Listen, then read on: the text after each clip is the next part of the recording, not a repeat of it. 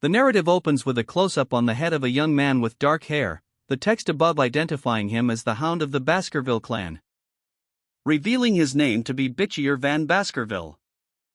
The scene shifts to a night sky, the moon casting a pale light on the landscape. The text explains that the demise of the hunting dog loyal to his clan and father was due to a false accusation of colluding with demons. Bitchier is shown beneath the blade of a guillotine, flanked by 2 executioners. He was thus cut down by the blade of the guillotine. As the blade falls, a crimson splash explodes across the panel, depicting the violent end. While on the guillotine, he swore to himself, a vengeful figure appears in the next panel, seemingly fueled by Bitchier's death. A single word echoed in the void: call. If he had another chance at life, never again would he live the life of a dog that's killed after the rabbit hunt is over. The image of a snarling canine face, eyes glowing ominously, filled the panel. As crimson droplets fell, one by one, each drop a testament to a life violently ended, until they splashed into a dark pool, creating ripples of crimson. A faint, almost inaudible whimper echoed from a crib in a dimly lit room. A single question mark hung in the air, a symbol of the uncertainty that lay ahead. 2 infants lay in separate cribs, both crying loudly. One baby, with dark hair, cried out, "Huh?" The other baby, also crying, wondered aloud, "Where am I?" The dark-haired baby felt a heaviness in its body and was overwhelmed by the noise around it. It wondered, could this be hell? Several infants lay in cribs, crying out. Hugo Baskerville, head of the Baskerville clan, looked down at them with disdain, muttering damn lowly things. Hugo and a female attendant surveyed the room full of infants. He commented, "It seems that it's a gathering of trash this time around." Hugo paused, noticing something. He then focused on a single, quieter infant, remarking, "There appears to be at least one slightly less noisy piece of trash." Hugo looked down at the quieter infant from above. A superior officer barked orders, "Move the babies to the cradle of swords." The eyes of a young man glowed intensely as he reflected, the main culprit behind the false pretense that got me executed. He recognized the name, Hugo Lou Baskerville. A man with piercing red eyes and a stern expression stood silently. A baby with dark hair and red eyes, a younger version of Hugo, thought, this young appearance of Hugo. I'm finally certain. The baby, revealed to be Beachy Van Baskerville, realized, Beachy Van Baskerville, have regressed to when I was just a newborn baby. He recalled his past life. My previous life was that of a hunting hound. Born an illegitimate child of the Baskerville clan, Hugo Lou Baskerville was raised in a harsh environment. A hunting hound, trained in assassination, espionage, ambush, and blackmail, dedicated to his mission. He performed countless dirty deeds, all to elevate the Baskerville clan to become one of the 7 greatest clans. Driven by a simple desire, to be acknowledged by Hugo and the clan. 10 years after the gate to the demon world opened, the long war against the demons ended in humanity's victory. But the reward for the hunting dog's lifelong loyalty was death. Kill the dog after the hunt is over, they decreed. A crimson splatter against a black background bore witness to a grim truth: the only reason why I was executed was because the hound ended up learning too much.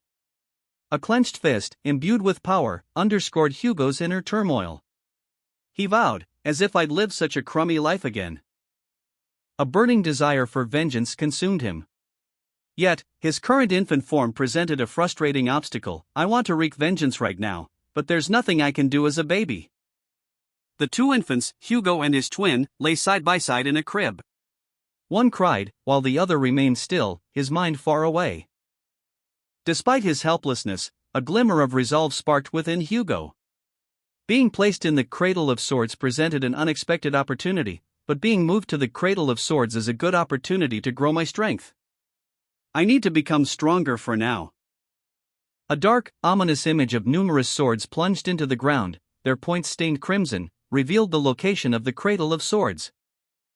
The Cradle of Swords was revealed to be a trial for newborns of the Baskerville clan, a labyrinth of blades where infants were thrown to test their resilience. The scene shifted to show two infants, seemingly oblivious to the danger surrounding them, lying amidst the swords. Infants are being tested on their potential as they head towards the river Styx. The dark-haired infant observes the scene, strategizing. The Styx River is a legendary river that can strengthen a baby's body like steel. However, there is a limit to the number of babies that can receive its effect. The dark-haired infant, observing a map, realizes that to be the first to reach the river Styx, he needs to move in a straight line through the walls of swords. Meanwhile, Hugo Le Baskerville, covered in blood and grime, crawls through the debris. Reflecting on his past life, where he was pushed aside by his siblings and unable to receive the Styx's strengthening effect, his eyes flash with determination. But it'll be different this time around, he vows. Hugo Le Baskerville, along with 3 other men in formal attire, stood before a chasm, the dark sky above them swirling with ominous energy. Hugo declared his intention to monopolize the blessing of the river Styx for as long as possible. Infant 2, light hair, fell into the river Styx, the water glowing with ethereal light. The river Styx's water seeped into Infant 2's wounds, altering even his bones. He resolved to endure as long as he could.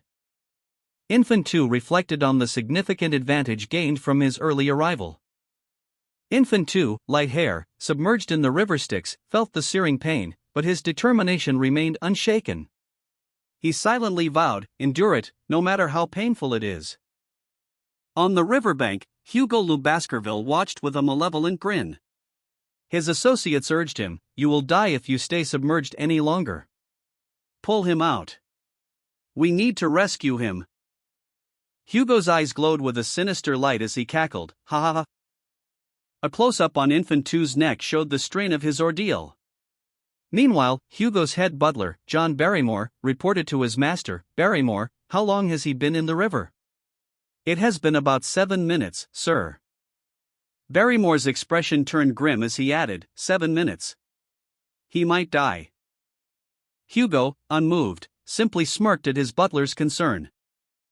Then, turning his gaze back to the river, he called out to his son, "My son, come on up now." Hugo Le Baskerville stood overlooking the river Styx, his son's ordeal unfolding before him. Infant 1, his dark hair contrasting against the ethereal glow of the water, scoffed at the notion of easily obtaining the river's blessing. Meanwhile, Infant 2, light-haired and already weakened, plunged into the Styx, determined to absorb as much of its power as possible until the very end. The initial immersion caused him intense pain, a guttural cry escaping his lips as he struggled against the river's harsh currents. But he persevered, his resolve unwavering despite the agonizing effects of the Styx. Repeating the word endure as a mantra, pushing himself to his limits. Bubbles rose to the surface, the only visible sign of his struggle beneath the water. The scene ended with a dark, ominous undercurrent, hinting at the unknown challenges that still lay ahead for Infant 2. Hugo Le Baskerville held his son, the infant's legs dripping with the water of the river Styx. A look of grim fascination on his face as he observed the child's unusual reaction to the infernal waters. "Would you look at him?" he mused, his voice a low murmur.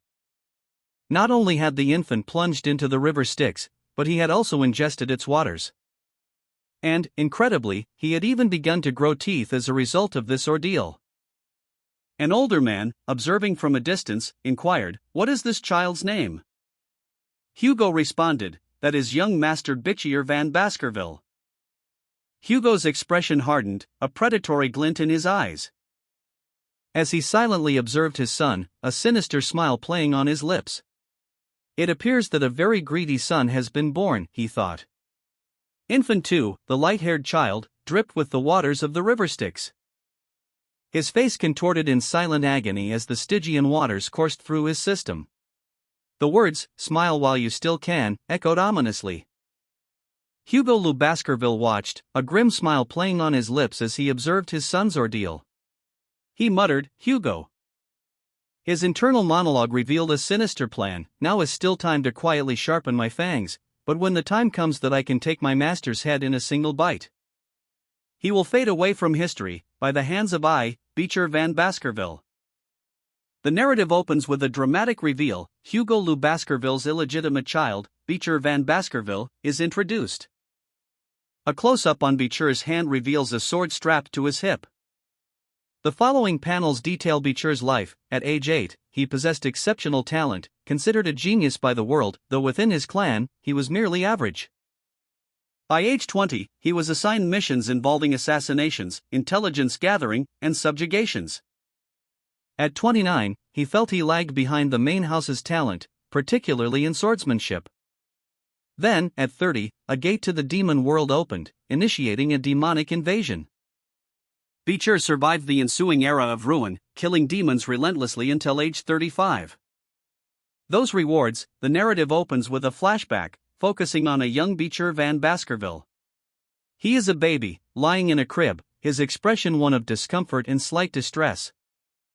A chilling image of a shadowy figure with glowing red eyes and a distorted face appears, superimposed over a swirling crimson background. The word clang echoes across the panel, suggesting a violent event. The text slander and false charges, and the blade of the guillotine appears, hinting at the unjust accusations that will shape Beecher's early life. The scene shifts back to the present. Beecher, now a grown man, is shown in a dimly lit room. He is lying on a bed, his face partially obscured by shadows. The word nursery is visible in a thought bubble, suggesting a connection to his past. A thought bubble appears, containing the words, "that means." A flashback shows a young Beecher Van Baskerville, in his crib, with a mysterious blue chest nearby. He is seen babbling and rolling around with another infant. A thought bubble above him reads, "I succeeded in absorbing the river Styx. With this, he thinks, I'll have a better starting point than before." The scene shifts to an older Beecher, now a young boy, looking at the chest. A thought bubble above him reads, "My goodness, the madam is too much." Another thought bubble appears above him, "Why did she tell me to put this in young Master Beecher's cradle?" He looks up, questioning, "Madam?" A final thought bubble appears, "There shouldn't be anyone that'd give a gift to an illegitimate child like me." The scene shows a woman's back as she walks away from the crib, leaving the chest behind. The panel ends with a dark, blurry image. A dark, ornate chest sat open, its interior filled with a swirling, dark smoke. The smoke coalesced into a flashback, revealing a baby Beecher Van Baskerville in a crib. A venomous black mamba slithered towards him, its presence filling the room with a palpable sense of danger. Two more black mambas emerged, their fangs bared, poised to strike. Young Beecher, now older, reacted with disbelief, questioning the assassination attempt. He reflected on the limited number of people called Madame Baskerville, suspecting a rival's attempt to eliminate competition for their own child. A dark, ominous energy surged, foreshadowing further danger. The two black mambas prepared to strike, their deadly intent clear. Beecher Van Baskerville's flashback continued, the chilling words echoing in his mind, "Even the other children of the nursery could be massacred." The scene shifted to a younger Beecher, his small hands desperately grappling with two venomous snakes, their fangs bared and ready to strike. A shadowy figure loomed, a crimson-stained object descending towards the infant Beecher's head. The flashback intensified, revealing a close-up of the young Beecher's face, his eyes blazing with a terrifying red glow. As expected of Baskerville, a voice hissed. The attacker's declaration followed, "I'll end you with my own two hands." The scene dissolved into a chaotic blur of motion, ending with a close-up of a monstrous snake's gaping maw. The next day dawned in Baskerville. Three individuals, two men in suits and a woman in a dress, stood on a balcony, their faces etched with horror. As they witnessed a scene that would forever haunt their memories, a young child sleeping peacefully amidst a pile of dead snakes. The text above the image reads, "The people of Baskerville were horrified when they saw a child gently sleeping with the corpses of snakes." The narration continues, "That day, the nannies that were tasked with night watch were tortured and then executed, and in the end, the reason for the snake corpses wasn't discovered." The text reads, "Only one young hunting dog had seen the truth." 8 years passed. Beecher Van Baskerville sat among his classmates, his gaze distant and preoccupied. The lingering trauma of his past assassination attempt and the mysterious deaths of his nannies weighed heavily on his mind. A stark contrast to the lively lecture unfolding before him. Their instructor, a stern-faced man in glasses, addressed the class, explaining the stages of sword mastery. The instructor emphasized the progression: beginners who cannot imbue mana into their swords, sword experts who can imbue a small amount, sword graduates whose mana flows as an aura, and finally, the highest rank, those whose aura solidifies and changes form at will. The instructor's words painted a vivid picture of the path to mastery, a path Beecher contemplated with a mixture of determination and apprehension. A demonstration of the different stages of sword mastery was shown, illustrating the increasing power and control over mana. The final stage, the solidified, shape-shifting aura, was particularly striking, showcasing the ultimate mastery of the sword. Beecher's eyes followed the demonstration intently, his mind racing with possibilities and the weight of his past experiences. The instructor's words hung in the air: the best of Baskerville, Sir Hugo, is also a sword master. The young students listened with rapt attention, their faces a mixture of awe and wonder. As the lecture continued, Beecher, however, remained lost in thought, his mind far away from the classroom. He silently reflected, "I have to recover all my strength from before I regressed before the coming-of-age ceremony." An observer noted, "Young Master Beecher is deep in thought again."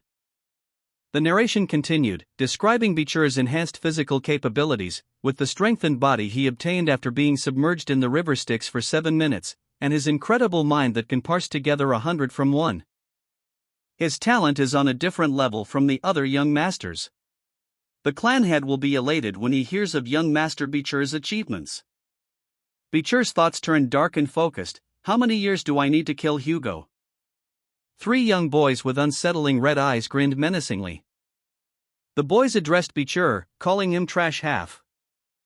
One of the boys shoved Beecher, who stumbled back. As the boys taunted him with rumors about his birth, being an illegitimate child, submerged in the river Styx for 7 minutes, and having killed 2 poisonous snakes in his cradle. Beecher, though visibly shaken, remained silent for a moment. Before stating that he knew these boys very well, Beecher revealed that these were the same individuals who had falsely accused and stabbed him while he was running away. A title card appeared, identifying a legendary weapon, Hugo Le Baskerville's trident. 3 identical young boys, the Le Baskerville brothers, Highbrow, Midbrow, and Lowbrow, confronted a young man. They shouted, "Cut them out, and cut out your bluffs." The 3 brothers continued their aggressive stance, each repeating, "I don't think I like you very much." The young man, Beecher, reflected internally, even in just 10 years, they'll grow to become tricky enemies I'll have to face. It might be good to take out the weeds before they take root. One of the brothers presented a knife to Beecher, explaining, "When you go into river Styx for a long time, your body will become like steel, and you won't be hurt by blades." "That's what I heard." Beecher, understanding the implication, asked, "That means you won't die when I stab you, right?" 2 of the brothers, Highbrow and Lowbrow, exchanged a knowing glance. Lowbrow said, "I got it, Highbrow." Highbrow Le Baskerville grabbed Beecher Van Baskerville by the throat, a smirk playing on his lips. While revealing that Beecher had survived 7 minutes in the Styx, a feat Highbrow found unbelievable. He boasted that he would eat his own hand if Beecher survived even 3 more minutes. Beecher, eyes blazing, internally mused that the saying about young children being brutal was indeed true. Highbrow and Midbrow, initially dismissive, began to doubt the possibility of a legend like Beecher existing. But as time passed and Beecher continued to resist, their disbelief grew into a mixture of shock and awe. They watched, mouths agape, as Beecher persevered. 10 minutes later, Highbrow and Midbrow were left speechless, their initial confidence completely shattered. Their faces reflected their utter disbelief and defeat. Highbrow, still holding Beecher, gasped in shock as the reality of Beecher's strength sunk in. Highbrow and Midbrow Le Baskerville, distressed by the ordeal, pleaded with each other, "This isn't fun anymore, let him go." Beecher Van Baskerville, seizing a moment of distraction, unexpectedly snapped Highbrow's arm with a sickening crunch, leaving Highbrow in shock and agony. Midbrow, witnessing the brutal act, cried out in terror, "Yuah!" Beecher, now exhibiting a disturbing transformation, continued his assault, prompting Midbrow to exclaim, "WH, what are you doing?" His eyes glowing menacingly, Beecher's actions were fueled by a dark purpose, a question hanging heavy in the air: why? One of the brothers, attempting to reason with Beecher, reminded him, "Didn't you say you'd eat your hand?" Despite the horrifying display, the brothers defiantly declared, "Humph. Even if you do that, we're not scared of you." Highbrow and Midbrow Le Baskerville stood together, visibly shaken. Highbrow's face was etched with terror, Midbrow's eyes reflected a similar fear. Highbrow clutched his hand, a look of intense pain contorting his features. "My finger got cut off," he cried out in anguish. Midbrow, attempting to maintain composure, urged his brother to remain calm. They decided to seek help from the priest, hoping to reattach the severed finger. Suddenly, a younger boy, his face grim, appeared before them. "Who said you could?" he questioned, his tone sharp and accusatory. Midbrow, enraged, lashed out, calling the boy a bastard. He reminded the younger boy that they were older and therefore superior. The younger boy's eyes glowed menacingly. Midbrow lunged forward, but the younger boy effortlessly dodged the attack. The younger boy's single, glowing red eye was visible, a chilling sign of his escalating anger. Midbrow Le Baskerville, wounded and on the verge of tears, muttered, "I think you're the one that forgot, elder brother." Highbrow Le Baskerville, his eyes glowing with an unnatural light, calmly stated, "This is Baskerville. If you have strength and talent, something like age doesn't matter." With a swift, brutal movement, Highbrow disarmed and incapacitated Midbrow, leaving him stunned and vulnerable on the ground. A sinister smile spread across Highbrow's face as his eyes burned with crimson intensity. He hissed, "Let's play till the end, brothers." A young man with dark hair and intense eyes declared, "This is the Baskerville clan. So long as you have the strength and talent, age doesn't matter." Highbrow Le Baskerville swiftly incapacitated his younger brother, Midbrow, with a single, precise strike. Midbrow cried out in pain, "Warg." Highbrow, eyes glowing red, smirked, "Let's keep playing." Midbrow, his face contorted in fear and disbelief, gasped, "The rumors were true?" Highbrow unleashed a devastating attack. A torrent of energy erupting from his hands, striking Midbrow with brutal force. Highbrow unleashed a brutal attack on his younger brother, Midbrow, the force of the blow sending Midbrow sprawling across the floor. Midbrow's horrified face was framed by his older brother's menacing figure, his eyes wide with disbelief and terror as Highbrow stood over him. Highbrow's expression was one of cold satisfaction, a cruel amusement playing on his lips as he surveyed the damage he had inflicted. His clenched fists a testament to the raw power he wielded. With a swift, brutal kick, Highbrow sent Midbrow flying back, the impact echoing through the room. Midbrow landed hard, a pained cry escaping his lips as he crumpled to the ground. Highbrow's words were devoid of empathy, "Don't be scared. You guys can heal up if you get treated in time." However, his following statement revealed a chilling lack of mercy, "But I'm not going to just let you guys leave this room." Highbrow Le Baskerville, his face a mask of cold amusement, held a bloody dagger. He addressed his injured brothers, Midbrow and Beecher, stating that at their current rate of recovery, they would be handicapped for life. Therefore, he would be generous and let one of them go. Midbrow, terrified and in pain, stammered, asking which of them would be spared. As Highbrow's cruel smile widened, he casually tossed the dagger between them, leaving the decision of who lives and who dies entirely up to the brothers. The brothers, both severely injured and bleeding profusely, struggled to comprehend the situation. Highbrow watched, his expression unchanged. From the shadows, Beecher Van Baskerville observed the scene, his eyes glowing with a sinister red light. A chilling smile playing on his lips as he silently vowed to make Highbrow pay for his cruelty. Highbrow Le Baskerville, the eldest brother, posed a chilling question, his words echoing in the aftermath of the brutal fight, "At least one of you guys should live, no?" The three Baskerville brothers, Highbrow, Midbrow, and Beecher, were shown in a horrifying state.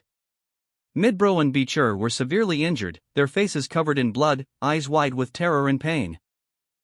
Their expressions reflected the brutal fight they had just endured. A desperate struggle for survival orchestrated by their sadistic elder brother. Beecher Van Baskerville, observing from the shadows, clenched his fists. His expression was one of cold determination, a plan for revenge already forming in his mind. John Barrymore, the Baskerville clan head butler, reported to Hugo Le Baskerville, the clan head, about a recent clash with the Morgue clan at the Ruby Mine. The Morgue clan claimed the Ruby Mine was within their territory. Barrymore anticipated an opportunity to discuss the matter with the Morgue clan soon, as they would be the ones to reach out first. Hugo inquired if there was anything else to report, prompting Barrymore to mention the upcoming midterm assessment at the children's castle. Hugo, upon hearing this, simply asked, "Is that so?" Barrymore informed Hugo that the practical exams would begin in 5 days, and that the children's castle's guardian knights were on a trip to prepare for them, leaving the castle completely empty. John Barrymore, his expression a mixture of concern and curiosity, leaned forward. There was something he needed to discuss regarding the children's castle. A rather significant altercation had recently taken place among the young masters. Hugo Le Baskerville, calmly observing, inquired about the extent of the injuries sustained during the fight. Despite the severity of the injuries, no fatalities were reported. However, young Master Highbrow suffered extensive dental damage. Young Master Midbrow's jaw was severely injured, and young Master Lowbrow lost his left index finger. While they received treatment and recovered physically, the psychological trauma they endured was significant. Hugo Le Baskerville pondered the unusual nature of the conflict. He questioned how 3 brothers could fight so viciously among themselves.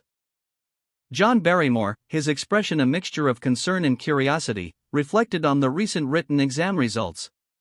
He recalled the young master who had achieved first place. Young Master Beecher. The weight of his words hung heavy in the air as he contemplated the implications of this young prodigy's academic success. Young Master Beecher, a boy with dark hair and intense red eyes, stood confidently in a grand hallway. His demeanor spoke of quiet self-assurance, a stark contrast to the rumors swirling around him. The red stripe down the back of his uniform was a subtle but noticeable detail.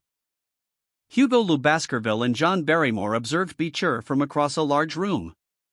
"You've grown a lot, Beecher," Hugo remarked, his tone a blend of observation and subtle appraisal. Beecher responded politely, "Good afternoon, clan head." Hugo continued, "I heard that you crippled the triplets in the advanced class." Beecher's smile remained unchanged, a mask of calm amidst the gravity of the accusation. Young Master Beecher, seemingly unconcerned, mused aloud, "I heard they got appropriate treatment, though?" Hugo Le Baskerville, however, clarified, "I wasn't talking about their physical states. I was talking about how you crippled their hearts." He continued, explaining the consequences of Beecher's actions. "Since that day, they've started eating separately and have stopped talking to each other. Their previously flawless 3-way combination attack was a work of art. But because of you, there's a massive rift between them." John Barrymore, observing the scene, questioned young Master Beecher, "Don't you think you did something wrong?" Beecher responded defiantly, "Wrong? What did I do wrong?" Hugo pressed further, "Didn't you turn your older brothers into total wrecks?" Hugo Le Baskerville questioned young Master Beecher, voicing his disbelief that someone so strong could make such a grave mistake, reminding him that his brothers had come to him before Beecher's arrival and generously forgave him. Hugo pressed Beecher, asking if he felt any guilt for his actions, to which Beecher responded with a dismissive "Forgave me." A flashback revealed a time before Beecher's regression, showing the last child of a perished clan kneeling before Hugo, seeking forgiveness. Years later, that child, now a nun, had come to tell Hugo that she forgave him. Beecher's inner thoughts were revealed. He believed forgiveness was merely a weak excuse for those unable to exact revenge. A close-up on young Master Beecher's face, a sinister smile playing on his lips, reveals his malevolent intent as Hugo Le Baskerville's eyes glow menacingly. The panel displays the Baskerville family motto, "Strength is justice." It also means that being weak is a sin. Young Master Beecher, seemingly understanding the motto, smirks. John Barrymore, observing the scene, nods in agreement to Hugo's instructions. Hugo orders that young Master Beecher be given whatever snacks he desires from the food warehouse, but only as much as he can carry. Young Master Beecher, delighted at the prospect of chocolate, expresses his gratitude to the clan head. Young Master Beecher walked away, his back to Hugo Le Baskerville, who watched him go with a subtle, knowing smile. His fists clenched, a silent determination hardening his features. Hugo Le Baskerville, seated at his large desk, addressed Beecher's upcoming midterm assessment, advising him to do well and to avoid losing to anyone in the main house. His words carried a veiled threat. Beecher's eyes, glowing with an unnatural red intensity, reflected his internal conflict. But he outwardly responded with a simple, "Yes, clan head." The scene shifted to a dimly lit cellar, revealing rows upon rows of wine and liquor bottles. A caption box explained that this was a type of chocolate favored by the young women of the Moore clan, known for their refined palates. Meanwhile, young Master Beecher, in a chef's kitchen, spoke to an older man, stating that he didn't need anything processed. The older man, seemingly surprised, asked for clarification. Beecher specified that he wanted cacao beans with a strong flavor. The older man, confused, asked if he meant unprocessed beans. The scene shifted to the older man holding a folder, seemingly contemplating Beecher's unusual request. Beecher received a small package of beans, explaining that these were bloody beans, a type of cacao bean with an extremely strong flavor. He added that just one bean would be enough to make 100 liters of chocolate. Observing young Master Beecher consuming raw cacao beans, John Barrymore expressed disbelief at his willingness to eat such bitter beans raw, commenting that he must truly appreciate the taste of chocolate. The scene then shifted to young Master Beecher, who was carefully examining a small pouch of cacao beans he had obtained. Hugo Le Baskerville, observing from a distance, noted that Beecher was adhering to the clan head's instructions by only taking what he could carry, and deduced that Beecher's method of consuming large quantities of chocolate was a clever way to circumvent the restrictions. John Barrymore, witnessing this, simply remarked, "How clever." A chef approached young Master Beecher, offering to process the cacao beans before delivering them to his room. But Beecher instructed them to leave the beans unprocessed. The chef appeared confused by this unusual request. Later, John Barrymore pondered Beecher's actions, questioning whether his unusual behavior stemmed from a unique personality. A final caption clarified that Beecher did not want the chocolates processed because he intended to eat them raw. Young Master Beecher, his thoughts hidden behind an enigmatic smile, reflected on the raw cacao beans he had recently consumed. The purpose of these beans, he mused, would soon become clear. In the practical exam, only 5 days away. A shadowy figure, seemingly observing him from afar, was none other than young Master Beecher himself, his eyes glowing with an unnerving intensity. The scene shifted, revealing a glimpse of a character with fiery red eyes, their expression one of intense anticipation. On that day, an unprecedented event of massive proportions was about to unfold within the Baskerville clan. The Baskerville clan, also known as the Berserker clan, was renowned throughout the world for its rigorous training program. Children born into the clan underwent a grueling education, beginning with stamina training that involved climbing steep mountains after learning to walk. Rest was only permitted during designated times. And at bedtime, they slept with the corpse of a demonic creature, or a baby demonic creature, to help them adapt to the harsh environment. This continued until they turned 8 years old, at which point the young hounds faced assessments filled with gruesome difficulties. The narrative revealed why the Baskerville clan earned the moniker Berserker clan. 3 young Baskerville initiates, their swords strapped to their backs, stood before a dark, foreboding forest, readying themselves for a practical assessment, a survival exam. The young hounds gathered at Mte Le Rouge et Le Noir, a mountain teeming with demonic creatures captured at the borders of their territory. A figure, Pavlov van Baskerville, the Baskerville clan instructor, stood before a group of hooded figures, overseeing the young master's upcoming trial. Pavlov van Baskerville, the Baskerville clan instructor, addressed the young masters. He explained that the practical assessment was simple: survive for a month and hunt strong demonic creatures.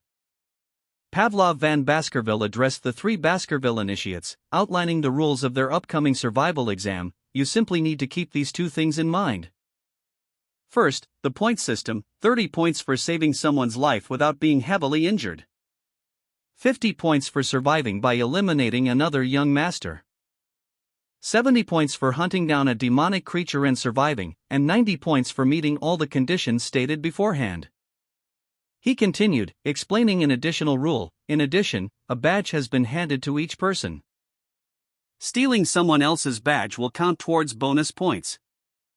Finally, he emphasized the consequences of failure: 0 points if you die. There are ways to get 100 points.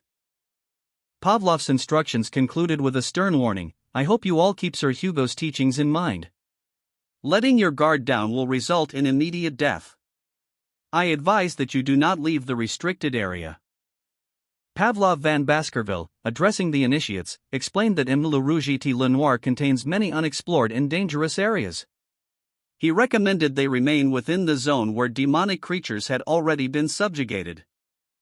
Further clarifying that guide dogs, also known as guardian knights, would secretly observe and score their performance during the exam.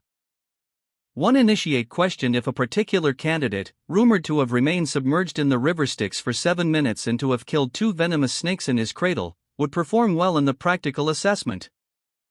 Another initiate, seemingly intrigued, expressed anticipation to see how this candidate would fare. A third initiate, lost in thought, silently recalled the name Le Rouge et Le Noir, and admitted to himself that it had been a while since he had been there. The three initiates, visibly apprehensive, stood together as Pavlov van Baskerville prepared to signal the start of the assessment, ringing a bell to indicate the commencement of the practical exam. A large bell tolled, its resonant sound echoing the unspoken prayer for the initiate's success. As Pavlov van Baskerville, the authoritative examiner, stood poised, a figure of quiet intensity. The survival exam had begun, and one initiate, driven by a need to secure an advantageous position, immediately dashed forward, his movements a blur of speed and determination. Another initiate, observing from a distance, voiced his plan to follow the leader and steal points, while 2 other initiates, already strategizing, argued over the best approach, one advocating for securing a specific area first, the other rejecting any orders and asserting his independence. 2 Baskerville initiates, their faces grim, ran through a dark, desolate landscape. One declared, "I'll do well on my own, so focus on yourself." Meanwhile, Pavlov van Baskerville, observing from a distance, muttered to himself, "Has it already begun?" Another initiate, smoking a cigarette, reflected on the exam's rules. The text box above him read, "This exam doesn't encourage killing others." He continued his internal monologue, as another text box appeared, "It isn't forbidden, but it's simply not encouraged. Since there are point deductions for killing, everyone will try their best to avoid killing others with their own hands." One initiate found himself surrounded by a pack of wolves, a fallen comrade lying nearby. He clenched his fist, seemingly prepared for a fight. The smoking initiate, his eyes glowing red, observed the scene and commented, "Well, the guide dogs overlooking things will probably ensure deaths are kept to a minimum." A hooded figure watched from the shadows, their expression unreadable. A thought bubble above them simply contained 3 ellipses. Young Beecher, a Baskerville initiate, ventured into a nearby unexplored area, his sword sheathed at his hip and a staff in hand. A hooded figure, observing from the shadows, questioned his intentions. "How far out do you plan on going, young Master Beecher?" The hooded figure reflected on Beecher's prodigious talent, internally acknowledging, "He's a genius who has shown excellent skills from infancy," and expressed anticipation for what Beecher would demonstrate. "I'm looking forward to what he'll show me." The hooded figure pondered aloud, "Was it around here?" The camera angle shifted to reveal a large, ancient tree, its branches reaching towards the dark sky. The scene was imbued with an ethereal glow. Beecher, having found a suitable location, noted, "This ground should be soft enough." He then declared, "Now that I've decided where I'll be staying for the time being." Beecher mused, "Is it time for me to enjoy my vacation?" Pavlov van Baskerville, from a distance, observed Beecher finding a secluded spot to rest during the exam. The hooded figure, nearby, also watched Beecher, a hint of curiosity in their gaze. Beecher's relaxed demeanor was punctuated by an internal question: vacation? Meanwhile, another student, carrying firewood, prepared for the night. He was suddenly attacked, engaging in a brief but intense sword fight. The attack leaving him slightly injured and exhausted. Elsewhere, another student faced a more formidable opponent, a large, aggressive bear. He fought valiantly, but the encounter left him battered and bruised. Beecher, having found a comfortable spot, finally relaxed and fell asleep. A narration box revealed that Beecher had spent the last few days sleeping and digging a hole, occasionally hunting for food and firewood, leading Pavlov to question whether Beecher was merely biding his time, and to wonder if the rumors of Beecher's genius were exaggerated. Pavlov considered that if Beecher was simply hiding, there was no need for continued surveillance. Meanwhile, Beecher reflected on the nostalgic feeling of camping as he cooked meat over a fire. One of Beecher's companions suggested using cacao beans to mask the smell of the gamey meat. A young man with fiery red eyes and spiky green hair stood amidst a conflagration, his hand outstretched as if commanding the flames. The inferno raged, casting fiery debris into the night sky. As the flames subsided, a voice declared, "The hindrance is gone, and my preparations are complete. Shall I begin my hunt?" A few days later, a skull and crossbones sign marked the entrance to an unexplored area. Pavlov van Baskerville cautiously entered the ominous woods. Pavlov van Baskerville, sword sheathed at his back, ventured deeper into the shadowy forest. Entering an unexplored area, he mused that while this was uncharted territory, it was familiar to him from his days as a scout. A pungent, acrid smell assaulted his nostrils, the scent of burning vegetation. He recognized the characteristic odor and surmised that the creature he hunted must be nearby. Pavlov's eyes widened as he looked upward, spotting a pile of smoldering, charred remains. "There it is, burning excrement," he muttered, recognizing the unmistakable sign. He knew instantly what creature was responsible for this foul offering. There was only one demonic being in the region capable of producing such waste. A monstrous, fiery form emerged from the shadows, its terrifying presence filling Pavlov with a mixture of dread and excitement. Pavlov van Baskerville, his expression a mixture of excitement and apprehension, reflected on his past experiences. "I did get sick of them during my scout days," he mused, "but seeing one now is quite welcome." He had located the creature's lair, a fiery chasm where a monstrous hellhound emerged from the flames, its form silhouetted against the inferno. The word hellhound appeared above it. Pavlov stared up at the hellhound, his back to the viewer, a sense of awe and trepidation washing over him. The hellhound let out a ferocious roar, its fiery breath illuminating the darkness, revealing its terrifying visage, a gaping maw filled with hellfire. A detailed description of the hellhound appeared: danger rating, 8+, size, 3M, location, Envelope Rouge Le Noir Second Ridge. The text described it as a dog that carries hell in its mouth, bringing disaster to those who encounter it. Even a single bite brings certain death. Its sulfuric fire, from the depths of its eyes and mouth, is described as extreme oil hell and cannot be extinguished until the life designated as its fuel is completely incinerated. The narrative focuses on demonic creatures that consumed the hellfires of oil hell, identified as hellhounds. Pavlov van Baskerville reflects on his past, recalling that before his regression, he could only fight one hellhound alone after turning 18. And that a direct confrontation with a hellhound would be too much for his current 8-year-old self. Pavlov, an 8-year-old boy, stands in a dark forest, his sword drawn, apprehensive about the challenge ahead. He contemplates the daunting task before him. Pavlov van Baskerville, apprehensive yet resolute, reflected on the daunting task before him, confronting a hellhound. He mused, however, "I know of a method that lets even children defeat a hellhound." He then leaped from a high vantage point, as a hellhound, engulfed in flames, hurtled towards him. The caption read, "The first weakness of a hellhound." The beast lunged, its fiery form a terrifying spectacle. But Pavlov, anticipating its movement, evaded its attack with a swift maneuver. The caption explained, the hellhound can only move in a straight line, it has a hard time following sharp changes in direction. The hellhound, unable to adjust its trajectory, crashed to the ground, momentarily stunned. Pavlov, having recently evaded the hellhound's attack, smirked as he held a vial. The text above him read, "The second weakness of a hellhound." He explained to himself that, for some reason, demonic creatures cannot cross water, regardless of how little there is.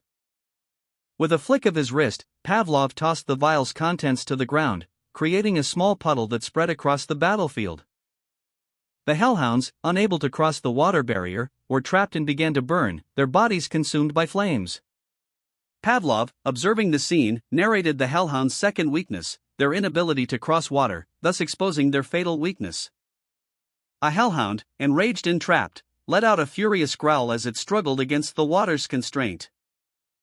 Pavlov, calmly observing the creature's struggle, noted that the hellhounds open their mouths when they run. He then subtly created a small spark of light with his finger. Pavlov van Baskerville calmly observed the hellhound, its fiery form leaping and snarling. Its movements erratic and powerful, a terrifying display of supernatural strength. But Pavlov noticed a pattern in its chaotic dance, a vulnerability hidden within its fiery rage. A sudden whimper escaped the hellhound as it collapsed, its fiery aura dimming. Pavlov held a small, dark red object, a single, potent bloody bean, a key ingredient in chocolate production.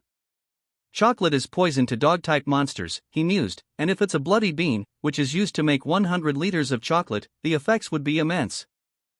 The hellhound shuddered, its body dissolving into a viscous, green goo as the poison took full effect.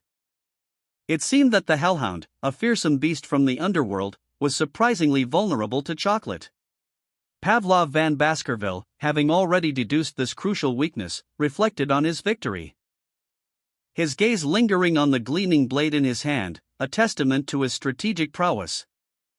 He analyzed the hellhound's anatomy, noting that while its tough ribs protected its vital organs, there was a vulnerable spot, a weakness that the chocolate had exploited. That spot, he realized, was the hellhound's kidneys.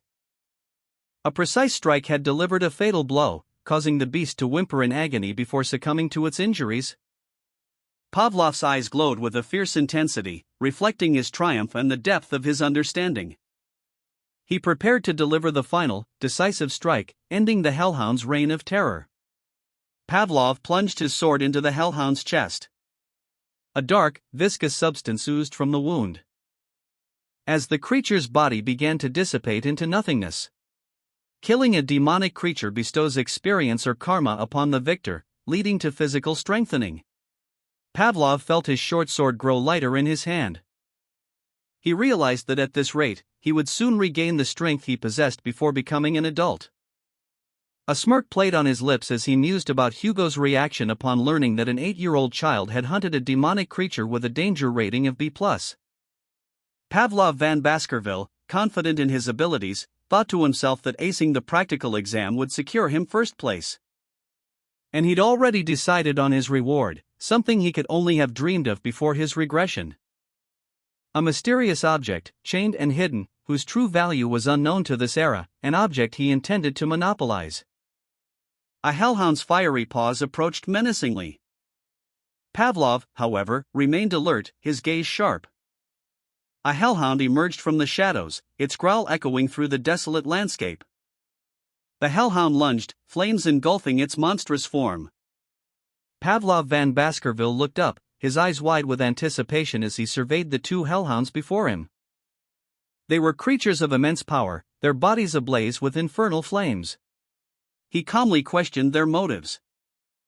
One of the hellhounds lunged, its jaws snapping shut with terrifying force. Pavlov reacted instantly. He effortlessly deflected the attack, his movements precise and controlled.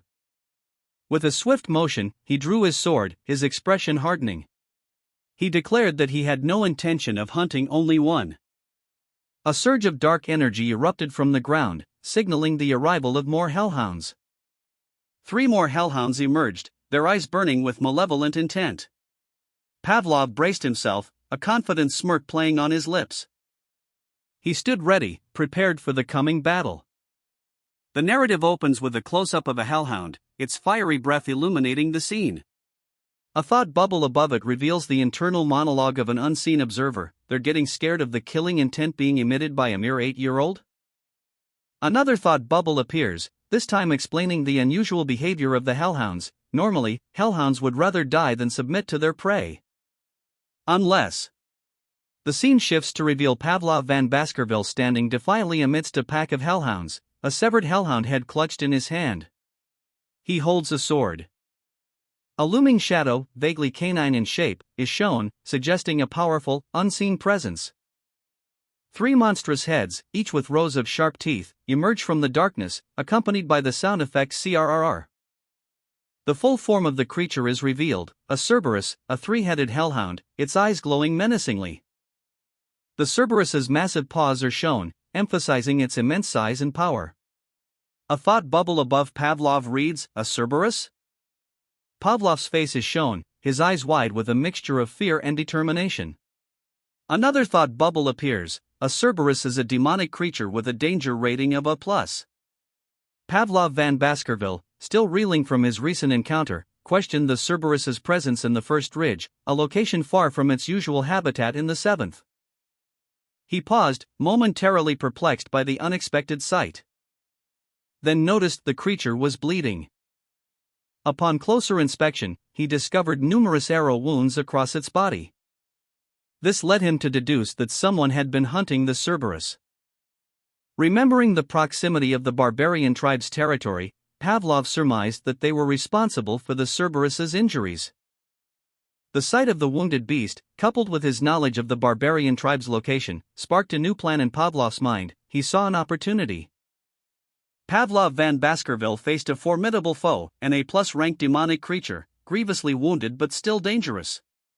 He steeled his resolve, concluding that he had to eliminate the threat, no matter the cost. His plan was forming. The narrative shifted to reveal Pavlov's exceptional swordsmanship. His mastery of the blade, honed within the Baskerville clan, had elevated him to the level of a high sword expert. His skill with the Baskerville third fong surpassed even that of most adult hounds. He was ready to unleash his full power. With a burst of speed and skill, he launched a fierce attack, the energy of his strike visible as a blue aura. The force of his assault impacting the demonic creature with devastating effect. Pavlov van Baskerville, confident in his strategy, initiated a powerful attack against the wounded demonic creature. His movements were precise and swift, the force of his strike sending shockwaves through the air. As he pressed his assault, his determination unwavering. The demonic creature, weakened but still dangerous, retaliated with a ferocious lunge. But Pavlov deftly evaded the attack. His eyes narrowed in focus as he muttered to himself, "I can do this." He assessed the situation, realizing that the creature was a wounded Cerberus, and concluded, "It's definitely possible if it's an injured Cerberus." A flashback revealed that before his regression, during the war against demons, Bichur's sword techniques had been honed to perfection, eliminating all unnecessary movements when killing an opponent. Furthermore, his body had been strengthened by the river Styx. Pavlov unleashed a barrage of attacks with the weapons provided by Bichur, each blow aimed at the Cerberus's vulnerable points. The injured beast roared in pain as the blows landed with brutal force. No. But despite the relentless assault, the Cerberus's ferocity remained undiminished. A moment of carelessness allowed the Cerberus to counterattack. Its claws extended, aiming for Pavlov. The Cerberus capitalized on the opening, unleashing a swift strike.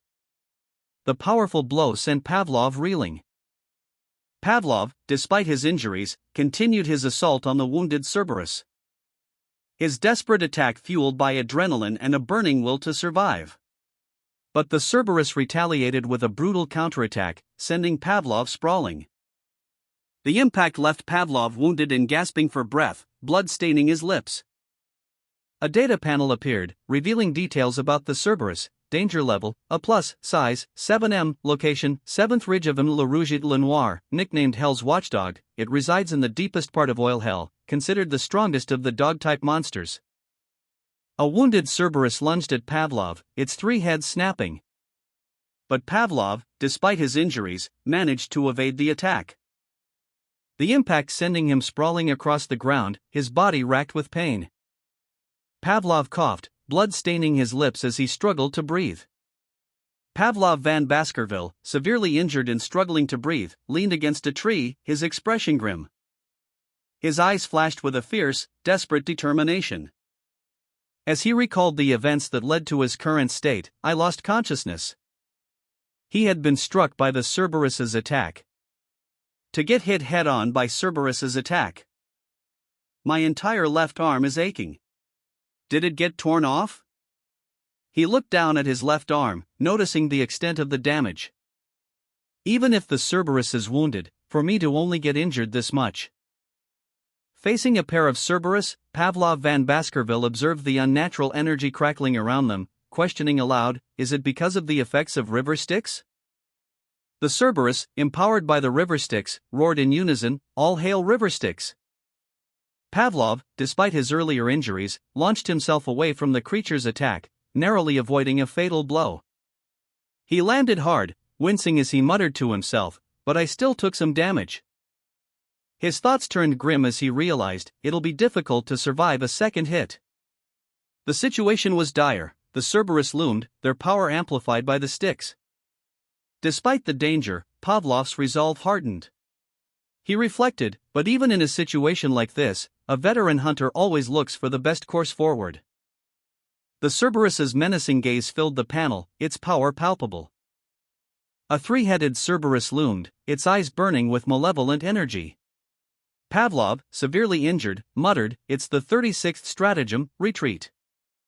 He pushed himself forward, his face contorted in a grimace of pain and determination. Barely escaping the Cerberus's next attack. If it wasn't for the injury on its side, he thought, I would have already been caught and torn apart. He glanced back at the monstrous beast, a flicker of grim resolve in his eyes. I'll need to thank the barbarians from over the mountains. He realized, his gaze settling on a distant steel fence. Beyond that steel fence is outside of the boundary. Pavlov sprinted towards the fence, his movements fueled by adrenaline and desperation. I'll succeed if I can get to that place I prepared. The Cerberus howled, its three heads snapping at his heels. But Pavlov was already almost there. If I'm caught before that, I'm dead. Two monstrous Cerberus heads loomed, their glowing eyes and bared fangs a terrifying sight. A blur of motion as Pavlov van Baskerville desperately fled. He ran through a dark forest, the trees blurring into streaks as he pushed himself to his limits. His thoughts focused on reaching a specific location. Where is it? It should be near here, he thought, his breath ragged. Wounded and desperate, Pavlov stumbled, his hand brushing against something. His eyes widening in relief as he found his destination.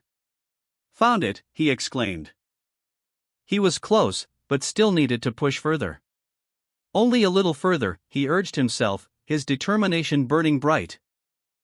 A final push, fueled by adrenaline and sheer will. A little more. Pavlov pushed himself further, muttering a little more, as he sprinted, the Cerberus's shadowy forms looming behind him.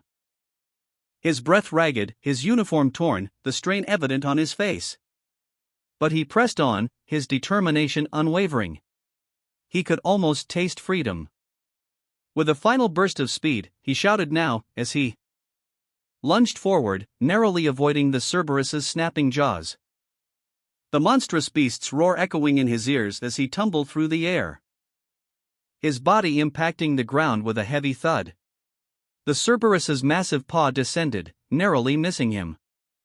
He watched as the Cerberus's claws scraped the earth, leaving small rocks scattered in its wake. The three-headed Cerberus emerged from the shadows, its monstrous forms filling the panel. A wave of dark energy pulsed from its bodies. A terrifying roar echoing through the desolate landscape. Pavlov, caught completely off guard, was sent sprawling by the force of the creature's attack.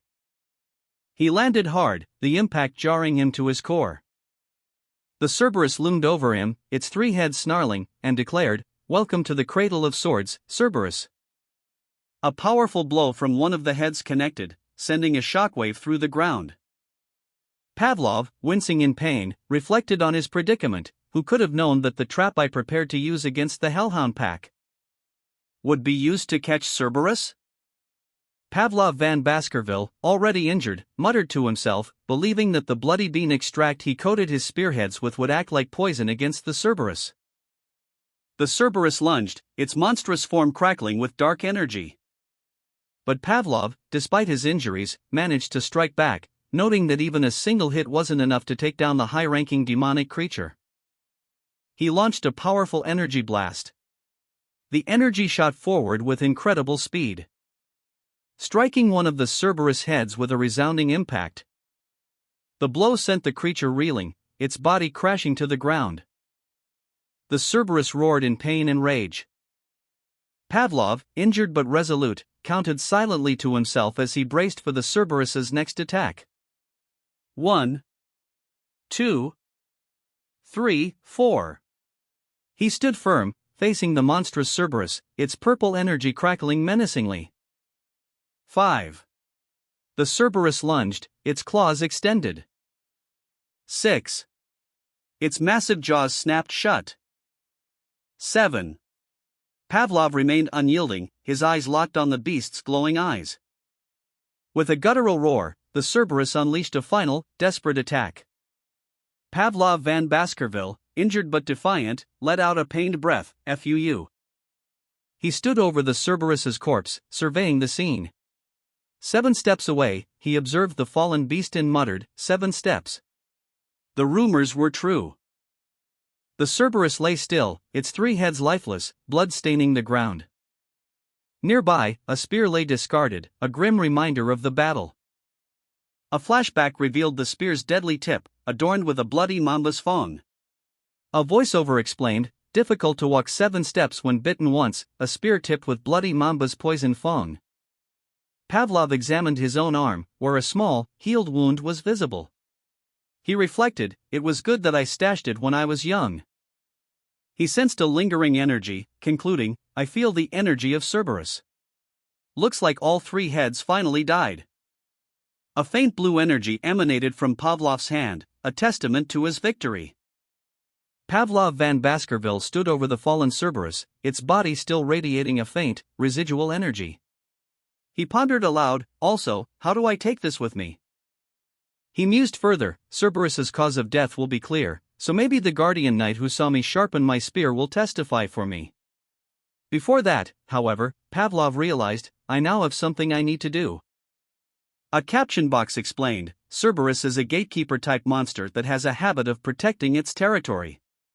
There is definitely a dungeon near here that it was defending. Another caption box described the dungeon, a strange space that holds treasure. It is also sometimes inhabited by powerful demonic creatures. Pavlov considered his options, there is a high chance that the dungeon is empty. If I cover myself with Cerberus's scent, I should be able to avoid confrontation with most demonic creatures. He began to smear the Cerberus's remains onto his clothes, muttering, dry and crumbling dirt, rotten leaves, damp roots, the footsteps and drool it left behind. Following the trail of the recently vanquished Cerberus, Pavlov van Baskerville resolved to track its scent back to its lair. He moved with purpose, his boots crunching on the frozen ground. Each step bringing him closer to the dungeon's entrance. Pavlov stood before the dark maw of the dungeon, a place he remembered from a past life. This was the dungeon where Cerberus had been residing. Pavlov recalled his previous visit to this place, a decade prior to his current regression. At that time, the dungeon had been empty.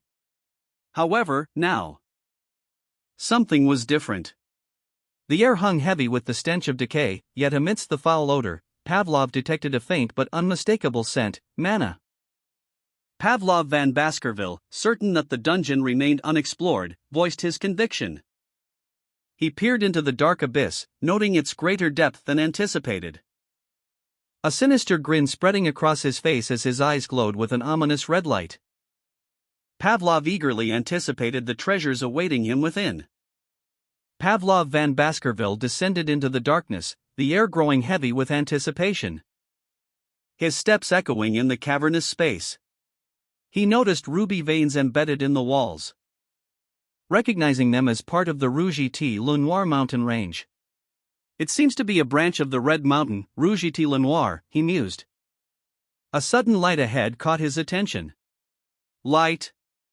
That must be the inside of the dungeon, he exclaimed, his excitement growing.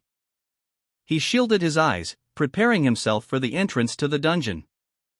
Pavlov van Baskerville, his excitement palpable, descended into the dungeon.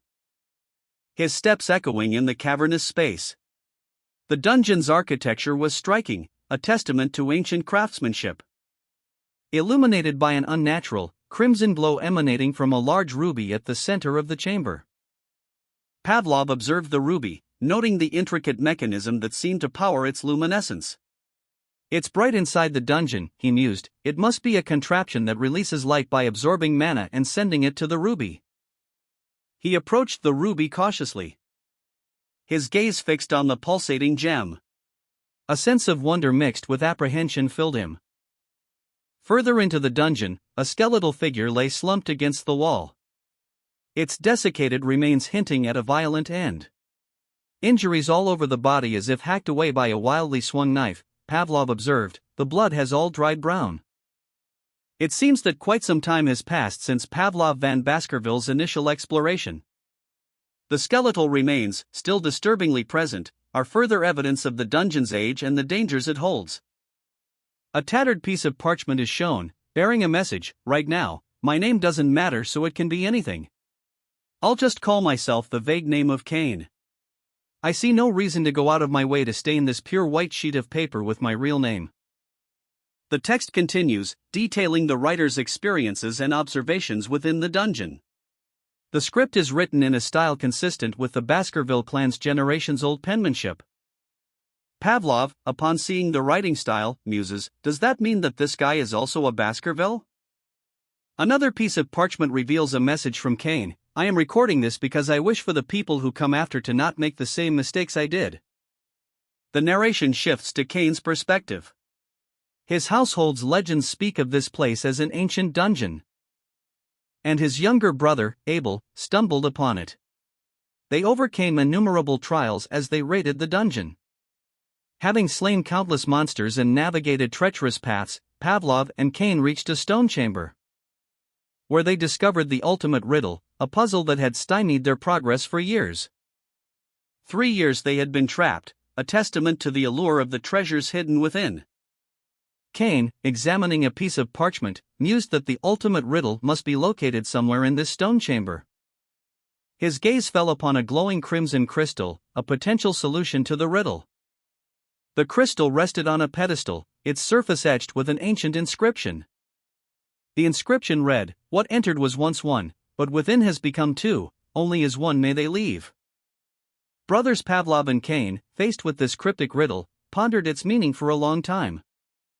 A cryptic message appeared, revealing a truth about Pavlov and Cain. We twins, when conceived in our mother's womb, were once one, but by the time we were born, we had been split in two. The text continued, explaining the condition for their escape. Hence, to leave this dungeon with what we wished for, we must both become one again. This meant a confrontation, a duel between brothers, their swords drawn, poised for battle. Pavlov and Cain stood opposite each other, their swords crossed, a stark reflection of their divided selves. The text ominously declared, that of the two of us, only one could leave with the thing we coveted, no? A brutal clash ensued, a desperate struggle for survival and the coveted prize. In the end, after a long and intense fight, one brother fell, defeated. Pavlov, bloodied but victorious, declared, "In the battle, I killed my brother."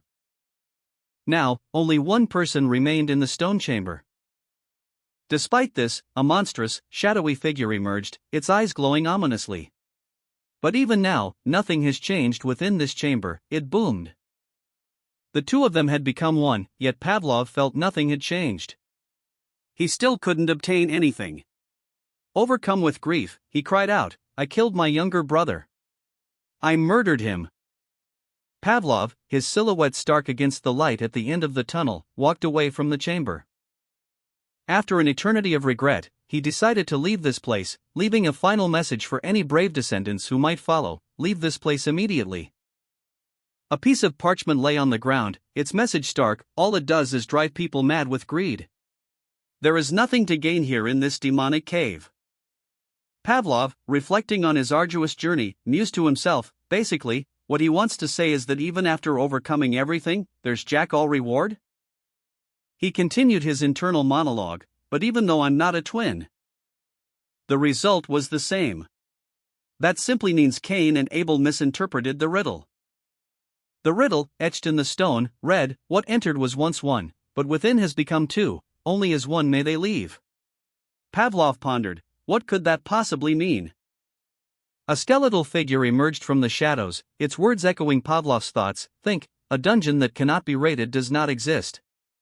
Dust and debris fell from the ceiling as Pavlov departed the chamber. Upon exiting, Pavlov encountered the lifeless remains of two skeletal figures. He uttered a single word, huh? The skeletal remains of Cain and Abel lay before Pavlov, their lifeless eyes staring blankly ahead. Their rib cages cracked and broken, a testament to the brutal battle that had just transpired. Pavlov, his expression one of grim satisfaction, muttered to himself, so that's what it was. He reflected on the unfortunate fate of Cain and Abel, concluding, Cain and Abel happened to be unlucky brothers. The crimson ruby pulsed with an inner light, its brilliance illuminating the dark stone chamber. Pavlov explained, because there were two of them, they were stuck in their preconceptions and were unable to solve the riddle. He held the ruby aloft, its glow casting an ethereal light on his face as he continued his analysis. The dark tunnel contrasts the bright stone chamber. The solution, he realized, was deceptively simple. The answer to the riddle was in the dungeon itself. So if it becomes dark again, the final stage of the stone chamber should be unlocked. Pavlov pondered, a smirk playing on his lips as he crushed the crimson crystal in his hand. The fragments scattering like bloody rain, revealing the answer to the riddle, his own shadow. The remaining crystals crumbled to dust. A crimson mist rising from the floor. A final stage of the dungeon opening before him. Pavlov van Baskerville stood before the final chamber, his back to the viewer, a silhouette against the crimson backdrop. He was triumphant, the weight of his victory settling upon him. A smirk playing on his lips as he contemplated the scene before him. So this is what the brothers killed each other over, he mused, the words a quiet acknowledgement of the power he now held. The final chamber was a stark, crimson-lit space, the walls composed of aged, crumbling brick. A single shaft of light illuminated the center of the room, revealing a pedestal bearing a dark, imposing trident. Is this the demonic cave's relic? Pavlov wondered, his eyes fixed on the artifact. The trident pulsed with a malevolent energy, its form shifting and swirling with dark power. A sense of ancient evil emanated from it. As inscription on the pedestal revealed its true nature, only the bloodline of the Baskerville clan can draw Beelzebub. The inscription was written in an ancient, arcane script, its meaning clear to Pavlov. He understood the significance of his lineage and the power he now commanded. As he reached out, a surge of dark energy coursing through him as he grasped the trident. This is the Beelzebub, he exclaimed, his voice filled with awe and a hint of trepidation. Pavlov van Baskerville gazed at the relic before him, a dark, spiky blade emanating an ominous red glow. That's the relic that could be discovered here, he exclaimed, awe and disbelief warring within him. A sudden flood of memories washing over him. He remembered seeing a similar image in an ancient book on mythology from his past life. A realization dawning on him as he recognized the true nature of the weapon before him, the fly of gluttony, Beelzebub. The image of Beelzebub, a monstrous fly-like demon, filled his vision, its crimson eyes burning with malevolent energy. A narrative unfolded in his mind, revealing the ancient myths of the 7 unprecedented great demons who invaded the continent. Among them were shadowy figures, monstrous creatures, each a terrifying embodiment of chaos and destruction. These were the 7 calamities, the demon constellations. To counter this apocalyptic threat, the leaders of 7 great clans stepped up, each facing one of the demon constellations in a desperate struggle for survival. A narration box revealed a historical account. The demon that the Baskerville clan's head once faced was Beelzebub, the fly of gluttony. The narration continued, explaining that Beelzebub's demonic energy caused monsters to gather. However, this was merely a legend, not currently believed. The legend, however, was true. In the future, the sword would fall into the hands of demons, bringing death to countless humans on the battlefield. Pavlov, eyes blazing with defiance, declared, "That won't happen." He vowed, "After all this, it will be mine."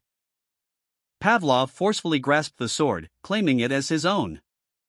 Beelzebub, weakened from his previous defeat, recoiled in pain as Pavlov's power surged. A dark energy erupting from his hand, consuming the demon's essence, leaving behind only a charred husk and a lingering aura of demonic power. Pavlov grimaced, the demonic energy searing his hand, but his resolve remained unshaken. From the remnants of Beelzebub's power, a crimson glow intensified, taking shape as a demonic sword, its blade pulsating with dark energy. A sword made from the remains of a demon's essence. The demonic sword, forged from Beelzebub's essence, pulsed with dark energy. Its crimson blade seemed to writhe with power. Pavlov van Baskerville, his eyes glowing with an unnatural red light, gazed at the weapon. He mused on the potential for unimaginable strength. A grim smile spreading across his face as he grasped the hilt. "Ha! Oh," he thought, savoring the power he now wielded. Pavlov van Baskerville, having defeated Beelzebub, pondered his next move. He mused, "There's nothing more I can get from here. Should I head back now?" He turned to leave, the demonic sword's power still coursing through him. A sudden wave of dizziness washed over him, his eyes widening in alarm as an unfamiliar hunger consumed him, his body crumbling under the immense power. Pavlov gasped, "What is this? Dizziness? No, is this hunger?" A strange energy pulsed within his hand, a crimson glow emanating from his palm. Following Beelzebub's defeat, Pavlov felt a strange energy emanating from his hand. He found himself walking towards a dark cave, an overwhelming hunger consuming him. The intensity of his hunger was so great that it felt like his stomach was tearing apart. His heightened senses detected a delicious smell, far more potent than usual. Suddenly, Pavlov felt a compulsion, a strange urge emanating from his hand, pulling him forward. He questioned if the hand was guiding him towards something to eat. The demonic energy in his hand pulsed, a crimson glow intensifying. The image showed the aftermath of a violent confrontation, suggesting Pavlov had already found and consumed his target. Pavlov van Baskerville stared at the hellhound corpse, a question forming in his mind, "Isn't this the hellhound corpse I killed before?" He examined the demonic sword he had forged from Beelzebub's essence. A dark crimson energy pulsed within it. The blood flowing through it felt like his stomach was finding its place once more. The demonic power within the sword seemed to have been starved for a long time. A thought struck Pavlov: the withering trees in dry land in Mti la Rouge et la Noire were also caused by Beelzebub's insane hunger. He wondered how much he would have to feed the demonic sword to sate its hunger. A crimson energy pulsed from the sword, a buzzing sensation emanating from it. A surge of dark energy erupted from the sword. A title card displays, Beelzebub the Gluttonous Fly. Below, a list details Beelzebub's abilities: Slot 1, Hemorrhage Hellhound, B+, Slot 2, Empty, Slot 3, Empty. Pavlov, eyes wide with dawning comprehension, wonders aloud, is this Beelzebub's unique skill? A close-up shows Pavlov's hand, now possessing a glowing red device seemingly formed from Beelzebub's essence. A text box reveals a description of Beelzebub's ability. It was told that it had the ability to turn your opponent's ability into your own. The panel depicts a terrifying, demonic visage, illustrating the power of Beelzebub's skill. A text box explains, it could practically absorb a limitless amount of skills, and those who had their abilities absorbed were utterly destroyed. However, a following text box adds a limitation, but I guess 3 is the maximum amount of skills I can absorb since it's a corpse. The scene shifts to show a decaying corpse. A text box identifies a newly acquired skill, Hellhound's Hemorrhage, a skill that makes even the smallest of scratches pull out obscene amounts of blood. Pavlov's face is shown, a look of realization dawning. He thinks, wait, if I can steal skills. A close-up on Pavlov van Baskerville's face reveals a predatory gleam in his eyes, his lips curled into a smirk. He savors the thrill of his newfound demonic power. The defeated Beelzebub lies lifeless on the ground, his body marred by wounds. The scene is grim, highlighting the brutal nature of Pavlov's victory. A sudden burst of dark energy erupts from Pavlov's hand as he attempts to absorb Beelzebub's essence. Wait! Beelzebub cries out, his voice filled with desperation. But his plea is cut short as the dark energy engulfs him completely, transforming into a crimson demonic blade in Pavlov's grasp. Pavlov examines his new weapon, a thoughtful expression crossing his face. You can't eat it all, he mutters to himself, it's going to be difficult to explain myself when they check it later and it's too damaged. He stands over the remains of Beelzebub, his new demonic blade glowing faintly in the dim light. The scene is a testament to his growing power and the ruthlessness he displays in achieving his goals. Pavlov's face hardens, a determined look replacing his previous contemplation. He is fully embracing his demonic path, his resolve unwavering. A sudden outburst of emotion from Pavlov. Stop it, he commands, seemingly struggling with the overwhelming power he now wields. Pavlov van Baskerville, his eyes blazing with a fierce intensity, focused on the demonic blade forming on his hand. The newly formed weapon hummed with dark energy, its surface shimmering with arcane symbols. A series of options appeared, detailing its abilities: Incinerate Cerberus, A+, Hemorrhage Hellhound, B+, and Rapid Regeneration Brown Rat Norvegicus, F. Pavlov's eyes widened slightly as he processed the Rapid Regeneration option. A question forming in his mind: did the demonic blade absorb the essence of the brown rat corpse hidden beneath Cerberus? He smirked, acknowledging the Incinerate skill as a significant gain, even if the method was rather gruesome. Pavlov mused on the implications of the new skill, considering the Incinerate ability far more potent and foul than the Hellhound's Hemorrhage, especially given the horrific nature of being burned alive. Having successfully prepared the demonic creature for his practical exam, Pavlov stood amidst a dark forest, a sense of quiet satisfaction washing over him. He contemplated relaxing until the assessment concluded. The young hounds of Baskerville returned from their practical assessment. Their evaluation followed, the spoils of their hunt laid out before them: shields, swords, necklaces, and other items crafted from the corpses of demonic creatures they had slain. Among the spoils, however, one particular corpse caused a stir among the Baskervilles. The sight of it shocked those present, prompting the question, who caught what? A Baskerville elder, his eyes narrowed in suspicion and concern, observed the scene. News of 8-year-old Beecher van Baskerville's actions during his practical exam spread amongst the Baskerville elders. He had accidentally wandered into an unexplored area. And there, he hunted a Cerberus, a monster with an A+ danger rating. The elders discussed the implications of Beecher's feat. One elder questioned if the Cerberus was the same high-ranking demonic creature that even their guardian knights struggled against. Another clarified that the creature had been injured by barbarian tribes and poisoned before the encounter. The elders speculated on the potency of the poison needed to subdue a Cerberus and the source of such a potent toxin. One elder noted that Beecher had returned to the dormitory claiming exhaustion, preventing further questioning. Another elder remarked on Beecher's sly nature, suggesting that knowledge is power, and power equates to worth. A Baskerville elder, his face etched with determination, declared, "I'm different from the previous clan heads. I don't care about bloodline when I raise a hunting dog." He continued, "It doesn't matter to me whether it's from a royal family or a prostitute. All I care about is their talent and their determination. I'm saying that even weaklings can come from good bloodlines." The elder's words were punctuated by a view of the city outside his window, a stark contrast to the intensity of his statement.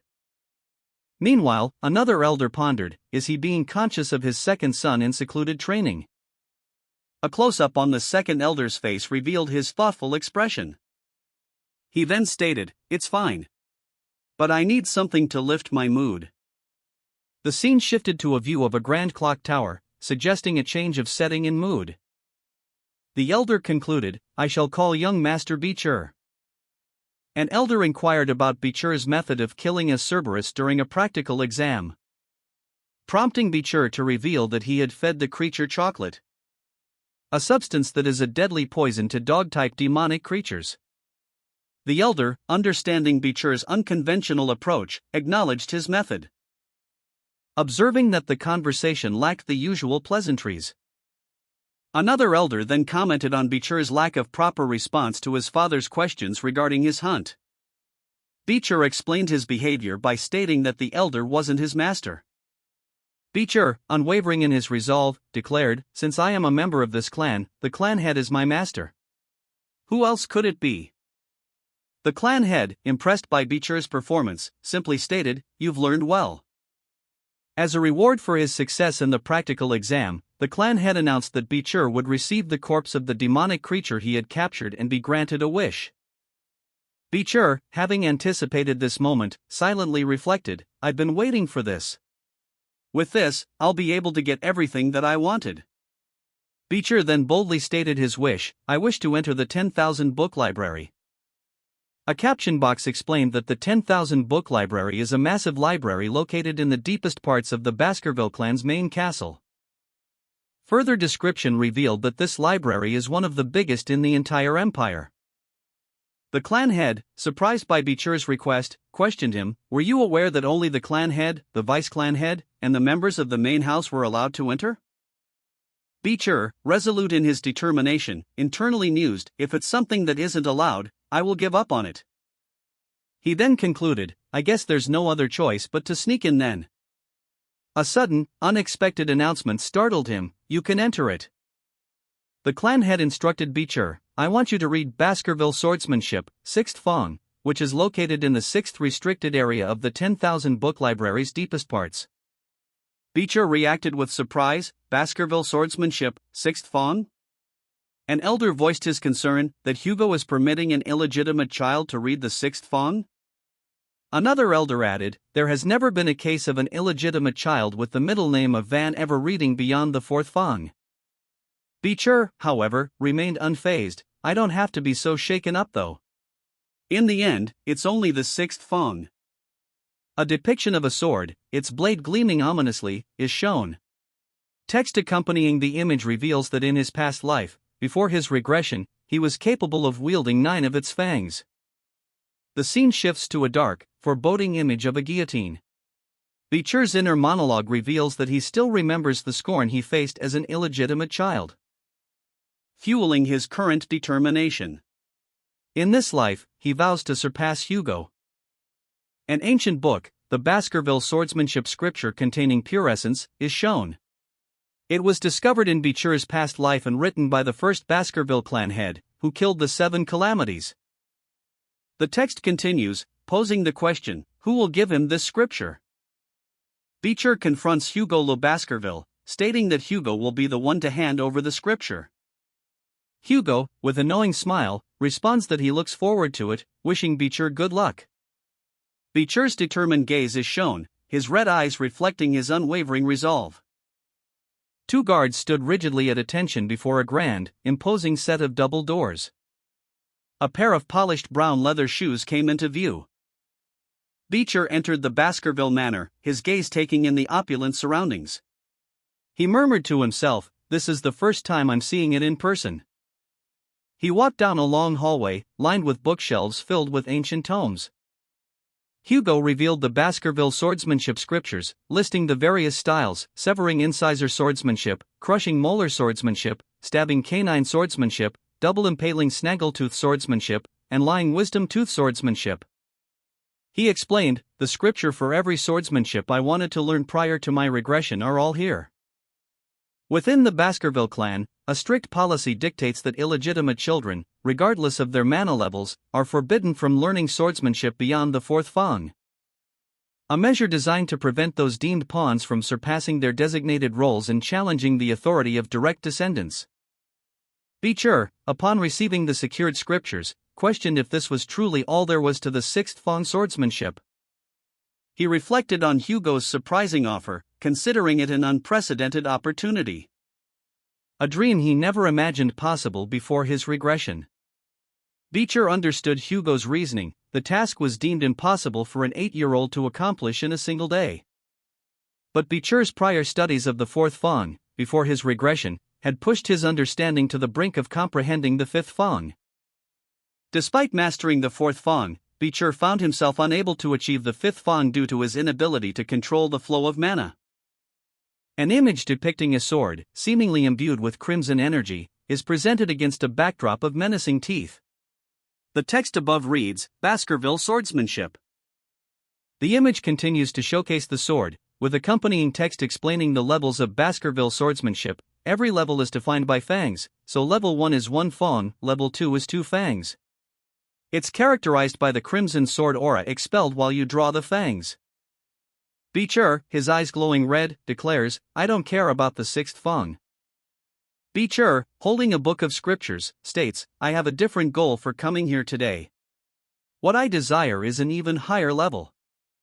Two Baskerville attendants express surprise, questioning, huh? Young Master Beecher? Beecher turns his back, preparing to leave. The attendants inquire, you're already leaving? One attendant explains, the swordsmanship scriptures are deeper in. If you're leaving to go grab something you forgot, we'll go get it for you. Beecher, however, insists, I'm done with my business here. Someone asked Beecher if he was already leaving, suggesting he could read more before departing. Beecher responded that he planned to skim through other scriptures before exiting, instructing them to ignore him and continue their work. Beecher turned and left the room, walking away from the library. Two individuals whispered amongst themselves. One speculated that there would be miscellaneous scriptures there, while the other suggested that if it were them, they would be reading the scriptures deep inside. Beecher, seemingly unfazed by their conversation, thought whatever they wanted. A voiceover stated that there was no way they would know. That between those dusty, miscellaneous scriptures, a treasure was hidden. Beecher continued walking through the library. Beecher, his eyes gleaming with determination, meticulously searched the library shelves. A sudden glint of light catching his attention. He had found it, a worn, unmarked package. Inside, a weathered book, its pages filled with an unfamiliar script, identified only as lurking embedded teeth. Beecher, a confident smirk playing on his lips, declared, this is it. I'm sure of it. He carefully examined the book, its pages torn and incomplete. Realizing it was a basic scripture for the first Fong, dismissed as lowly miscellaneous due to its damaged state. But Beecher knew its true value, a secret only he understood. Beecher's eyes gleamed with a sinister light, a cruel smile playing on his lips. A flashback sequence revealed a past event. Before his regression, Beecher's hound unit discovered a strange relic. A relic found inside a dungeon on the border of Mte Le Rouge et Le Noir. It was a single, torn-out page. From a Baskerville-written swordsmanship scripture. Hugo Le Baskerville, noticing something amiss, had his people search the 10,000 book library to find the matching book. The scripture, personally written by an ancestral Baskerville, detailed the method to reach Baskerville's 10th Fong. Consumed by the obsession of obtaining the 10th Fong, Hugo Le Baskerville unleashed his hounds. Tasked with finding the remaining 6 pages, hidden amongst 7 powerful clans. Hugo's desperation escalated to the brink of war, as he threatened any clan that resisted his search, sacrificing countless hounds in his relentless pursuit. Despite the heavy losses, the hounds' efforts ultimately succeeded, allowing them to deliver all the remaining pages to Hugo. A Baskerville elder, observing the scene, offered a curt assessment, "Good job." Hugo's eyes glowed crimson with intensity as he glared at the book, his expression one of grim determination. A narration box explained that thanks to his hounds, Hugo had overcome the obstacles of the 7th Fong and reached the 9th, using their blood and corpses as a means to his end. That won't happen, a thought bubble declared. The narration box revealed that Hugo himself was the hound that fetched the pages, and that he remembered the contents of all the lost pages. However, he explains that the reason he couldn't climb higher than the 4th Fang was because he never got to see the source text. The first step of the 10th Fang is similar in essence to the first Fang. The moment you show aggression and draw your sword, all sword paths end up with the same limitation. A narration box stated that most people would treat this book as a lowly book filled with lofty nonsense. But the moment you put the torn-out pages in their rightful place. Hugo Le Baskerville reviewed his past self's capabilities, recalling that before his regression, he was at the level of 4th Fang in swordsmanship and a high-rank graduate in aura. A powerful image fueling his current determination. He resolved to regain that strength before his 15th birthday. Hugo, engrossed in his studies, meticulously reviewed the book's contents. Convinced he had done enough to restore his former power, he closed the book, a sense of accomplishment washing over him. A moment of self-reflection followed. Hugo questioned whether he had truly focused all day. Hugo reviewed the book's contents, his mind racing. He had memorized it so completely that he could recite it backward. Standing in the library, Hugo sensed the absence of the Guardian Knights. Despite his current limitations, Hugo reflected on his progress. He might be able to reach the 5th Fang, a feat impossible in his past life. A quiet determination settling over his features. A spectral figure materialized before Hugo, its form shimmering with ethereal light. A powerful energy emanating from Hugo's body. As crimson flames of his power ignited, a stark contrast to the spectral being's pale glow. A surge of power culminating in a fierce, crimson energy blast. Hugo unleashed a surge of crimson energy, his body contorting as he channeled immense power. The force coalescing into a brilliant, crimson Fang, the first of its kind. Followed swiftly by a second, then a third, and finally a fourth, each a devastating manifestation of his newfound strength. The combined force of the 4 crimson fangs tore through the air, leaving a trail of destruction in their wake. Hugo, exhausted but triumphant, landed gracefully, his eyes glowing with an intense, crimson light. His face, etched with determination, reflected the arduous journey he had undertaken to reach this level of power. In a flashback, Hugo recalled his past life, a time of hardship and struggle before his regression. He remembered his hard work and dedication, culminating in his achievement of the highest rank aura graduate after years of relentless effort. Hugo Le Baskerville, his face bearing the marks of past battles, recalled his past. He was held back from mastering higher-level techniques because of his illegitimate status within the main house. This prevented him from reaching the 5th Fang or beyond. Fueled by resentment and a burning desire for revenge, Hugo vowed that he would never again endure such a life. He channeled his rage and unleashed a powerful surge of energy, launching himself forward with incredible speed, striking his opponent with a devastating blow. The impact sent shockwaves through the air. An elder of the Baskerville family, his eyes filled with a mixture of surprise and apprehension, observed Hugo's unexpected power. His expression hardened as he witnessed the full extent of Hugo's newfound abilities. The elder's face was illuminated by a network of crimson lines, a visual manifestation of his inner turmoil and growing unease. A crimson energy surged from Hugo, radiating outward in a chaotic display of power. The raw force intensifying as it pulsed with an almost violent rhythm. His eyes glowed with an inner fire, reflecting the fierce energy coursing through him. His expression was one of focused determination. A wave of intense heat emanated from him, causing the air to shimmer and distort around his form.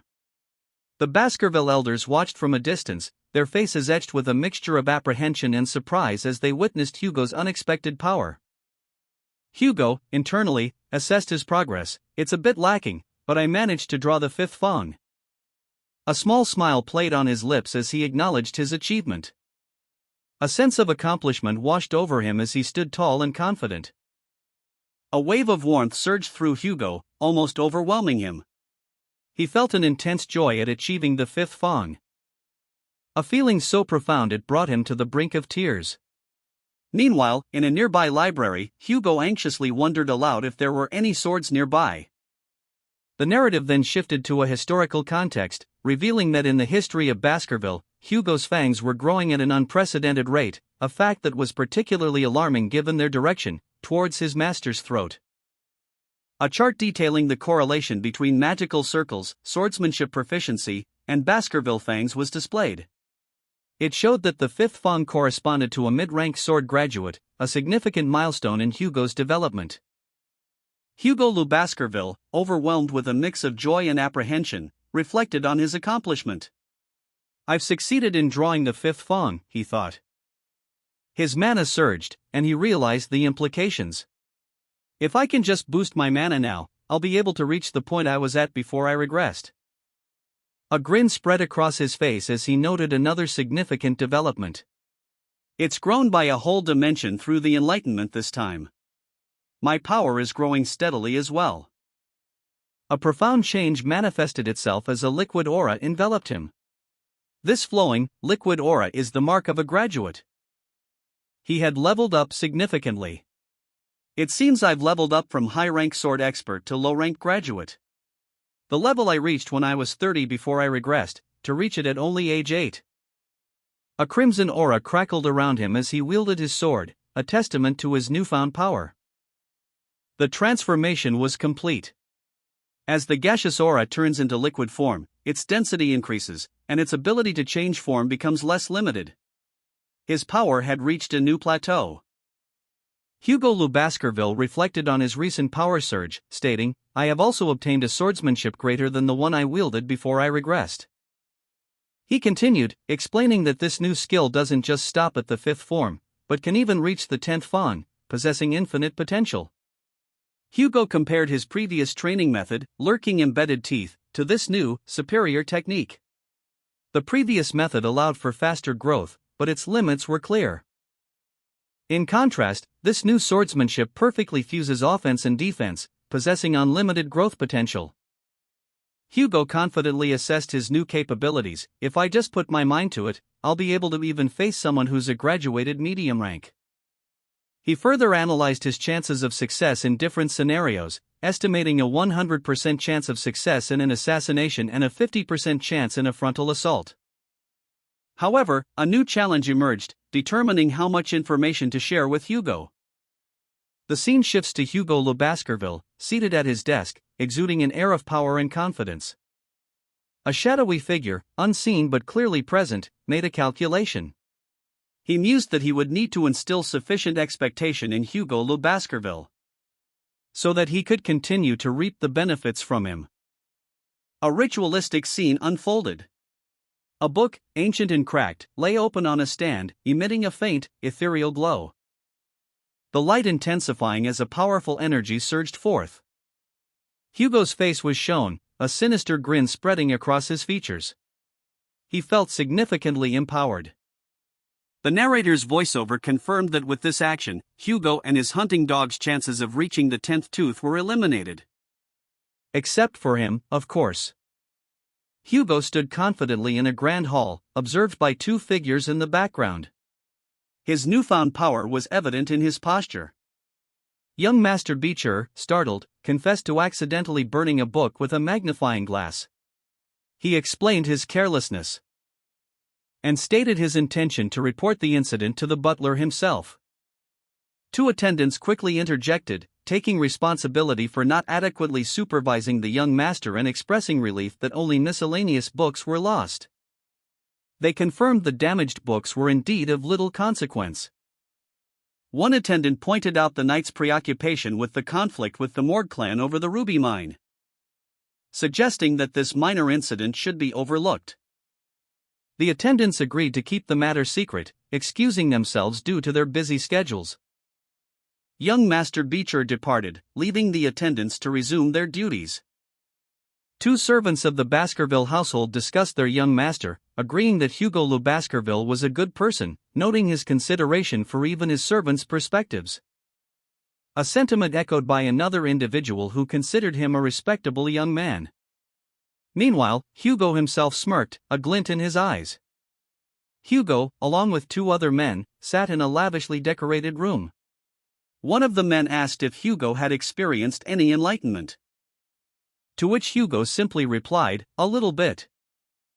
Hugo was questioned about his experience within the library, describing a sensation that was both warm and sharp, soft and wave-like. Two men, observing Hugo, reacted with surprise, suggesting that what Hugo felt might be an aura. The concept of an aura was explained. It signifies entry into the world of swordsmanship, typically achieved by prodigies at least 15 years old. One of the observers pondered Hugo's young age, remarking on the fact that he is only 8 years old. Finally, Hugo was asked to demonstrate his experience to his father. Hugo Le Baskerville, seemingly unfazed by the gravity of the situation, confidently declared, "Of course." A high-angle shot revealed the vast arena where Hugo stood, surrounded by a large crowd of onlookers. The arena was part of a larger complex, its architecture hinting at an ancient and powerful organization. Hugo, surrounded by his peers, stood resolute, his expression a mixture of determination and apprehension. He gripped his sword, a glint of anticipation in his eyes, readying himself for the upcoming trial. Meanwhile, two figures, presumably clan elders, discussed the upcoming test. "Clan head, how are you thinking of testing the young master's skill?" one asked. The clan head responded, "I'll send in a suitable demonic beast for him." The clan head explained his decision, "That's right. I starved this one to make it a little more sensitive." Hugo Le Baskerville stood alone in the arena, his sword at his side, prepared for the trial. As a chained orc was brought into the arena, its enraged growl echoing through the silent space. The orc's danger rating, C, was displayed ominously. Observing Man 1 reacted with alarm, "An orc?" Concerns were voiced among the onlookers. "Isn't it too much to make an 8-year-old face off against an orc? You need to be at least 15 to be capable of facing one." Another observer offered a slightly reassuring comment, "Well, if something happens, I'm sure the Guardian Knights will step in." From a raised platform, the clan head oversaw the proceedings. Before him stood Hugo Le Baskerville, sword in hand, facing a massive, chained orc. Two onlookers watched with apprehension. The heavy chains lay discarded on the ground, a testament to the orc's raw power. The orc's head snapped up, its eyes glowing menacingly, revealing its terrifying visage, a snarling maw filled with sharp teeth. With a roar, quaff, the orc lunged at Hugo, its massive muscles bulging with unrestrained fury. Hugo met the charge, his sword a blur of motion. He deftly parried the orc's wild attacks, his movements precise and deadly. The orc's momentum carried it forward, its massive form crashing to the ground. Hugo stood over his fallen opponent, his expression grim but resolute. His eyes, like burning embers, reflected the intensity of the battle just fought. Hugo Le Baskerville met the starved orc's brutal attack head-on, his eyes blazing with determination. His movements a blur as he deflected the blow with his glowing blue blade. Observing Man 1 and Observing Man 2 watched, their faces etched with a mixture of fear and awe. The orc, surprised by Hugo's skill, roared in frustration as he felt the searing pain of the wound. Hugo, seizing the opportunity, launched a swift counterattack, his blade a silver streak against the orc's dark form. The final blow cleaving through the orc's leg with a resounding thud. The orc fell, defeated. Hugo stood victorious, his breath ragged but his eyes unwavering. The starved orc, its eyes glowing red, roared in pain as Hugo's attack landed, a deep gash appearing across its torso. Observing Man 1 questioned aloud if the orc had ever felt such pain before, as it bled for the first time. Observing Man 2, meanwhile, noted that the orc's unique skill, rapid regeneration, had not activated. He reasoned that a C-rank demonic beast couldn't possibly stop the hemorrhage of a B+ rank hellhound like Hugo's. The two observing men, along with the clan head, watched in stunned silence as the implications of Hugo's feat sunk in. They wondered how an 8-year-old could accomplish such a feat without using mana. The clan head, his expression unreadable, steepled his fingers, deep in thought. Hugo, walking away, reflected that he still hadn't shown the clan head what he'd unlocked in the library. He resolved to demonstrate his newfound abilities. Hugo Le Baskerville stood, his eyes blazing with crimson light, a stark contrast to his usually calm demeanor. Observing Man 1, his face etched with astonishment, could only stammer, that's. The words aura blade hung in the air, a question forming on the lips of the observing men as Hugo's power manifested. A crimson energy swirled around Hugo as he summoned his weapon, a blade of pure, concentrated power. The blade's edge shimmered with an ethereal glow, a testament to its destructive potential. The starved orc, weakened and desperate, could only growl in pain as the aura blade cut through its defenses. Its eyes, glowing with malevolent red, reflected the impending doom as Hugo's attack concluded. The force of the blow sent the orc sprawling, its body unable to regenerate from the unique nature of the aura blade. Hugo Le Baskerville, eyes blazing with crimson energy, lunged forward. His aura blade a blur of motion as it sliced through the air. The starved orc's body collapsing as the blade's power overwhelmed its regeneration. Observing Man 1, his jaw agape, watched in stunned silence. While observing Man 2, ever analytical, noted the unique properties of the aura blade, its crimson glow and destructive power. The clan head, observing from afar, murmured, "That's a low-rank sword expert's aura. Congratulations, clan head. The genius of this generation has appeared." Observing Man 2 responded, "Ahem. Is that what you think? Even amongst all the clans of the Empire, there will never be a genius like this." The clan head interrupted, "Stop there, butler." Hugo Le Baskerville, still holding his aura blade, observed the defeated orc. He noted something peculiar. The orc's lack of typical regenerative abilities. The observing men exchanged glances, one expressing surprise, the other analyzing the situation. Observing Man 2 explained that orcs are known for their incredible regeneration. Hugo's victory, therefore, was more significant than it initially appeared. From a distance, the clan head and Observing Man 1 watched Hugo. Observing Man 1 commented on Hugo's inability to be truly happy unless he is honest with himself. Hugo, pondering his recent victory, questioned whether there were any creatures stronger than the orc he had just defeated. His expression shifted to one of intense focus as he considered this possibility. Hugo Le Baskerville stood before a balcony, three figures observing him from above. A question mark floated above his head, reflecting his uncertainty. He pondered aloud, questioning if anything stronger than the orc existed. A wide, almost unsettling smile spread across Hugo's face as he seemed to reach a decision. The other students murmured amongst themselves, their expressions a mix of awe and apprehension as they witnessed Hugo's reaction. Hugo's internal monologue revealed his strategy, to reveal only a sufficient amount of his strength. Observing from afar, the two men on the balcony exchanged knowing glances. One of them voiced his thoughts, hoping that Hugo's achievement would be recognized, allowing for a separation from Hugo. Hugo Le Baskerville, seated and composed, considered his options aloud. I could, for example, be dispatched into the wild or enroll in the academy. A statement that reflected his strategic mind, weighing the risks and rewards of each path. His expression was unreadable, betraying nothing of his true intentions. An advisor, his face etched with concern, spoke. The captured individuals from the barbarian subjugation, what Beecher said makes sense. He's at an age where he needs to continue to experience real combat. His words highlighting the limitations of their current training methods and the need for Hugo to gain practical experience. Another advisor, addressing a butler, inquired, "Butler, isn't there an individual from the barbarian subjugation we captured to experiment on some time ago?" A question that hinted at a hidden, potentially dangerous resource. The butler responded curtly, "Yes, there's exactly one left." His brief answer underscoring the urgency and potential risk of the situation. Hugo Le Baskerville's eyes widened, reflecting a mixture of apprehension and determination.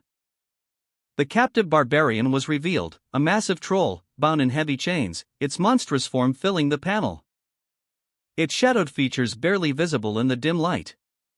Hugo stood before it, his sword drawn, a stark contrast to the creature's immense size. The troll roared, a sound that shook the very ground. Its rage palpable in the air as it strained against its bonds. Hugo, undeterred, addressed his father and the observing men. "Father, may I start right away?" His father responded curtly, "You may." The chains binding the troll began to rattle and groan. A prelude to the imminent confrontation. Hugo launched himself forward, a blur of motion as he closed the distance to the restrained troll. The monstrous creature roared, its eyes blazing with furious energy as it strained against its bonds. A whirlwind of blows rained down upon the troll, each impact shaking the ground. The troll staggered under the relentless assault, its massive form momentarily thrown off balance. A powerful shockwave erupted from the point of impact, sending debris flying in all directions. Hugo, despite the ferocity of his attack, maintained his composure, his eyes fixed on the troll's weakening stance. A brief moment of respite allowed Hugo to catch his breath, his expression hardening with determination. The troll, weakened but still dangerous, lurched forward, its movements slower but more deliberate.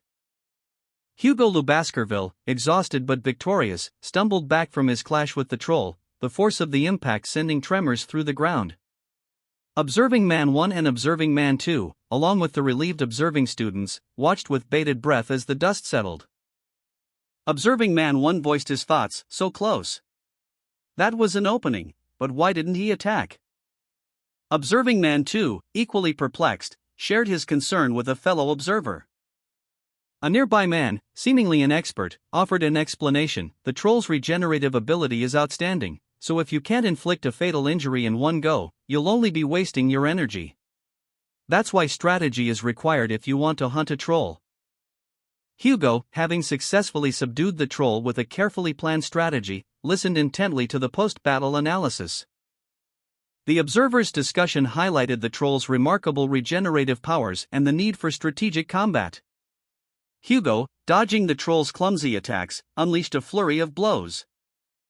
Each strike sending tremors through the earth as the troll roared in pain. The onlookers watched, some questioning Hugo's seemingly slow and deliberate movements. Observing Man 1 voiced his doubts, "He's narrowly dodging every attack. Is he trying to tire the troll?" Observing Man 2 added, "Is an 8-year-old really making such a judgment?" The students, however, were simply relieved to see the troll being subdued. Hugo, despite his outward appearance of exertion, felt no pressure. The troll's attacks were slow. He internally mused, "It's really slow, so I'm not feeling very pressured, but I need to keep up the act." He knew he could easily kill the troll if he revealed his true strength, but that would complicate matters. He needed to kill it as naturally as possible. A plan formed in his mind. A good method would be using the troll's strength against it when it charges at me.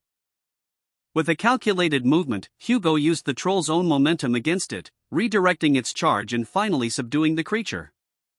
Hugo Le Baskerville, eyes blazing with crimson energy, lunged forward, his sword a blur of motion. The Baskerville swordsmanship's first Fong technique unleashed with deadly precision. He used the momentum of the troll's own massive foot to propel himself, creating an opening. And with a swift, decisive strike, he cleaved deep into the troll's hide.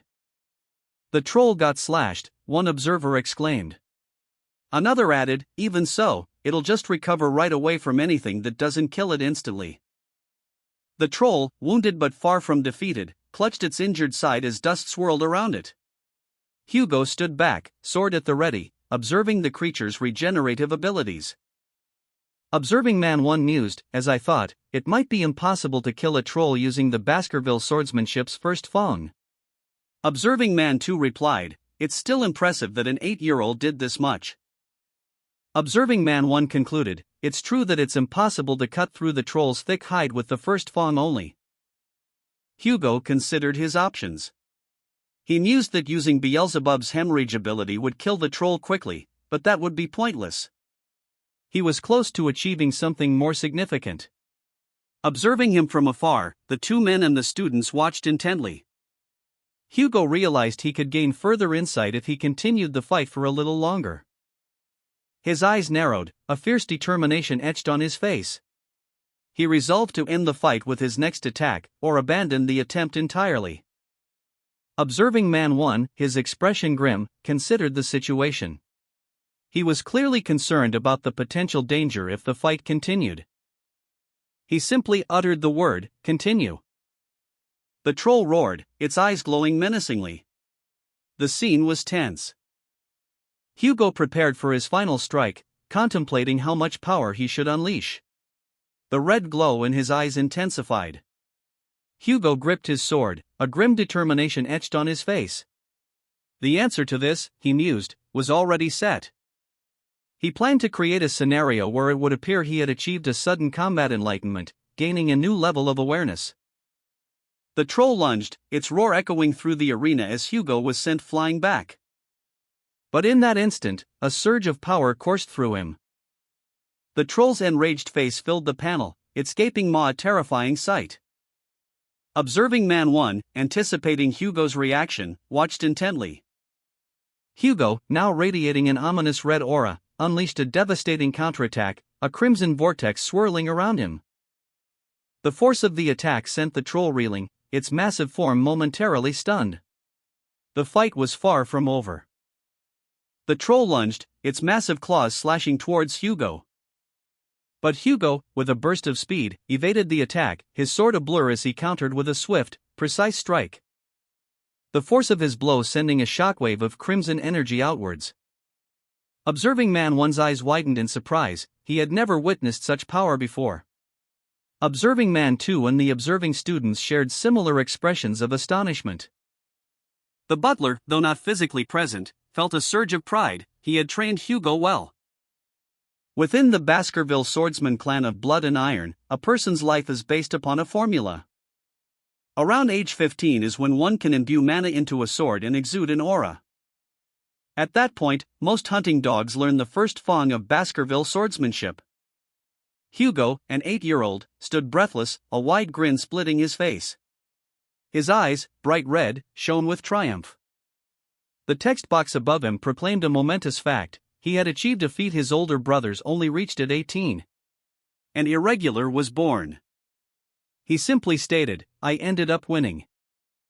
Observing Man 1's face was a mask of disbelief and dawning horror. His shocked exclamation, "What did we just see?" echoed the stunned silence of the crowd. The dust settled, revealing Hugo standing over the defeated troll, his sword sheathed. Hugo Le Baskerville stirred his meat stew with a spoon, a thoughtful expression on his face. "No matter how much of it I eat, I can't get used to this random meat stew," he mused to himself, continuing to eat. Two students, observing Hugo from a distance, exchanged glances. Their whispers barely audible. Hugo, seemingly oblivious, sat at the table, lost in thought. He noticed their distance, a subtle shift in their behavior since his recent victory. "They've been keeping their distance from me since that day. I guess it's natural in Baskerville, where strength is everything," he concluded, a hint of understanding in his eyes. One of the students, observing Hugo from afar, commented, "Seeing Hugo flustered was quite a sight." Suddenly, a butler rushed in, announcing, "Clan head. Young Master Beecher already returned to his room." Hugo Le Baskerville reflected on his recent victory, a victory that had apparently shifted the dynamics of his peer relationships. His true strength, he mused, was that of a weak fifth Fong Baskerville, comparable to a low-rank graduate. A fact underscored by the visible damage to his hand, a testament to his recent exertion. The text on the screen revealed his newly acquired ability, Ultra Regeneration Troll, Plus. Hugo's appetite, he noted, had increased significantly since obtaining Beelzebub. His thoughts were interrupted by the wary stares of his peers. A subtle shift in their demeanor that he found unsettling.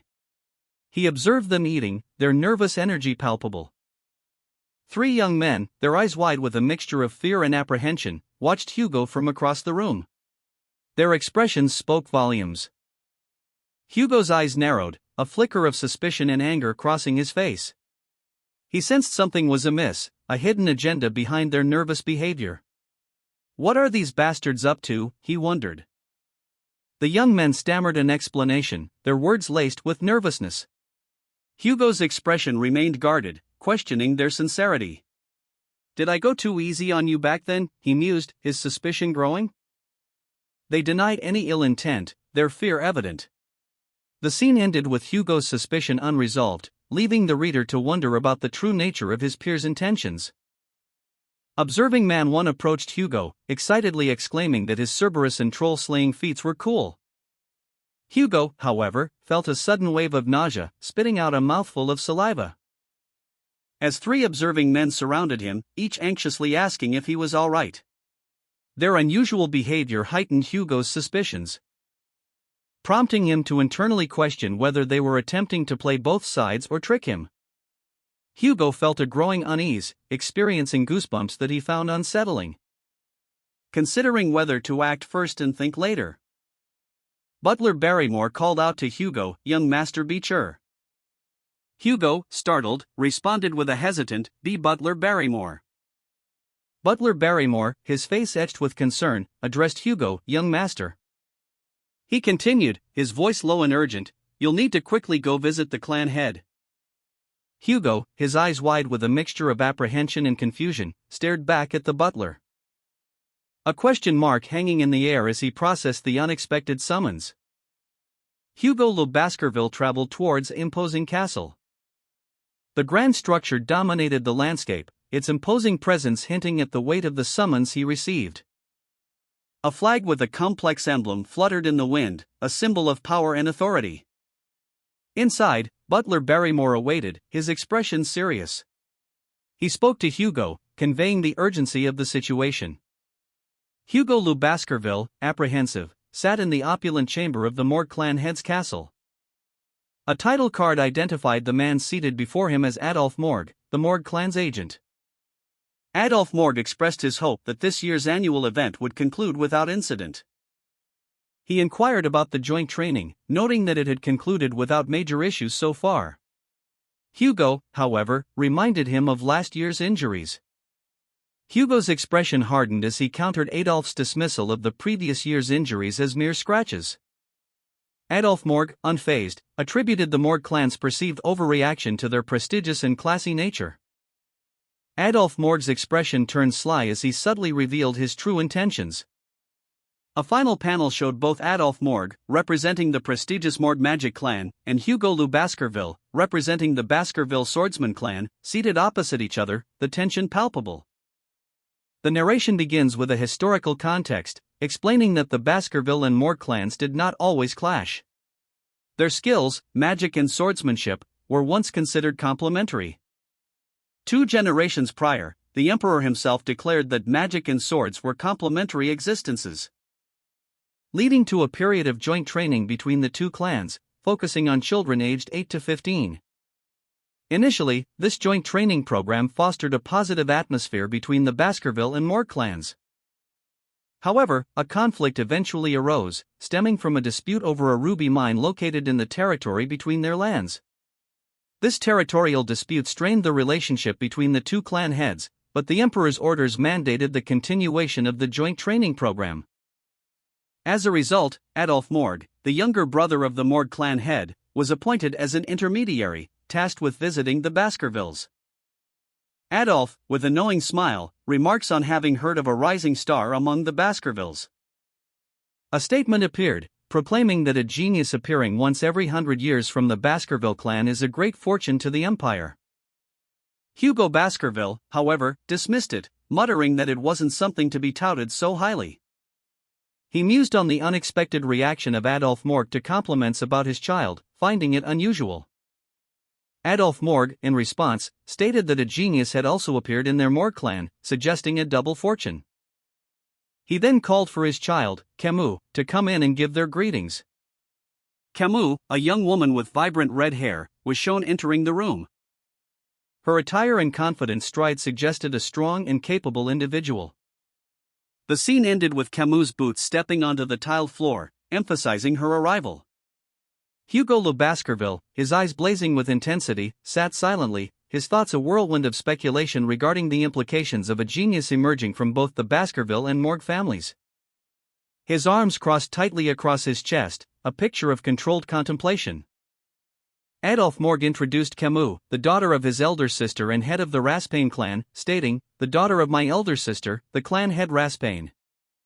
He continued, revealing her name to be Camus.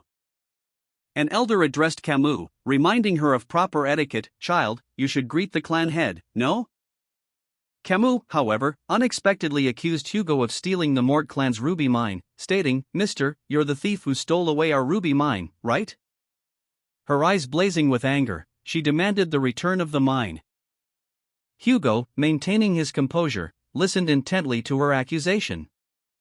A close-up on a hand, seemingly reaching out in a gesture of pleading or supplication.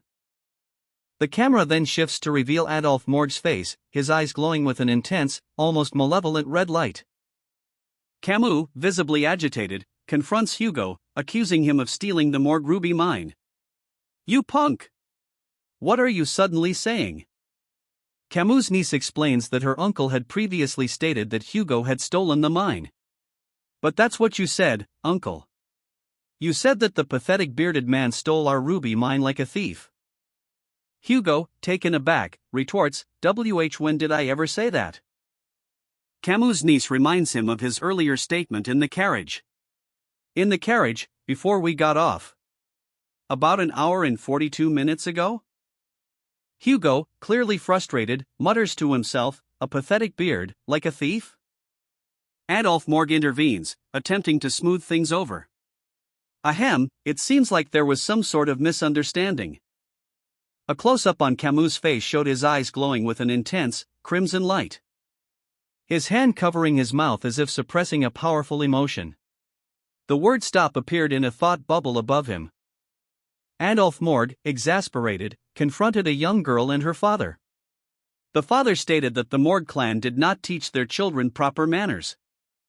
The girl questioned the father's words, asking what he was saying to a child. Adolphe Morgue, observing the scene, mused on the Empire's sword saint potentially oppressing an 8-year-old girl. Hugo Le Baskerville, observing from a distance, let out a sound of disgust. He silently questioned the Morgue clan's values, wondering if they didn't teach their children not to covet what belongs to others. Hugo, from behind, watched Adolphe Morgue, the girl, and her father seated on an ornate couch. He turned and walked away. A messenger announced to the Morgue clan head, "I've escorted young Master Beecher here." Young Master Beecher, impeccably dressed in his uniform, entered the room with a determined stride. The clan head, Adolphe Morgue, observed the young man's arrival with a contemplative expression. His gaze lingering on Beecher's confident demeanor. Camus Morgue, confronting Beecher, demanded, "Oi, what did you say just now?" Beecher, recognizing Camus, muttered, "Camus. No way." Camus, her face contorted in anger, retorted, "What's with your moronic face?" She then made a startling revelation, the Morgue clan's steel-blooded empress. Is this Camus Morgue as a child? A flashback reveals Camus' past self, a powerful figure known as the genius of all geniuses. She subjugated monsters and barbarians, her methods of burning them to form the imperial borders becoming infamous. Her beauty captivated high society, and her influence allowed her to manipulate the Imperials, earning her the title Avatar of Authority. Adolphe Morgue observes, contemplating Camus' past. He reflects on the contrast between her former glory and her current 8-year-old form. Camus angrily demands the ruby, claiming it belongs to her. Hugo Le Baskerville observes the scene, disgusted by Camus' outburst. He remarks that she traveled far just to throw a tantrum. Hugo Le Baskerville and Adolphe Morgue observed Camus from across a lavishly decorated room, their expressions betraying their differing reactions to the unfolding events. Camus, consumed by anger, unleashed a torrent of accusations against an unseen party, his words laced with venom and a demand for the ruby.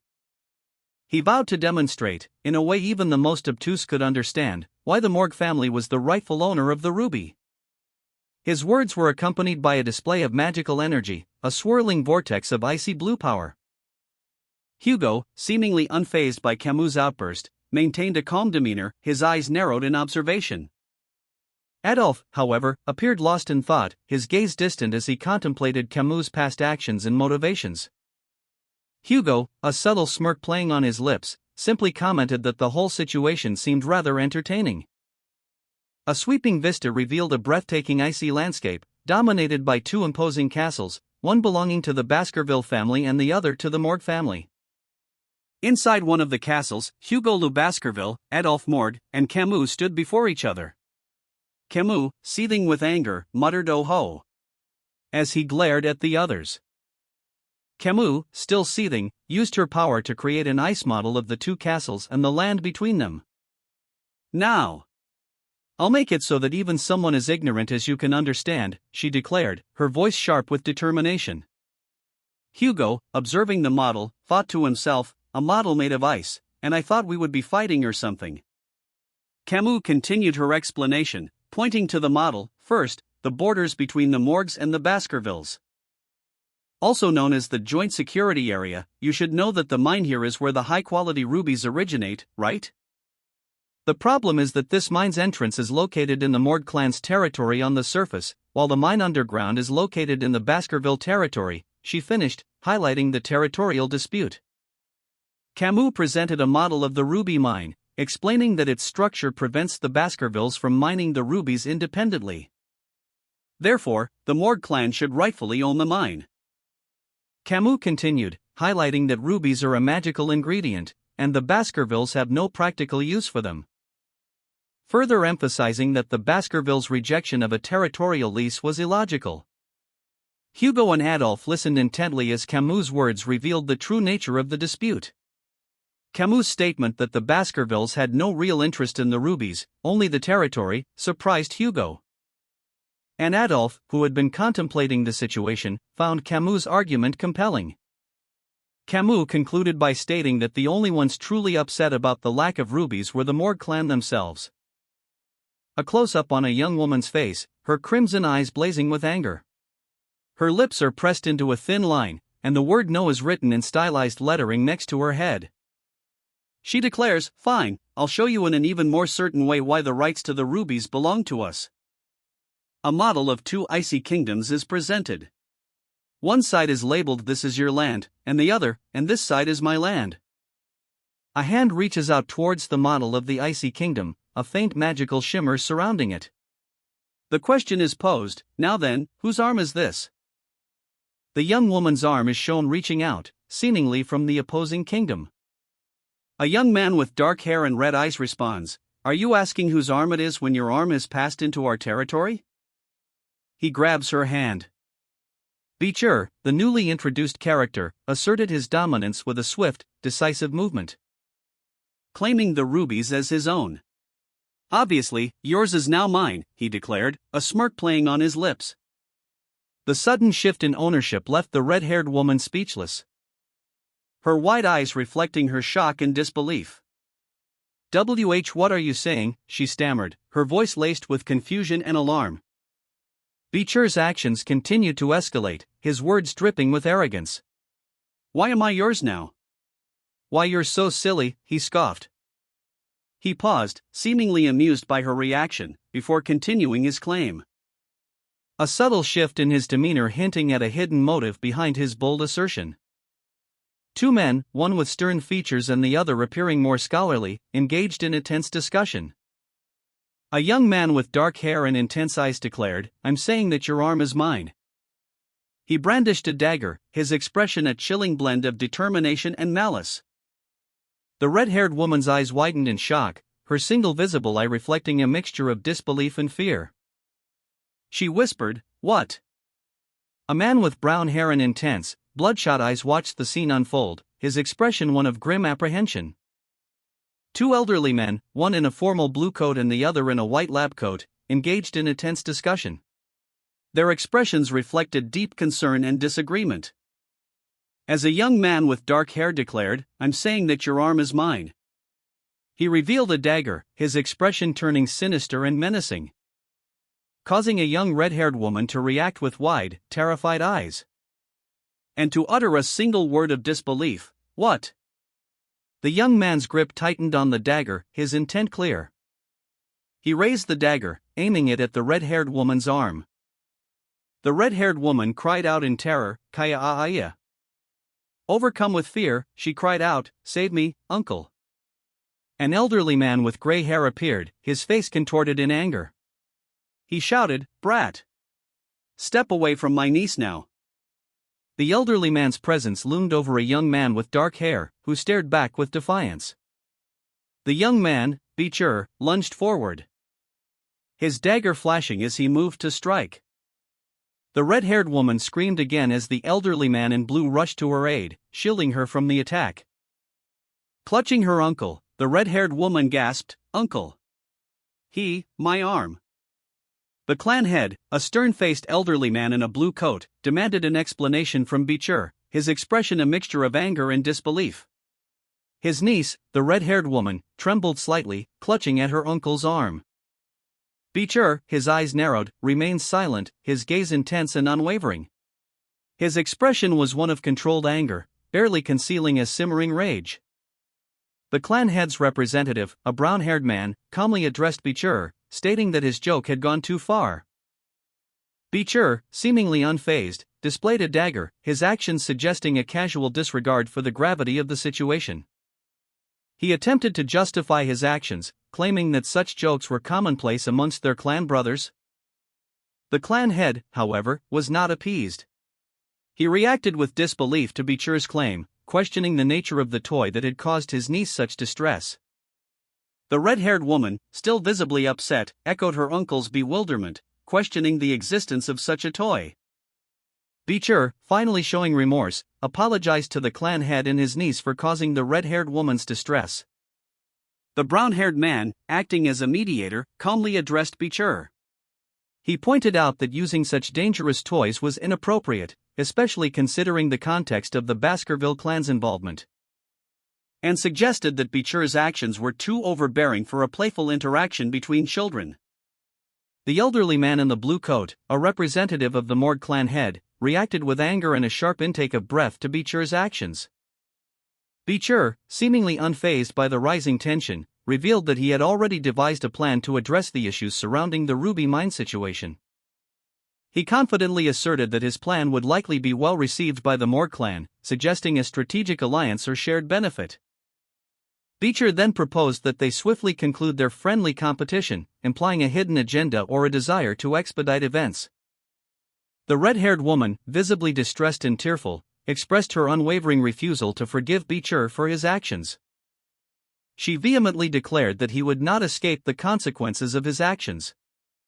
The friendly competition between the Baskerville and Morg clans commenced. Children aged 8 to 15 gathered in designated areas to showcase their skills, with the younger children, aged 8 to 15, demonstrating their mana sensitivity and theoretical knowledge, while the older 15-year-olds engaged in more intense, practical sparring matches, which drew significantly more attention. However, this year, the focus shifted elsewhere. The prestigious Morg clan, renowned for its powerful magicians, is introduced. Camus Morg, a young woman with striking red hair, is shown, her expression serious. Next, the Baskerville clan, a family of skilled swordsmen, is revealed. Their rising star, Beecher Van Baskerville, is depicted with a confident smirk. Following the Morg clan's suggestion, both clans agreed to implement practical training methods. Camus and Beecher stand facing each other, poised for a duel. The scene is set for a sparring match between the two rising stars of their respective clans. A highly anticipated event designed to test their skills and potential. A bell tolls, signaling the start of the spar. Beecher declares his intention to fight seriously, stating, "Be prepared. I never go easy in real battles." The scene shifts to a close-up of Beecher's feet, emphasizing his readiness for the upcoming confrontation. A young woman with vibrant red hair, focused intently, channeled her magical energy, her hands moving with practiced grace over a glowing, intricate array of runes. The runes pulsed with light, responding to her commands as she continued to weave her spell. A nearby observer gasped, his eyes wide with astonishment as he witnessed the unfolding magic. That's, he stammered. Two men, dressed in ornate blue and gold uniforms, watched in stunned silence as the magical display continued. The red-haired woman completed her spell, a powerful surge of energy erupting from the runes as she cast 4 simultaneous spells. Quadra-casting, one of the onlookers exclaimed. The spells manifested with dazzling effects, showcasing her exceptional magical prowess. One of the observers commented, to think she cast 4 spells that even 15-year-olds struggle with simultaneously. The other added, I guess it's to be expected from the morgue magician's genius.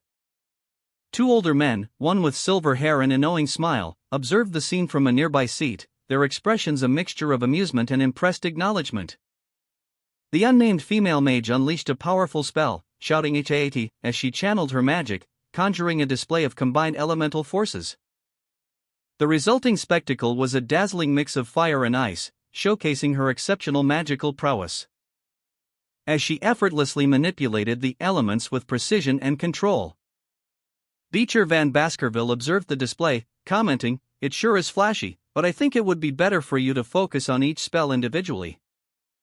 The mage, clearly irritated by his assessment, retorted with a sharp, "Humph. What do you know? You're just a worm that knows nothing about magic." She then swiftly countered with a defensive spell, creating a sand wall to protect herself. The sand wall materialized with surprising speed, forming a sturdy barrier.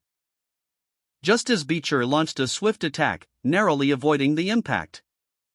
Camus Morgue, irritated by the mage's earlier assessment, retorted, "Calling me a worm's a bit much, don't you think?"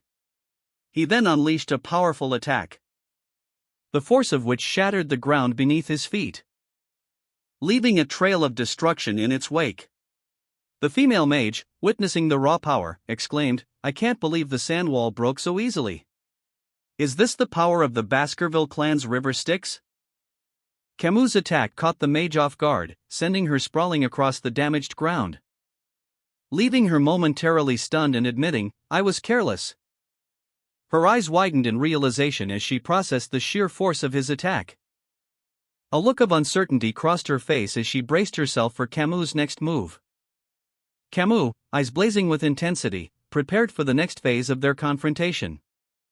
Camus Morgue, confident and aggressive, launched a swift, powerful attack, his sword a blur of motion, easily shattering the female mage's defensive spell. The force of the blow sent her sprawling. Beecher Van Baskerville observed the scene with a keen eye, his expression unreadable. The mage, surprised and slightly injured, cried out in pain. The mage, still dazed, muttered about a forehead flick as Camus pressed his advantage. He taunted her, questioning the ease of their fight. Camus smirked, his eyes glinting with amusement. He stated that her injuries seemed to still hurt, showing no remorse. The mage, defiant, argued that it would be better to end the fight now before things got worse for her. Her face contorted in anger and pain as she prepared a counterattack, casting a spell to create a double sand wall as a defensive measure. The female mage, confident in her newly reinforced sand wall, cackled, "Ha ha. It's twofold this time. I bet you won't be able to break this." Camus Morgue, observing the wall, thought to himself, "Isn't this pointless if I just walk around it?" He smirked, "Well, I guess I'll play with you a little." With a burst of speed, Camus launched a powerful attack, his fist connecting with the sand wall with devastating force, shattering it completely and sending debris flying. The mage cried out in pain, "Heek," as she was thrown back by the impact. Camus, his eyes glowing red, calmly addressed her, "Now, let me ask you this. The hand that broke through the wall, who do you think it belongs to?" The female mage, eyes wide with disbelief, exclaimed, "What?" Camus Morgue, a smirk playing on his lips, began to explain, "The answer is the stronger one." The mage's face crumpled as she registered the full impact of Camus' words, tears welling in her eyes. Camus stood confidently, a triumphant expression on his face as he raised a hand in a gesture of victory. The defeated mage fell to the ground, defeated and sobbing. A close-up on the mage's face showed a small injury on her forehead, a testament to Camus' overwhelming strength. She groaned in pain, clutching her head as the reality of her defeat sunk in. The female mage, defeated and on the ground, glared at Camus Morgue. "I'll kill you," she shrieked, a desperate cry of rage. Camus, observing her, thought, "I thought she would give up if I hurt her a bit. It really is difficult to handle children." He internally mused, "If I really wanted to kill her, I could do it in the blink of an eye, but if I did that, it would cause a huge uproar." Camus continued his internal monologue, questioning, What do I need to do to appease her and calm her down? He concluded, in these sorts of situations, the cleanest way to handle it is by using someone else. Beecher Van Baskerville appeared, seemingly summoned by Camus' unspoken request. A burst of energy erupted as he moved to intervene. With a swift, precise movement, Beecher's blade sliced through the air, disrupting the mage's magic and sending her flying backward. The defeated mage, tears welling in her eyes, muttered to herself, "That might be useful." Her voice rising in frustration, she yelled, "Why aren't you fighting?" Camus Morgue, observing the scene, calmly instructed the mage, "Stop running away and fight me." The mage, fueled by anger, launched a fiery attack. But Camus, with a smirk, countered, "Then let's see if you can cut this, too." Beecher Van Baskerville, appearing suddenly, drew his sword and challenged her, "Come at me." With a swift movement, Beecher effortlessly deflected the mage's attack. And the mage, defeated, could only whisper Camus Morgue's name. The female mage's eyes widened in surprise. As Camus Morgue's young companion, Beecher unleashed a wave of fiery energy. "You should prepare a protection spell," Camus advised, his voice calm but firm. Beecher's attack propelled him forward, leaving the mage utterly stunned and vulnerable. As she could only utter a confused "huh?" An older man, likely a superior mage, watched in disbelief, shouting no, as the situation unfolded before him.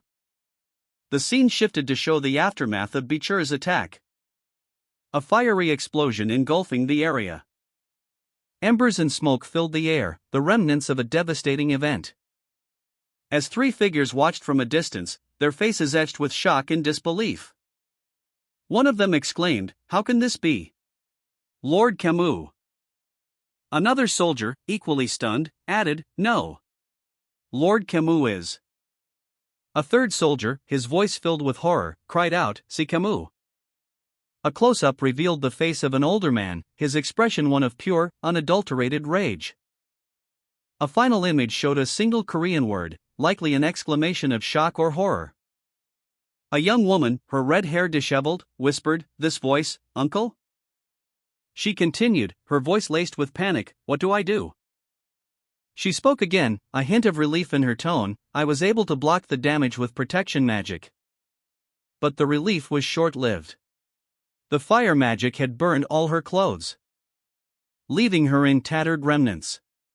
She worried aloud, "But if the smoke fades and people see me? The humiliation would be unbearable." Tears welled in her eyes as she confessed, "I'll definitely be humiliated." Clutching her damaged clothing, she cried out in desperation, "Anyone, please, help me." The young woman, her clothes burned away by her own magic, sat in distress, tears streaming down her face. She whispered, "Huh?" A young man appeared before her, equally exposed, his expression one of surprised concern. He exclaimed, "Why you are?" Offering her his pants, he stated, "Wear this at least." Another woman's voice questioned, "Are you being nice to your enemy?" The young man responded to the unseen woman, "I'll take it back if you don't want it." He then turned back to the young woman, who mumbled, That's not it. Now you're shirtless." The young woman's internal monologue revealed her confusion, What is with this guy? Why is he being nice to me? Tears continued to fall from her eyes as she stared at him, speechless. The young man, shirtless and bleeding from a superficial wound on his arm, examines the injury. He muses that even a scratch inflicted by a fragment of the idiot knight's sword still possesses some lingering aura. A testament to the sword's power and the lingering effects of its aura on even a body strengthened by sticks. Two uniformed men in the distance observed the aftermath of a dust cloud, their expressions showing concern and uncertainty. The young woman, clutching a dark cloak around her, sits on the ground, visibly distressed. The young man stands over her, seemingly unconcerned with his own injuries. Dust and debris settle as the scene becomes clearer, revealing the extent of the recent conflict. Two older men, one in a military-style uniform, discuss the situation. One expresses alarm, while the other appears more stoic and calculating. The older men continue their discussion, revealing that the young woman on the ground is the daughter of Morgue, while the bleeding young man is Baskerville. They are uncertain about the outcome of their recent confrontation. Their uncertainty highlights the ambiguity of the situation and the unknown consequences of the conflict. Two older men discussed Baskerville, noting his impressive physique for his age and speculating that his strength might be attributed to the blessing of river Styx and rigorous training. One man pointed out Baskerville's diligent training regimen, further emphasizing his exceptional physical capabilities.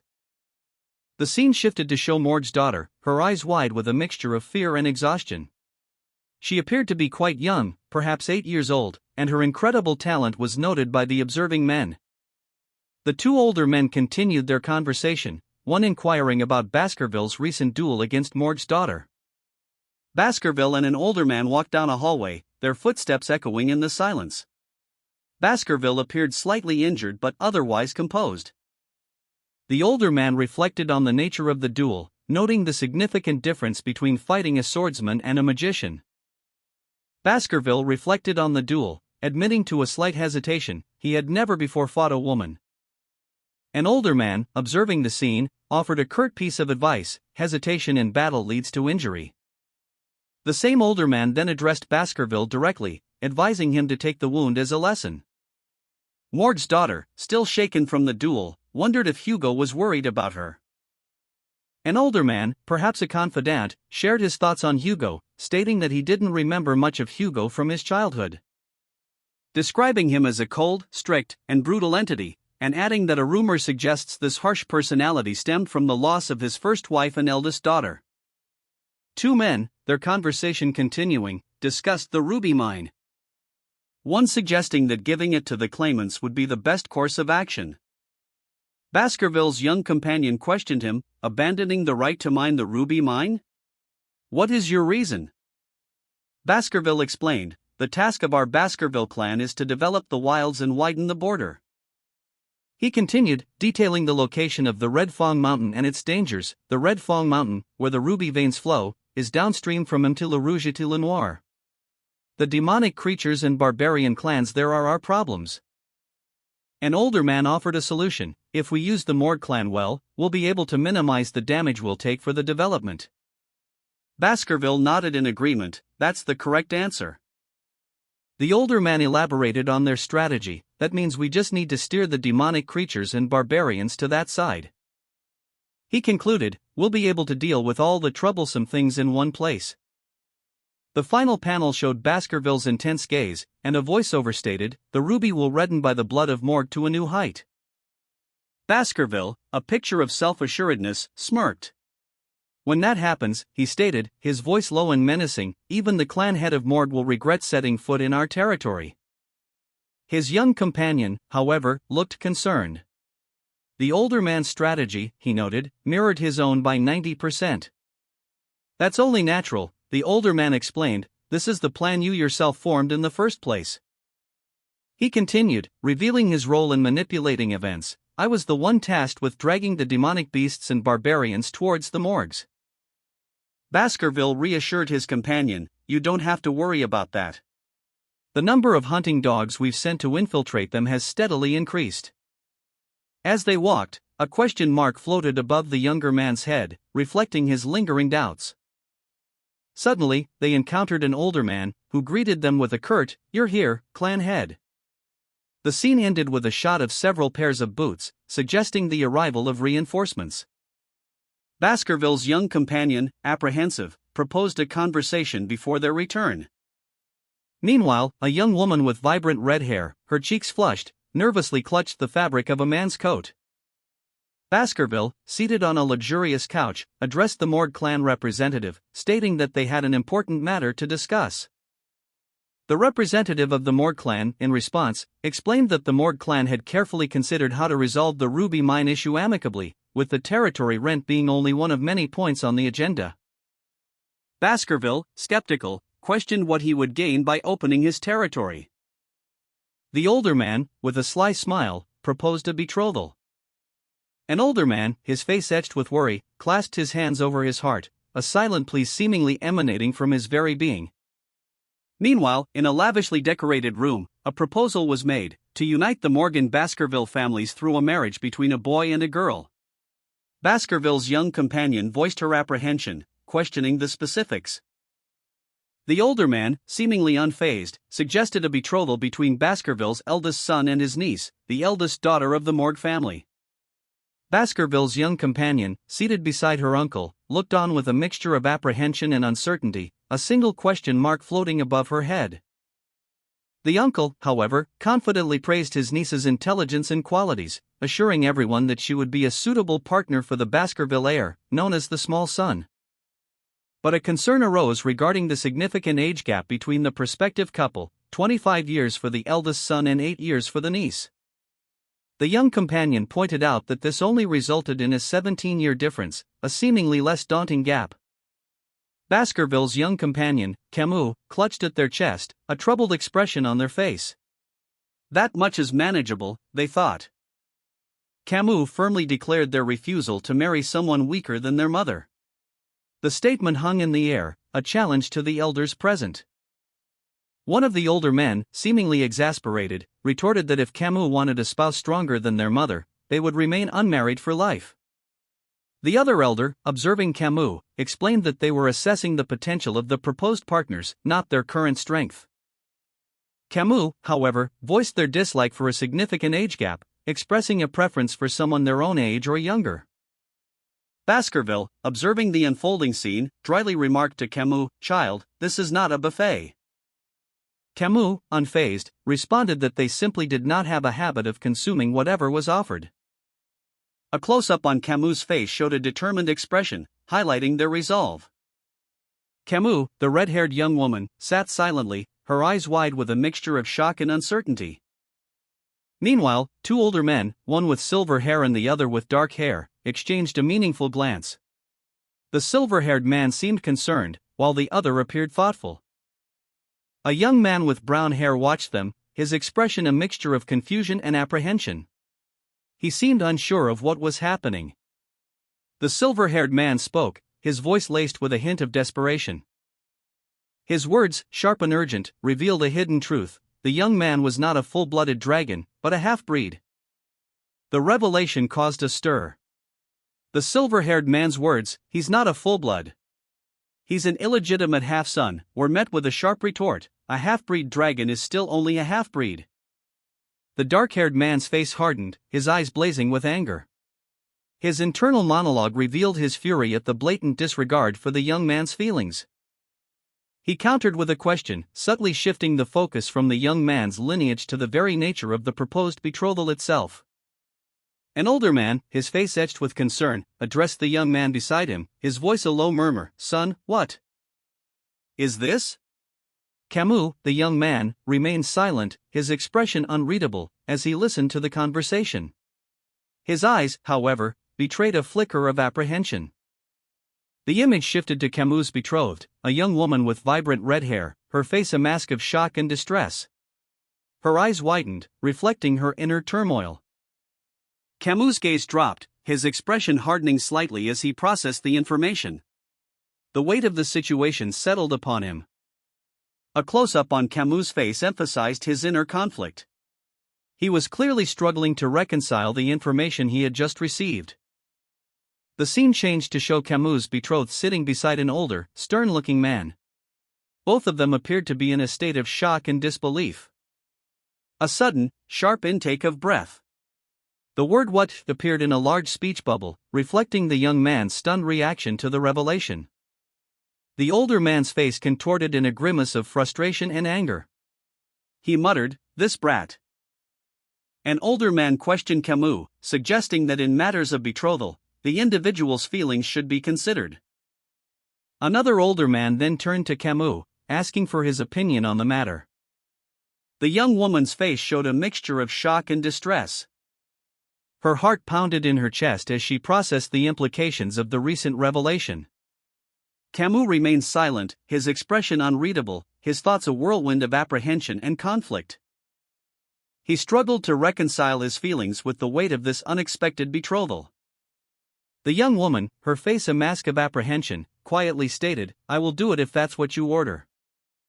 Her words hung heavy in the air, her distress palpable. The older man beside her seemed to take in her statement. A flicker of surprise crossing his features as he muttered, "What did this brat say?" He turned to the other older man, his voice laced with disbelief. "He'll do it if he's ordered?"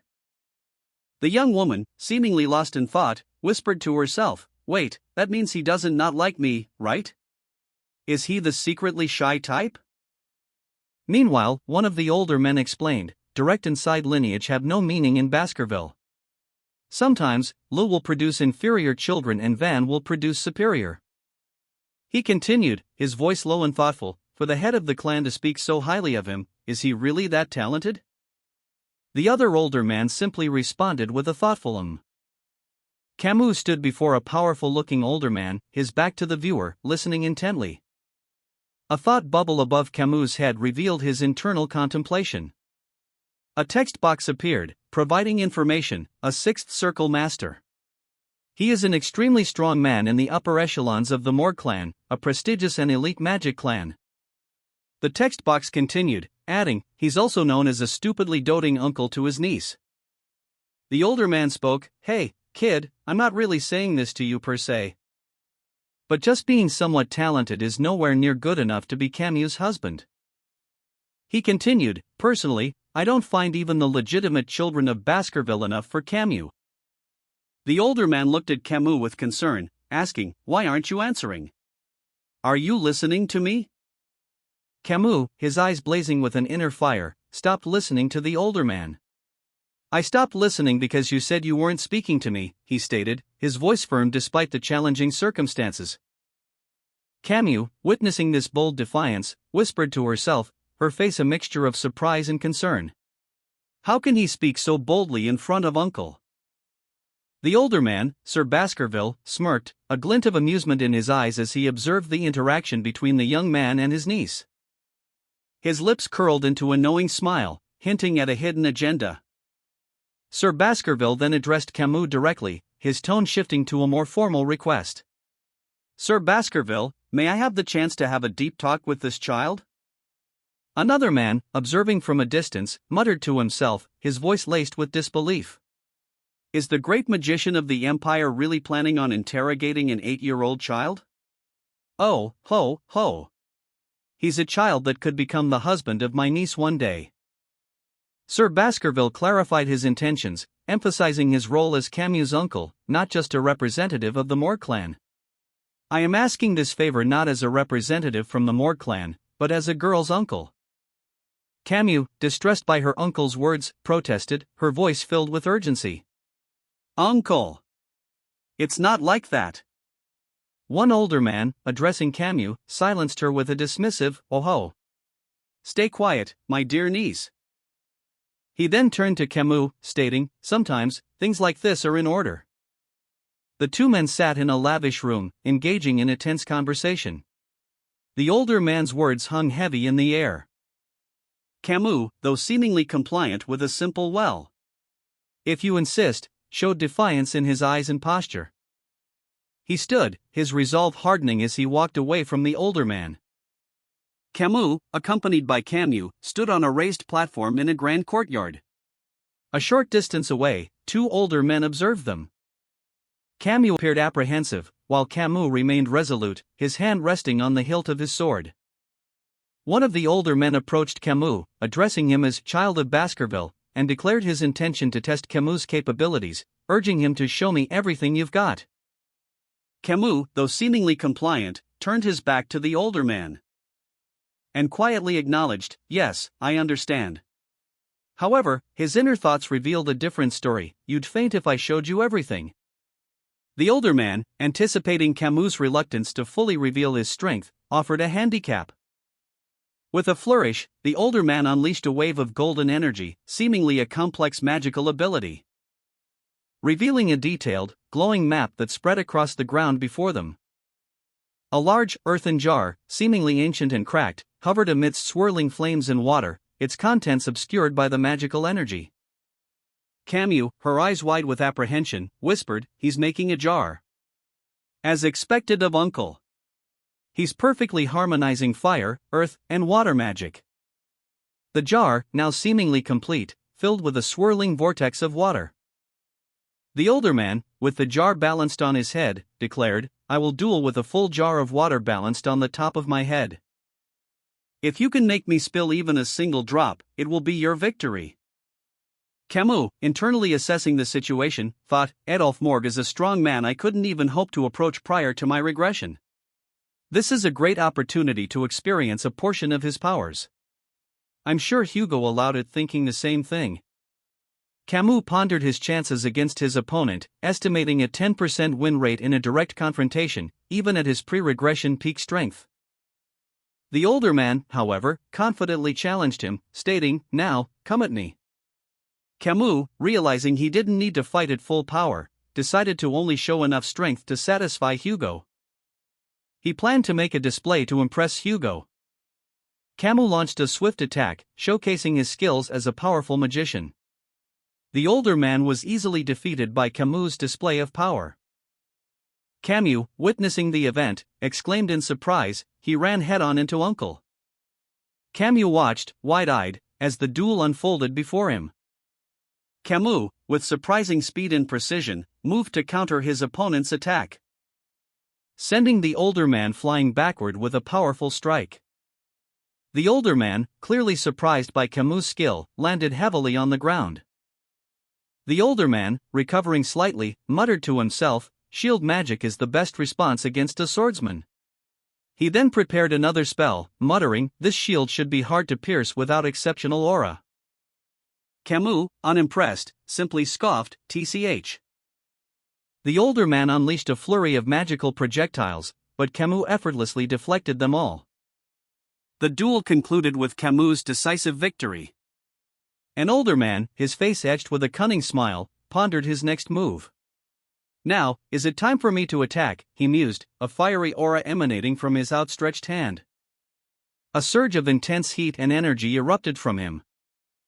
Camus, swift and precise, moved with incredible speed, dodging the fiery projectiles launched by the older man.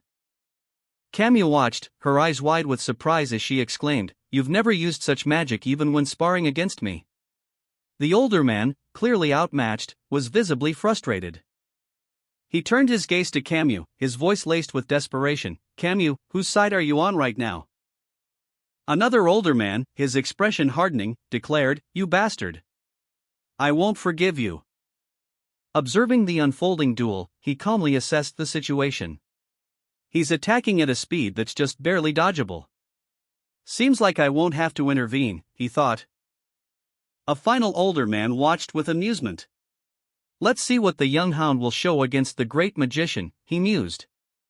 Camus, witnessing the unfolding duel, thought, Is this the extent of his skills? Meanwhile, the older man, formulating his strategy, reflected, If I use the fact that I'm an 8-year-old regressor, coupled with my pre-regression experience. He continued his internal monologue, I can bait him into letting his guard down. His thoughts grew bolder, I might even be able to kill him. Camus' red eyes narrowed, a glint of anticipation in their depths. With a burst of speed, Camus launched a swift attack. A blur of motion as he dodged and weaved through the older man's magic, finally striking with precision, sending the older man sprawling. Camus launched a swift, powerful attack, his sword a blur of motion, the energy crackling around the blade as it sliced through the air. But the older man's magical shield held firm. Your sword cannot break through my shield, the older man stated, a smirk playing on his lips. Undeterred, Camus shifted his stance. And with a sudden burst of speed, he executed a precise maneuver. His sword striking a weak point in the older man's defenses, shattering the shield and sending the older man reeling. Camus' attack created a shockwave that rippled outwards. A bright flash of light erupted from Camus' sword, the energy crackling around him. As one of the older men observed, has he been accurately attacking the same spot over and over again? He's like a precisely calibrated machine. Another older man added, his focus and swordsmanship certainly deserves recognition. The camera focused on Camus' damaged sword, the hilt firmly gripped in his hand. As he unleashed another powerful attack, a surge of energy emanating from his body. The older man commented, This is no different than trying to break a stone wall by throwing eggs. He continued, you should have taken the durability of my shield and the durability of your sword into account. Finally, another older man, observing Camus and Camus, stated, there is merit in being bull stubborn and trying to force it through, but you should consider your opponent carefully when using such tactics. Camus gasped as she witnessed the final blow of Camus' duel, a shard of his broken sword piercing the older man's jaw. The older man, impressed yet slightly perturbed, commented on Camus' talent but noted his betrothal to his niece. The impact of the broken sword sent a shockwave through the jar, causing its contents to spill. The older man reacted with surprise to the unexpected outcome.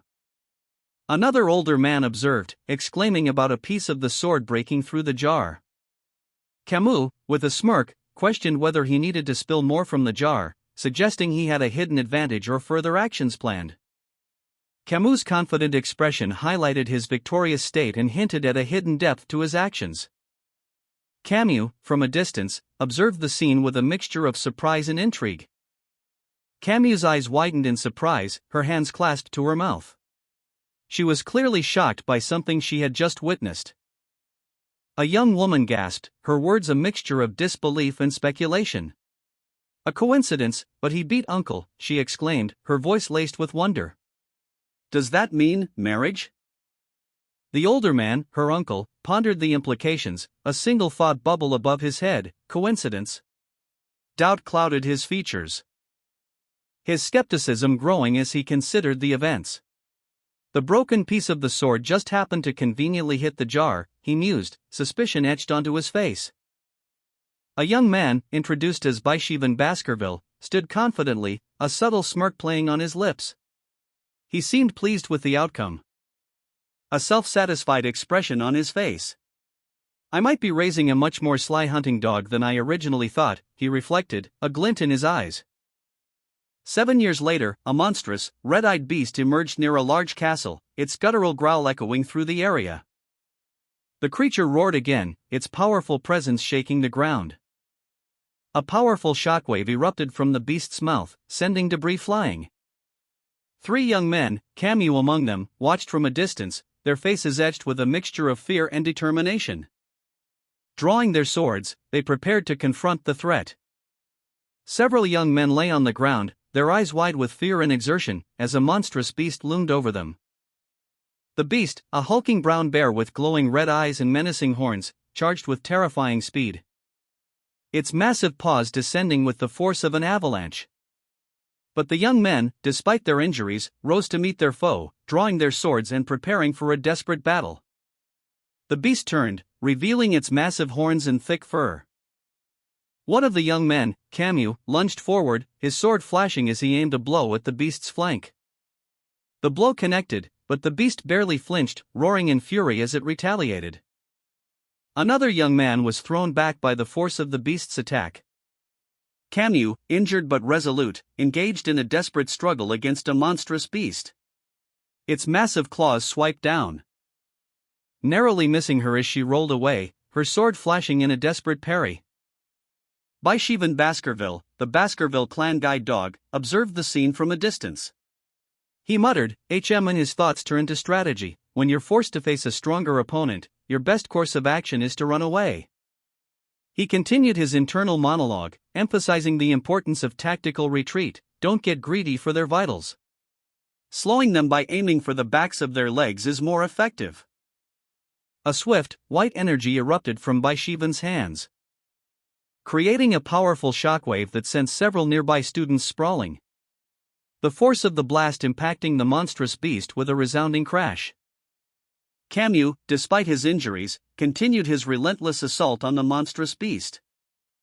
His sword a blur of motion as he pressed his attack. The older man and Baishivan Baskerville watched intently, their eyes following every move. The monstrous beast, enraged by Camus' persistent attacks, roared in fury. Its dark red aura pulsed with power. As expected from young masters highbrow, middlebrow, and lowbrow, their auras have turned a ripe, dark red color, just as they should be. The beast lunged, its massive jaws snapping shut just inches from Camus' face. Highbrow, middlebrow, and lowbrow, appearing from the shadows, launched a coordinated assault, their swords flashing in unison. Camus' eyes glowed with an intense red light, his expression fierce and determined. The aftermath of his battle was a scene of carnage, blood splattered across the stone floor. A powerful shockwave rippled outwards. The older man addressed the three brothers, highbrow, middlebrow, and lowbrow, his voice calm and authoritative. "Everyone, you've done well." He continued, explaining their accomplishment. "With this, all young masters have reached low-rank sword expert. You have all completely learned Baskerville swordsmanship's first Fong." The three brothers stood in formation, their faces grim but resolute. The older man concluded their training. "As of this moment, your 7-year-long training is complete." He then compared their strength to others, stating, "Unlike this ox bear that was neglected in a cage, the ox bears of Bleu Rouge et Le Noir are much stronger." An older man, his uniform stained with the blood of a monstrous beast, reflected on the challenge. "Even I can't handle a strong, aged ox bear," he admitted. He addressed a line of young trainees, their faces grim and determined. "Death is always closer than you think," he warned. The implication clear: survival demanded either exceptional talent or relentless experience. Overcome it with your talented blood. Or build up experience to survive at all costs, he concluded. The older man, his expression softening slightly, addressed the graduates. "That's it. I congratulate you on your graduation." He offered a salute, a gesture of respect and farewell. "I wish you fortune in battle." The young trainees, highbrow, middlebrow, and lowbrow among them, mirrored his salute, their faces a mixture of relief and apprehension. Two of the graduates exchanged a brief, silent moment of shared understanding before departing. An older man, seemingly satisfied, questioned a younger man, "Hey, which knight order did you apply to?" The younger man responded, "Oh, we don't have any in common. I would like to join the Wolfhound Knights myself." A narration box revealed that there exist 7 knight orders within the Baskerville clan. 7 swords, each representing a different order, were shown, each with a unique design and purpose. A narration box detailed the objectives of each order: guarding, investigating, protecting, assassinating, suppressing, direct confrontations, etc. Two men discussed, "By the way, where do you think he'll go?" One of them answered, "I'm obviously talking about Beachy Van Baskerville." The aftermath of a brutal battle was strewn across the ground, the remnants of a massive beast lay scattered amidst a pool of crimson. A young man, his eyes glowing with an unnatural red intensity, sat amidst the carnage, his expression one of thoughtful contemplation. Rumors of his prowess spread amongst his peers. He had single-handedly slain a beast larger than any they'd encountered, and his swordsmanship was legendary among them. The young man overheard whispers of his achievements. He had reached the 3rd Fong, a rank equivalent to the esteemed guide dogs. A quiet admission escaped his lips: his progress had taken longer than anticipated. He revealed his current rank, a medium-rank sword graduate at the 5th Fong. It had taken 7 years to ascend from low-rank sword graduate. Despite his current rank, his swordsmanship surpassed his current level, a testament to his skills honed before a mysterious regression. The older man, observing from a distance, mentioned young Master Beachy. An older man, distinguished and wearing glasses, addressed a younger man, his voice carrying a formal tone as he uttered the name, Barrymore. The older man continued, informing the younger man that the clan head was actively searching for him, addressing him as young master. With a subtle smile, the older man observed that the younger man's position within the clan had been determined. The younger man, his red eyes intense, listened intently, his expression unreadable. The younger man simply replied, "I understand." Later, the younger man stood before a large, ornate door, his expression thoughtful as he murmured, "It's been a long time." The scene shifted, showing the older man standing nearby, observing the younger man. A younger man, formally dressed, approached the clan head, inquiring, "Have you been well, clan head?" The clan head, a stern-looking older man, simply responded with a curt, The clan head's gaze shifted to the younger man's face, noticing a scar, and asked, "What's that scar on your nose?" The clan head explained, "While I was facing the barbarian tribe on Bleu Rouge et Le Noir, I was attacked by a barbarian skilled with the bow." He continued, recounting his encounter with the skilled archer.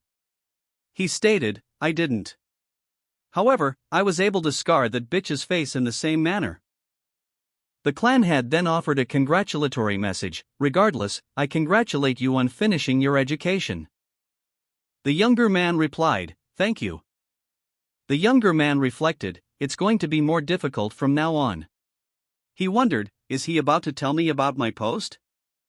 The younger man, his back to the viewer, stood amidst a desolate, snow-swept landscape with two other figures. He reflected on his past, a past where he was deemed expendable, tossed into the brutal realities of war. A life where, unlike the elites of the Baskerville clan, he was thrust into countless battles from the age of 15. The narration explained that within the Baskerville clan, children were divided into elites and expendables at 15. The expendables faced the dangers of combat, while the elites pursued political and administrative roles. However, even the expendables, battle-hardened veterans, eventually assisted the elites, bridging the gap between the two groups. This bridge was Baskerville swordsmanship, fifth form, a unique skill. The younger man's reflection continued, explaining that his swordsmanship had stalled at the fourth form in his previous life. An older man, his face partially visible, spoke the name Beachy. Before being interrupted. The older man then proposed a new path for the younger man, to try being a congressman. The younger man, his eyes wide with surprise and a hint of apprehension, reacted with a silent question mark. The younger man, his expression a mixture of surprise and apprehension, stared at the older man. A congressman, he questioned, his voice barely a whisper. The older man continued, explaining the role. A congressman administers and legislates within the Baskerville clan territories, upholds justice, attracts business to the territories, and does desk work. He summarized the position more concisely. To put it simply, you'd be in charge of both big and small affairs within our clan. The younger man's internal monologue reflected his disbelief. Hugo is letting me, an illegitimate child, become an elite? The older man, seemingly reading the younger man's thoughts, stated, the things that you've achieved put you at least a decade ahead of the other geniuses, don't they? That's why I'm giving you appropriate treatment. He then revealed the specific position. You'll be the vice-consul of a city called Underdog. Currently, both the consul and vice-consul positions are open there. The older man offered the position directly. Will you accept my offer? The younger man responded without hesitation, I will follow your will. Before the younger man could fully process the offer, the older man added, before that, though, I wish to say something. What is it? The younger man, eyes blazing with an inner fire, questioned the older man, are you trying to ask for that reward now? A glimpse of the older man's attire is shown, hinting at his authority and position. The older man, surprised by the younger man's directness, responded with a questioning, borrow that? The younger man, seemingly unfazed, reiterated his request, adding, if it's too difficult of a request, you don't need to grant it. The older man, seemingly considering the request, is shown from behind. With a decisive movement, the older man stamped a document, declaring, it's not difficult at all. The older man, now showing his face, expressed his trust in the younger man, stating, I trust that you won't do anything ridiculous. The older man's hand is shown firmly stamping the document, finalizing the agreement. The younger man, his expression resolute, declared, I won't do anything to cause you worry. Meanwhile, the older man's thoughts revealed his inner turmoil. No matter how many times I hear it, I still can't get used to this bastard calling me son nut. The younger man reflected on his recent success. Hugo said he would grant my request. In my previous life, I would have never imagined something like this happening. The younger man and the older man walked down a grand hallway, their footsteps echoing in the opulent space. The older man addressed the younger man, young master. The younger man responded with a simple, The older man continued, the clan head treasures you a lot, young master. He paused, his gaze softening slightly before adding, practically gave you the position of consul. Isn't this a lesson for rulers? I'm sure he greatly values you. The older man, seemingly a high-ranking member of the clan, offered a simple, well to the younger man's newly acquired position. The younger man reflected on his advancement, internally stating that his new authority as vice-consul would allow him to improve his skills more safely. A flashback sequence began, showing a man with a bandaged face, seemingly indifferent to his current situation. He recalled a past trauma, the image of a guillotine and the chilling memory of his own decapitation. Yet, he insisted that this memory would not deter him, and vowed to inflict the same suffering on another. The flashback ended, revealing the younger man's intense gaze and the name Hugo Le Baskerville spoken aloud. A scroll displayed the text of the Beachy Special Law, Paragraph 1, Article 1, which stated that whoever pulled out a specific post would be granted 100 million gold by Beachy Van Baskerville, the vice-consul, causing a ripple of shock and disbelief among onlookers. One man exclaimed about the sheer magnitude of the sum, noting that 100 million gold was equivalent to 4 years' wages for an average person, while another questioned the absurdity of such a reward for such a simple task. The scene shifted to a young man with gray hair, his eyes wide with surprise and curiosity. And then to two older men, their expressions reflecting a mixture of shock and apprehension. Finally, a sharply dressed young man with dark hair stepped forward, his eyes burning with ambition. "Who will take the 100 million, he declared. A weathered wooden post stood firmly planted in the cracked earth, its presence unnoticed by the bustling crowd. A young man, his eyes burning with determination, muttered to himself, "If that's the case, then I have no choice."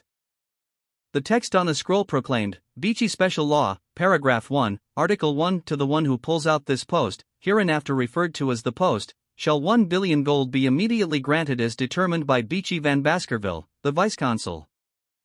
The young man, addressing the onlookers, declared that whoever pulled out the post would receive 1 billion gold. An older man, skeptical, questioned, "Still no one?" The young man's eyes narrowed, a silent question hanging in the air. Another older man, expressing disbelief, exclaimed, "Are you making fun of us?" The young man, unfazed, confidently retorted, "That's right. Stop it with this prank. Just go back and sleep." A younger man, confident and defiant, stood before a crowd, a sword at his side. He declared that 1 billion gold was not chicken feed. While an older man, his face a mask of disbelief and embarrassment, questioned the audacity of the claim. Another older man, seething with anger, accused the younger man of mockery. The onlookers, a mixture of shock and disbelief etched on their faces, watched in stunned silence. The tension in the crowd thickened as the younger man's bold challenge hung in the air. A scroll was displayed, detailing the Beachy Special Law, Paragraph 3, Article 1, which promised 10 billion gold to whoever pulled out the post. The younger man, his eyes burning with determination, stood firm, arms crossed. He posed a question to the crowd, "Nobody?" Two older men watched in disbelief as a younger man made a bold claim, their expressions reflecting their shock and confusion. The younger man, seemingly unfazed by the skeptical stares of the crowd, considered his next move, a hint of defiance in his eyes. One of the older men voiced his concerns, warning of the potential consequences of the younger man's actions. Another onlooker pointed out the sword at the younger man's waist, highlighting the potential danger. The crowd continued to speculate about the younger man's intentions, noticing a subtle shift in his posture. A bystander expressed their belief that the young man had a plan, advising caution. Despite the growing tension, no one dared to challenge the younger man directly. Until a high-ranking official, the vice-consul, finally stepped forward, acknowledging the gravity of the situation and the significant sum of money involved. A young girl's hand reached upward, a silent plea. She asked, her voice barely a whisper, "May I give it a try?" The small flower girl stood before the crowd, her basket of roses clutched tightly. An older man addressed her, his voice sharp with concern, "Kid, aren't you Judy, that flower-selling girl? What kind of place do you think this is to just go forward like this?" Judy responded, her voice small but resolute, "My mom is sick, so I have to do something." "You naive kid. You will get stabbed if you step up at times like this." A close-up on Judy's face showed a determined smile. She added softly, "If that happens, then please take good care of my mom." An older man watched her, his face etched with worry. A young girl, Judy, stood before a man, her face etched with worry. He seemed to be assessing the situation, his expression unreadable. A large crack marred the ground between them, a testament to some recent, powerful event. The man's gaze fell upon the damaged earth. Judy's thoughts raced. Would he really kill me, she wondered, a flicker of fear crossing her features? A more pragmatic thought followed. I'll become a laughingstock to everyone, so he wouldn't give me a few coins? She hoped to get at least the equivalent of a single flower basket's worth. The man, observing her internal struggle, spoke, pointing towards the damaged ground. Pull it out, he instructed, his voice firm but not unkind. Judy, heeding his words, knelt and began to carefully pry at the earth with a sturdy stick. With a grunt of effort, she heaved the object free from the ground. With a grunt of exertion, Judy swung the heavy wooden stake with all her might. The onlookers gasped as the stake slid effortlessly from the ground. A collective murmur of disbelief rippled through the crowd as they witnessed the seemingly impossible feat. Judy stared at the stake in her hands, her eyes wide with surprise. She hadn't expected it to be so easy. A sudden, sharp cry escaped her lips as a wave of fear washed over her. Judy's mind raced, grappling with the potential consequences of her actions. Would the reason for her execution be an offense against a noble? A sin for being disgraceful? Or perhaps greed? The weight of her situation pressed down on her, her thoughts turning to her mother. A profound sense of guilt washed over her as she whispered a silent apology. Overcome with grief, Judy wept openly as a shadowy figure approached, offering her a bag of gold. Take it, the figure said, first, 100 million gold. The figure knelt, placing the bag at Judy's feet. The ground beneath them cracked, revealing the recently removed stake. The onlookers watched in stunned silence as Judy clutched the bag, tears streaming down her face. Judy held the heavy bag close, her eyes fixed on the substantial amount of gold within. The figure, addressing Judy, stated, "Where is your house? 10 billion gold will be too heavy, so I will deliver it to your house." The benefactor, a man of imposing stature in a dark coat, addressed Judy and the onlookers. He held a small, glittering object in his hand, a symbol of the transaction about to take place. He declared that he would not only provide Judy with a substantial sum of money but also ensure her safety by assigning guards to protect her newfound wealth. The benefactor's words resonated with the weight of authority and finality. He emphasized the importance of upholding the law, implying that this transaction was a matter of legal obligation. With a gentle touch to Judy's head, a gesture both paternal and protective, he reaffirmed his commitment to her well-being. An onlooker, his face etched with shock and disbelief, watched the scene unfold with wide, unblinking eyes. Another onlooker, his mouth agape in astonishment, let out a gasp of surprise, his expression mirroring the collective awe of the crowd. The crowd, a sea of faces reflecting shock and disbelief, murmured amongst themselves, their whispers a testament to the extraordinary event they had just witnessed. The final panel revealed a large sack overflowing with gold coins, a visual representation of the substantial sum of money given to Judy. The scene ended with the sound of gasps and murmurs from the crowd. A burlap sack overflows with an immense quantity of gold coins, each bearing the image of a crowned feline. This example served as an opportunity for the Beecher special law to become more popular than the Baskerville clan autonomy law. If one breaks the law, punishment is carried out, but if one follows the law, reward will be given. This simple concept moved the hearts of citizens. Two men converse in a bustling town square. One remarks on the new vice-consul, noting his unusual approach. The other adds that Vice-Consul Beecher keeps his word, no matter what. It's a society of principles. Since the announcement of the Beecher special law, illegal acts noticeably diminished, and the crime rate halved. A sign reads, "Belief in moving trees." It implies that politicians gain the trust of their subjects by keeping their promises. An older man, Chihuahua, the office manager, sits at a desk, impressed by a document. A younger man asks if the characters are Eastern. Chihuahua replies that the writing is exceptionally well done, expressing surprise at such unconventional performance. During his 20 years as office manager, he's never seen anything like it. The young man, his expression serious, reflected on the challenges of implementing the new law.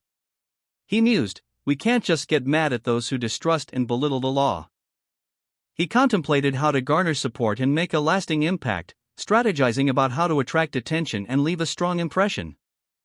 An older man, possibly a superior, listened intently. The younger man declared, "Cube. I, Chihuahua, will follow you for the rest of my life." He continued, reflecting on his past hardships. "I now know the hardships I faced after meeting you, Vice Consul, were not in vain." The older man nodded, a single word hanging in the air: calm. A woman with vibrant red hair spoke, her words revealing a historical context. She stated, "All of this is actually something Kamya Mort did quite later in life. When Kamya became the head of clan, the crime rate was close to 0%. Of course, since she led politics with fear, Kamya was not liked by the people." The young man, his gaze fixed on a map, acknowledged the challenges ahead. He grimly observed, "The problem starts now." He studied the map, tracing lines with his finger. He then spoke, "Since we gave out 10 billion gold as a reward, we'll have to find a way to stitch that hole up, right?" A map was presented, marked with X's indicating locations where illegal organizations were currently hiding or would hide in the future. The young man declared his intention to crack down on these places and confiscate their black money. An older man, upon seeing the map, exclaimed that he could smell it. The young man smirked, stating that he knew these areas from his past patrols and crackdowns before his regression. The older man, surprised, questioned the extent of the young man's investigation, commenting on his diligence. A request for an interview arrived from the municipality's Teenage Self-Government Committee. The young man stood before the older man, anticipating the interview. The older man, smiling, simply stated, "As expected." The young man, confident and prepared, received a report. Only the nobles who hold sway in the community are requesting an audience with him.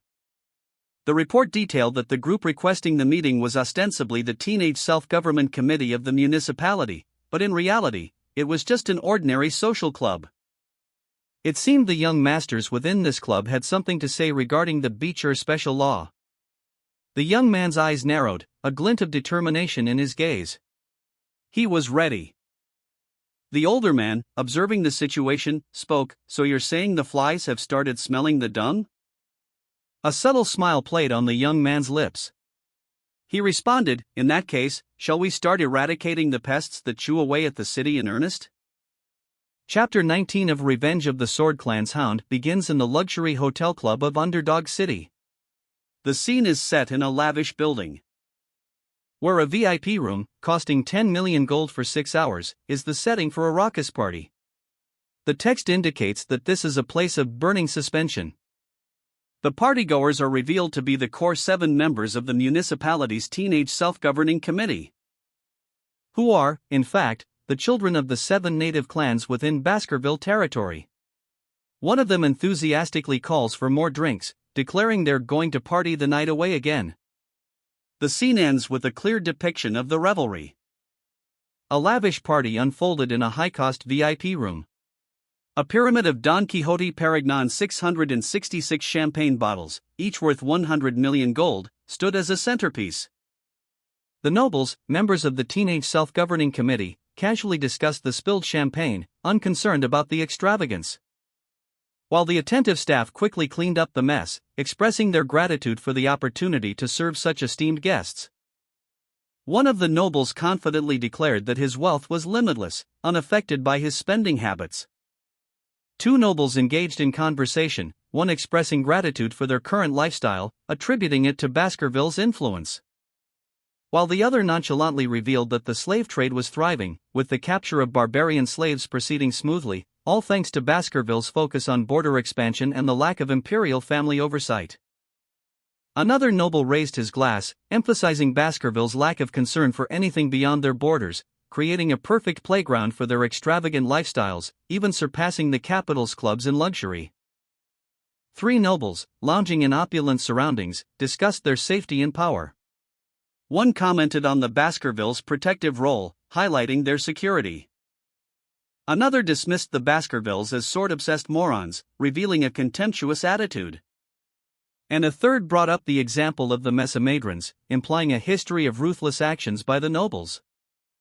A flashback showed the Baskervilles' brutal massacre of the Mesamadrons, illustrating their willingness to eliminate rivals, reducing the 8 powerful clans to 7, a testament to their power and ruthlessness. The nobles, back in their lavish party, casually discussed the incident, viewing it as a necessary measure to maintain their lifestyle. One noble mentioned the new vice-consul's appointment, revealing a further power play within their circles. Another nonchalantly revealed that they had already requested an audience with the new vice-consul, suggesting a plan to manipulate the situation to their advantage. 2 nobles sat in a dimly lit room, discussing the new vice-consul. One asked if the other had heard of a young man named Beecher. The other replied that he hadn't, and the first noble continued, explaining that Beecher was only 15 and had already thrown a lavish party upon his arrival. The first noble suggested they tease Beecher to assert their dominance, a devious smile spreading across his face as he plotted. He proposed throwing a grand party for Beecher, complete with the finest wine and women, but then leaving him with the enormous bill, knowing a 15-year-old civil servant wouldn't be able to afford it. The second noble agreed, finding the plan amusing, confident that Beecher wouldn't even be able to report the incident to his clan for fear of being scolded. The first noble concluded their scheme, stating they would later claim it was all a joke and pay the bill themselves. A noble, his face partially obscured by shadow, smirked, a cruel glint in his eyes. He muttered to himself, "He'll never be able to talk back to us ever." Meanwhile, in a lavishly decorated hall, a servant announced the arrival of female guests. "Sirs, the girls are here," he exclaimed, gesturing towards a group of elegantly dressed women entering the room. One of the nobles, observing the scene, commented dryly, "You came again? Even after all we did?" Another noble immediately responded, "Send her out. She's dampening the mood." Ignoring the comment, one of the women called out to another, "Hey, you! Come sit over here this time." A different noble, his face partially visible, watched the unfolding events with a calculating gaze. Another noble, noticing a new arrival, questioned, "Who's this? Did someone ask for a male escort?" A second noble added, "Excuse me? Is he not one of your acquaintances, sir?" 3 nobles stood together, their expressions a mixture of suspicion and amusement as they observed the newcomer.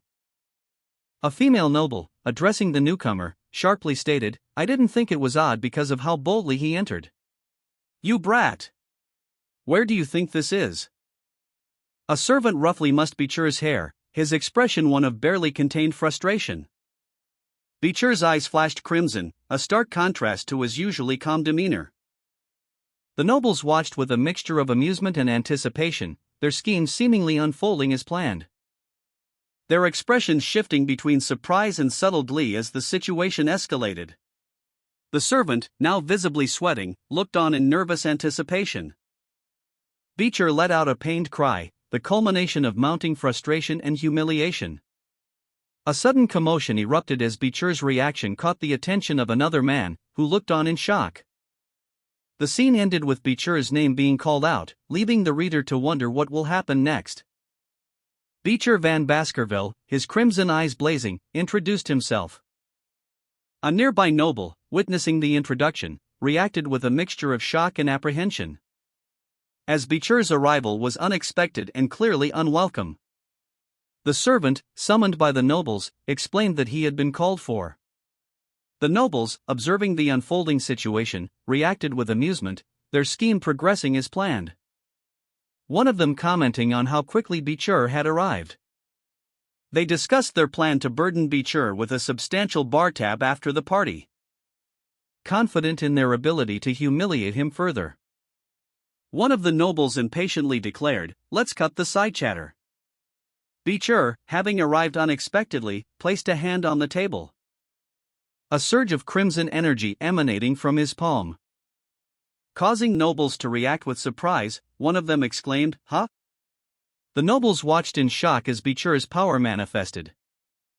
A wineglass on the table shattered, and a stack of wineglasses, seemingly defying gravity, rose into the air, before crashing down in a spectacular display.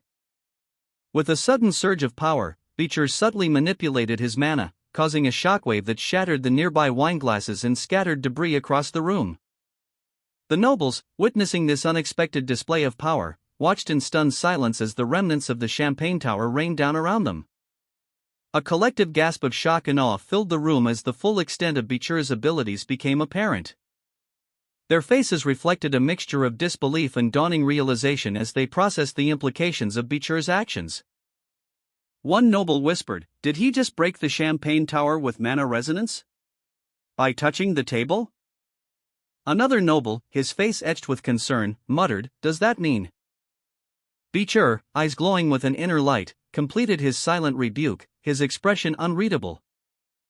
The final noble's thought echoed in the tense silence, "Graduate?" Two nobles, their faces contorted in a mixture of disbelief and anger, argued amongst themselves. "Damn it! I thought you said he's a 15-year-old brat," one exclaimed. The other retorted, "You're a mid-rank expert. Do something." He continued, "Shut it. If I picked a fight, I wouldn't even last a second." Beecher, seemingly unfazed, gently placed a hand on the shoulder of one of the nobles, his expression calm yet intense, causing the noble to visibly recoil in fear. A gasp escaped his lips as he stared at Beecher. Another noble, sweating profusely, stammered, I swear that we were going to pay for the alcohol ourselves." Beecher responded simply, "Of course you should pay for the alcohol you drank." His eyes blazing with barely contained power, Beecher addressed the nobles with a pointed question, "Were you intending on leaving me to hold the bag after enjoying the party?" The nobles, now visibly shaken, reacted with a mix of fear and denial. One stammered, "Who would do such a despicable thing?" One of the nobles attempted to explain, "Never would we dare do that to a member of the Baskerville clan. We just wanted to test you as the vice-consul." One of the nobles explained that Underdog City's condition had deteriorated significantly, and that they needed to ascertain Beecher's ability to resist temptation. The nobles, having witnessed Beecher's power, immediately pledged their loyalty. But their insincere flattery was short-lived as Beecher swiftly retaliated. Beecher's response was swift and decisive, highlighting the folly of their attempt. Using a powerful metaphor to illustrate the imbalance of power, the nobles, caught in their own web of deceit, cried out in pain as Beecher revealed their arrogance born from wealth and power. The nobles watched with wide eyes and gasps of shock as Beecher turned, his eyes glowing with an ominous red light. His swift movement was a blur as he delivered a brutal blow, sending one noble sprawling to the ground with a pained cough. Beecher then addressed the remaining nobles, his voice cold and sharp, "Do you know why he ended up like this?" He then proceeded to deliver another swift kick to a second noble, leaving him in a similar state of disarray. The remaining nobles, terrified, stammered a response, I think I know why." Beecher responded with a single, chilling question, "Is that so?" The final panel shows the defeated noble, tears streaming down his face, his body bruised and bloodied. Beecher stood, his eyes blazing crimson, a furious energy radiating from him, as the nobles, faces contorted in rage, shouted their insults. "You bastard," one of them screamed. Another noble challenged, "You think you can get away with this?" Beecher smirked, a chilling glint in his eyes. "See," he said, his voice dripping with menace. He calmly listed their crimes: kidnapping, illegal slave trafficking, contempt against the Baskerville clan. "You guys have committed a lot of dirty deeds." Beecher's expression hardened. You can't tame an animal without teaching it a lesson. With blinding speed, he unleashed a flurry of blows, the nobles crumpling to the ground, groaning in pain. One of them coughing up blood as Beecher's brutal lesson concluded. Beecher's eyes glowed crimson, a terrifying smile twisting his lips as blood splattered his pristine white attire. A chilling declaration echoing in the aftermath of his brutal display of power, "It's time to punish filthy animals who fear nothing." The scene shifts to a dimly lit corridor, where the feet of several individuals are visible. A sound effect suggests hurried footsteps.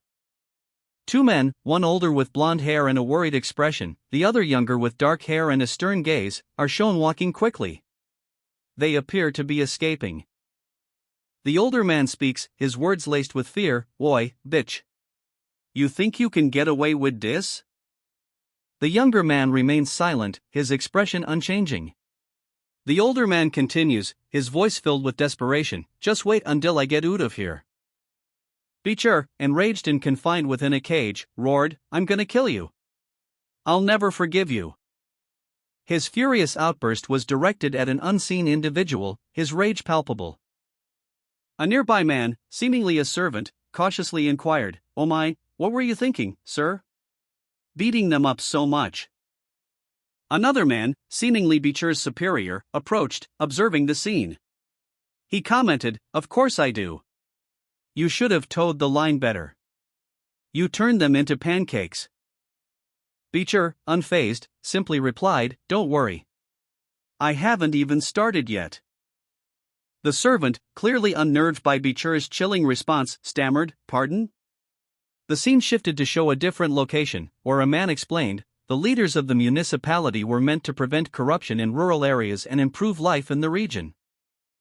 He continued, "But they've been tainted so much that they're now even aiming for the power of the Baskerville clan.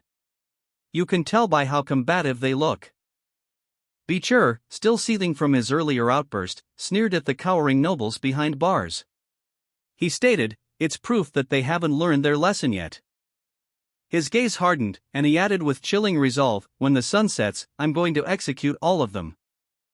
One of the terrified nobles whimpered, eyes wide with fear, a silent plea etched on his face. Beecher's superior, observing the scene with growing unease, questioned him, "Are you serious, sir?" Beecher, unmoved by his superior's concern, simply replied, "Of course," his voice dripping with cold determination. The caged nobles, realizing the gravity of the situation, began to wail and plead for mercy. Their cries of "I'm sorry" and "Please spare me" filled the air, painting a picture of utter despair. Another noble, desperate to save his life, offered a bribe, "I'll give everything I have. Please don't kill me." Beecher's superior, witnessing the scene, pondered the implications, but will their clans just watch it happen? Beecher's superior voiced his concerns, stating that the nobles' clans would never support any business Beecher oversaw and would seek revenge. However, Beecher remained unconcerned, pointing out that the nobles were connected to criminal organizations in Underdog City. A subordinate questioned the lack of evidence against the nobles. But Beecher's superior confidently assured him that he had ways of obtaining or fabricating evidence, unconcerned about the consequences. His superior further revealed his apathy towards any repercussions, stating that he would soon be admitted to the academy and leave this place regardless. Beecher, with a chilling gaze, prepared to inform the nobles of the fabricated charges against them, revealing that they were accused of the crime of illegally kidnapping and trafficking women. The nobles, bruised and battered, sat in a row, their faces etched with fear and desperation. The accusations against them were grave: bribery, threats, blackmail, assault, and even assassination of officials. One of them vehemently denied the charges, asserting his innocence and willingness to accept punishment if evidence existed. Beecher, however, remained unmoved, his expression suggesting he considered their pleas irrelevant. Beecher's eyes glowed with a sinister red light as a cruel smile stretched across his face. His cold calculation was evident, he was prepared to proceed with his plan regardless of their protestations. A noble, his face bloodied and bruised, remained defiant, seemingly unwilling to compromise his clan's reputation, even at the cost of his life. Beecher observed the noble's resolve, his thoughts revealing a chilling understanding of the man's motivations. Beecher called out for his superior, vice-consul. His superior arrived, seemingly unsurprised by the situation, merely stating, "You're finally here." A figure, hands stained crimson, meticulously finished packing a burlap sack filled with various implements. The sack's contents hinted at a gruesome purpose. "I finished making the thing you commissioned, sir," the figure announced. The recipient, a gaunt, scarred man with a sinister grin, observed the completed work. His expression betrayed a mixture of anticipation and satisfaction. Two sharply dressed men watched from a distance as the scarred man received the package. One of them commented, "Great timing, good job." The scarred man chuckled, "Hee hee. The contents of the sack were revealed, a collection of disturbingly specialized tools, stained with blood. Ranging from sharpened blades to bone-like clamps, all meticulously crafted for inflicting pain. The sharply dressed man, holding a small, ornate tool, explained to the scarred man, "I didn't invent these myself. These tools were common where I was." The scarred man, intrigued, questioned, "Were you in hell or something, sir?" The sharply dressed man responded, "Something like that. Do you want me to teach you some new tricks?" The scarred man politely declined, stating, "I'll have to decline, sir. Even I might throw up my food watching those tools in use." The sharply dressed man mused, "How nostalgic. With these torture devices even demon prisoners shared all their military secrets during that era of ruin." The scarred man examined the tools closely, noticing the bloodstains. He thought to himself, torture techniques progressively evolved while dealing with demons. The sharply dressed man, gesturing towards the tools, simply said, "Now then." The scarred man, visibly impressed by the collection, gasped in awe as he prepared to take possession of the tools. A badly injured man, his face a mask of pain and confusion, was questioned, "What happened to the resolve that you'd never talk?" A shadowy figure, eyes blazing with malevolent intensity, commanded, "Please don't say a thing." The figure, his sinister smile widening, began to roll up his sleeves, a dark aura emanating from him. The injured man, his eyes filled with a mixture of fear and resignation, whispered, "I want to take my time reliving nostalgic memories." Tears streamed down his face as he sobbed, overwhelmed by emotion. News of the arrest spread rapidly. The 7 trash that lived in luxury and crime were arrested together. The event became the talk of the town, the only topic among the underdog citizens. 2 townspeople discussed the matter, one commenting, "Heh, aren't they the guys that treated peasants like bugs?"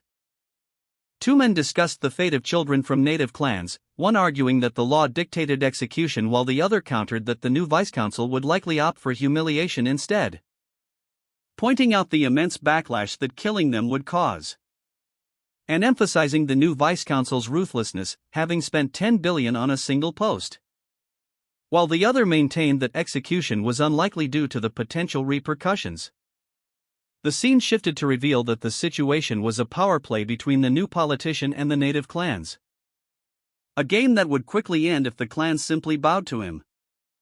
As predicted, the Blank, Pyre, Luib, Chanel, Ferragamo, Hermes, and Prada clans sent a small token of apology to the new vice-consul. The local powerhouses ultimately deciding to concede. The sharply dressed man presented a locked briefcase to the apprehensive scarred man and 2 other clan leaders. It was announced that the imprisoned rebels would be released without punishment, receiving only a scolding from their clan heads. This was the expected outcome. Or so everyone thought. However, the reality was far more brutal.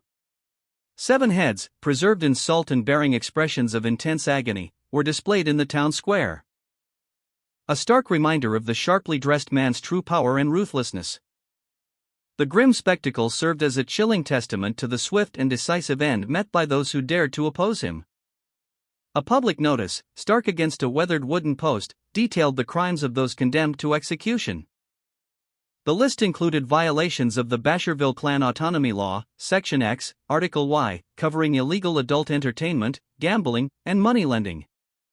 Punishments ranged from facial tattoos to the amputation of limbs, depending on the severity and frequency of the offense.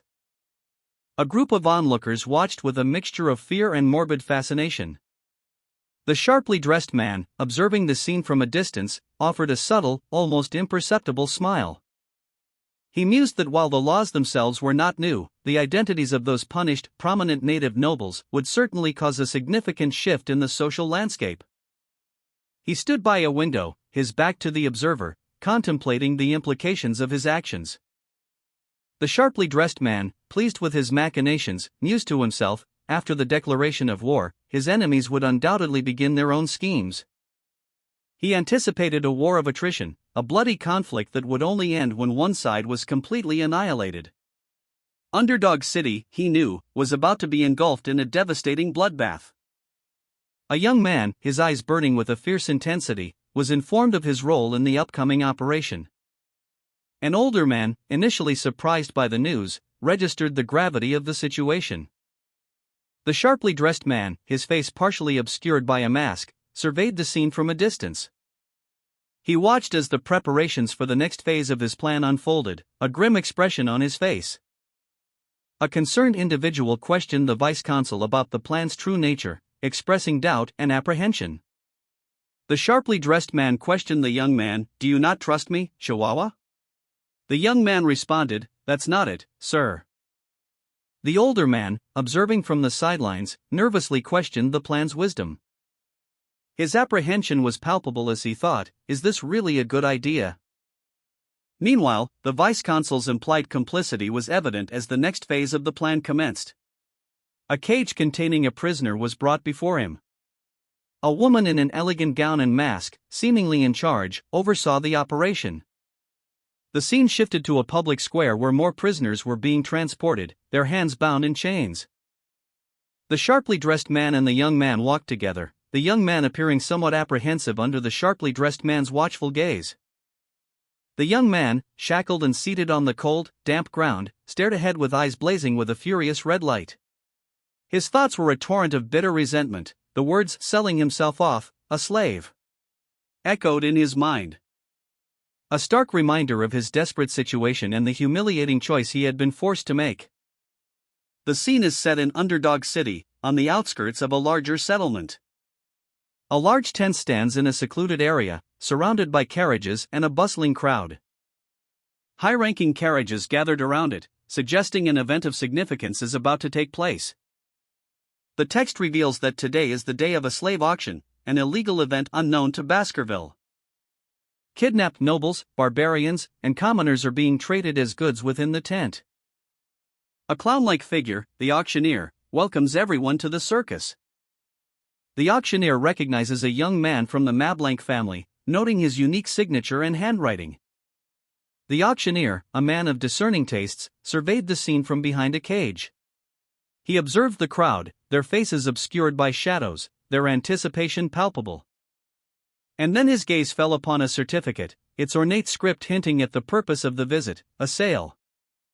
The certificate, held in a gloved hand, detailed the item to be sold, its contents obscured but clearly significant. The young man, nervously confirming his intent to sell, stood before the auctioneer, his apprehension evident. Who, in turn, addressed the young man with a practiced ease, mentioning the Mablanc's reputation for purchasing slaves and offering reassurances about customer satisfaction. The young man, relieved by the auctioneer's words, confirmed their satisfaction with previous purchases. The auctioneer, however, was not finished. His eyes, sharp and calculating, fell upon the young man's captive. Remarking on the rarity of the captive's black hair and red eyes, highlighting the potential for a high price, the young man, resigned, left the negotiation to the auctioneer. Mr. Chihuahua Mablanc, a man with silver hair and a distinctive mask, extended an invitation, then, "I hope you have a wonderful time at the circus." The scene shifted to reveal a young man, his body lean and muscular, confined within a cage. His intense gaze met the viewers. A large tent, characteristic of a circus, loomed under a dark, moonlit sky. Inside the tent, an auctioneer stood on a stage, his figure silhouetted against the backdrop of a large, attentive audience. Whispers rippled through the crowd. One attendee commented, "I heard that it's a trend to display slaves that look strange." Another countered, "I don't pay much attention to trends like that. Slaves should just be pretty or handsome." A third spectator chuckled, "Ha ha ha. I'm honestly quite interested in the grim history my slaves have. The best ones were from fallen or kidnapped nobles from my experience." The auctioneer, a flamboyant figure in a clownish getup, expressed a hopeful expectation, "Well, I hope there are many usable goods today as well." He then announced the first item, a creature of immense power. "All right.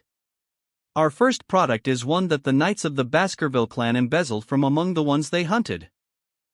The auctioneer dramatically presented a massive, impaled beast, its horns and body suggesting a monstrous bovine form. 19 hearts. It is called Murcielago. A detailed description of the creature, dubbed Hell Buffalo Murcielago, appeared on screen. Danger rating, AI size, 3M, location, Bleu Rouge Le Noir, Second Ridge. Description, a type of cow that lives in the oil hell, deep inside hell. Said to hold 19 hearts and to not stop charging until all are stopped. The auctioneer continued, highlighting the beast's value, and meat, bones, organs, nothing will go to waste. Bidding commenced, starting at 100 million gold. The audience, masked and wealthy, actively participated, raising their numbered paddles. The bidding escalated rapidly, reaching 250 million gold before the gavel fell. Sold, for 250 million. The final panel shows the young man, bruised and scarred, his fate sealed by the auction's conclusion. The auctioneer announced the final bid for the previous lot, 250 million gold. The crowd watched, captivated. As the hammer fell, signifying the sale. The young man, now property, stood silently, awaiting his fate. The auctioneer, ever the professional, smoothly transitioned to the next item. Announcing a rare item brought in by slave traders from the deep jungle of Le Rouge Le Noir. The item was revealed to be a young, chained barbarian from a battle tribe. Described by the auctioneer as a Balik barbarian, a term suggesting savagery and untamed potential. A potential buyer, intrigued by the prospect of taming such a savage, expressed excitement, framing the opportunity as a chance to test their slave training skills. The auctioneer, a clownish figure with purple hair and exaggerated makeup, nervously eyed the young man chained before him, muttering about the difficulties of selling this thing. He announced a starting bid of 5 million for the young man. But finding no takers, he lowered the price to 3 million, expressing his frustration at the lack of interest. Desperate, the auctioneer dramatically declared he would accept a cut and sell the young man for only 1 million this time. The audience, a collection of masked figures, reacted with a mixture of boredom and disinterest, with one woman audibly yawning. A woman in a green mask whispered to a man beside her, seemingly discussing the young man. The auctioneer, seemingly resigned, declared the sale complete, stating that this was not a sale he was particularly concerned about, as he only offers goods guaranteed to sell. He then revealed his plan to use the young man as a decoy. The young man, his body racked with pain, let out a guttural cry of agony. His chained limbs flailing wildly as he struggled against his bonds. A desperate attempt to break free from the cruel constraints that bound him. A masked figure delivered a swift, brutal blow, sending the young man sprawling to the ground, his body limp and still. The impact leaving a trail of blood in its wake. His eyes, vacant and lifeless, stared blankly ahead. The auctioneer, a sinister figure in a clownish hat, surveyed the scene from afar. A slight smirk playing on his lips as he addressed the crowd. "Ha! Everyone, there seems to have been a slight incident." He continued, as a show of good faith, "We'll start the bidding on the best item we have for you today." The young man's shackled foot rested on the cold, damp ground. A masked woman in the audience gasped, whispering, "Oh my." The young man, with his striking black hair and red eyes, was presented to the onlookers. His exceptional qualities noted, "It's a special good with the rare black hair and red eyes. It's so obedient that we only need to give it the weakest restraint." The auctioneer, a man in clownish attire, eagerly anticipated the bidding, stating, "The quality of the product is so good, I'm looking forward to a great session." The auction began. The starting bid was announced as 600 million. Quickly escalating to 800 million as another bidder entered the fray. A gasp rippled through the auction crowd. "What? But you're a man," one attendee exclaimed, their disbelief palpable. Another voice cut through the stunned silence, "What the hell does that have to do with my 800 million? The auctioneer, unfazed by the outburst, continued, "What is a man going to do with a boy like that?" A masked bidder retorted, "None of your business. I'm going to use him as a sword slave." The bid climbed to 900 million. Suddenly, a new bid appeared, 6 billion.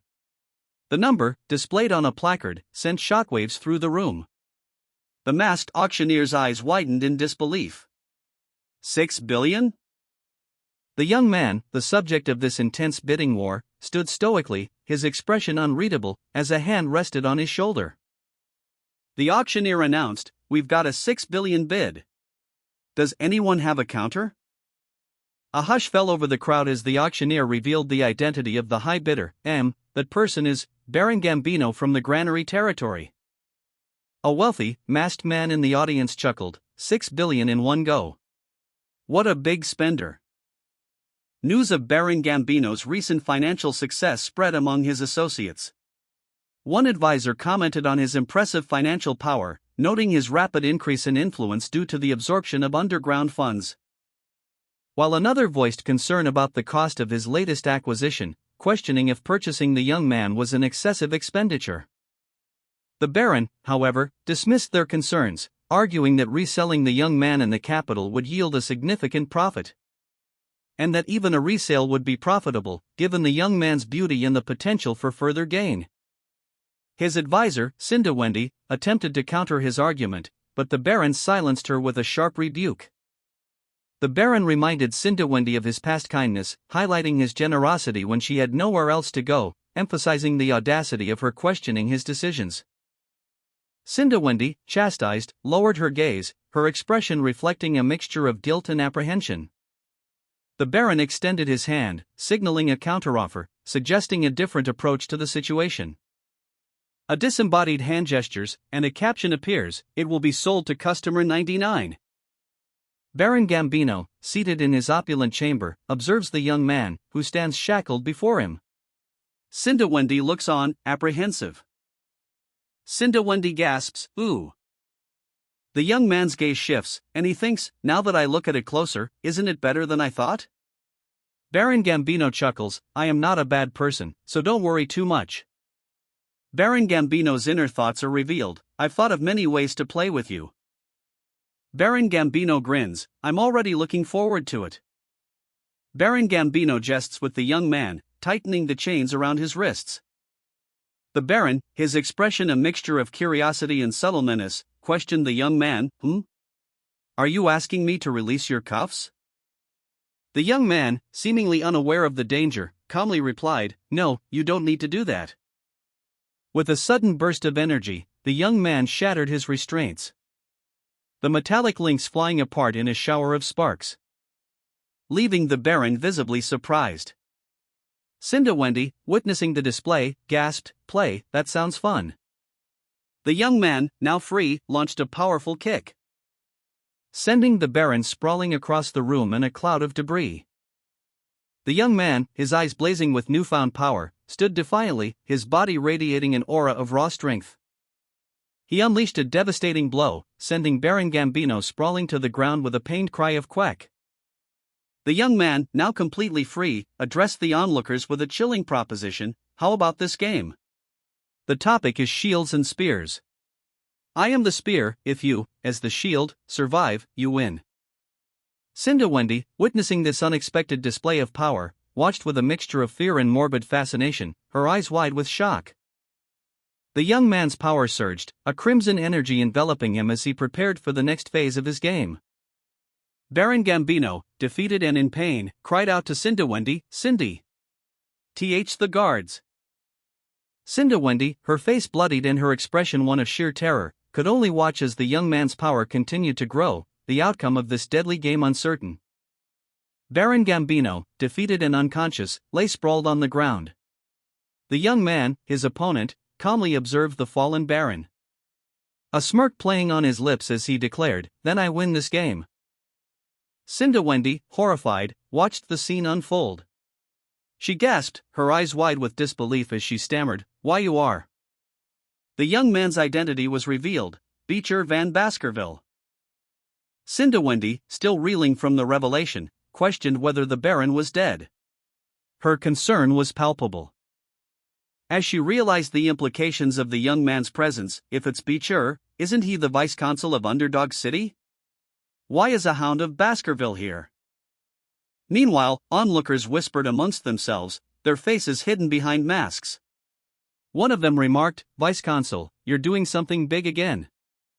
Beecher, seemingly unfazed by the attention, mused to himself, "Circus, huh? What a fitting name for today's occasion." Beecher Van Baskerville stood amidst a pool of crimson, his back to the audience, muscles rippling beneath his pale skin. His gaze sweeping across the masked onlookers. He addressed them, his voice carrying a chilling undertone, "Every single one of you here. Don't expect to get out unscathed today." Beecher Van Baskerville stood before a masked audience, his physique a testament to his power. His expression was one of quiet menace. A stark contrast to the defeated Baron Gambino, lying unconscious on the floor. The tension in the room was palpable. As Beecher's gaze swept across the onlookers, settling on a particular masked individual, his eyes narrowed. And he addressed the masked audience, his voice carrying a clear threat. "Vice Consul," he declared, his tone leaving no room for misinterpretation.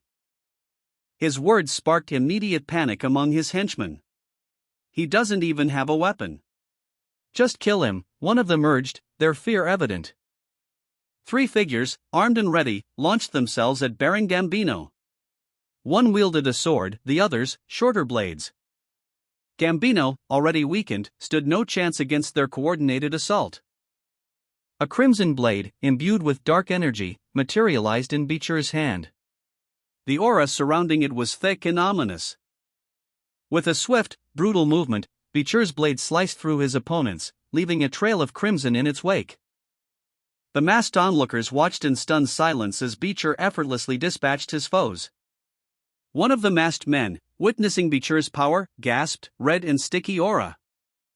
Another masked man, equally shocked, exclaimed, "No way."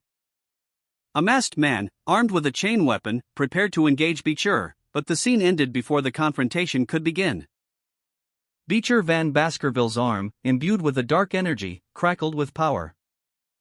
His eyes blazing with crimson intensity as he prepared for the final blow. One of his opponents, his face masked, registered pure terror as he braced for impact. The chains of his attack flew through the air, shattered by Beecher's overwhelming force. Beecher's blade sliced through his opponent with ease, leaving a trail of crimson in its wake. The word "graduate" appeared, signifying Beecher's mastery. Cinderwendy, observing from afar, was shocked, even knowing his lineage, his power at such a young age was astonishing. The masked audience members whispered in fear, recognizing Beecher's power as a threat beyond their capabilities. They knew they couldn't win against him. A masked spectator, observing Beecher Van Baskerville, remarked on the vice-consul's unexpectedly unorthodox swordsmanship. His surprise evident in his expression. Meanwhile, 3 assailants, emboldened by their numbers, taunted Beecher. Their attack commencing. One of the attackers threatened the masked man, demanding Beecher's surrender, warning him of dire consequences should he refuse. The scene shifted to show the aftermath of Beecher's swift and decisive counterattack. The attackers lying defeated, while the masked man, shaken but alive, was tended to by another. Beecher Van Baskerville, despite his injuries, declared, "I'm fine." His eyes, however, held a fierce intensity. One of his attackers, a clown-masked man, shouted, "You insane bastard, what are you doing? Let go." Another attacker, Officer Chihuahua, fiercely proclaimed, "Injustice and compromise aren't in my dictionary. Rather than hold back the vice-consul, I'd rather die." Beecher, a smirk playing on his lips, responded, "How can you say something like that with such a treacherous-looking face?" Beecher then addressed Officer Chihuahua directly, stating, "Officer Chihuahua, I see how loyal you are." He revealed a hidden card received from the Baskerville clan head, explaining, "Don't worry. When I left the Baskerville house, I received a hidden card from the clan head."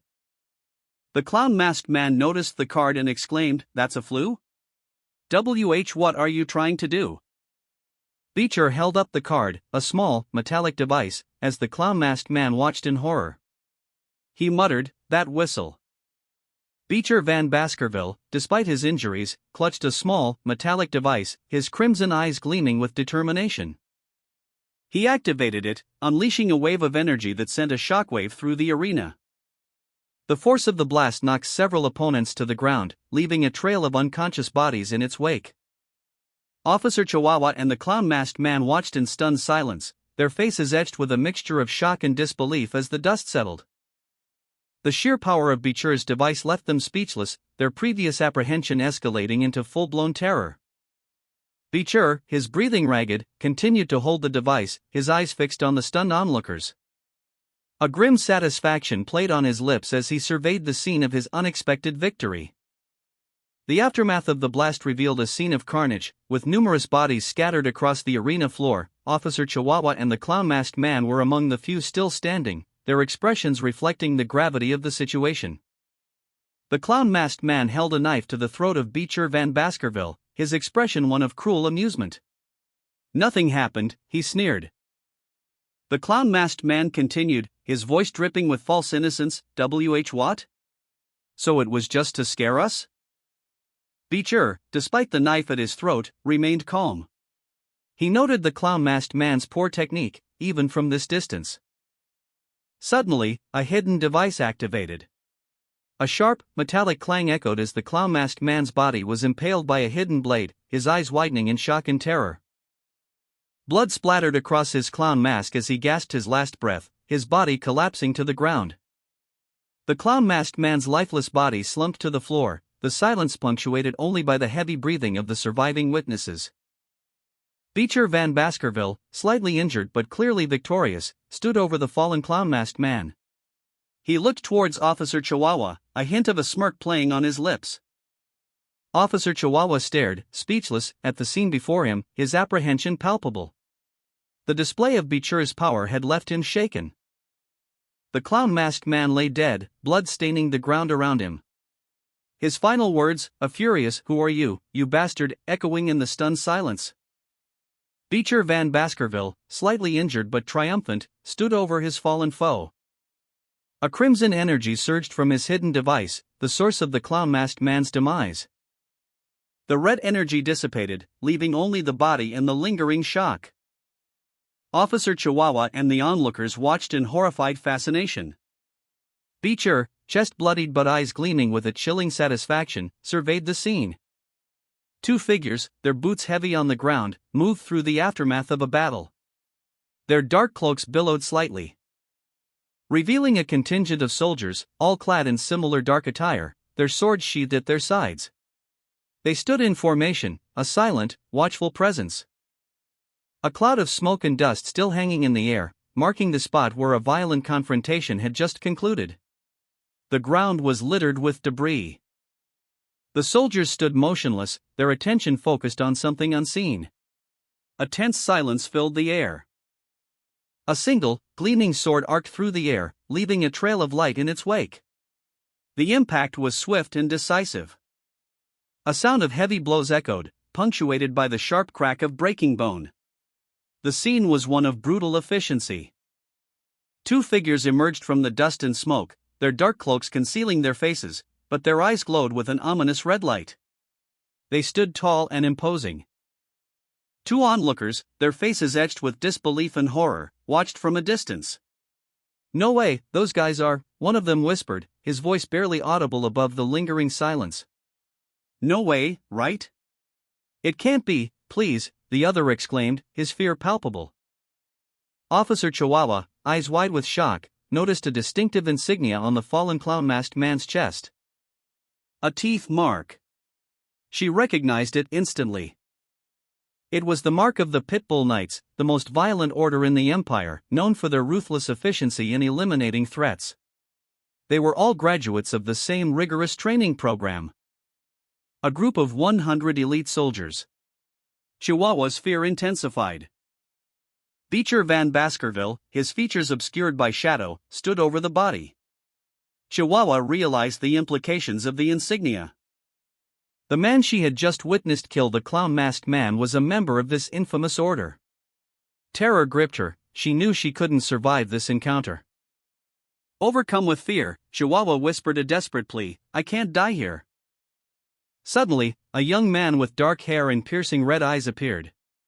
He calmly assessed the situation and declared, "This one is fine." Beecher Van Baskerville, his body dusted with grime, stood amidst the aftermath of his brutal victory. His chest heaved slightly, a testament to the exertion of the fight. A powerful kick having just sent the clown-masked man sprawling. The force of the blow was evident in the shattered wood of the floorboards. As he received orders from a woman with blonde hair and glasses. "Kill the rest of them without a trace," she commanded, her voice sharp and cold. The woman continued, adding a chilling caveat, "Don't kill the ones who stay down quietly. But if they move even a little bit, then kill them without mercy." Beecher, his face impassive, simply replied, "I received your command." A surge of energy emanated from him as he prepared to obey. His thoughts drifted to Hugo, whose concern for the army's image was well known. "I trust that you won't do anything foolish," Hugo had warned him previously. Beecher reflected on his relief at receiving support from the Pitbull squad. "My son," he thought, a flicker of pride in his eyes, as he remembered his father's words. The scene shifted to a chaotic melee. Screams of "Save me" pierced the air as more of the clown-masked man's associates fell victim to Beecher's swift and deadly strikes. A man in a suit lies on the floor, his hands clasped to his head in distress. He mutters, "Let's just lie down. I'll run out when it becomes a little more quiet." A hooded figure with glowing red eyes appears before him, sword at her hip. The man's eyes widen in fear, a gasp escaping his lips. "Heek." He weakly suggests, "I'll just take the handcuffs." His hands tremble as he looks up at the hooded figure. Who coldly replies, "We don't carry handcuffs with us." A red energy erupts from the hooded figure. In a swift, brutal attack that sends the man sprawling across the floor. His legs broken. The hooded figure states, "A dead man has no use for arms or legs." Boston Terrier, the night captain of the Pitbull Night Order, questioned his nephew, "Nephew, how does it feel to use my Pitbull Night Order? Are you satisfied?" His nephew, displaying the effects of the Pitbull Night Order's power, responded, "I'm satisfied, Uncle Boston Terrier." Boston Terrier offered further support, stating, "Just ask if you need my help again." Boston Terrier, his identity revealed as Beecher Baskerville, reflected on his nephew's prowess, concluding, "Now I know why Brother Hugo is paying so much attention to you." He observed his nephew's capabilities, noting, "A 15-year-old that is this fierce and brutal." Boston Terrier extended an invitation, "You should join my Pitbull Night Order in the future. I'll teach you well as your uncle." His nephew considered the offer, replying, "I'll think about it." However, the nephew added, "But I have something urgent to do now, so." Beecher Van Baskerville, puffing on a cigar, watched his nephew leave, a thoughtful expression on his face. The nephew, meanwhile, felt a growing unease. His uncle's offer of a place in the Pitbull Night Order felt heavy with unspoken expectations. He couldn't shake the feeling that he was being manipulated. And his steps quickened as he moved through the city streets. He was searching for something specific, a hidden location. A safe containing the money the nobles had paid. He found it in a dimly lit warehouse. He recognized the safe immediately. Retrieving the funds would not be a problem for tax purposes. However, the thought of bolstering the Baskerville clan's finances left him with a conflicted feeling. The nephew of Beecher Van Baskerville stood in a dimly lit warehouse, a hidden safe behind him. He dismissed the thought of his uncle's offer. His focus solely on the task at hand. "That's not the reason I came to the warehouse," he thought, his expression resolute. A moment of contemplation followed, a slight frown furrowing his brow as he considered the implications of his actions. A sudden, sharp pain shot through him. A muffled groan escaping his lips as he doubled over in agony. The source of the pain remained unseen. But the warehouse floor was soon stained with his blood. A woman, battered and bruised, lay nearby, weeping silently. Another figure, equally injured, lay beside her, also crying out in pain. The nephew's actions had unforeseen consequences. The nephew of Beecher Van Baskerville sat in a dimly lit cell, observing the injured woman lying nearby. His expression a mixture of concern and grim determination. He noted the woman's injuries, similar to those she sustained during a previous abduction. The woman's ragged clothing and visible wounds spoke of a brutal ordeal. His eyes narrowed, his red eyes reflecting his anger and frustration. He administered a potion to the injured man, explaining that he only possessed it due to his connections with the Night Order. The man, barely conscious, received the healing liquid. The injured woman, her ragged clothes clinging to her bruised body, knelt, her breathing ragged. A faint purple glow emanating from her wounds as a mysterious energy pulsed within. The nephew of Beecher Van Baskerville's eyes widened as he witnessed the sudden, unexpected display. His gaze fixed on the woman's ethereal glow, a mixture of concern and fascination etched on his face. "What are you so surprised about?" he asked, his voice a low murmur as he approached cautiously. The woman looked up, her eyes wide with a mixture of fear and confusion. A question mark floating above her head as she struggled to comprehend the situation. The nephew of Beecher Van Baskerville stood before a cage, observing an injured woman within. Blood stained the cage floor. The woman, her eyes wide with fear and confusion, peered out from the cage's bars.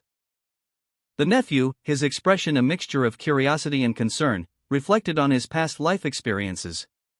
He recalled fighting numerous barbarians and picking up some of their language. He approached the cage, intending to communicate with the injured woman. The woman reacted with a startled cry, her fear palpable. She was not fluent in his language, but she understood enough to be alarmed. She turned away, her expression filled with apprehension as she moved towards the back of the cage. The woman's ragged clothing revealed more of her body as she moved, her posture suggesting a deep unease. She spoke a few words in her native tongue, her voice laced with fear and uncertainty. The nephew of Beecher Van Baskerville, having helped the injured woman, reflected on the situation. He thought, "Well, I guess she's thankful."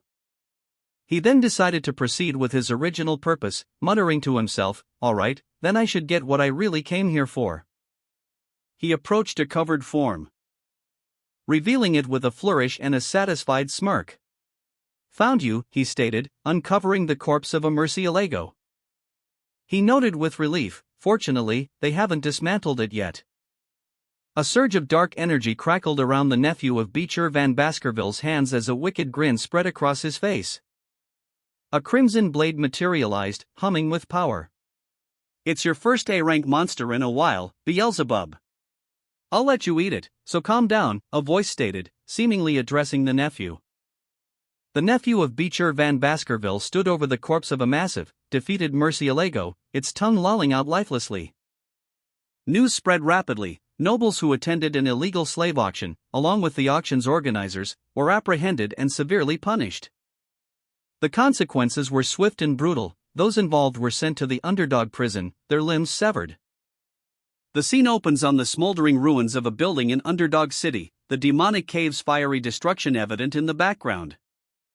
A group of figures in dark red cloaks and swords stand amidst the chaos. They had just burned down a club involved in illegal slave trade. The heads of the club's VIPs were put on display as a stark warning. Barrels of blood stained the ground, a grim reminder of the severity of the crime.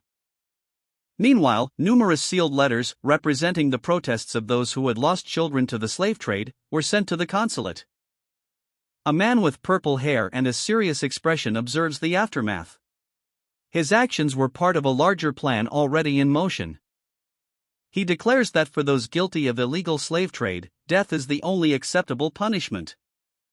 The man confirms that the confessions of the 7 guilty parties, their written accounts, and their financial records have all been obtained. The Baskerville clan is formally investigating the recent incident, and a report will soon be submitted to the palace. Following which, the protests from the 7 clans ceased completely. The arrogant clan heads, humbled, personally came to the consulate, bowing their heads and begging the man who had killed their children for forgiveness. Beecher's nephew, however, responded simply, "We have already investigated all the black books inside burning suspension. You 7 clans violated the Baskerville autonomy law. Therefore, your property will be seized. And as punishment for your treachery, all members of your 3 family extensions will be executed." Under the new vice-consul's rule, the execution grounds remained stained with the blood of the 7 clans for days. The Crimson Tide, a testament to the brutal crackdown on the city's criminal underworld. Following the purge, government positions opened, lowering unemployment in Underdog City. And with taxes seized from the dismantled illegal economy, the city's welfare was secured. The vice-consul's approval rating soared among the citizens. An aide approached the vice-consul, offering him a cup of coffee. The vice-consul, Beecher Van Baskerville's nephew, accepted the coffee with a weary smile. He instructed his aide, "Focus on your job as office manager, you don't have to bring me coffee." The vice-consul, a man of refined tastes, expressed his gratitude to his nephew. "This is my personal show of thanks," he stated. "You did save me from getting cut by that lunatic last time."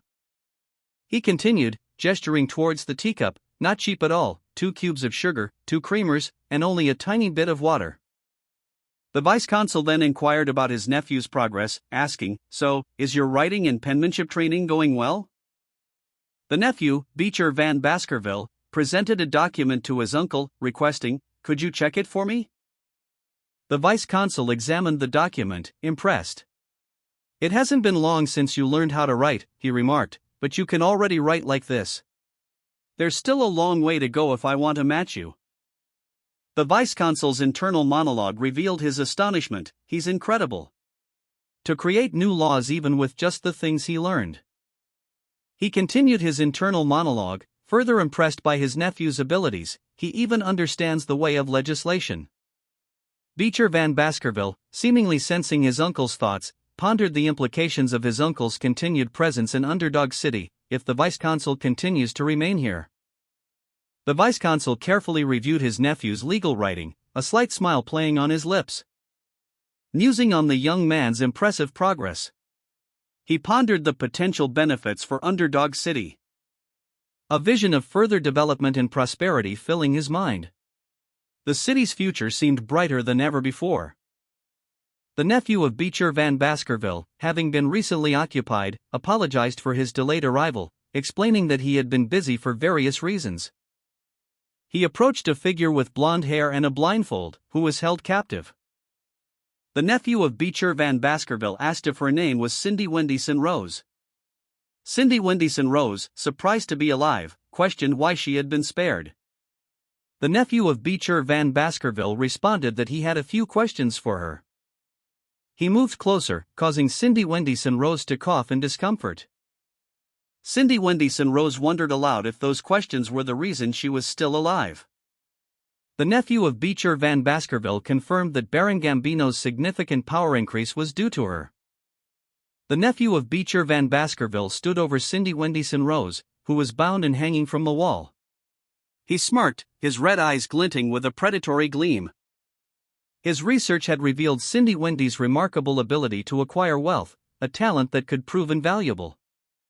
He mused that if she were to use this talent outside the underworld, she could become a powerful financier.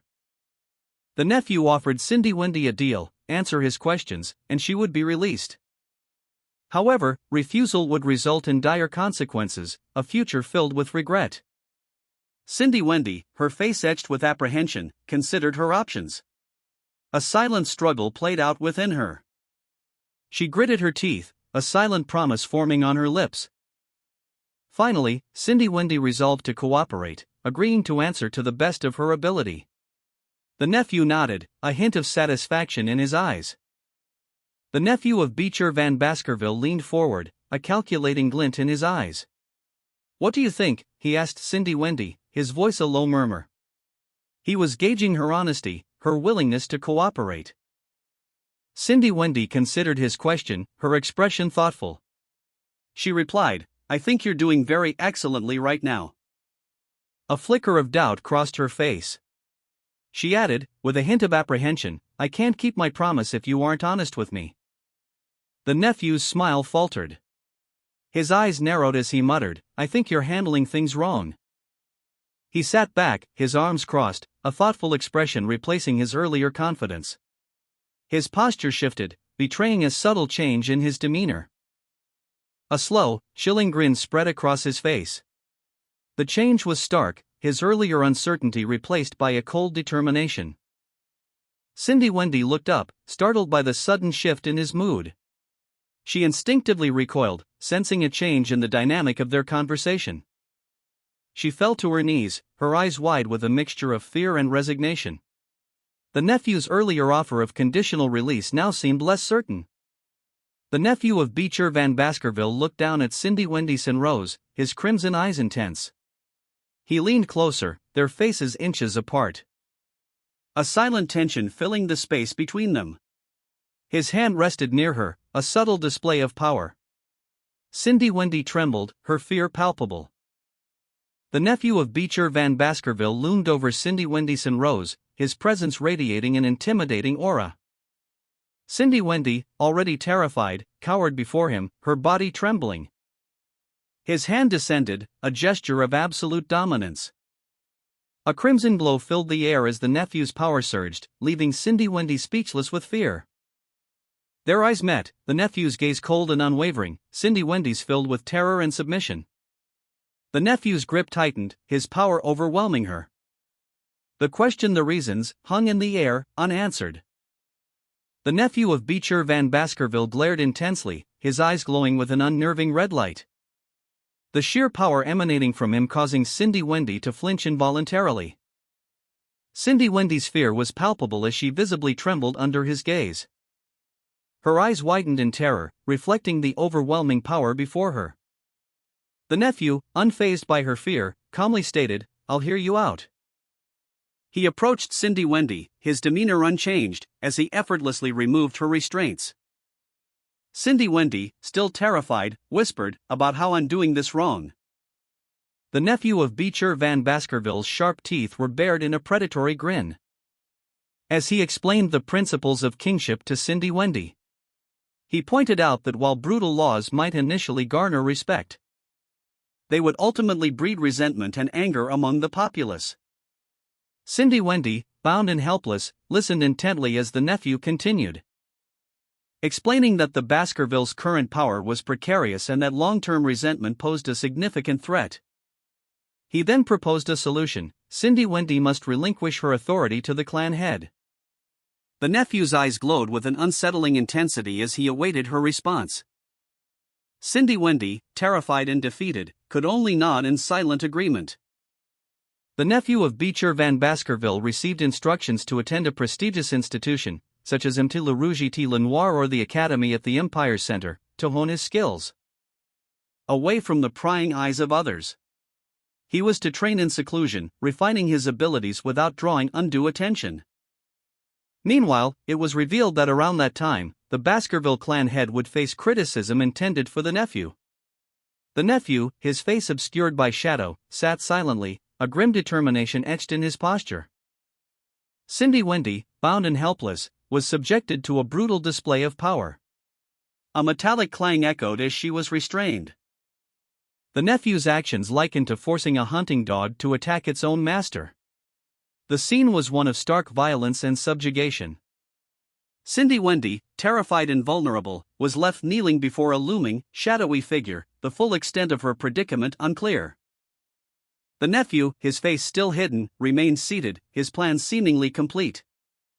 The nephew of Beecher Van Baskerville sat, a chilling smile playing on his lips, his eyes burning with an unnatural light. Cindy Wendy's blonde hair partially visible, her face obscured by shadows, suggesting a state of distress and vulnerability. Cindy Wendy's eyes, wide and filled with fear, met the viewer's gaze, reflecting her terror and helplessness. The nephew addressed Cindy Wendy, his words a calculated manipulation, "As that hunting dog, this is the only way for you to evade that anger." His plan was unfolding precisely as he intended. Cindy Wendy's fear intensified, her eyes reflecting the growing dread as she realized the depth of her predicament. The nephew's lips curled into a satisfied smirk, his eyes gleaming with triumph as he watched her succumb to his machinations. Cindy Wendy, her face still hidden, whispered, "I like it," revealing a disturbing acceptance of her fate. The nephew, holding a key, responded, "That was good advice. It aligns mostly with what I think." His plan was moving forward, and he was pleased with its progress. The nephew of Beecher Van Baskerville stood in shadow, his form partially obscured, a subtle air of menace surrounding him. He approached Cindy Wendy, who was bound, and with a practiced hand, he unlocked her restraints. I'll free you, he stated, his voice calm yet carrying an undercurrent of manipulation. Cindy Wendy, eyes wide with a mixture of fear and disbelief, questioned him, "Are you really letting me go?" The nephew simply replied, "I always keep my promises," his expression unchanging as he released her completely. Cindy Wendy, still hesitant, began to walk away, leaving the shadowy figure behind. The nephew watched her go, a glint in his eyes. As Cindy Wendy departed, the nephew's thoughts turned to his next move. He mused, "I hope the day I'll regret today will never come." His plan was progressing, but he was not without a sense of foreboding. He then broached a new subject, his voice low and thoughtful. "Do you know of the Mesa Madrano clan?" Cindy Wendy's expression shifted as she considered his question. The nephew continued, explaining, "The 7 underdog clans of Underdog City weren't all of their native clans. Among those that settled here, there was a mercantile clan." He was subtly laying the groundwork for his next phase. Gold coins rained down, revealing the identity of the 8th clan, the Mesa Madrano clan. The nephew of Beecher Van Baskerville, his expression sharp and calculating, subtly continued to weave his narrative, strategically introducing information about the Mesa Madrano clan. The scene shifted to a flashback, focusing on the youngest son of the Mesa Madrano clan head. During his birthday banquet, he showcased his newly acquired swordsmanship skills. The Baskerville family members in the audience couldn't conceal their disbelief at the display. The young boy's swordsmanship was remarkably similar to the Baskerville clan's secret technique. This was the Baskerville swordsmanship, a skill kept secret from outsiders. And news of this extraordinary event quickly reached the main house of the Baskerville clan. A report concluded that a top military secret had been leaked, prompting the Baskerville clan to unleash their hunting dogs. And on that day, the Mesa Madrano clan was eradicated. However, the true instigators of the incident were revealed to be a different group entirely. It was revealed that the young members of the 7 clans had stolen the Baskerville swordsmanship manual. And they were the ones who trained the child from the Mesa Madrano clan. The story of the 8th clan was brought up, prompting a reaction from a woman present. She questioned the relevance of this information to her. Despite the clan's destruction, one survivor remained, a 1-year-old girl who had been abducted by the 7 clan's ruffians. The unnamed woman recoiled, finding the details of the Mesa Madrano clan's history and their connection to the Baskerville swordsmanship too disturbing to voice. She declared that she did not wish to hear any more of this unsettling tale. The unnamed woman, visibly agitated, turned and walked away. But the nephew of Beecher Van Baskerville continued, explaining that the story had a sequel. He revealed that after a considerable amount of time, the city welcomed a new vice-consul. The image depicted the new vice-consul, suspended high above the ground by chains, with several bound figures hanging below him. This new vice-consul, it was said, had purged the city of its long-standing evils, punishing them severely. The catalyst for this drastic action, he explained, was the incident involving the 7 ruffians. The nephew of Beecher Van Baskerville stood in a dimly lit alleyway, the scene heavy with unspoken implications. A woman, her face contorted in grief and rage, wept openly. Her outburst was a torrent of anguish, fueled by the weight of recent loss and betrayal. She screamed, her voice raw with disbelief and fury, questioning the very nature of the apology she'd just heard. The nephew, his expression calm and unervingly composed, stood before her, a subtle smirk playing on his lips. He listened patiently to her accusations. He calmly explained that the apologies were extracted from those who had wronged her, those who used the false identity of Cindy Wendy Rose. The woman, the sole survivor of the Mesa Madrano clan, remained unconvinced, her tears a testament to her deep-seated distrust. She challenged his methods, questioning how he could claim to have helped her when he had captured and tortured those responsible. The nephew remained unfazed, his composure unwavering as he listened to her accusations. The scene ended with the weight of unspoken truths hanging heavy in the air. The nephew of Beecher Van Baskerville, a picture of controlled confidence, held a burning document aloft. "How?" he asked, his voice calm despite the flames. He then offered a chillingly simple explanation: "You can check with your own 2 eyes." A discarded torch lay on the ground, its embers still glowing, a stark reminder of the scene's intensity. The nephew led the unnamed woman to a barred cell. "Look here," he stated, his tone unwavering. The woman's eyes widened in disbelief, a silent gasp escaping her lips. A close-up on her tear-filled eyes revealed the depth of her shock and horror. The nephew stood before the cell, his back to the viewer, leaving the woman to confront the horrifying truth within. Inside the cell, several figures lay injured and bloodied, a grim testament to the methods used to secure the apologies. A confession, scrawled in blood on a dark surface, declared, "We were the ones who destroyed the Mesa Madrano clan. Please forgive us." More desperate pleas for forgiveness and expressions of fear and remorse followed, etched into the same surface, culminating in a final, heart-wrenching cry, "I want to die." The unnamed woman, her face streaked with tears, covered her mouth in horror. The nephew of Beecher Van Baskerville watched her reaction, a hint of satisfaction in his eyes.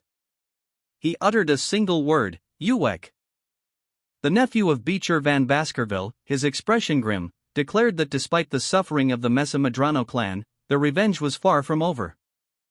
A chilling statement underscored by the dark, ominous background. He then revealed that only one clan remained. The Baskerville clan, specifically Sindawendis and Mesa Madrano, the target of his wrath. The unnamed woman, tears streaming down her face, questioned his motives, asking why, as a Baskerville, he was aiding her. Her confusion and fear palpable. The nephew dismissed her question as foolish, a cruel smirk playing on his lips hinting at a hidden agenda. The nephew of Beecher Van Baskerville knelt, his expression unreadable, as the unnamed woman spoke to him. He listened intently, a subtle shift in his posture betraying a hint of understanding.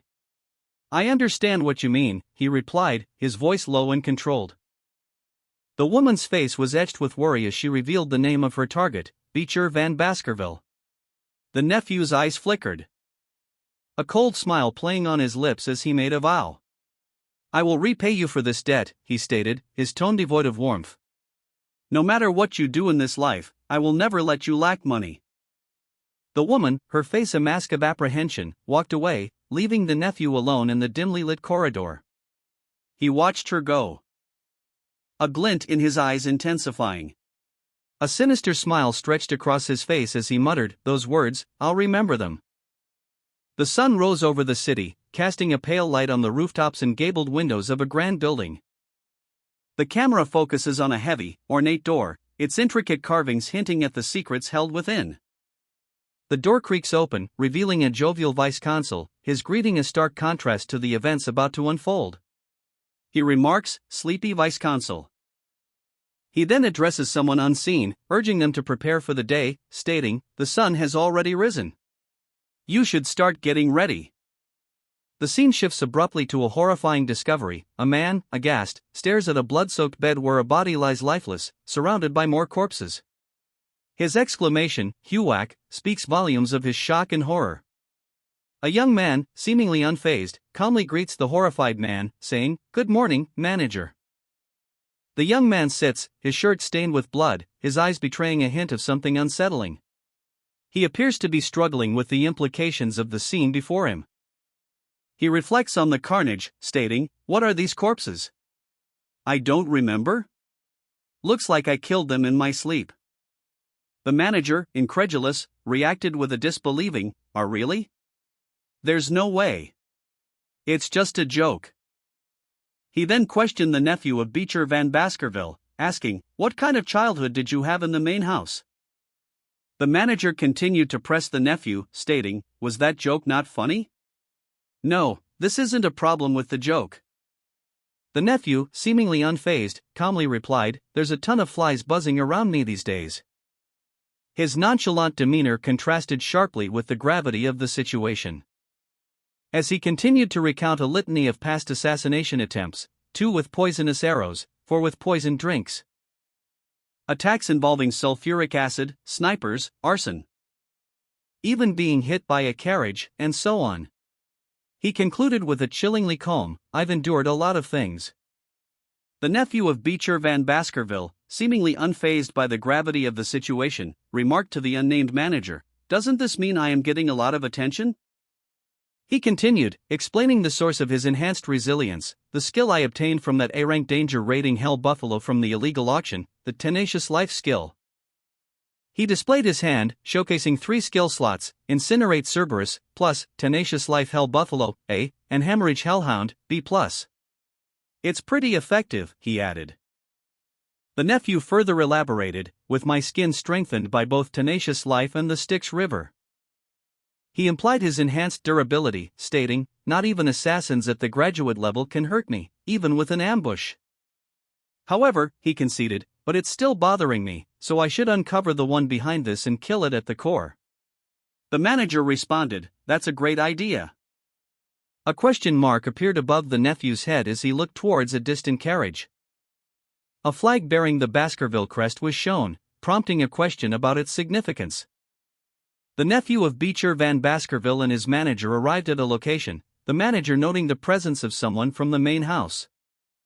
The manager's expression shifted to one of concern as he observed the nephew's attire. They approached a carriage.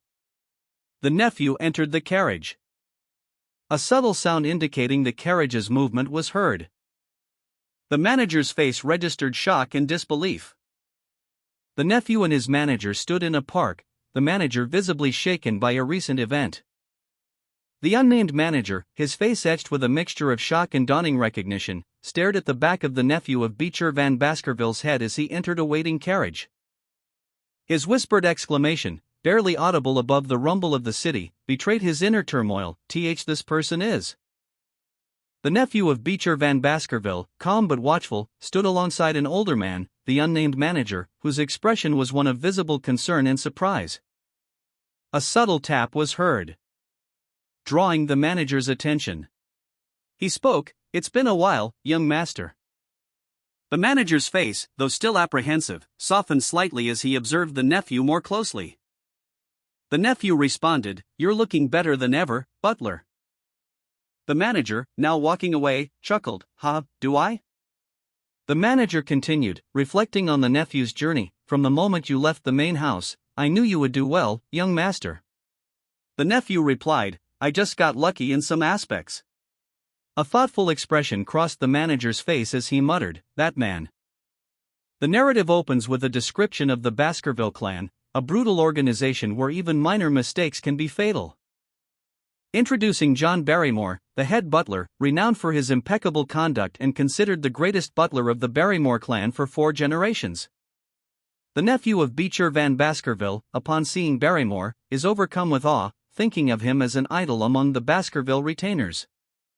The nephew reflects on the significance of Barrymore's presence, realizing that it implies a summons back to the main house.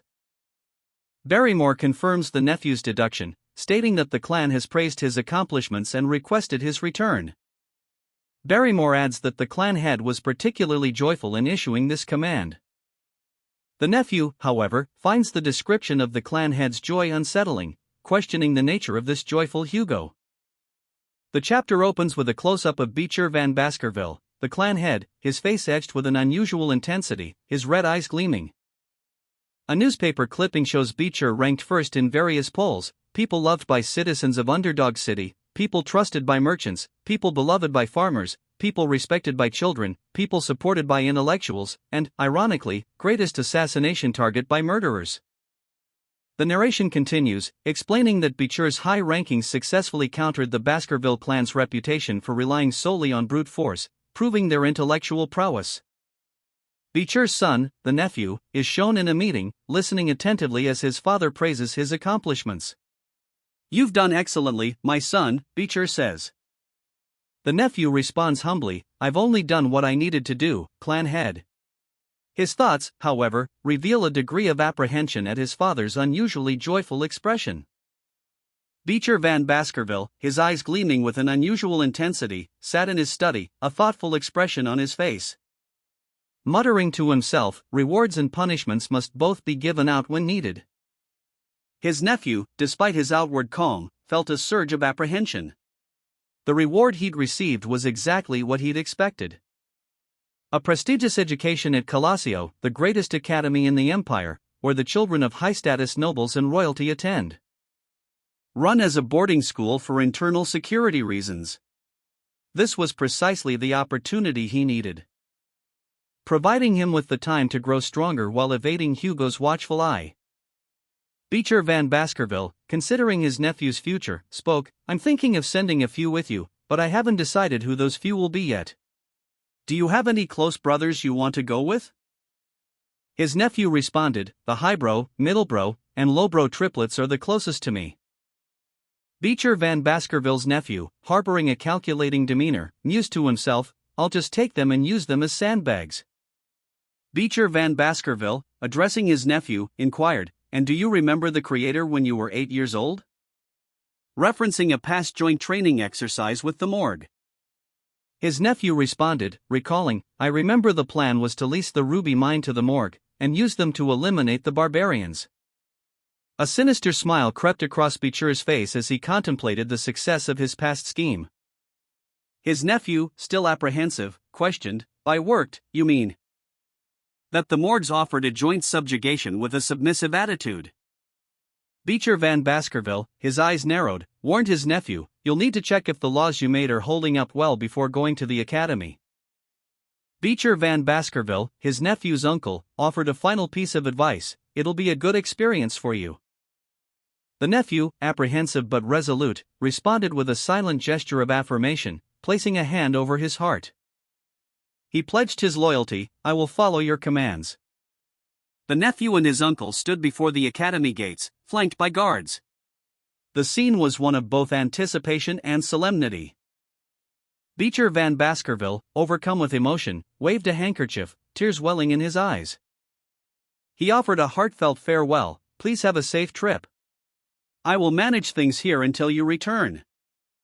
Mounted on horseback, the nephew, now a cadet, rode away, accompanied by fellow soldiers, leaving his uncle behind. The nephew of Beecher Van Baskerville, mounted on horseback, reflected on his departure. He mused, "I guess I won't be seeing Chihuahua anymore, either."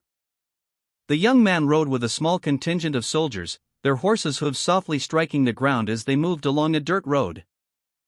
A voice called out, "You may come out now." The nephew's expression hardened, his eyes sharp and focused.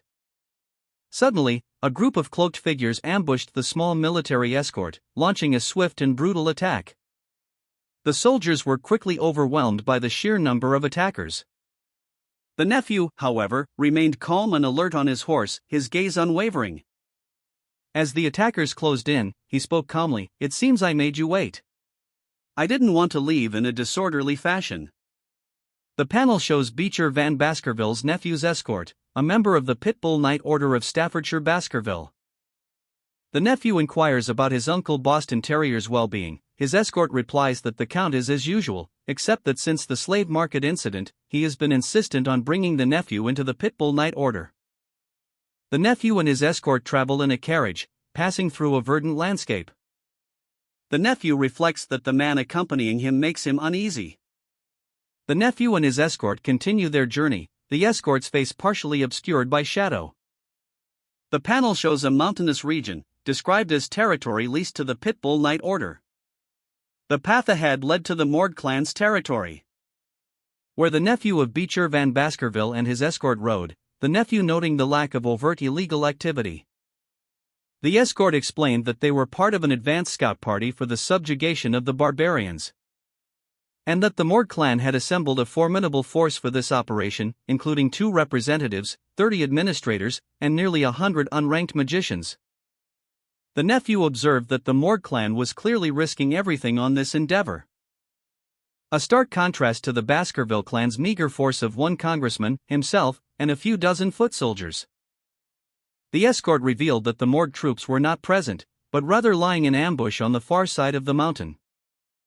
Beecher Van Baskerville's nephew felt apprehensive about the impending conflict with the Morgue clan. He mused, "If I can just leisurely scout out the barbarians' habitation, it'd be better."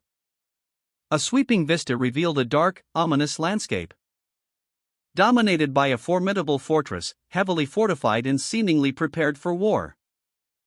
The desolate terrain surrounding the fortress was marked by skeletal remains impaled on jagged, thorny trees, a grim testament to past battles. The escort, observing the scene, remarked, "This was done by a magician." He then added, "Seems this is the message the morgue is sending to the barbarians." The nephew of Beecher Van Baskerville and his escort rode on horseback, passing a gruesome display. Impaled bodies served as a stark warning from the Morgue clan to the approaching barbarians. The sight of the impaled bodies reminded the nephew of someone. He reflected that she had likely grown considerably since their last encounter. In the distance, 3 figures stood silhouetted against the fiery sunset, observing the approaching travelers. The nephew, noticing the approaching figures, showed a look of apprehension. His escort, however, remained calm and alert, his gaze fixed on the approaching figures. 3 identical women, positioned at a fortress, declared, "You can't get past this fortress without our permission." Recognizing the women, the nephew muttered to himself, "Those girls. I know them." The nephew of Beecher Van Baskerville, his red eyes blazing with intensity, stared directly at the reader. His expression was one of apprehension, yet a flicker of recognition played across his features. A silent acknowledgement of the formidable figures before him. The text above the image identified them as Morgue's 3 flowers. Further text clarified their identities as the High Cis, Middle Cis, and Low Cis triplets, each described as individually insane, their combined power capable of piercing the sky, according to local legend. The nephew and his escort, from the Baskerville delegation, approached the fortress. "We're here to observe the territory and deepen friendly relations," the nephew stated, requesting access to the fortress. The triplets, however, refused immediate entry. One explained that a report had been sent to the person in charge, and a decision would be made the following day. Undeterred, the nephew pressed his case, questioning their refusal to grant access to the land. One of the triplets retorted, "Oh my, are you ignoring us because we're only the tenant?" The nephew, seemingly taken aback, touched his temple thoughtfully. He muttered to himself about the tenant protection law, a law specific to their clan.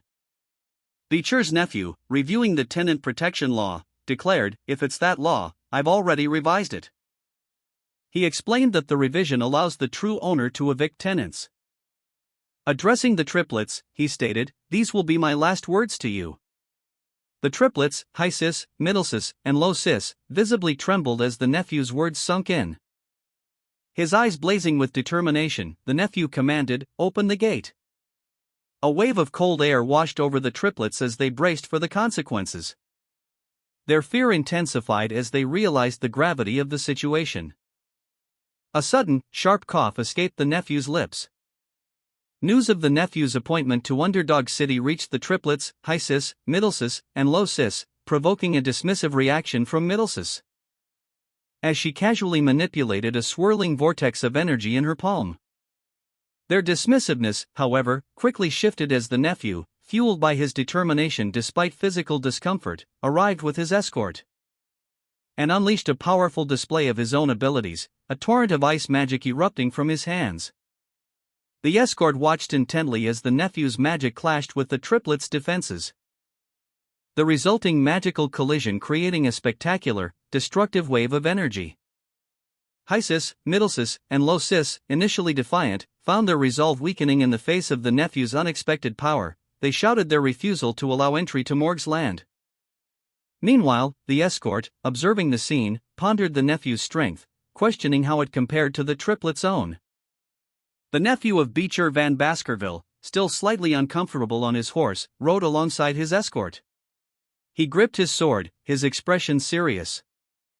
The triplets, High Cis, Middle Cis, and Low Cis, dared to speak nonsense in front of him, causing the nephew to pause, surprised by their audacity. He questioned their actions silently. His internal monologue revealed his disbelief at their words. He found their statement unbelievable. The triplets, emboldened by their initial outburst, continued their insults, questioning his worth and abilities.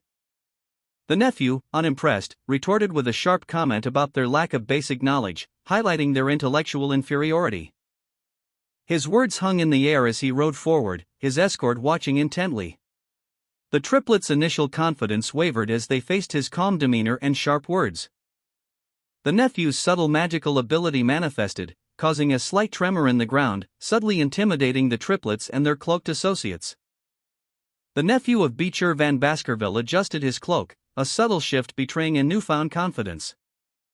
As he surveyed the scene before him, he sat atop his horse, a regal figure amidst a retinue of cloaked figures, the triplets, High Sis, Middle Sis, and Low Sis, cowering before him.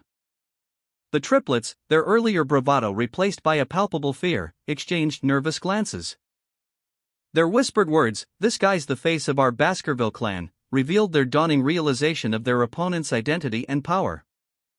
Their attempts to dismiss him with a dismissive "leave this to us" were weak and unconvincing. A stark contrast to their earlier arrogance. Their forced smiles and thumbs-up gestures only highlighted their fear. The nephew's eyes, now glowing with an unnatural light, fixed on the triplets, silently conveying a warning. A subtle shift in the air, almost imperceptible, signaled the nephew's latent magical power, leaving the triplets trembling in silent apprehension. The nephew of Beecher Van Baskerville, radiating confidence and a subtle menace, muttered to himself, "I'm getting squarely pissed off." The nephew of Beecher Van Baskerville, mounted on horseback, surveyed the scene before him. His expression was one of controlled power, a subtle menace lurking beneath the surface. The triplets, High Sis, Middle Sis, and Low Sis, stood before him, their initial bravado replaced by a palpable fear. Their whispered words barely audible above the tension. Why are they doing this? One of them wondered, their fear evident. The nephew's escort observed the interaction with a keen eye, assessing the situation. The triplets attempted to justify their actions, explaining that they would compensate for his recommendation to the academy. "Leave this to us, Beecher," one of them stated, their tone a mixture of defiance and desperation. The nephew's thoughts were revealed, so it was because of the academy. His expression remained unchanged, his inner thoughts betraying a hint of amusement. With a cold, dismissive tone, he declared, "I'm only taking you guys as sandbags." His eyes, sharp and intense, held a glint of latent magical power. The nephew's final thought, a chilling assessment of the triplets' future, echoed in the silence. In the future, these triplets will grow up to be murder machines. The triplets, now completely subdued, stood in silent fear. The nephew of Beecher Van Baskerville mused, "Even though they're stupid and can't move or decide for themselves, they can perfectly complete a mission given to them." He addressed the triplets, a subtle smirk playing on his lips. "They'll have their uses if I take care of them. I'll trust you, brothers." His inner thoughts revealed his true assessment: idiots who only know how to move as three. The triplets, High Sis, Middle Sis, and Low Sis, reacted with furious indignation, shouting in unison, "Idiots!" Their anger escalating, they continued their insults, each repeating, "Idiots!" The nephew remained unfazed, his expression unchanging as he observed their outburst. "Insolent dogs! We'll have to educate you." The triplets, fueled by rage, prepared a magical counterattack, their combined power crackling with energy. Before the confrontation could fully erupt, the nephew's escort spoke, reminding him, "Before I returned, the Morgue triplets." A narrator's voice provided exposition. These triplets were known as magicians capable of manipulating water, earth, and grass. High Sis, the eldest, channeled her power, summoning a swirling vortex of water. But the nephew of Beecher Van Baskerville effortlessly deflected the attack. Middle Sis attempted to use earth magic, summoning a rocky monstrosity. While Low Sis, the youngest, focused on grass magic, attempting to ensnare their opponent with vines. But their combined efforts proved insufficient against the nephew's latent magical power. Their spells were amplified tenfold when combined, but still no match for him. The earth and grass magic combined to create a powerful, swirling vortex, but it was easily dispelled by the nephew. The triplets' attack failed, leaving them vulnerable and defeated. High Sis, Middle Sis, and Low Sis, known as Morgue's three flowers, unleashed their combined magical assault. A wave of dark energy engulfing the nephew of Beecher Van Baskerville. He smirked, unimpressed, and retorted that their attack was pathetic. The nephew, confident in his superior power, scoffed at their feeble attempt. With a burst of speed and power, the nephew drew his sword. The red glow intensifying as he channeled his latent magical abilities into his blade. "Baskerville swordsmanship is Fong," he declared, as he moved with deadly precision. His attack was swift and decisive, leaving the triplets defeated and subdued. The escort, observing from a distance, noted the clean and efficient nature of the nephew's victory. The nephew and his escort stood together, the nephew's confidence unwavering, his eyes glowing with latent magical power. The nephew of Beecher Van Baskerville stood poised, his eyes blazing with crimson intensity, readying himself for the triplets' combined magical assault. With a swift, precise movement, he unleashed a devastating counterattack, his blade flashing through the air. High sis, middle sis, and low sis were sent reeling, their combined magic proving no match for his skill. The nephew's escort watched, silently assessing the situation. Earlier, the triplets, brimming with overconfidence, had declared that no mere sword could touch them. The triplets, their faces contorted in fury, glared at the nephew. The nephew, a smirk playing on his lips, casually remarked, "Isn't this entertaining?" The nephew of Beecher Van Baskerville and his escort rode on horseback, observing the aftermath of a magical battle. A question arose in the nephew's mind. A timeless debate, the age-old question of whether magic or swordsmanship held ultimate power. A narrator's voice explained the mechanics of each. Magic manipulates elemental power through mana, while swordsmanship enhances the wielder's mana and life force, increasing the power of their strikes. The scene shifted to the nephew, now facing the defeated triplets. The narrator commented on the remarkable opportunity to witness the potential of these young talents, future leaders of the sword and magic clans. The nephew, having effortlessly dispatched the triplets' combined magical assault, calmly stated, "If you say it like that, I'm also a sapling." The nephew's confident demeanor and the narrator's observation highlighted the young man's exceptional skill and potential. The escort commented on the nephew's skill, stating that he was far above the triplets' level. The nephew, unimpressed, found the entire encounter tedious, wishing for a quicker end. He declared the situation a waste of time and resolved to move past them. A sudden disturbance interrupted the nephew's plans. A voice called out, questioning his presence in their area. A powerful magical energy flared, indicating a new threat. The triplets' defeat was short-lived as a new opponent appeared, causing a stir. The newcomer's arrival was marked by a palpable sense of unease and anticipation. The nephew of Beecher Van Baskerville, still slightly annoyed from the previous encounter, found himself and his escort flung through a fiery vortex.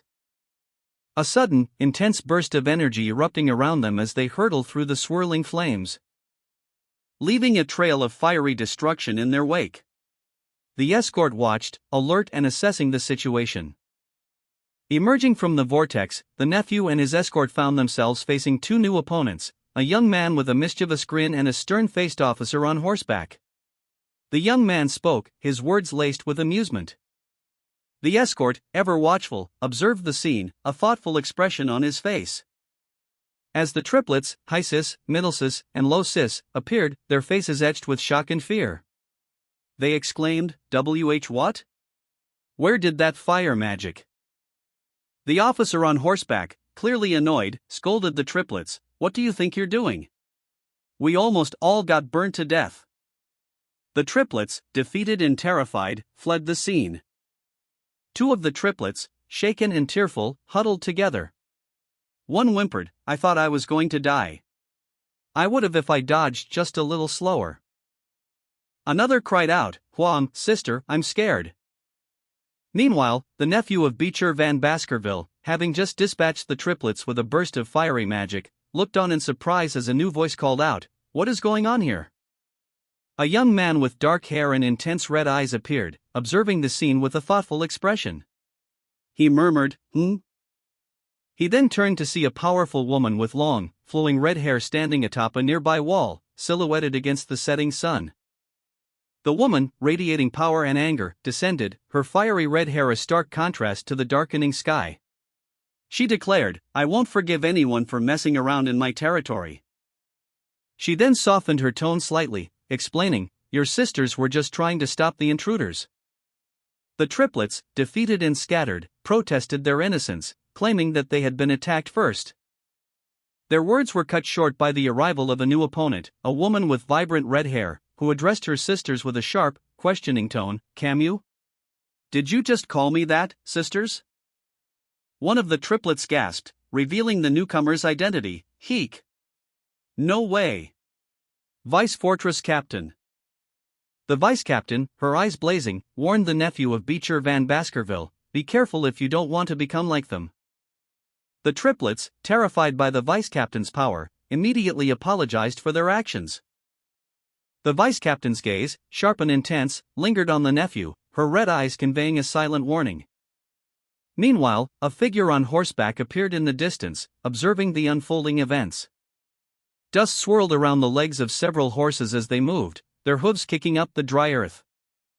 The vice captain, Camus Morgue, addressed the nephew of Beecher Van Baskerville. It's been a while, Beecher Van Baskerville, she stated. Has it been 7 years since then? He replied, his expression thoughtful.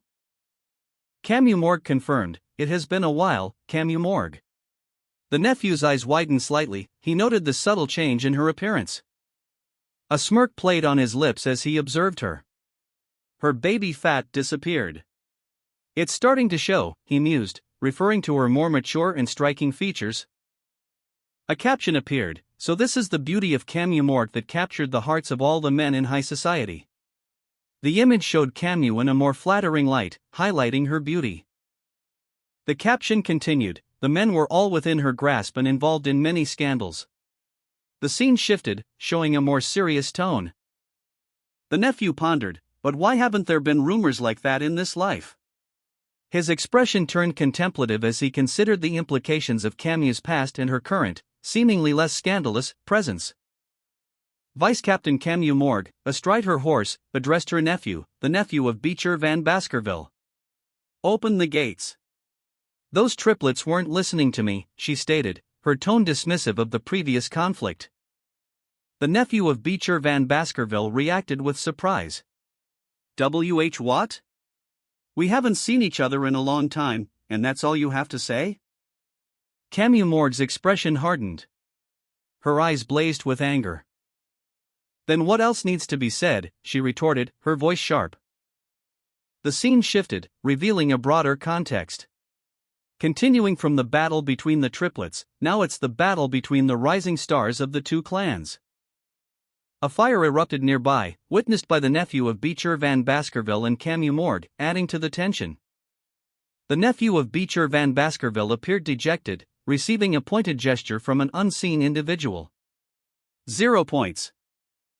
Camus Morgue's anger intensified. What kind of attitude is that to your future wife? Vice Captain Camus Morgue, her face a mask of barely contained fury, pointed an accusing finger.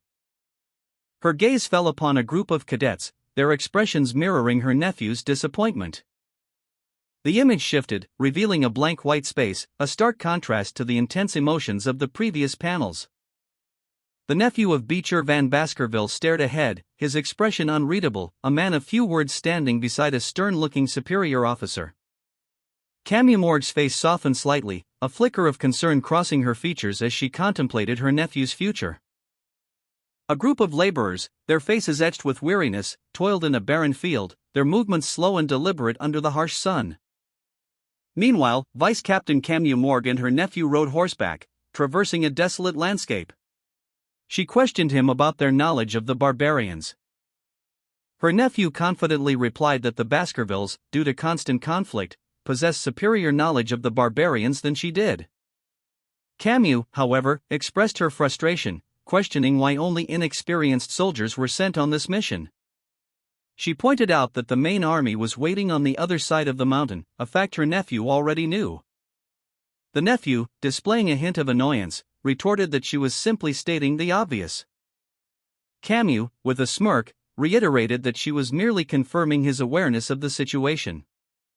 Vice Captain Camus Morgue observed her nephew, noting, "It seems the clan trusts you a lot. You might just be a throwaway used by the clan." She continued her assessment, posing a question, "Do you know which tribe amongst the barbarians is the most annoying to deal with?" The nephew, slightly annoyed by the continued questioning, muttered to himself, "She's just been questioning me since before." He then answered, identifying the most troublesome tribes, the warrior tribe Balak and the shaman tribe Rococo. The image showed weaponry and skulls, illustrating the point.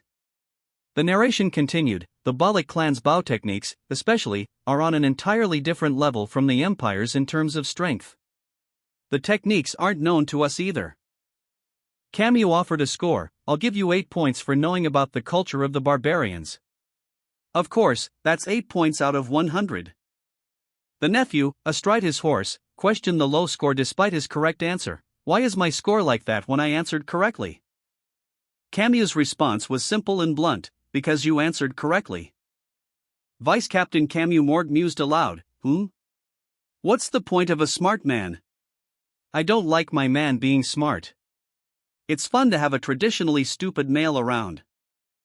She then proceeded to evaluate her nephew's skills, starting with his horsemanship. 6 points for your horse riding. Is it because you're shorter than me? You're riding a horse that's too big for you. Next, she critiqued his fashion sense. 4 points for fashion. Your clothes are too dark. Aren't you going to reply? 1 point for manners. Despite his apparent growth, she deducted a point for his inability to control his expressions. You grew well, but you can't control your expressions, so -1 point. The nephew, clearly annoyed, retorted, Stop this useless evaluation. His aunt, however, remained unmoved, stating, That's a grand total of 114 points out of 500 for Beecher. He questioned the point of such a harsh evaluation, prompting his aunt to explain, You're my future husband, I should be stern in my marking. Why is it useless? His confusion deepened as he asked, Why am I your future husband? His aunt's response was cryptic, Why not? You passed Uncle's test last time. The nephew's internal monologue revealed his shock, No way is she talking about what happened 7 years ago? The vice captain explained the terms of a duel. To maintain balance with a full jar of water atop one's head, even with a single drop of water falling, would be considered victory. She emphasized the merit in perseverance and pushing through challenges, but cautioned against underestimating an opponent's tactics. The jar of water on the older man's head began to spill, surprising him. The vice captain's niece was annoyed by her uncle's crude method of testing her future husband, feeling that her marriage prospects were ruined by his decision. She lamented the situation, emphasizing the binding nature of a promise, even if she disliked it. The nephew, observing his aunt's reaction, noted her expected display of fire magic. The vice captain, seemingly unfazed by the events, declared her intention to forget the incident entirely, and to treat it as if it never happened. The nephew of Beecher Van Baskerville exclaimed, How can you treat it like it didn't happen, you idiot? His words were directed at Vice Captain Camus Morgue, whose calm demeanor remained unshaken.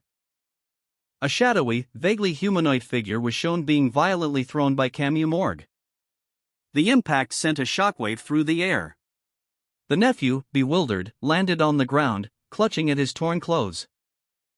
The nephew looked at the tattered remains of his clothing, confused. What did she throw at me, he wondered.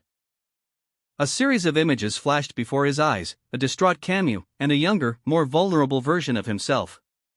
Then, a muscular figure appeared, and Camus's voice echoed in his mind, Wear this, at least. Camus Morgue, riding away on horseback, dismissed the incident with a dismissive, What nonsense, really?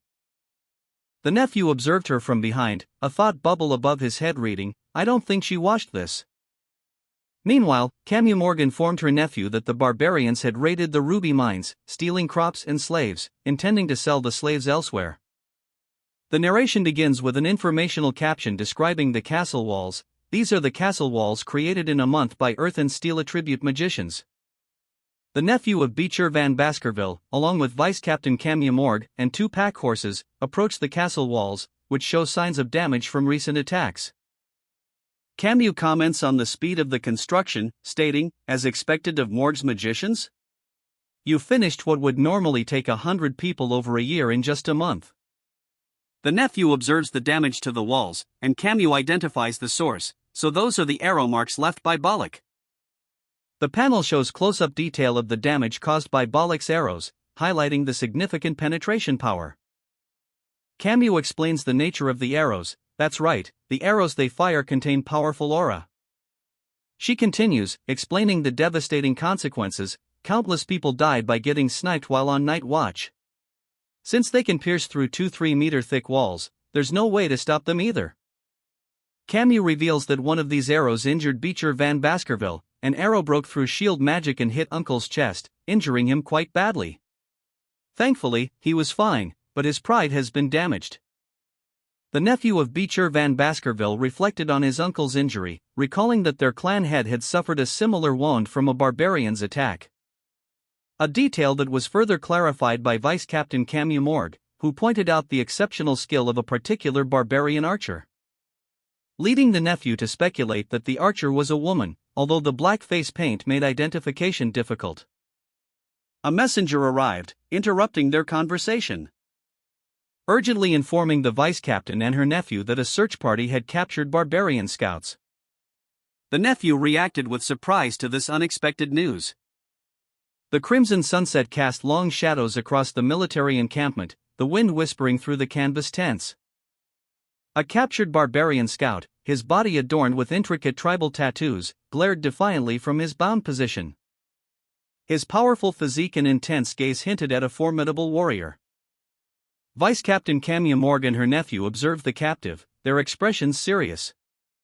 "He's from the shaman tribe of Rococo," one of the officers stated, "but he's not talking." Camus frowned. "Did you try any mental spells?" she asked. Another officer responded, "They don't work. His shamanic magic is too strong, it's impossible to read his memories." Camus turned to the captive, her gaze sharp.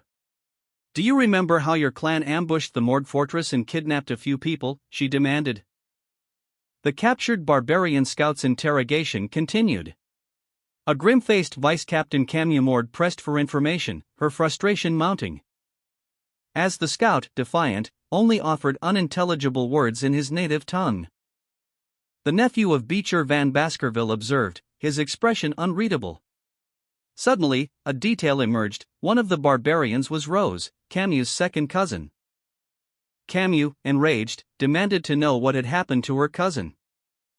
But the scout's response remained incomprehensible. The lack of a translator proved a significant obstacle. The nephew of Beecher Van Baskerville, however, surprised everyone by revealing his limited knowledge of the Rococo language. Camus, initially skeptical, pressed him to translate. The nephew of Beecher Van Baskerville, though not fluent, confirmed he could understand basic phrases. Vice Captain Camus Morgue, frustrated but determined, instructed the captured barbarian, "Then ask him where my cousin is. She was kidnapped last time. Red hair, red eyes, and white skin. A 12-year-old child." The nephew of Beecher Van Baskerville, surprisingly, understood the barbarian's response, his face etched with concern as he processed the strange Rococo phrases. The barbarian grinned, a cruel glint in his eyes, seemingly pleased with himself. A guttural sound escaped the barbarian's lips, followed by a chilling word, "Sa." His expression turned sinister, his eyes glowing with an unnatural light. The nephew of Beecher Van Baskerville's eyes narrowed, his expression unreadable. The nephew of Beecher Van Baskerville relayed the grim news to Vice Captain Camus Morgue. "He says she's dead." Vice Captain Camus Morgue's face paled, a look of disbelief and despair washing over her. Vice Captain Camus Morgue's face was a mask of furious disbelief, her eyes blazing with red-hot anger. The barbarian prisoner, bound and guarded, was being questioned by the nephew of Beecher Van Baskerville and Camus. The nephew relayed information about the current state of affairs. A high representative of the Life Court was occupied healing the populace, while the high representative of the Death Court was inspecting another territory. Therefore, Camus was the highest authority present. The prisoner, anticipating his fate, looked up with a mixture of fear and resignation. His summary execution was swift and brutal. A burst of fire erupted from his chest as he screamed in agony, leaving behind only ashes and the lingering smell of burnt flesh. A fiery blade appeared, a symbol of swift and decisive justice. A fiery inferno consumed the barbarian prisoners, their screams swallowed by the flames. Vice Captain Camus Morgue watched impassively, her crimson eyes blazing with fury. "Scream as much as you want," she declared, her voice cold and hard. "After this war is over," she continued, her gaze fixed on the flames, "Your words will only be used in hell." The flames intensified, consuming the last vestiges of the prisoners' lives. The air crackled with the raw power of her magic. With the execution complete, Camille turned, her expression unchanged. "Let's go," she stated, her tone devoid of emotion. She left the scene with her subordinates, leaving behind only ashes and the lingering smell of burning flesh. The nephew of Beecher Van Baskerville, having witnessed the brutal execution, felt a chill run down his spine. He knew this was only the beginning. Vice Captain Camille Morgue strode away from the scene of the execution, her expression unchanged. The ground was still smoldering. The nephew of Beecher Van Baskerville watched her go, his eyes wide with a mixture of horror and apprehension. His face was pale, his body trembling slightly. He peeked from behind a curtain, his gaze fixed on the distant, fiery aftermath. The weight of what he had witnessed settled heavily upon him. A guttural sound escaped his lips, a choked sob barely audible above the lingering sounds of the dying embers. The scene was seared into his memory. Camille Morgue paused, her back to the viewer, a slight grimace twisting her lips. The weight of her actions, though not outwardly shown, was clearly present. The nephew of Beecher Van Baskerville, still hidden, thought to himself, even if she acts strong, she's still just a 15-year-old. The contrast between her outward composure and her inner vulnerability was stark. Another young man approached Camille Morgue, his expression concerned. He asked, "Were you close with her?" The question hung in the air, heavy with unspoken grief. Camille Morgue, her face now partially visible, responded quietly, "I was. She followed me everywhere." A single tear traced a path down her cheek, a rare display of emotion. A caption appeared, describing a young girl, a good and innocent child that didn't fit with the brutal world of the Morgue clan. Vice Captain Camille Morgue, her face streaked with tears, spoke to someone unseen, attempting to offer comfort. "Don't be too sad," she went peacefully. Camille continued, her voice laced with a hint of defiance, "Do you think I'm an idiot? I'm a genius. Although I can't speak it, I can understand a little." The nephew of Beecher Van Baskerville, his eyes wide with a mixture of grief and dawning understanding, silently registered a thought she noticed. A close-up on a hateful face, accompanied by text, "What that bastard said." The face belonged to a barbarian, his eyes glowing with malevolent intent. His expression was one of pure, unadulterated rage. A large splash of crimson blood splattered across the page, with the words "ATE. Her" superimposed. Camille Morgue's face, tears still streaming, was shown in close-up, her expression one of profound sorrow. Vice Captain Camille Morgue's face, usually stoic, was now etched with profound grief. Tears welled in her eyes, reflecting the fiery aftermath of the barbarian prisoner's execution. A crimson sky mirroring the turmoil within her. The weight of her loss, the conflict within her defiant heart, was palpable. Camille's shoulders shook as silent sobs racked her body, the image a stark contrast to her usual composure. The scene was one of raw, unfiltered grief. Her hands clenched, her knuckles white, as she fought to contain the overwhelming sorrow consuming her. The aftermath of the execution left an indelible mark. The nephew of Beecher Van Baskerville, his face pale and drawn, watched the scene unfold from a distance. Dust and debris from the execution littered the ground around him. His whispered words, barely audible, a testament to his profound sorrow, "I'm sorry I couldn't protect you, sister." He approached his sister, his hand reaching out to comfort her, a gesture of both grief and shared loss. The weight of their shared trauma was heavy. Camille flinched slightly at his touch, her grief too overwhelming to fully process his attempt at solace. The scene ended with a heavy silence. The nephew of Beecher Van Baskerville gently grasped his sister's hair, his touch hesitant and full of concern as she sobbed, "Achua." His sister's grief was palpable, a stark contrast to the nephew's stoic composure as he tried to comfort her. Vice Captain Camille Morgue remained on the ground, her body racked with silent sobs. The nephew of Beecher Van Baskerville stood silently, his sword at his side, as his sister, Vice Captain Camille Morgue, knelt before him, weeping silently. The imposing castle walls loomed behind them, a stark backdrop to their grief. Camille wiped away a tear, her shoulders shaking slightly. a small, almost imperceptible sniffle escaping her lips. The nephew observed her, his expression unreadable. He then spoke, his words a low murmur, "That wasn't bad." He continued, "If you tried to awkwardly comfort me, I would have killed you." Camille looked up at him, her eyes red and swollen. He stood tall and strong, a contrast to her fragility. Then, with newfound resolve, she declared, "We don't have time to stay sad." Vice Captain Camille Morgue, still grieving, declared, "We need to pull ourselves together and take revenge as quickly as we can." The nephew of Beecher Van Baskerville responded with a thoughtful, "I guess heroes are different." His sister, Camille, simply replied, "Yeah." A close-up on Camille's hand, reaching out. As she looked up expectantly, the nephew's hand reached out to meet hers, a ring resonated. The ringing intensified, growing louder. Camille recognized the sound, exclaiming, "It's the signal that barbarians are attacking us." A sprawling fortress, perched atop a rocky outcrop, dominated the landscape. The imposing structure, with its high walls and crenellated towers, suggested a history of conflict and resilience. A scene of quietude, broken only by the rustle of leaves and the distant call of birds. The sun cast long shadows across the barren land. A deceptive calm before the storm. The ground was littered with delicate white flowers, their beauty a stark contrast to the approaching danger. A subtle shift in the air, almost imperceptible, betrayed the presence of unseen eyes.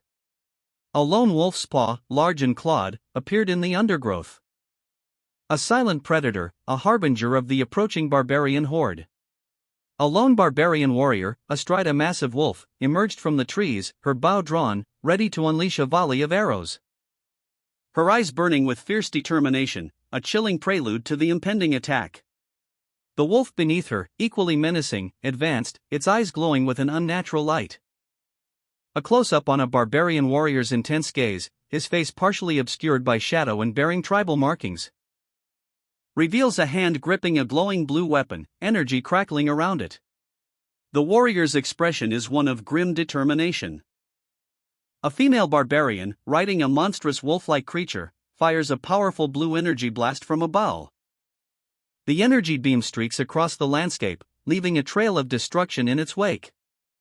Two figures in red cloaks stand atop a wall, observing the attack from a distance. A blue energy projectile approaches them rapidly. Their expressions shift from calm observation to startled surprise as the projectile nears. One of them exclaims, "Huh?" The energy projectile impacts, creating a massive explosion that obliterates a section of the wall, sending debris flying. A barbarian warrior, riding a large wolf, charged forward, shouting unintelligible battle cries as they bore down on their target. The scene was chaotic, filled with the sounds of battle. The pack of wolves moved with terrifying speed and precision, their movements a blur of fur and teeth. One wolf lunged, its jaws clamping down on the vice captain, Camille Morgue, who cried out in pain. Other warriors on horseback joined the fray, desperately trying to fend off the savage attack. The nephew of Beecher Van Baskerville watched from a distance, his eyes narrowed in assessment as the barbarian horde swept through the ranks of the defenders. The barbarian riders, having inflicted significant damage, retreated swiftly, leaving behind a scene of chaos and carnage. The nephew of Beecher Van Baskerville arrived on the scene, his assessment of the situation immediately clear: he was too early, compared to the others. He stood poised, two swords at his side, ready for action. His arrival was unexpected, a silent predator amidst the chaos. A thick rope, imbued with dark energy, descended from above, forming a noose that snaked towards the nephew. But he reacted swiftly, dodging the attack with practiced ease. He found himself facing two barbarian archers, their arrows aimed at his chest. The archers, riding strange beasts, were confident in their ambush. One of the archers sneered, "Good man catch. Our husband hunting this time is good." The rope, having missed its target, wrapped around the nephew's neck, momentarily restricting his movement. The scene opens with a thought bubble revealing a question: husband hunting? The nephew of Beecher Van Baskerville, slightly hampered but alert, is shown, a magical rope still loosely around his neck. He contemplates, do the barbarian tribes hunt for husbands and wives for better offspring, or something? He firmly states, sorry, but I can't be your husband. I may already be engaged. The nephew deftly avoids a magical rope attack launched by two barbarian women. Finding himself facing barbarian archers, one of whom is already aiming an arrow at Vice Captain Camus Morgue, who is shown lying injured and shocked on the ground. The barbarian archers prepare to attack, one shouting, an enemy, readying their bows and arrows for a volley. Hugo's instructions echoed in the nephew of Beecher Van Baskerville's mind, avoid direct confrontation until the main force arrived. He stood poised, katana gleaming, amidst the crimson dust. A stark reminder of the strategic necessity. He would patiently await the main force, as planned, his crimson eyes reflecting the intensity of his resolve. He would not engage prematurely. Suddenly, a volley of arrows rained down upon him. The nephew of Beecher Van Baskerville reacted instantly. His katana a blur as he deflected the incoming projectiles with practiced ease. Each arrow cleaved in two by the sharp edge of his blade. Unbelievable, one of the barbarian archers exclaimed, witnessing the nephew's skill. Two barbarian archers watched in stunned silence, their expressions a mixture of shock and disbelief. In the distance, a figure prepared a fiery orb, a prelude to a potential counterattack. Amidst a fiery inferno, a voice cuts through the chaos, why are you not killing them? The nephew of Beecher Van Baskerville stands amidst the devastation, his back to the viewer, the flames engulfing the battlefield behind him. A testament to the ferocity of the battle. He grips his katana, seemingly unfazed by the surrounding inferno. Two barbarian warriors, engulfed in flames, writhe in agony, their pained cries echoing through the air, DNA. Aid Nanan. The scene shifts, revealing Vice Captain Camus Morgue, her crimson hair ablaze as she unleashes a wave of fiery energy. A destructive force consuming the remaining barbarians. Her eyes burn with righteous fury. The nephew of Beecher Van Baskerville watches Camus, his expression a mixture of concern and surprise.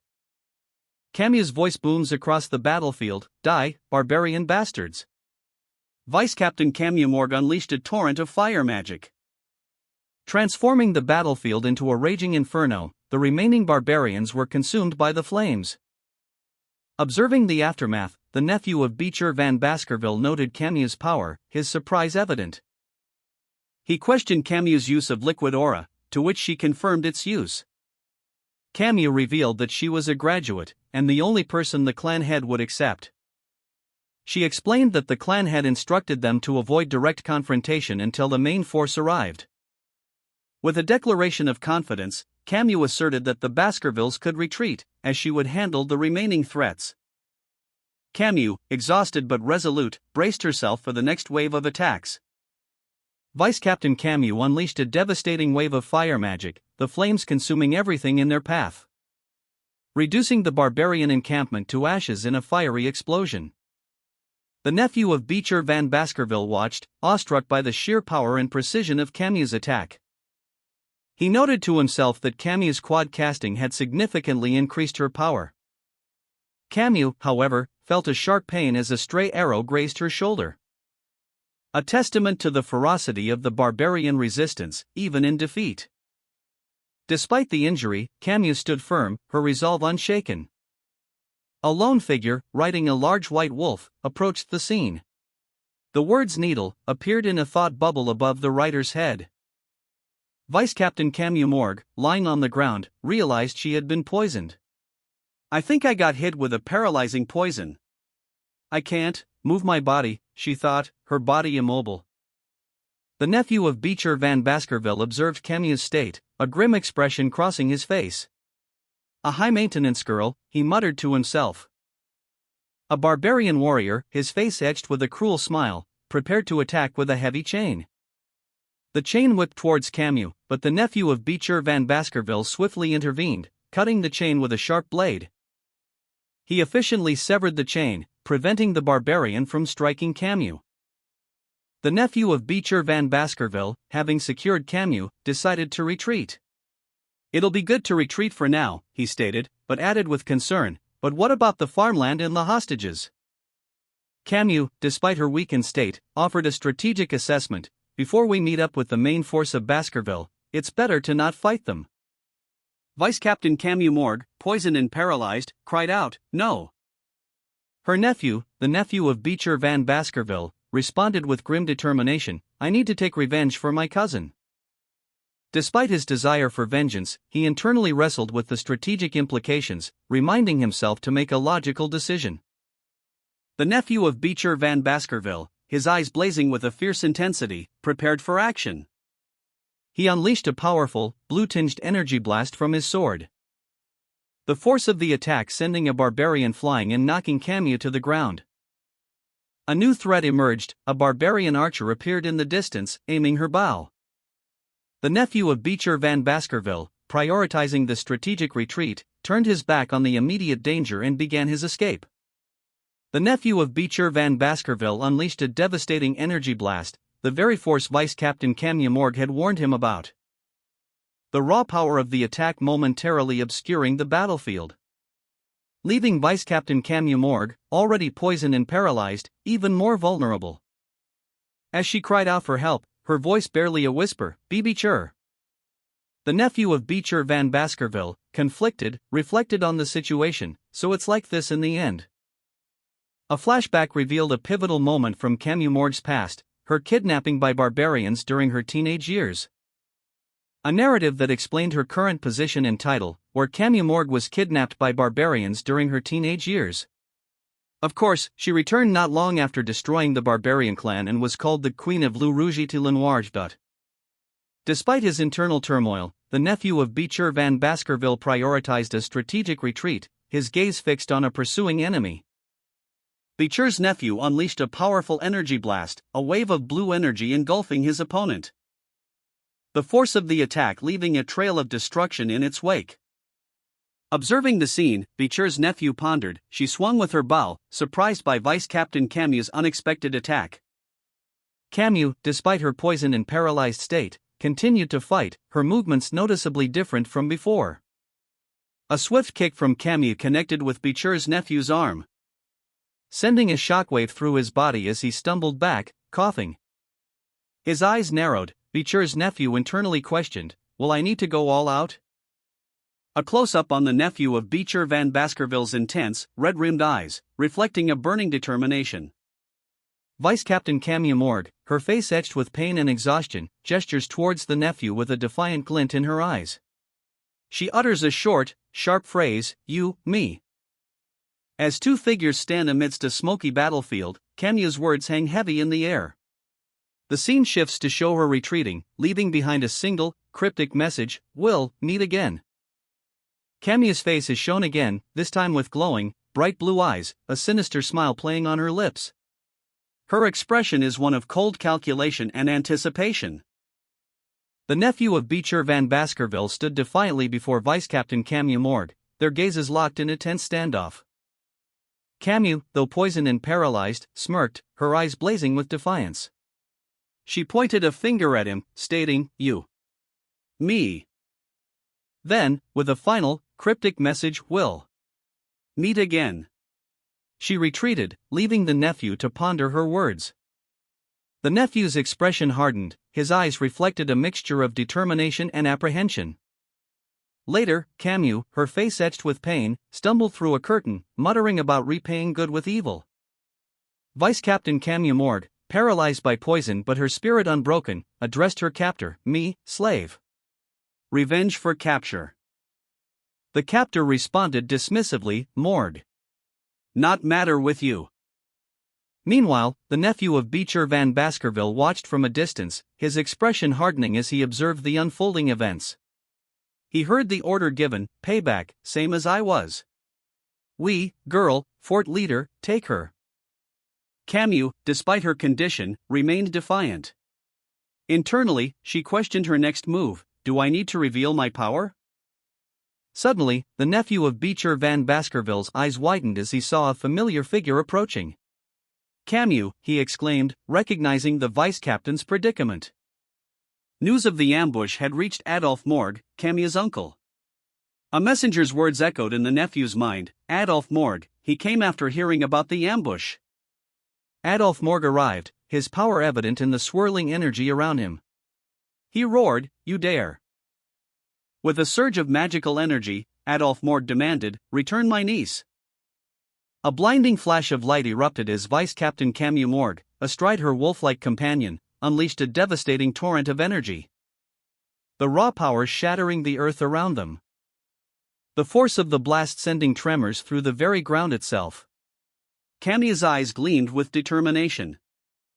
Multiple shadowy figures, pursuing Camus, were caught in the blast's destructive path. Each impact sending them sprawling across the ravaged landscape. As Camus and her mount escaped the immediate danger, leaving a trail of destruction in their wake. Having escaped her pursuers, Camus and her wolf leaped across a chasm, landing near a distant castle. But as they looked back, Adolf Morg, Camus's uncle, could only watch from afar, his face etched with frustration and a muttered, "Damn it." The aftermath of Vice Captain Camus Morg's escape was a scene of devastation. A wide fissure cracked the earth, radiating outwards from the epicenter of her energy blast. The nephew of Beecher van Baskerville, observing from a distance, processed the information. Baroque, they finished the entire raid only 3 minutes after the ambush signal. He thought, his expression grim. He continued his internal monologue, it compounded with Camus's lack of real experience, so things got worse. The young man's thoughts shifted to the escape route. It seems they've retreated to the unexplored area of Mte le Rouge et le Noir. Adolf Morg, witnessing this exchange, reacted with alarm. Mte le Rouge et le Noir's unexplored area? He voiced his concerns. The unexplored area is a dangerous place that we still don't fully know of, his face etched with worry. Adolf continued, "It's too dangerous to follow them at night," his voice heavy with apprehension. His nephew, however, remained resolute. "I went into the unexplored area when I was young." Beecher's nephew, possessing knowledge gleaned from prior investigations of the area, calmly stated, "Thanks to my experience investigating and subjugating that area before, I've regressed. I know the general outline of the territory."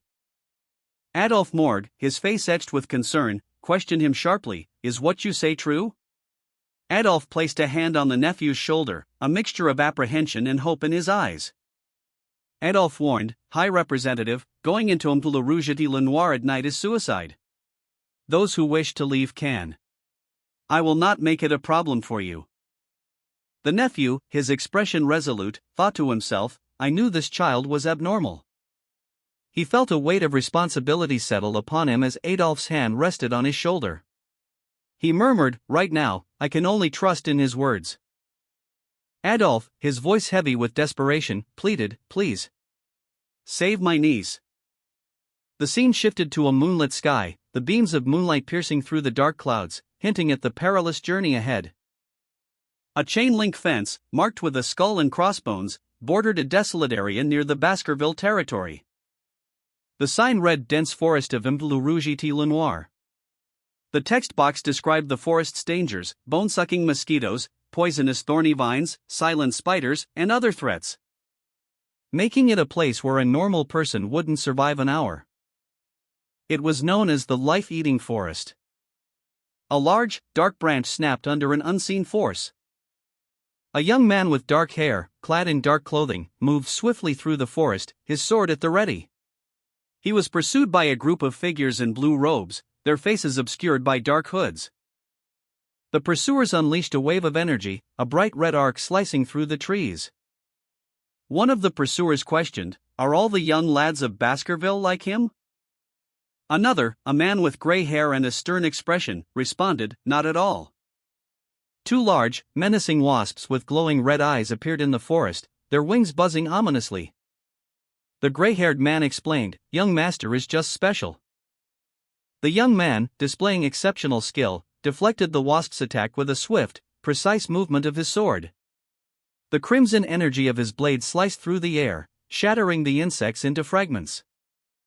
3 identical figures, cloaked and with pointed ears, appeared, their eyes wide with surprise. The young man, his expression serious, observed them from a shadowed vantage point. He crouched behind a tree, his hand instinctively reaching for his sword. In the distance, the Baskerville pursuers were visible. It seems they haven't gotten far, he thought, assessing the situation. The gray-haired man explained that Baroque hunters use dry leaves to detect the approach of pursuers. The young man and the gray-haired man continued their cautious advance through the forest, acutely aware of the potential danger.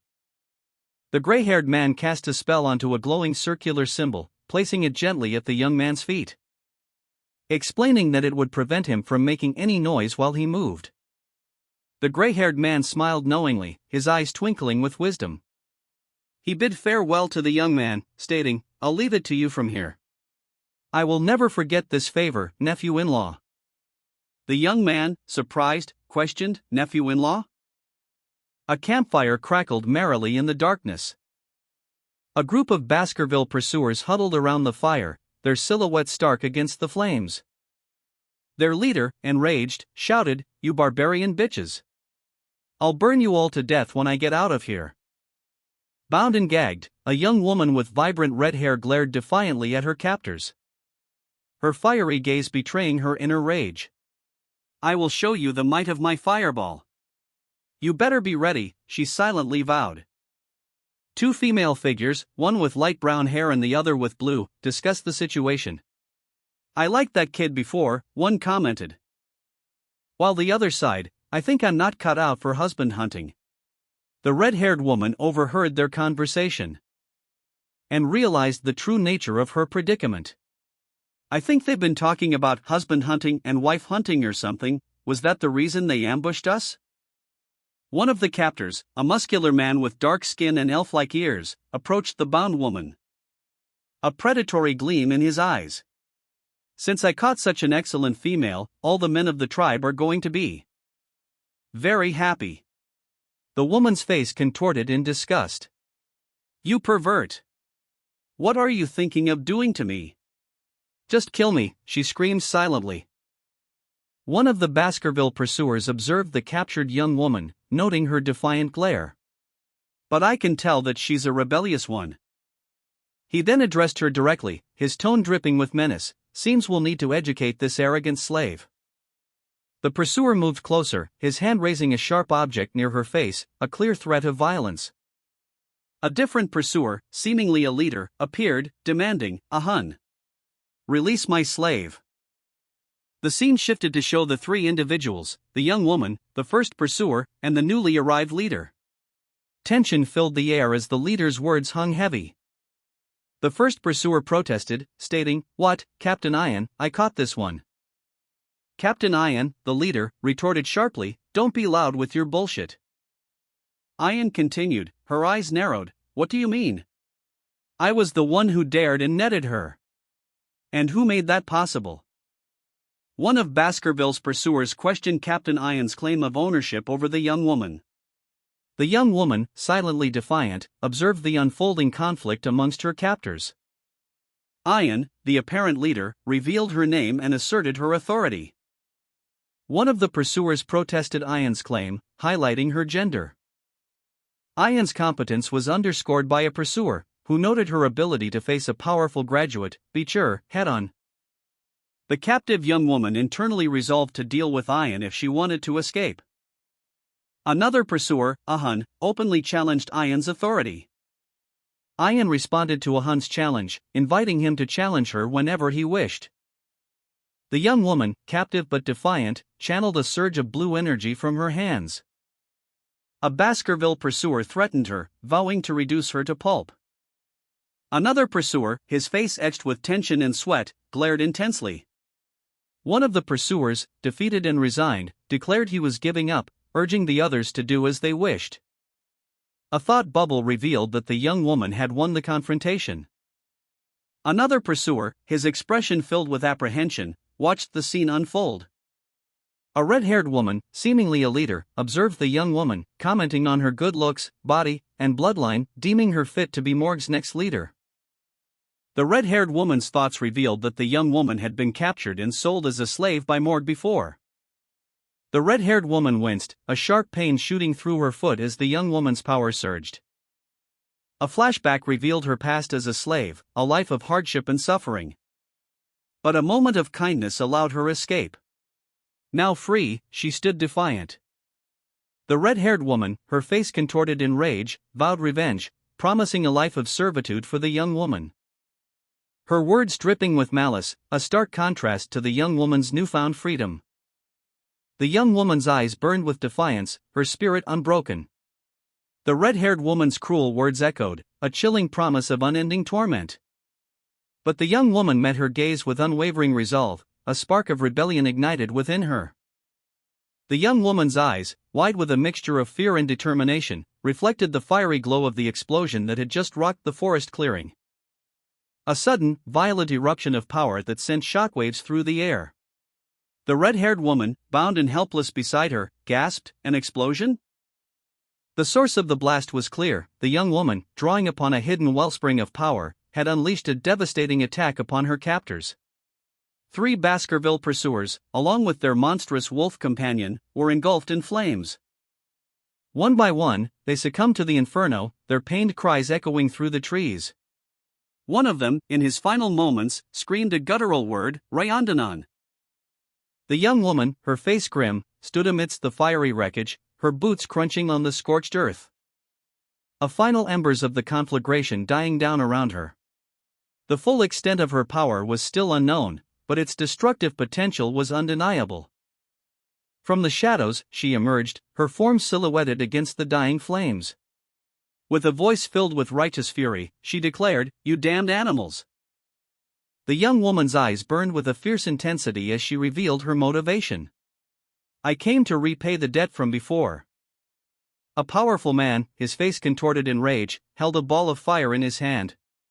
He bellowed a command, demanding the immediate return of his niece. The Baskerville pursuers, their faces contorted in surprise, watched as the young woman unleashed a wave of power. A crimson energy surged from her, engulfing her captors in a destructive torrent, leaving them lifeless and scattered across the ground. The red-haired woman watched in horrified silence. The young woman, her eyes blazing with righteous fury, moved swiftly and silently through the trees, leaving the scene of carnage behind. A young man, his brow furrowed in concentration, sensed something amiss. "Something's off." He questioned the excessive noise made by Baroque's hunting party, who had ambushed them so strategically. Their panicked retreat contrasting sharply with their earlier precision. Why were they so panicked? The young man's thoughts were interrupted by the enraged shouts of a red-haired woman riding a wolf. "These idiots! Making so much noise in the forest," she yelled. She ordered her companions to leave no one alive. The young man watched as the chaos unfolded. A fiery explosion erupting in the distance as the hunt intensified. The red-haired woman's eyes blazed with fury as she witnessed the unfolding events. The red-haired woman, triumphant, declared, "You're done for, you barbarians." The Baskerville pursuers, bound and defeated, could only stare in disbelief. As the red-haired woman's expression shifted to one of apprehension, a young man, hidden nearby, silently warned, "Shoo." He then shouted a name, "Beecher." The ropes binding the red-haired woman snapped, revealing a powerful figure emerging from the shadows. The young man, having arrived to save her, explained, "Didn't you see me gesture for you to stay quiet?" The red-haired woman, now rescued, smiled knowingly, "I knew you'd come, sword boy." A series of requirements appeared before the young man, demanding a strong physique capable of traversing long distances swiftly. The mental fortitude to navigate a dense, dark forest. And the unwavering devotion to risk one's life for a loved one. The red-haired woman, observing him, declared, "I won't ask about your past." She then simply stated, "But you pass." The young man, slightly perplexed, questioned himself, "What did I pass?" A surge of energy crackled between the red-haired woman and the mysterious woman with elven-like features. As the young man internally acknowledged the challenge ahead, it'll be difficult to fight her while holding back. The young man, Hugo, held the red-haired woman close, a troubled expression clouding his features. He wondered aloud, "Why can't I remember who she was before I regressed?" A sudden realization dawned on him as he questioned, "Wait, is she the one who put the scar on Hugo's nose?" His suspicion grew as he recognized her, muttering, "The archer of Baroque, fox of the night?" The implications of this realization hit him hard. He concluded, then, is she part of that bloodline? Hugo's eyes narrowed as he looked at the red-haired woman, his suspicion confirmed. He reacted swiftly, striking out with a powerful blow that sent a shockwave through her arm. The force of the blow was immense, causing a visible impact and sending sparks flying. The red-haired woman recoiled in pain and surprise. Another man, observing from a distance, reacted with shock and disbelief.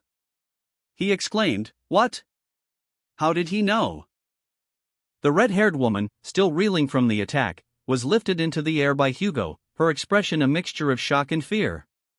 She let out a small cry of surprise, "Kia!"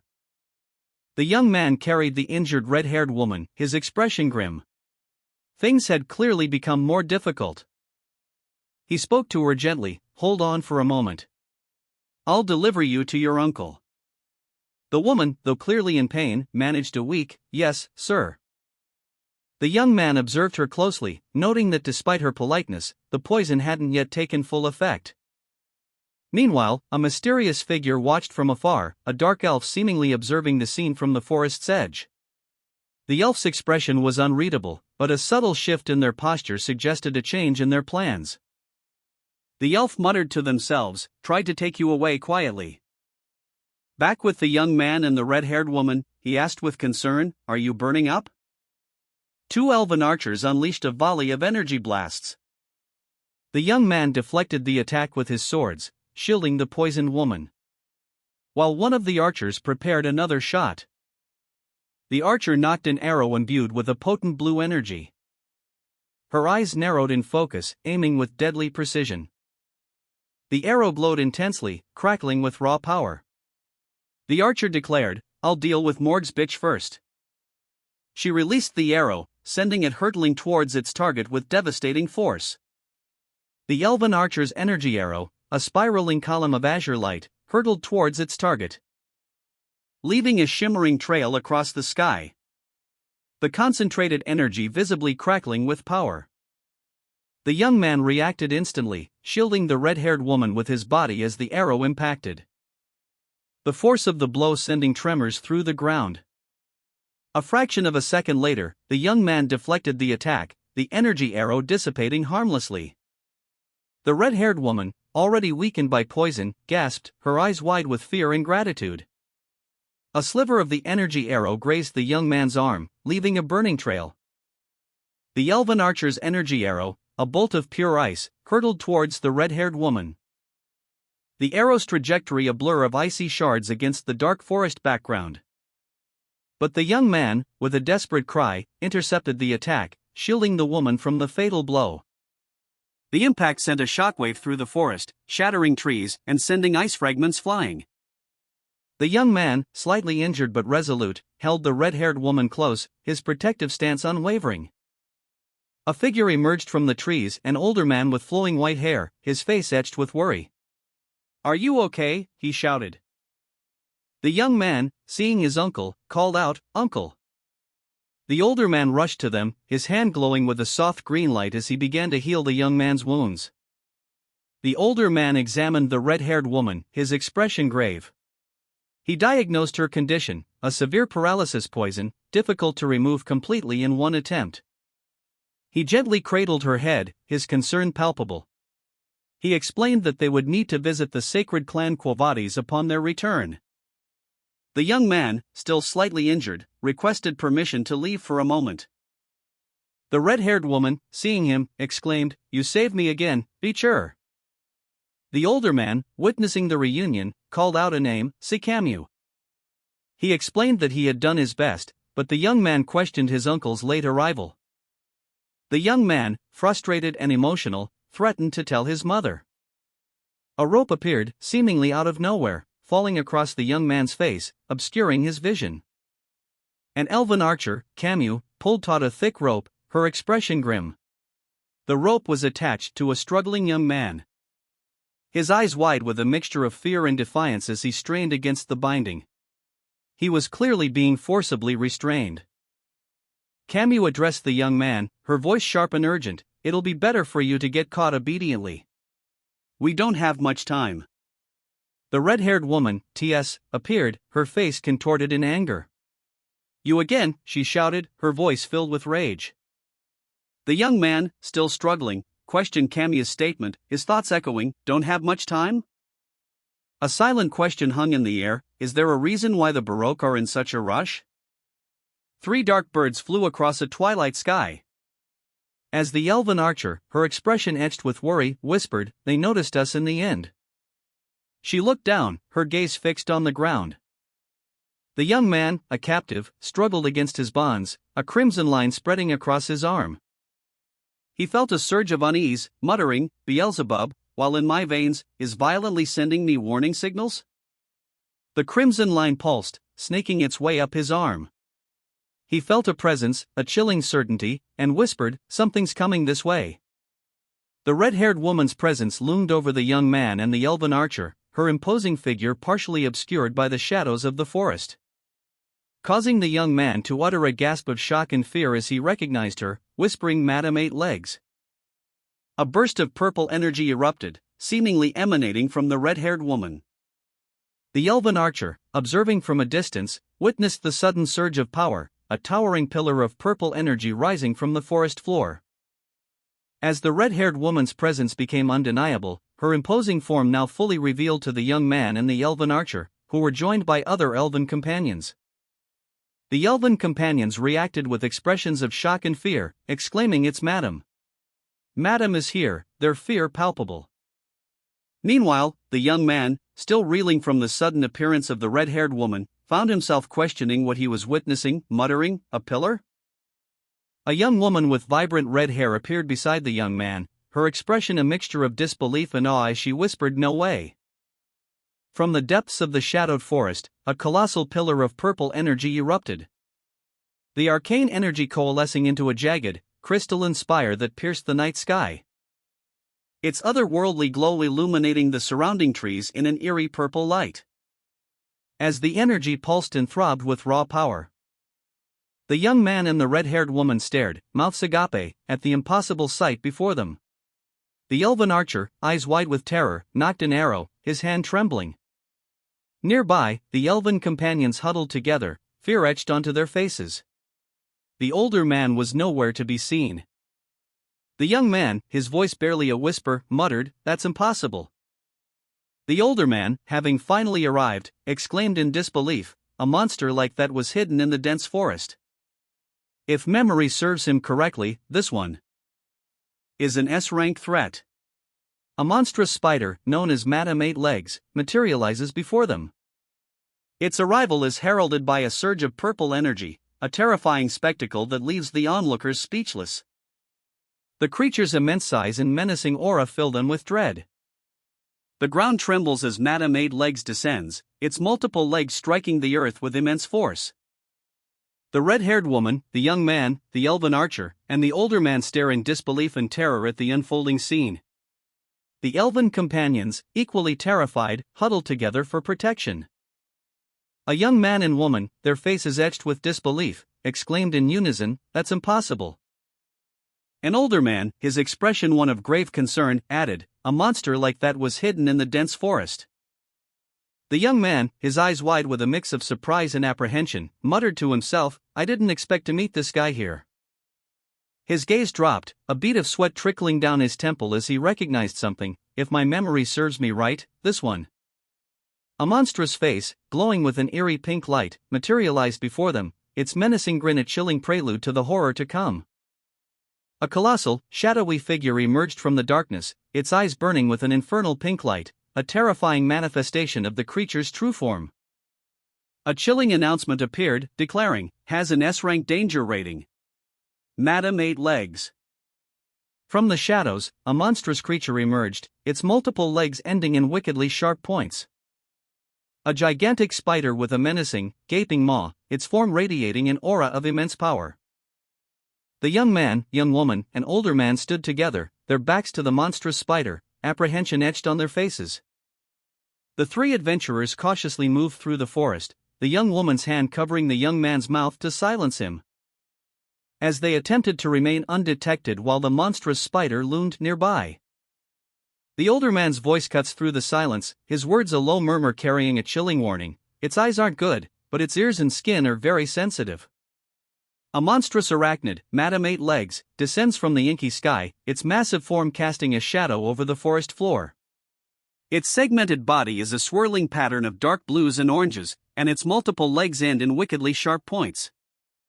The older man continues, his voice laced with a grim familiarity. Before I regressed, I'd heard, seen, and experienced many incidents while moving through Le Rouge et le Noir.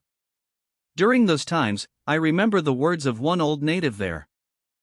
A close-up reveals the old native's face, etched with the wisdom and perhaps fear of countless years spent in the shadow of the mountain. His eyes gleam with a knowing glint, hinting at a dark secret. The old native's words, a fragment of a legend that sounded like a myth, are revealed. It was the story of how a horror by the name of Madame Eight Legs lived deep within the dense forest. The narrative continues, explaining that afterwards, the name Madame Eight Legs was written into the Empire's monster encyclopedia, a testament to its terrifying reality. The young man, young woman, and older man stand together, their faces etched with apprehension as they confront the looming threat of Madame Eight Legs. A monstrous form, vaguely humanoid but with grotesque, clawed appendages and a gaping maw filled with rows of needle-sharp teeth, lunged forward. Its movements swift and brutal as it unleashed a torrent of viscous, glowing green ichor. A horrifying shriek, ki-ik, echoing through the forest as the creature revealed its full, terrifying form. The creature's true form was even more horrifying than its initial appearance, a swirling vortex of energy and malice, its multiple eyes glowing with malevolent intent. A text box appeared, starkly declaring, S-rank danger rating. A monster with the Kingdom Destroyer rank, where just one had enough power to end a nation. The creature's corrosive ichor dripped from the branches of the trees, leaving behind a trail of decay and destruction. A young man, caught in the creature's wake, braced himself for impact, his eyes wide with fear. A young woman and an older man were caught in the blast, the older man shielding the young woman as the green ichor washed over them. The older man's eyes widened in terror as he braced for the full force of Madame Eight Legs' power.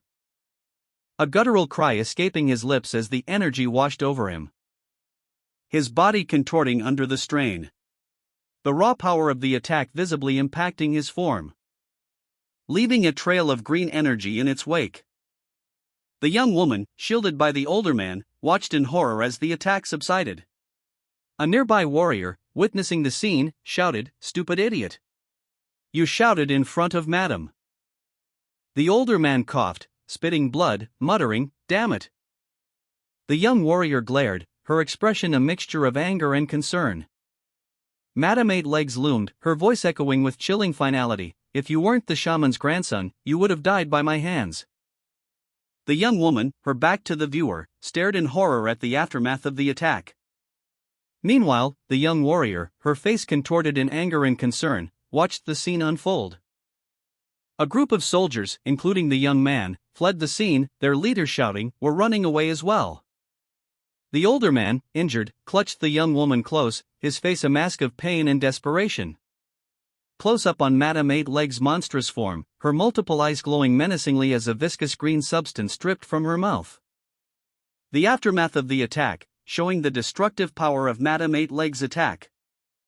The text explains the escape of the Baroque group, contrasting their individual flight with the Baskervilles and Morgues' coordinated retreat. Baroque ran away while spreading out, but the Baskervilles and Morgues ran in a group. Because of a slight variation in their escape route, Madame Eight Legs' pursuit was already decided. The earth trembled as Madame Eight Legs' powerful legs slammed down. The older man, Adolphe, shielded the young woman, while the young man fled in terror. "Damn it, why is it coming this way?" the older man thought, his face grim. The young warrior, observing the scene, declared, "Leave it to me, Sir Adolphe."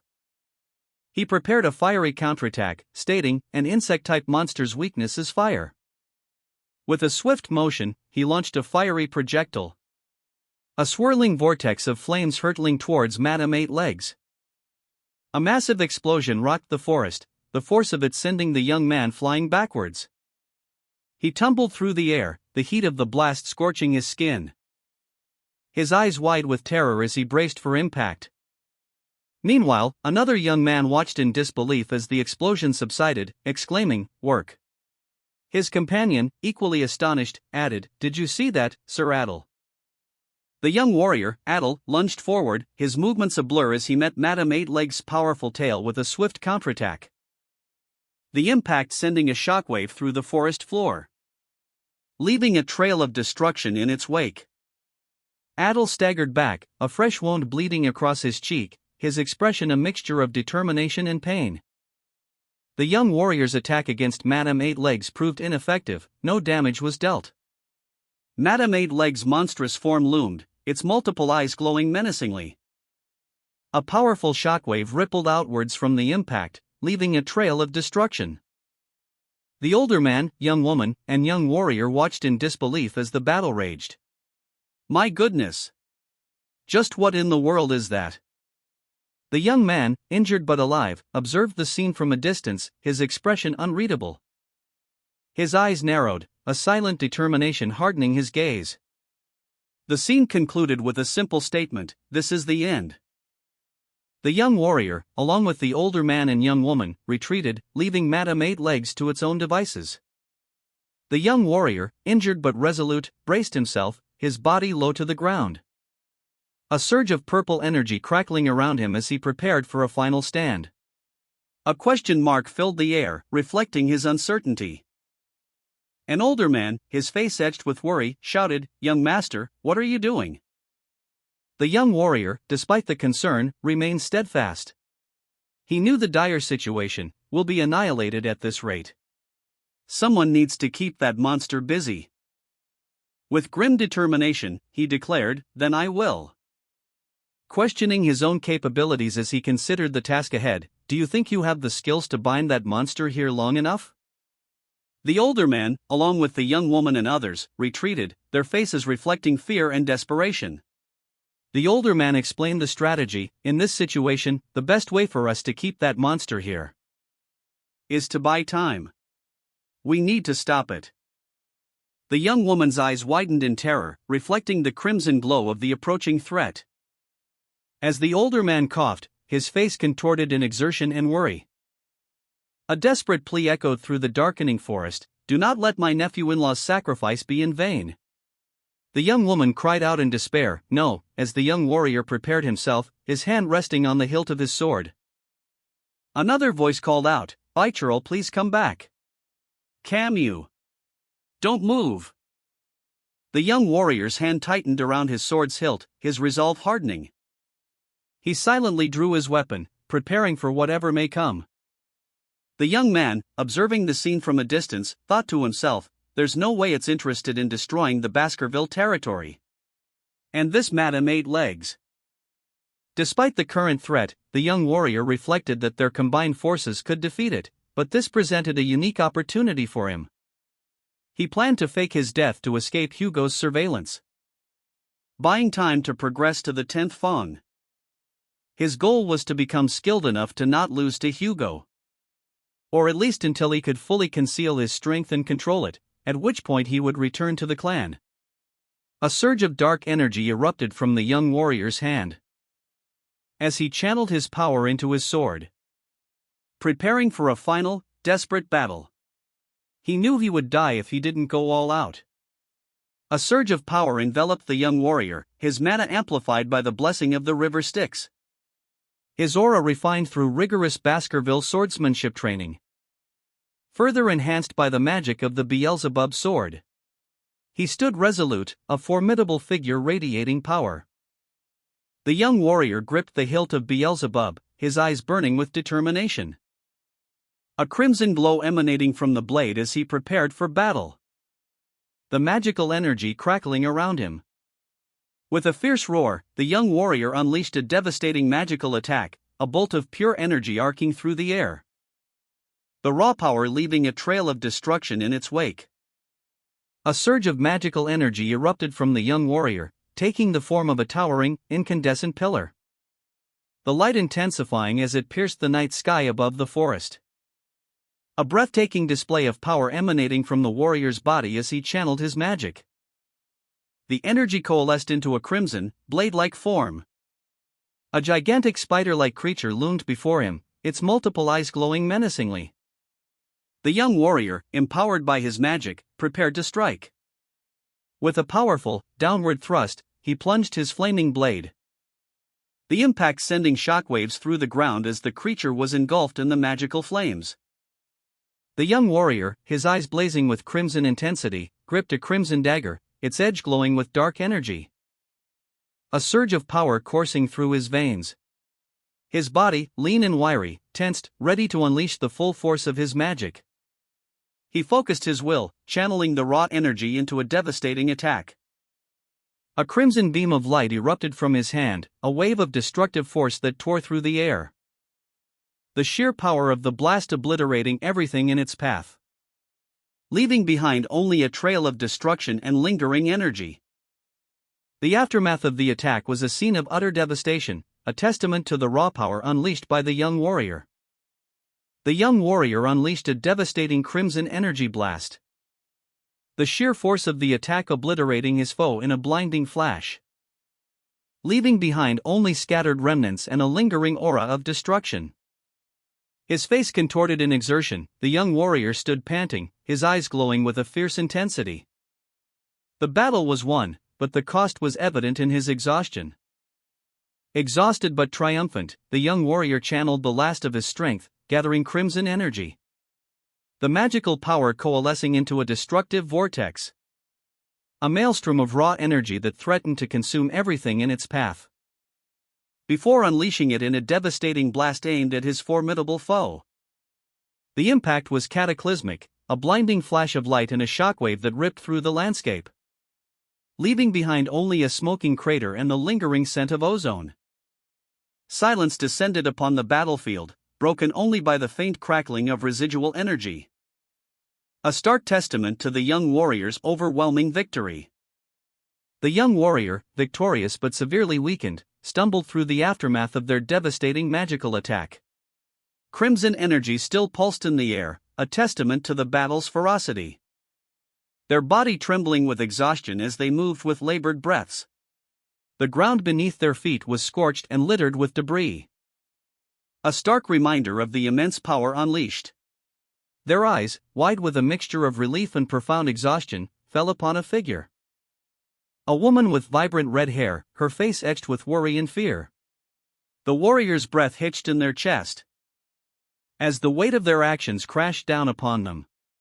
"No," she whispered, her voice barely audible above the wind's mournful sigh. Tears streamed down her face, mirroring the warrior's own internal turmoil. The battle was won, but at a terrible cost. A silent understanding passed between them, a shared burden of victory and loss. The scene was punctuated by a final, echoing roar. The young warrior lay beneath the blade of a guillotine, his body bruised and bloodied. Two guards stood watch, their expressions grim. His eyes fluttered open, revealing a single, crimson eye. A stark contrast to the pallor of his face. A single tear traced a path through the grime on his cheek. The image shifted to a close-up of his eye, the crimson glow intensifying. Under a full moon, a cloaked figure stood before a large formation of soldiers. The figure's presence commanded the scene. A man with long, gray hair and piercing red eyes loomed over the scene, his expression grim. He extended a hand, seemingly reaching for something beyond the frame. The camera focused on the young warrior's face, his one eye glowing crimson, a stark contrast to the pale skin and blood around him. A close-up revealed the intensity of his gaze, his barely conscious body trembling slightly as an unseen force seemed to surge within him. A powerful blow landed, the sound of a heavy impact echoing through the scene. The young warrior's body was thrown back with immense force. The red-haired woman stood amidst a sea of shadowy figures, her expression unreadable. She seemed to be walking towards something unseen, her movements deliberate and purposeful. A lone figure, cloaked and imposing, stood before a multitude of shadowy figures, their forms indistinct in the dim light. The air hung heavy with an unspoken tension, the scene emphasizing the figure's isolation and power. A woman with long, silver hair, her back to the viewer, stood in a dark, crimson-tinged space. The scene felt ominous and foreboding. The words "Hugo" I will definitely. Appeared in glowing red letters against a black background, hinting at a future confrontation. A close-up revealed a single, crimson eye, partially obscured by bandages, suggesting a severe injury and a hint of something otherworldly. The injured individual, seemingly the young warrior, lay beneath a simple wooden structure, his gaze upward, questioning and confused. The scene implied a state of vulnerability and uncertainty. The young warrior lay on the ground, severely injured. His body was bound, and bandages covered much of his torso. One eye glowed with an unnatural crimson light. Yesterday. No, it might have been a few days now. I ended up surviving my battle against Madame Eight Legs. He thought, his mind clouded by pain and confusion. If Madame didn't flinch at the light that exploded in the final moment. He recalled, the memory of the intense battle still vivid. I really could have died. The sheer power of the explosion was enough to leave him shaken, even now. Muscles, veins, bones, none of them are intact. After going all out like this, I only managed to surprise it. The extent of his injuries was staggering. Underestimating Madame's combat capabilities has cost me. He reflected on his misjudgment, the consequences of which were severe. This snake. He muttered, referring to his opponent, before adding, looks like I survived thanks to this. He noticed something unusual about his body. I guess I can consider this going according to plan. The red-haired woman, flanked by two other figures, observed from a distance, a hint of satisfaction in her eyes. The plan, whatever it was, seemed to be unfolding as intended. The red-haired woman, observing from a distance, reflected, for now, I'll be able to escape Hugo's web of surveillance, and there were also many witnesses besides Adolf and Camus, so there should be no worries about proving my death. The young warrior, severely injured but alive, one eye glowing crimson, was hidden, his body heavily bandaged. He was being helped by villagers of the Baroque tribe. The villagers, unaware of his true identity, guided him to safety. The young warrior, now in the village of the Baroque tribe, questioned his situation. The village of the Baroque tribe? He was surrounded by the tribe's members, their wary eyes observing him. The young warrior's thoughts turned grim, so I was captured by them in the end. I'm standing in the middle of the territory of the Baskerville clan's old enemies. This is a problem. I won't be able to escape with them. Guards of the Baskerville clan approached, their captives in tow. The young warrior's captors urged him forward, walk faster. Faster. A group of captives, including the young warrior, were being herded along by their captors. The young warrior's crimson eye glowed faintly beneath his bandages. One of the captors barked, walk faster. If you don't want to get fed to the wolves. The young warrior and several other captives were bound tightly, their bodies bruised and weary. The young warrior's gaze remained fixed ahead, his expression unreadable. As they were led through a village, the young warrior noticed some familiar faces among the other captives. He thought to himself, there are a few familiar faces. The young warrior's eyes scanned the other captives, his mind racing. He wondered, not being dragged around like that. A captor approached the young warrior, startling him awake. You're awake, he said. Another captor, an elf with striking features, addressed the young warrior. You can speak Baroque, right? The young warrior remained silent, his gaze unwavering. He was clearly surprised by the elf's knowledge of his language. The elf's expression shifted to one of recognition and surprise. He muttered, this guy, from that time. What? How did he know? The elf sneered down at the captured young warrior, his words dripping with contempt, be thankful you're not like them. He continued his taunts, pressing the young warrior's trauma. How does it feel to watch as your comrades walk to their deaths? The elf's words hit their mark, the young warrior's face reflected despair. You must be filled with despair, unable to do anything with your ruined body. The elf's cruel amusement was evident. If you weren't the leader's pet, I would have already roasted you alive. His face twisted into a grotesque grin, revealing sharp teeth. The young warrior's eyes glowed with a fierce red light, a sign of his inner turmoil. Suddenly, a powerful presence emerged from the shadows, an old man with piercing red eyes, his hands bound by heavy chains. The chains themselves seemed to writhe and crackle with dark energy, hinting at a formidable power. Bound in chains, the young warrior's eyes glowed with an unnatural red light. The elf captor, his face contorted in a sneer, watched with cruel amusement. His unspoken question hanging heavy in the air, "What are those eyes?"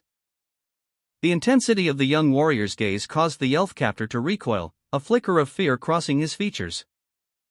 Enraged, the elf captor shouted, "You rude bastard!" The elf captor lunged at the young warrior, attempting to strike him. But another elf intervened, barking orders, "Don't just stand around here and go find your master at the end of the snare." The young warrior, weakened but defiant, remained on the ground, his gaze fixed on the approaching elf. Physically battered but resolute, the young warrior vowed, "I'll pay this back in full once I recover." His red eyes glowed with a newfound power. The scene shifted to reveal a sparsely populated village of crudely constructed huts. The young warrior, still bound by a thick rope, walked through the village, his gaze fixed on the distant end of the rope. He muttered, "How is a rope this long?" He continued walking, the rope stretching far behind him. After walking for some time, he observed, "I've already walked for a while, but I still can't see the end. So, my master is at the end of this rope, or something?" Suddenly, the rope began to move, taut and straining. The young warrior looked up, surprised, muttering, "Huh?" His red eyes, still glowing, reflected his confusion and growing apprehension. Following the thick rope, the young warrior arrived at a secluded pool nestled within a lush forest. An elf, partially submerged in the water, was tethered to the rope. Her face partially visible, her expression unreadable. Only her eyes, wide and alert, were clearly seen. The rope itself appeared ancient, its texture rough and worn from time and exposure to the elements. The young warrior cautiously approached the pool's edge, his apprehension evident. He carefully examined the rope's connection to the elf. A faint smile playing on her lips as she watched him. Suddenly, the elf spoke, her voice barely a whisper, "Get down." The young warrior, startled, instinctively ducked. As a dark shadow passed overhead, the rope tightened around his neck, pulling him down. The elf, having lured the young warrior with a rope, tightened her grip, attempting to strangle him. The warrior, caught off guard, struggled against the unexpected attack. A desperate struggle ensued as the elf maintained her stranglehold. But the warrior's strength proved insufficient, and he fell unconscious to the ground. Elsewhere, a group of elves practiced archery, their movements sharp and precise. An elf instructor shouted, "You brats! Go practice somewhere else." The young warrior lay on the ground, unconscious and bound, his eyes slightly open, revealing a hint of red. Later, the elf who had attacked him appeared, her expression softened. She stated, "I'm thankful that you freed me from the slave auction." She continued, explaining, "We repay our favors twofold, and revenge, tenfold. You saved me once, so I saved you twice." The young warrior, his body bruised and bandaged, sat on a rock, muttering to himself, "Twice." The elf, her expression unreadable, explained, "If I didn't go back to check on you just in case, you would have died. Be thankful for my stubbornness." The warrior, still weak but recovering, questioned her, "Why did you save me?" The elf's eyes glinted with a calculating gleam as she responded, "You looked like you had a pretty high position in your group." A grim determination crossed the warrior's face as he muttered, "This is a problem." The elf, her gaze sharp and predatory, stated, "How much will they pay to buy you from us?" The elf, now holding a thick rope, smiled, revealing a hint of cruel amusement. The young warrior, his one visible eye burning with anger, thought to himself, "This is a problem." The elf, her face a mask of calculation, silently assessed her captive. If anyone initiated a hostage negotiation with the Baskerville clan, her carefully laid plans would crumble. She mused, her eyes narrowed. She had hoped to sell the young warrior for a hefty sum. But now, a new, more sinister idea began to form in her mind. "Unfortunately for you," she thought, a cruel smile playing on her lips, "you won't be able to return to them. The elf tightened her grip on the rope binding the young warrior, her dagger glinting menacingly nearby. A subtle shift in her demeanor signaled a change in her plans. The warrior, despite his injuries, remained defiant, a faint sigh escaping his lips. "Shall we establish our titles first?" she proposed, her tone laced with amusement. The power dynamic was clear. The elf brandished her dagger, a predatory gleam in her eyes. "Call me master," she commanded, her voice low and dangerous. The warrior, the weakened, met her gaze with unwavering defiance. "Haha," he chuckled, a hint of amusement in his voice. "That defiant look, I like it." The elf's eyes narrowed, she found his defiance strangely appealing. "I'm going to enjoy taming you," she declared, a thrill of anticipation coursing through her.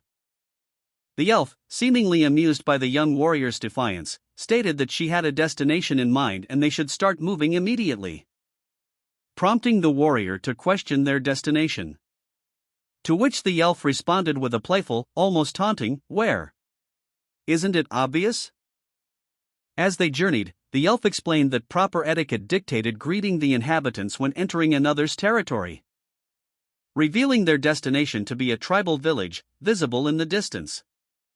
The panel shows a close-up of an arrow lodged in the ground, near what appears to be a monstrous creature, indicating the village's leader is someone to be reckoned with.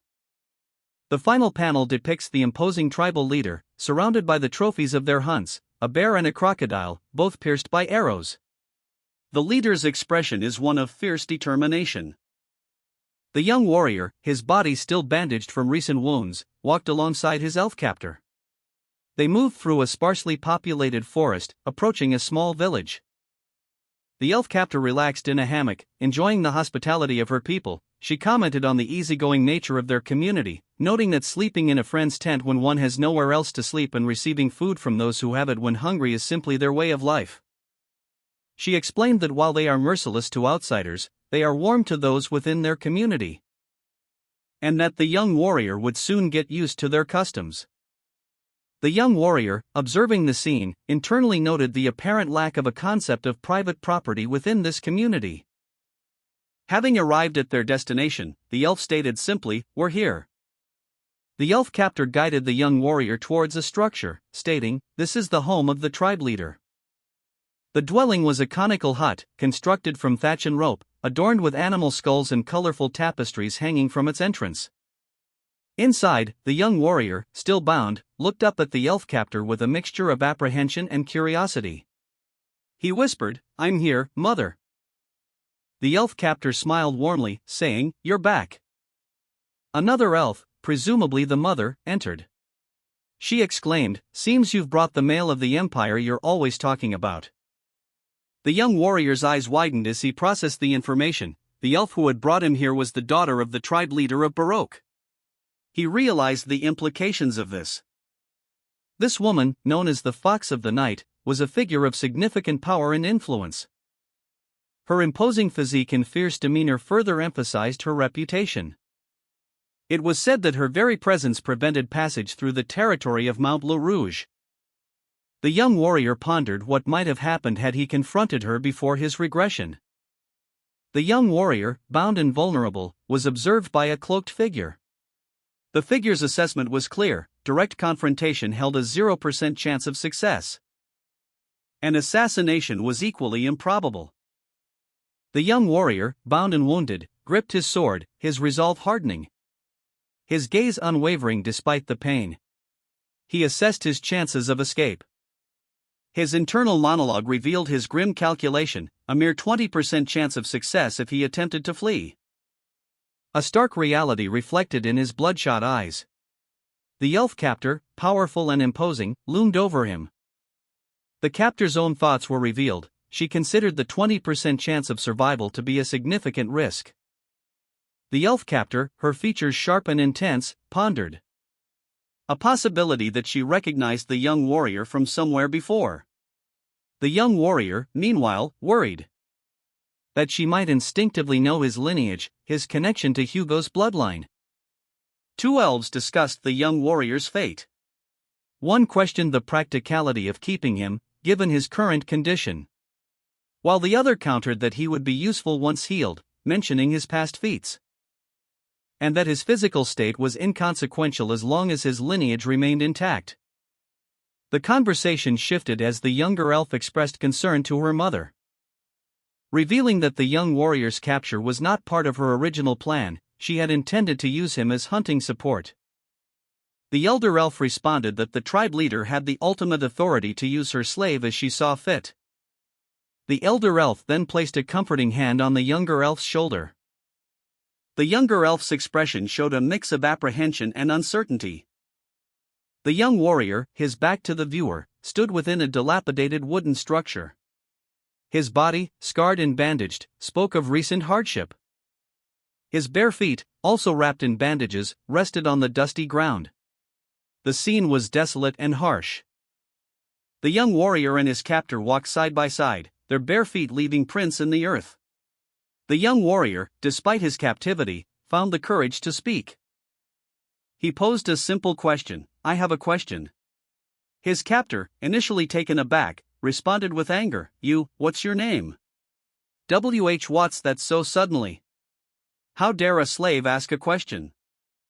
The young warrior, undeterred, explained: "I have no intention of calling you master, so I'm asking for your name." The elf captor, slightly flustered, revealed her name, Ian. The young warrior, his face partially obscured by bandages, boldly stated, "I'm Beecher." "So what do I have to do now, Ian?" Ian, the elf captor, recoiled slightly at the audacity of being addressed by his name. A slave dares to address his master by name. A smirk played on Ian's lips as she continued, "Then I'll give my first command to you." Her command was simple, yet laced with a subtle challenge: "I command you to build a house." Ian elaborated, emphasizing the long-term implications: "Build the house you will be living in from now on." Ian, internally, scoffed at the young warrior's growing confidence. "Humph, a slave dares to get cocky. There's no way an empire brat has experience building a house." She mused further: "Using a slave well is also a skill of the master. I should make him do something difficult to get him to quickly know his place." Beecher, however, stroked his chin thoughtfully, considering the task ahead. Building a house. The young warrior, his face etched with the grim determination born of survival, stroked his chin thoughtfully. A blank white space offered no new narrative information. The elf captor, his features alight with a hint of surprise, let out a soft chuckle. The image showed a close-up of the warrior's muscular torso, revealing the extent of his injuries. Having completed his task, the young warrior stood proudly before his creation, a sturdy tent, announcing, "I have followed your command." The elf captor observed from behind, her expression unreadable. The elf's internal monologue revealed her astonishment: "This guy, why is he so good at making a tent?" Her surprise deepened as she reflected: "I definitely thought he'd struggle with his damaged body." The elf captor, carrying a large bag, worried aloud: if the situation worsened, the supplies she carried would prove useless. Meanwhile, the young warrior, his face partially obscured by bandages, reflected on the passage of time. A caption box explained that in the era of ruin, swordsmen needed more than swordsmanship to survive, they required proficiency in survival skills to endure harsh conditions. The cloaked figure sat by a small fire, seemingly contemplating this harsh reality. The elf captor examined the drainage around a tent, impressed by its effectiveness. She then commented that the tribe leader's tent appeared unstable. The young warrior stood before the elf captor, prompting her to react with surprise. The young warrior then explained that he could improve the tent's stability by using lime-rich soil and creating bricks, which would then be fired to increase their durability. The elf captor, a hint of a smile playing on her lips, admitted, "Do that. I was also thinking of doing it." The young warrior, his body heavily bandaged, carefully removed a large, clay brick from a makeshift grave, adding it to a growing pile near a small fire where he and the elf captor worked together, preparing to transport the bricks. The young warrior, now pushing a cart laden with bricks, walked alongside the elf captor and another cloaked figure. The elf captor, her expression serious, observed the scene. Inside the tribe leader's tent, the central pillar stood tall, surrounded by the three individuals: the tribe leader, the young warrior, and the elf captor. The young warrior's proposed improvement to the tent's structure was being assessed. The tribe leader, visibly frustrated, explained, "I was getting pissed because water would leak in no matter how many times I repaired the ceiling, but the pillar was the problem." The tribe leader, observing the young warrior's work on his tent, offered a curt, "Well done." He then turned to his daughter, the elf captor, commenting, "It seems my daughter has brought in a useful male." Addressing the young warrior, the tribe leader instructed him to go around and fix up all the small problems in the barracks. Later, as the young warrior washed his clothes by the river, the elf captor approached him and asked, "Aren't you tired of only doing slave work? Don't you want to officially become a member of the tribe soon?" The young warrior, while cleaning his clothes, responded that he wasn't particularly bothered, claiming that slave work wasn't too bad compared to his previous life in Baskerville and Underdog City. He continued to wash his clothes, seemingly unfazed by the elf captor's suggestion. The elf captor commented on the young warrior's progress, stating that his speech education had gone well. However, she also pointed out that complaining would be difficult for him as a slave. The young warrior, seemingly unfazed, responded that his current situation wasn't really that bad, prompting the elf captor to question how he could consider the tiring and trivial jobs he was doing as anything but bad. The elf captor, showing concern, offered to help the young warrior adapt to the tribe and live like them, even promising to remove the rope around his neck if he performed well. Intrigued, the young warrior simply asked what he had to do. The elf captor, smiling, revealed that he just needed to go hunting and catch something big. The elf captor explained the dire situation to the young warrior. The tribe's hunters have been unsuccessful lately, resulting in food shortages, especially for the children, and that a successful hunt could mean freedom for the young warrior. The elf captor, showing the young warrior a meager amount of food, reiterated the importance of bringing back a large amount of meat to secure his freedom. She then stated that he would only need to support her during the hunt. The young warrior and the elf captor began their journey into the forest. The elf captor, observing the young warrior's strength, confidently stated that he would have no problem carrying a large amount of game. She then slapped him on the back, reminding him that his current situation is a privilege due to his status as a slave of the Baroque hunting group leader. The young warrior, feeling the weight of his situation, silently contemplated his next move. After a moment of reflection, the young warrior, though clearly frustrated, agreed to the hunt. "Fine, let's go," he stated. The elf captor, a striking figure with pointed ears and intense golden eyes, smiled subtly. Her expression was almost imperceptible, a mere twitch of the lips, a hint of amusement playing across her features. Her physique was lean and muscular, a testament to her strength and agility. The elf captor informed the young warrior, "We'll be heading out tomorrow, alright?" The young warrior, his face partially obscured by bandages, responded, "I got it, but why are you smiling like that?" The young warrior's question hung in the air as the elf captor's expression shifted, her smile vanishing, replaced by a look of irritation. She retorted, I am not smiling." The elf captor's inner thoughts revealed her true feelings, "Annoying fuck." A bandaged leg was submerged in a large earthenware pot. As a hand reached in, stirring the contents, which appeared to be dark, ashen dust, the dust swirled upwards. Ahiman, the Baroque shaman, addressed a gathering of hunters. "Gather around, hunters, it's time for the initiation ritual," he announced. Ahiman, a wide, unsettling grin spreading across his face, extended a hand towards the hunters. He instructed them, "Receive my blessing before you go. If you don't, you will have a hard time." The hunters, a mix of elves and other humanoids, prepared for their hunt, their backs turned to the shaman. Two hunters, one of whom was the young warrior, conversed. The young warrior's companion stated, "The hunters of Baroque feel guilt when killing our prey." Before embarking on the hunt, the hunters smeared charcoal on their faces, a ritualistic practice to ward off the god of death. A tradition observed even by the warrior tribe, similar to the Baroque tribe's shamanistic practices. The young warrior, however, found the shaman's rituals annoying, noting that the shaman's predictions were often inaccurate these days. and that the shaman's recent focus on providing only earrings and nose rings as gifts suggested a decline in his abilities. The elf captor agreed, deeming the tradition useless. The young warrior reflected on the universality of such traditions, observing their similarity across various cultures. The elf captor's face was etched with a look of disdain, a dark circle marking her forehead.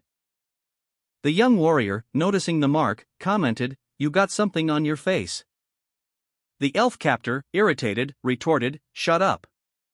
I have a bad relationship with the shaman."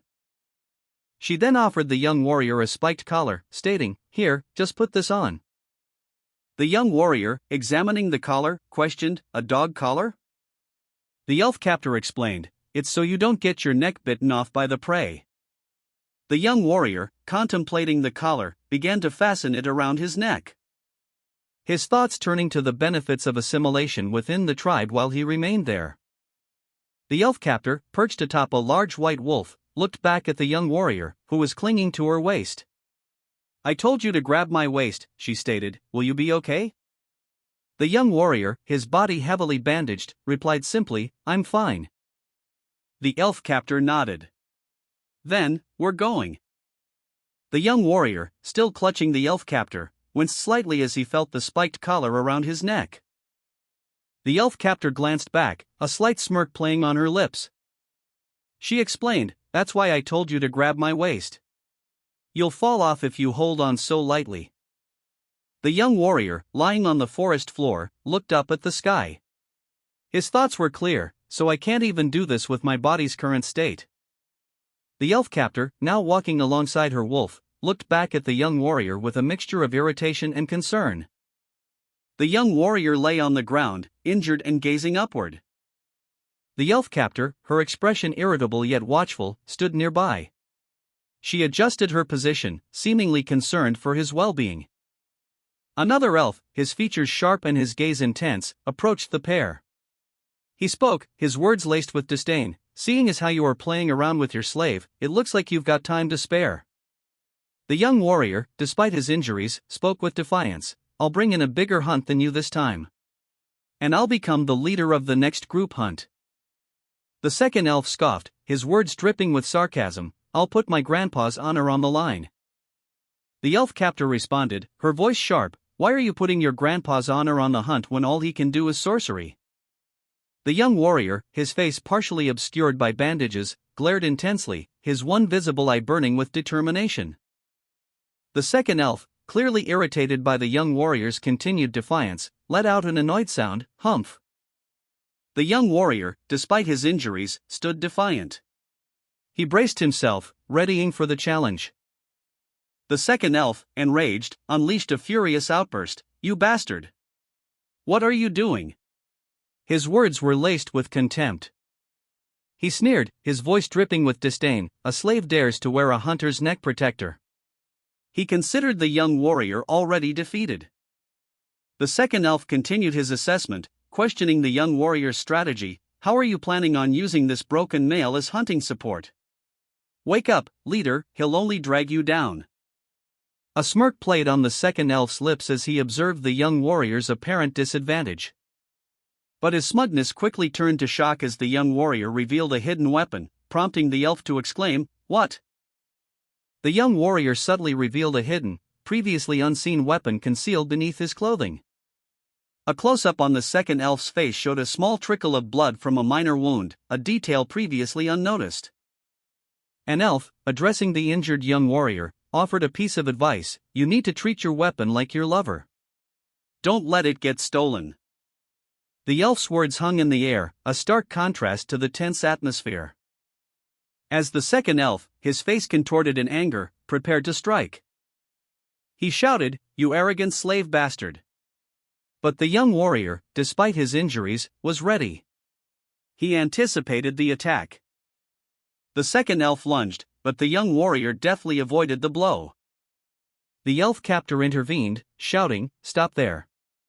Who are you to discipline someone else's slave?"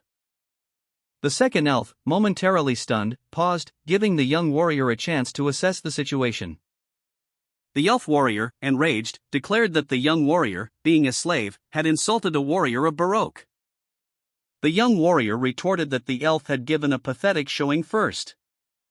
The elf, still furious, insisted that the young warrior was a slave and questioned why the other elf was protecting him so much. The second elf questioned if the first elf had developed feelings for her slave. The second elf agreed that the young warrior, as a slave, should be punished for his wrongdoings.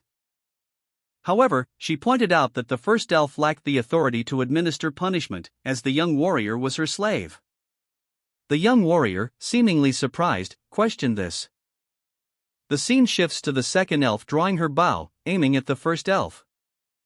The elf, eyes blazing, lunged at the young warrior, her fist connecting with a sharp crack, sending him sprawling to the ground with a thud. Blood splattered across the grass as he impacted. The impact echoed through the clearing, a sickening crunch accompanying the fall. The second elf watched, his expression a mixture of shock and concern. The young warrior lay still, his body limp on the forest floor, his ragged breathing the only sign of life. The elf captor stood over him, her expression unreadable. She addressed the second elf, her voice low and dangerous, "Are you satisfied?" The elf captor, his face grim, addressed the second elf. He explained that he had been unable to secure a bride because of his slave's interference, adding that he also had personal problems with the slave, and warned that any interference with his slave would result in death. His words were laced with a chilling threat. The second elf, her expression unreadable, looked down at her bloodied hands, a grim reminder of the recent conflict. The elf captor, his eyes intense, asked the second elf if she understood the gravity of the situation. His tone brooked no argument. The second elf, her voice barely a whisper, replied with a single, defeated word, "Yeah." The young warrior lay injured in the grass, his body battered and bruised. The aftermath of the elf captor's attack was evident. The second elf walked away, her face etched with sorrow and regret, leaving the injured young warrior behind. The young warrior, his head swathed in bandages, lay injured on the forest floor. His eyes, though pained, held a flicker of defiance. The elf captor, perched atop a large white wolf with the second elf, addressed him. "Did it hurt?" she asked, her tone laced with a chilling indifference. The scene shifted to show the elf captor and the second elf riding away. The second elf asked, "Are you angry?" The young warrior remained silent, his pain evident. The narration box explained, "It couldn't be helped. Ahan is a tricky and stubborn guy. This was the only way to stop him from pulling out some cheap tricks later." The second elf, her face etched with worry, questioned him again, "Why aren't you answering?" "HM?" Finally, the young warrior, his voice barely a whisper, replied, "Because it hurts." The elf captor, from her vantage point, kicked the young warrior, adding to his suffering. The impact was shown in a close-up of the young warrior's leg, further emphasizing his vulnerability and the elf captor's cruelty. The elf captor, concerned, questioned the extent of the young warrior's injuries, her voice laced with a mix of worry and cruelty. She wondered aloud if his condition was serious. Pressing him further, her words sharp and accusatory. She challenged him, asking if he believed his life was in danger. The young warrior, his face bruised and bandaged, winced in pain. He could barely speak, his response a pained whisper indicating that even talking was excruciating. The elf captor's expression softened slightly as the young warrior insisted that he had endured similar injuries before. But before he could elaborate, she leaned in and kissed him unexpectedly. The scene ends with a sound effect suggesting a soft, tender kiss. A sudden shift in setting, the scene transitions to a forest clearing, the sound of leaves rustling underfoot. The elf captor, now alone, sits in the forest, her expression a mixture of blush and contentment, suggesting a lingering effect from the kiss. She rests her head on a soft, white fur, seemingly relaxed and at peace, a stark contrast to her previous demeanor. The elf, her expression a mixture of curiosity and something akin to tenderness, tended to the young warrior's wounds. He was clearly injured, his face bruised and bandaged, but he seemed oddly calm. Her fingers gently brushing against his skin as she examined the damage. Her internal monologue revealed her thoughts, "As I thought, my eyes weren't wrong. You've got potential for an empire brat." The young warrior, meanwhile, was internally questioning the elf's actions. Do barbarians usually lick each other's wounds? He mused, aware of the infection risk. The elf, seemingly reading his thoughts, offered a proposition. Do you want anything from me? Just one thing. I'll give you anything you want within my power. Her words hung in the air, a subtle shift in the dynamic between them. The camera focuses on her quiver, hinting at her resources and capabilities. The young warrior, despite his injuries and initial surprise, responded with a confident assertion, of course.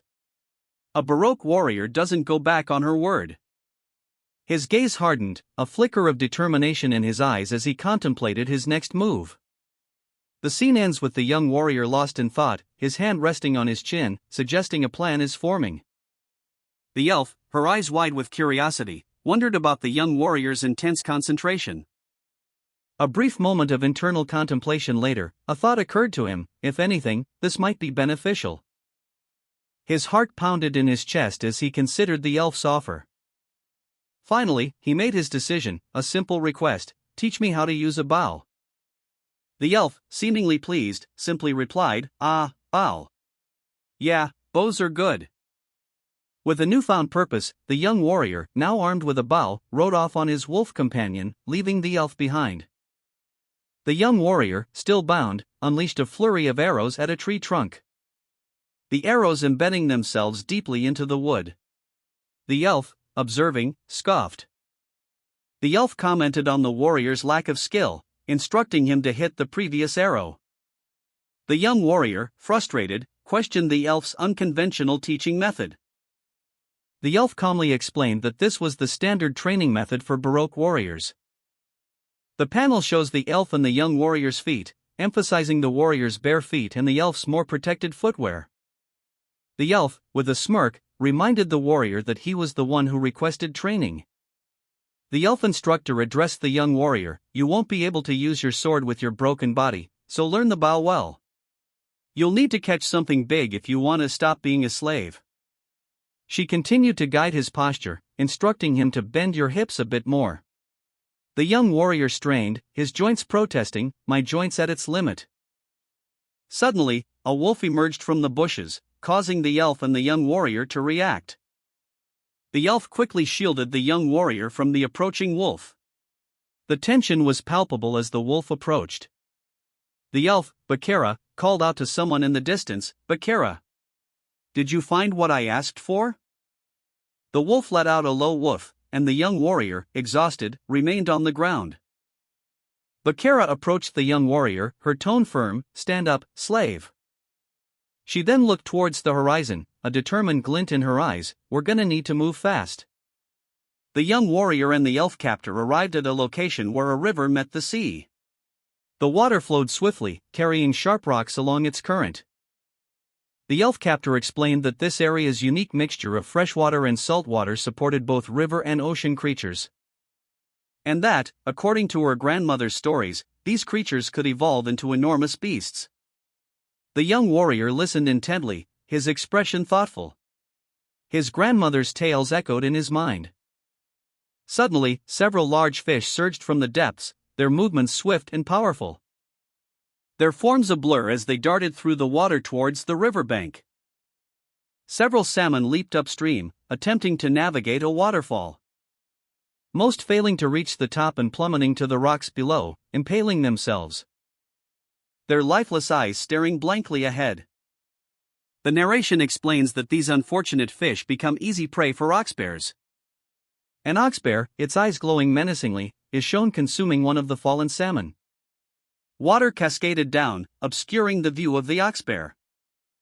The young warrior, observing the scene, questioned if it was an ordinary oxbear, noting that it seemed different from any he had encountered before.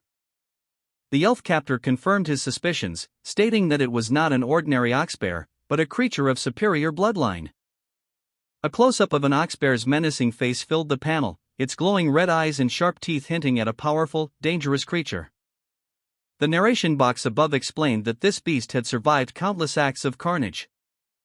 Below, the young warrior's apprehensive expression was clear as he questioned whether he should kill such a creature. The elf, Bakara, responded with a firm no way. But Kara clarified that she hadn't requested a strong female oxbear for hunting purposes. The panel showed a powerful oxbear paw, emphasizing its strength. She revealed that the males were present to court the female, explaining the presence of multiple oxbears. A single oxbear stood out, its imposing figure highlighted against the water. Another close-up of the oxbear's intense gaze, its red eyes burning with primal power. Finally, the oxbear charged, its powerful form a blur of motion. Two oxbears clashed violently, their powerful blows creating shockwaves. The sheer force of their struggle sending tremors through the forest. The young warrior, watching from a distance, could only stare in disbelief. Another powerful impact rocked the ground as the two beasts continued their furious battle.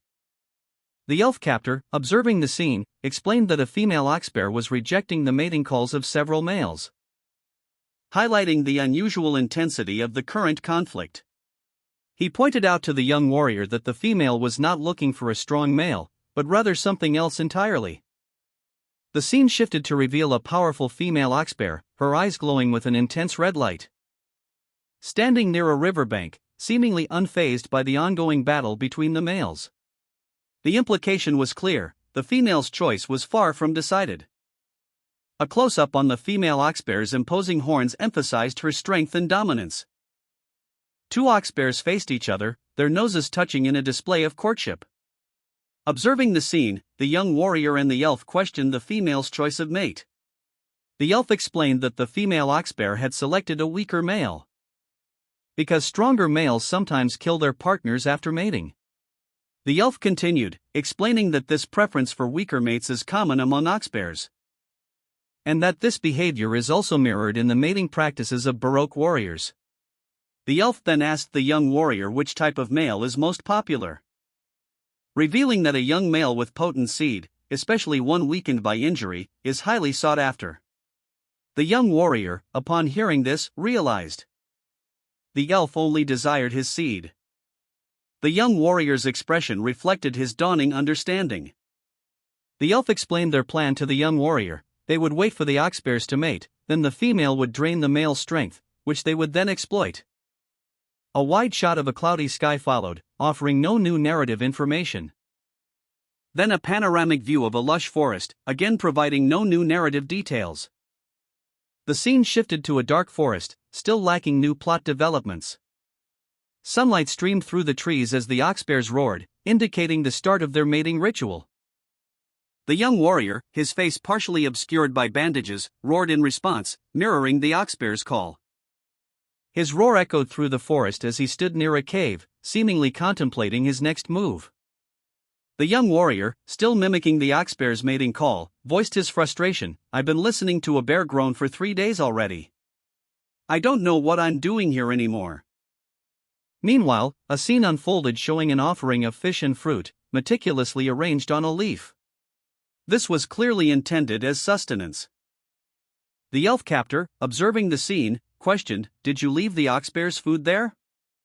The young warrior stood near a makeshift shelter, his gaze fixed on the ground. The elf explained, "For the past 3 days, we've been supplying the two bears with food so that they can continue to mate without getting hungry."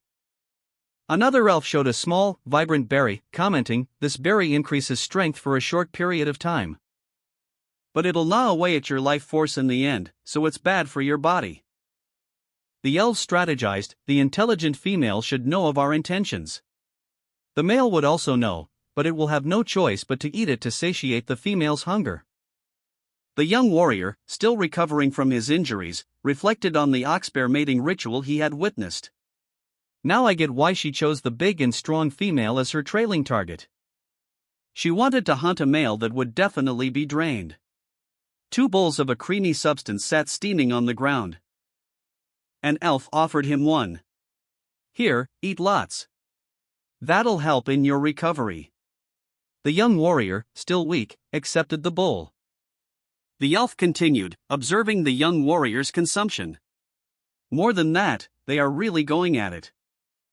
The young warrior, confused, asked, "Isn't that normal?" He attempted to eat, but the food was too much for his weakened state, causing him to cough and sputter the contents of the bowl across his face. The elf chuckled, commenting, "The men of Baroque all do at least that much, though maybe that's not the case for Empire boys?" The young warrior, still recovering, responded with a weary, "Well, for a nation of dweebs, I guess that makes sense." The young warrior, still recovering from his injuries and somewhat disoriented, pondered the elf's question, "Can you do it like that?" The elf, her expression a mix of amusement and curiosity, watched him intently. A close-up on the elf's face showed her eyes widening slightly as she witnessed the oxbear mating ritual. Suddenly, a loud cracking sound startled both the warrior and the elf, interrupting the moment. The elf, reacting swiftly, grabbed her bow, shouting, "Get ready!" An oxbear, its eyes glowing red, emerged from the shadows. The elf's comment, "Seems like the female succeeded in her conception," echoing the successful mating. The scene shifted to show the aftermath of the mating, with the female oxbear lying on the ground. A final panel showed a close-up of the enraged oxbear's face, its mouth open in a ferocious roar. A startled young warrior witnessed the aftermath of a violent oxbear mating ritual. The enraged female oxbear, having driven off the male, emerged from the forest. Observing the scene from a distance, the elf captor and his companion discussed the oxbear's behavior. "Why did she chase the male away?" one questioned. "After mating, the male is just another competitor for food within her territory. She's warning him to not come back again," the other explained. Meanwhile, the elf captor considered the young warrior's exhaustion. Since he's been doing his best for the last 3 days without even sleeping, he'll want to lay down. He'll move somewhere cozy that is safe for him to sleep. "We'll quietly follow his trail now," the elf captor proposed to his companion. The elf captor and his companion prepared to follow the young warrior, their plan to strike once he fell asleep. Waiting patiently for the opportune moment to ambush him. The elf captor, her gaze fixed on the exhausted young warrior, spoke to her companion, "That's when our hunt will begin." The young warrior, unaware of the elf's presence, continued his journey through a desolate, icy landscape. He was clearly exhausted from his previous encounter. The elf captor and her companion followed from a distance, riding a large, white wolf. The elf captor commented, "It must be tired, but it's moving quite far." The second elf added, "It's looking for somewhere far from the dangers of the forest. It's cold here, so there shouldn't be anything that can harm it." The elf captor smirked, "Does the young warrior know that when they come here?" A narration box reveals that oxbears are surprisingly intelligent, exhibiting learned behavior rather than instinct. The young warrior, shivering in the icy landscape, mutters to himself that he feels cold, possibly due to his injuries. He continues to shiver, his thoughts consumed by the cold. When the elf captor approaches, concerned, and offers to let him get closer for warmth, the young warrior declines, stating he is fine. The elf captor explains that getting too cold will slow him down, hindering their hunt. The elf captor, slightly annoyed, warns him not to get in her way. The young warrior reflects that he did not expect the elf captor to have a reasonable point.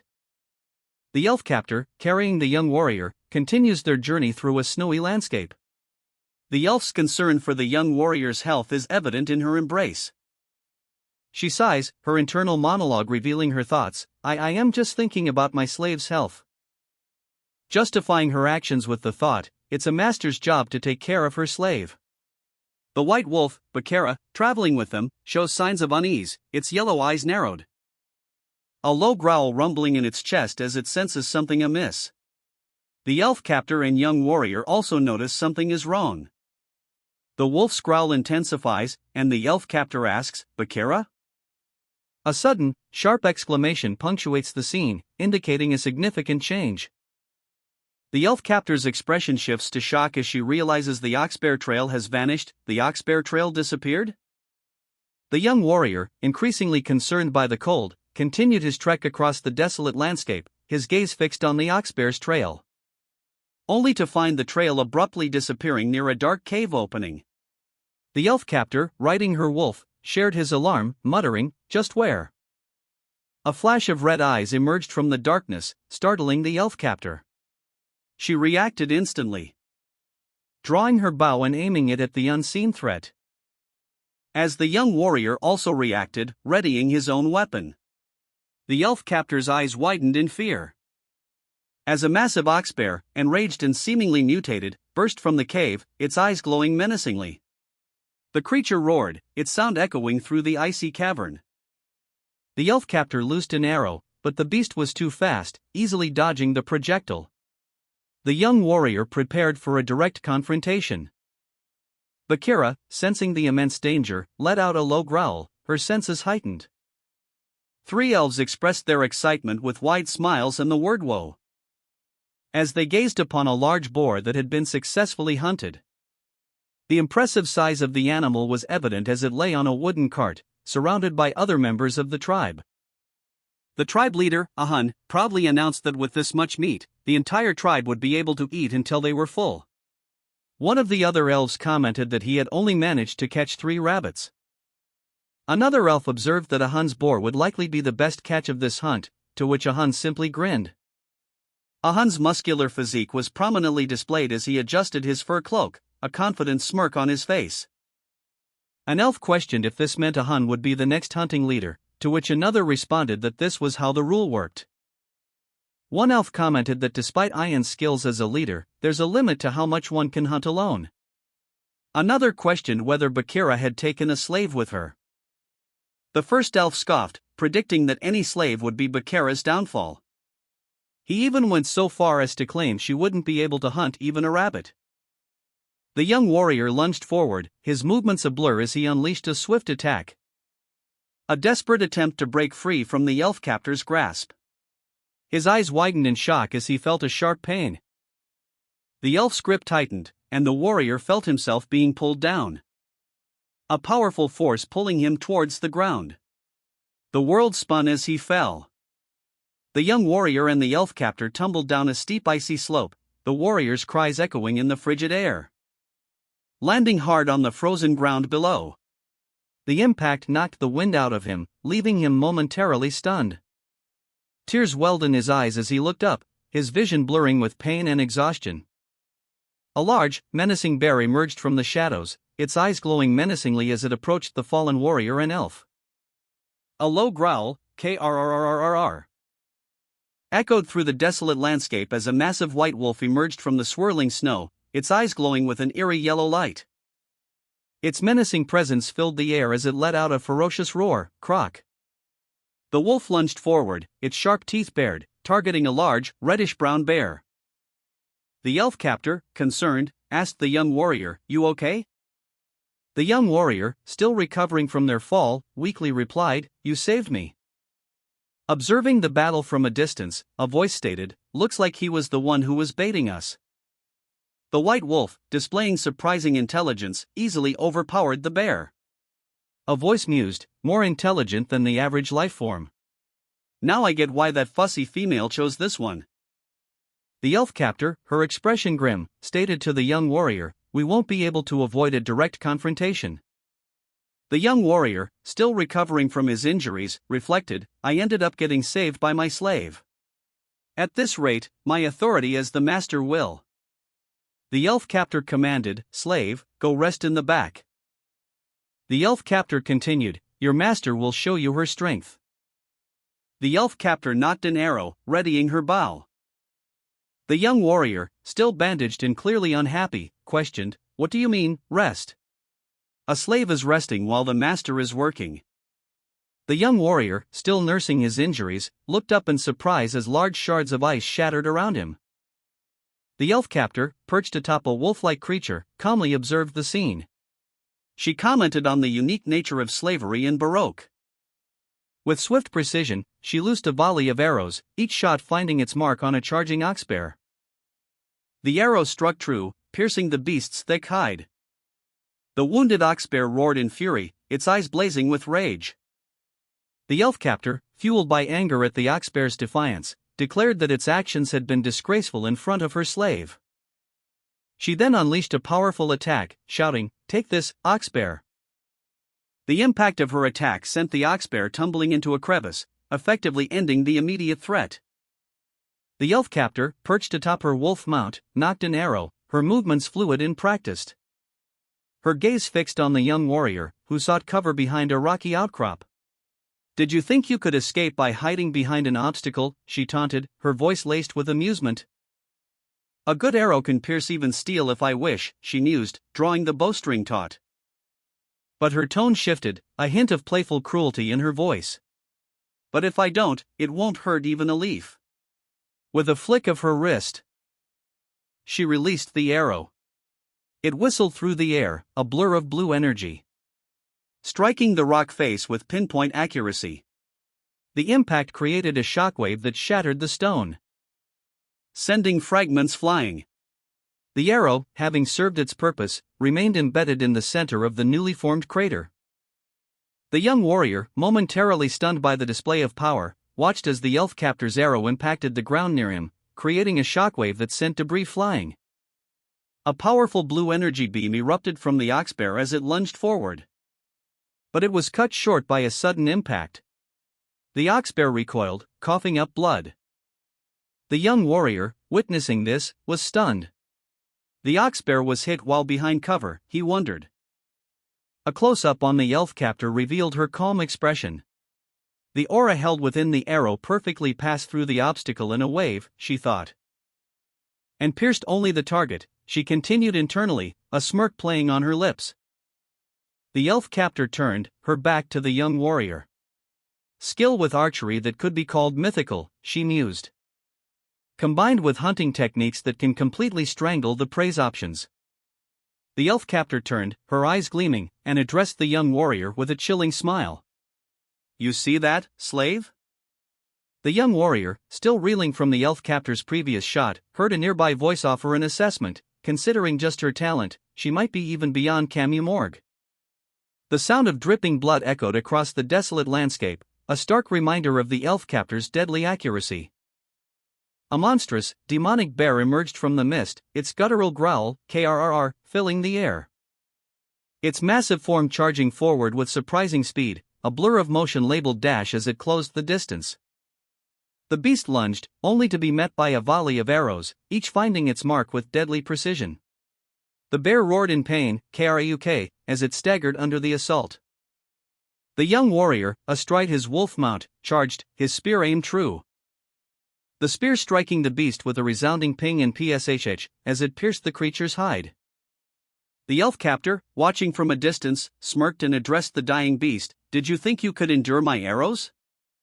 Multiple arrows, imbued with potent energy, found their mark in the demonic bear's body. The elf captor, confident in her skill, held her bow, a serious arrow from her capable of breaking even walls. She observed the power of her arrow, a force capable of shattering stone. With a final, focused draw, she unleashed the arrow. The arrow, a streak of blue light, shot forth with incredible speed, leaving a trail of energy in its wake, obliterating the demonic bear. The demonic bear's eyes glowed with malevolent red energy, as a powerful shockwave erupted from its body, shattering the surrounding ground, sending fragments flying through the air as the elf captor watched in disbelief. The elf captor exclaimed, "What?" as she witnessed the bear's unexpected power surge. She braced herself, preparing for another attack, dodging a powerful swipe from the demonic bear, and retaliated with a swift, precise strike, finally bringing the monstrous creature down with a resounding crash. The final blow landed, sending the demonic bear's body crashing to the ground, its massive form collapsing amidst a flurry of motion and impact. The elf captor, though victorious, felt a prickle of unease. Her eyes narrowed, reflecting the intensity of the moment. A beast's heightened senses near death, she mused, could detect even a human's killing intent. She realized her mistake. She had let her guard down, believing the beast cornered, and her final arrow had been too revealing. The elf captor, breathing heavily, leaned against the cold stone, the weight of her near miss settling upon her. The demonic bear, though defeated, still possessed a terrifying presence, its glowing red eyes fixed on its surroundings. The elf captor, her breath ragged, stood amidst the swirling snow, the demonic bear's shadow looming large behind her. The monstrous creature's final, desperate lunge barely missing its mark, its snapping jaws a terrifying testament to its raw power. The elf, eyes squeezed shut, braced for the impact, a silent prayer on her lips. "Are you done showing the master's strength?" The words, sharp and accusatory, hung in the frigid air. The young warrior, his face streaked with grime and sweat, watched with a mixture of awe and trepidation as the elf, eyes now open, stood defiant. A single tear tracing a path down her dirt-stained cheek. The aftermath of the battle settling around them, a stark reminder of the ferocity of the fight just concluded. The young warrior, still reeling from the elf captor's display of power, watched from the riverbank as the elf stood amidst the chaos. His gaze fixed on the elf's form. "Then it's my turn," the young warrior declared, a fierce glint in his one visible eye. He launched himself into action, a blur of motion. A powerful energy crackling around him as he unleashed a devastating attack. The force of his blow striking the demonic bear with incredible speed and precision. The impact sent shockwaves through the air. The young warrior's raw power evident in the sheer force of his strike. Revealing a hidden, intricate tattoo beneath the bandages on his arm, glowing faintly with an inner light. The young warrior channeled his inner strength, a surge of fiery energy erupting from within him. The air crackled with power as he unleashed a devastating attack, a fiery blast labeled Fwop erupting from his body.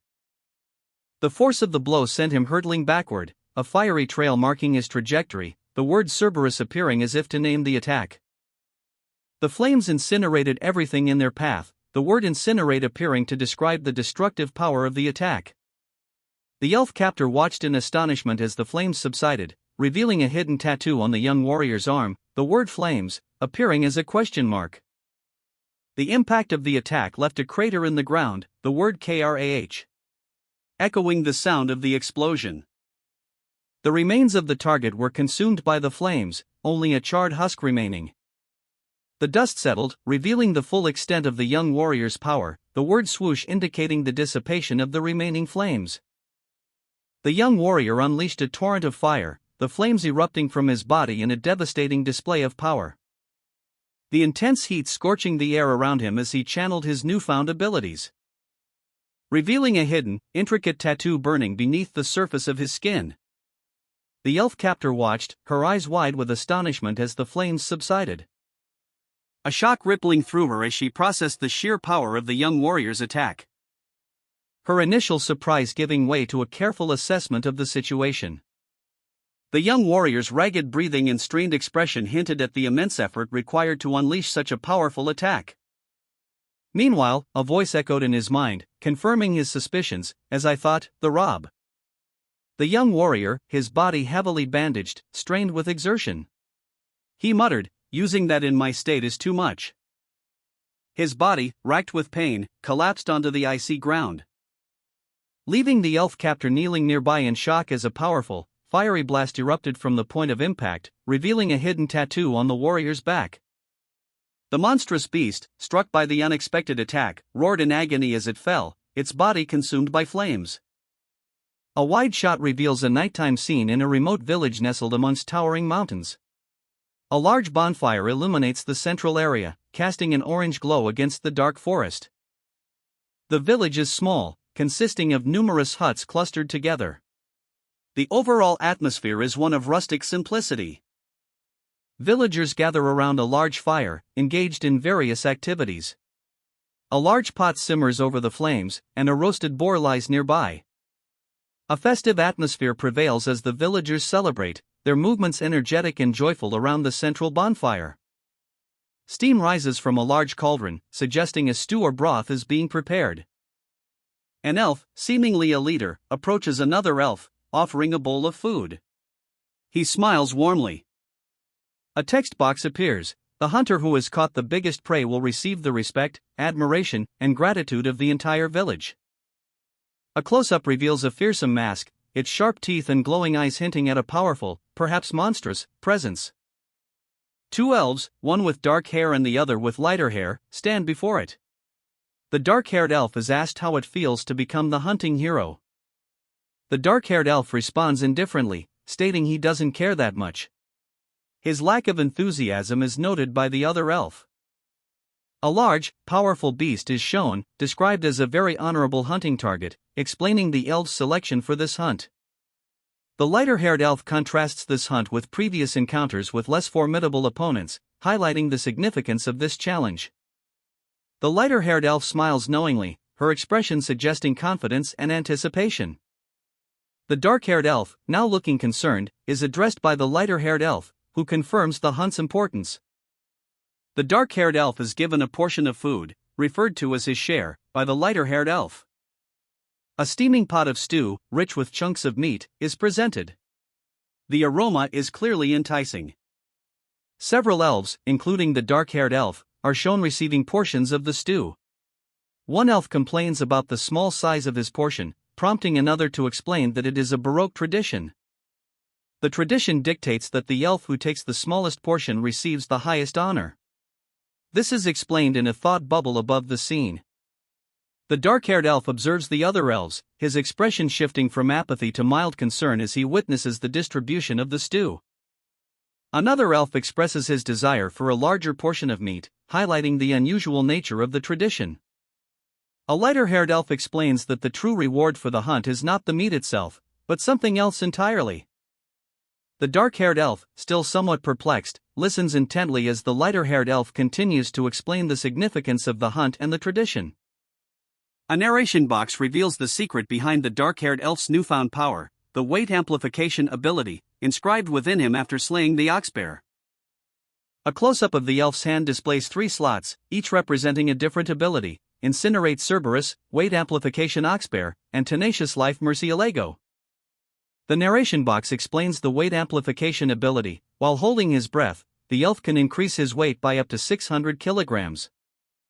The dark-haired elf, shirtless, sits and eats from a bowl, his expression suggesting he has recovered some strength. He is near a mask with sharp teeth. A lighter-haired elf approaches, addressing him as slave. The lighter-haired elf expresses doubt that the food provided is sufficient for the dark-haired elf's needs.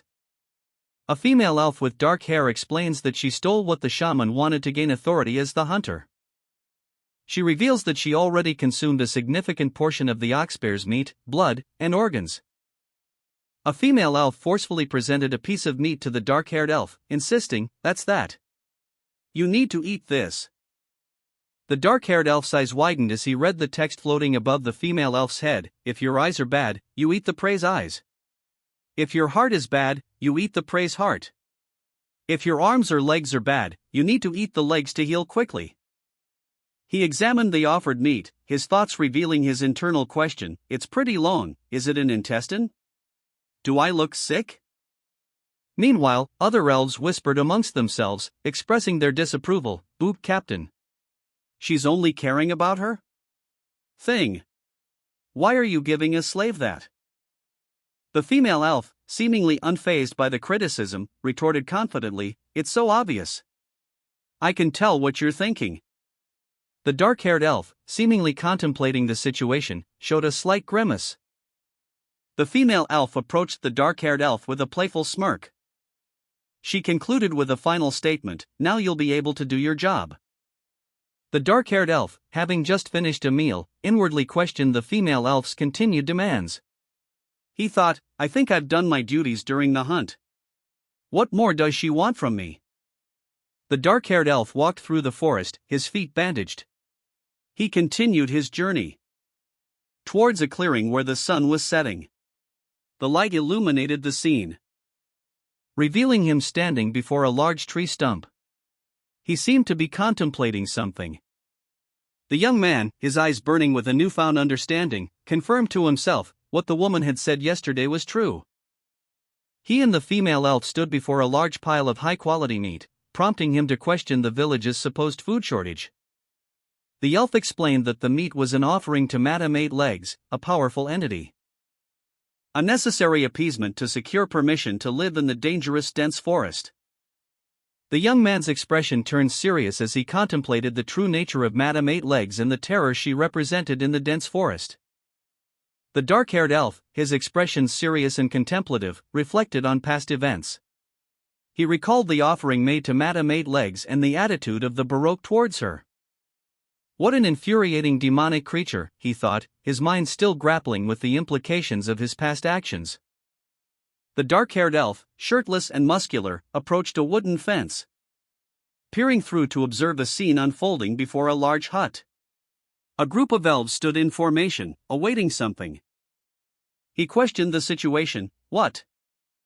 A female elf explained, I lined up before the sun rose. It's indicating a ritual of some kind. Relief washed over the group of elves as they arrived at the front lines. One elf confessed that she hadn't even slept the previous night. Two other elves discussed a male elf's upcoming freedom from slavery, predicting he would choose a wife from among the village girls based on his successful hunt. Another elf commented on the hunter's strength, suggesting he likely brought back an oxbear. A dark-haired elf, clearly exhausted, expressed her frustration, exclaiming, "You guys, really?" Another elf, visibly angry, confronted the group. The dark-haired elf, her face etched with fury, declared, "No one like him exists, even if we go to the boundary of the empire." She clenched her fists, a surge of dark energy emanating from her, her eyes blazing as she witnessed several figures attacking someone in the distance. Really? There might be some in hell, then.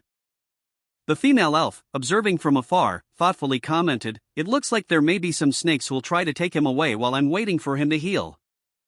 The female elf approached a muscular, dark-haired man, her expression a mix of concern and calculation. "Since I've fed him the oxbears, I'll need him to do his job as a man." She eyed him cautiously as he stood silently, seemingly lost in thought. She nervously asked, did you see? Kem, well, you know." The man's eyes glowed red, his expression grim. "What I ate yesterday." The female elf informed the injured man that, as an honored hunter, he would be able to request one thing from his mother. A close-up on the female elf's face showed her intense focus and slight nervousness. She had already decided what he should ask for when his mother summoned him. The man's eyes widened in anticipation as he braced himself for the upcoming request. The scene shifted to a large, imposing tent, the entrance marked by a skull, suggesting an important location within the tribe. Three elder figures, each with distinct tribal markings and attire, sat in solemn council, their expressions serious and contemplative. The dark-haired elf, anxious but expectant, stood alongside a female elf and a lighter-haired elf, who observed the scene with anticipation. They awaited a summons before the tribal elders. A scene unfolding within a dimly lit chamber. The injured man, apprehensive yet hopeful, knelt before the elders, a hush falling over the room, his posture conveying both humility and a quiet strength. He braced himself for the moment of his request. The injured man greeted the tribe leader, his voice steady despite his apprehension. A large bird of prey was visible on the wall behind the leader. The tribe leader, a powerful female elf, sat upon a throne, her gaze sharp and assessing. She appeared to be in good health, despite the recent events. She commented on the recent oxbear hunt, praising the injured man's contribution to the tribe's success. The man humbly deflected the praise, insisting he had only done what was asked of him. The female elf, however, insisted that his actions were worthy of recognition. She declared that he had done well, her words carrying both approval and a hint of something more. The scene ended with the injured man's request still pending. The injured man, his eyes filled with a mixture of surprise and humility, murmured, "How interesting, I didn't expect it to be this fast." "It is by your grace." He continued, "I've felt it before, but it's interesting." A female elf addressed him, "Fox of the night, Aquila. The genius archer who made the empire fear the Baroque tribe that numbers only 300. You saved Ian." She added, "She has a presence like Hugo's, but it's warm and soft." An elder elf spoke, "I'll need to give you a reward for your hunt. With your achievement yesterday in mind, your status as a slave is released." The elder elf paused, seemingly deep in thought, then cleared his throat, ahem. Aquila, the freed slave, thought to himself, "Ian told me the council of elders was dissatisfied with the idea of freeing me." The elder elf's eyes narrowed, suspicion clouding his gaze. He questioned, "Was Ahun that man's grandson?" The female elf, now officially a member of Baroque, declared, "Since you're officially a member of Baroque, state to me what you want." She continued, explaining, "Although you're a part of my family now, I didn't give birth or take care of you until now. Therefore, she offered, so I will grant a suitable request from you. The female elf elaborated on the options available, stating, if you wish for any beautiful maidens of the village, I will pick out a wife for you. If you don't need a wife, I can give you a slave as well. The injured man, eyes blazing with determination, silently reminded her, you didn't forget what I said, right? He finally spoke, then, there's one thing I wish to request. A muscular female elf, Ian, signaled intensely, her actions conveying the depth of her interest in the injured young man. The injured man, kneeling, appeared exhausted but resolute. His gaze fixed on something unseen. With newfound determination, he made a request, I wish to soak my body in the hero's spring. His declaration caused an immediate reaction. An elder elf reacted with shock and disbelief, while a younger elf, intrigued, looked on with a questioning expression. The younger elf's expression shifted to a knowing smile. The words, the hero's spring, hung in the air, heavy with unspoken implications.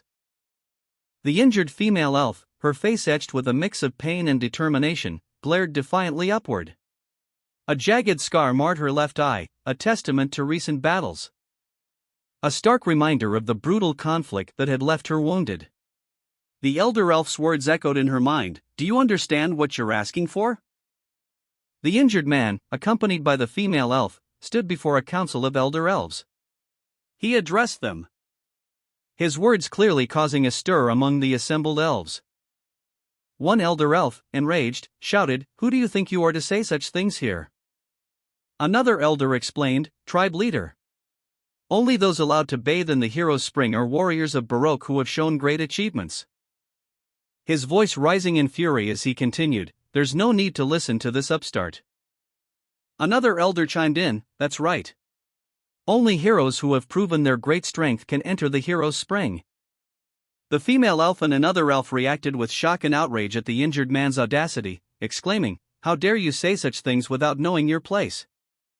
Someone argued that Bichur, having proven his strength by bringing down the ox-bear, deserved special consideration.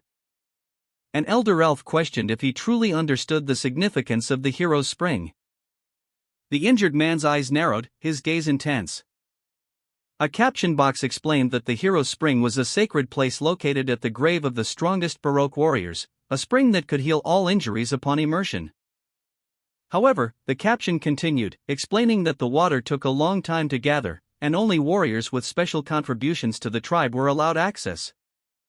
An elder elf explained that, as an outsider recently freed from slavery, the injured man was ineligible to use the spring.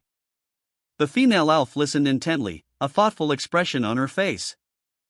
Despite the elder's initial refusal, one elder suggested that allowing the injured man access to the hero's spring might serve as a motivational tool, noting the man's promising future.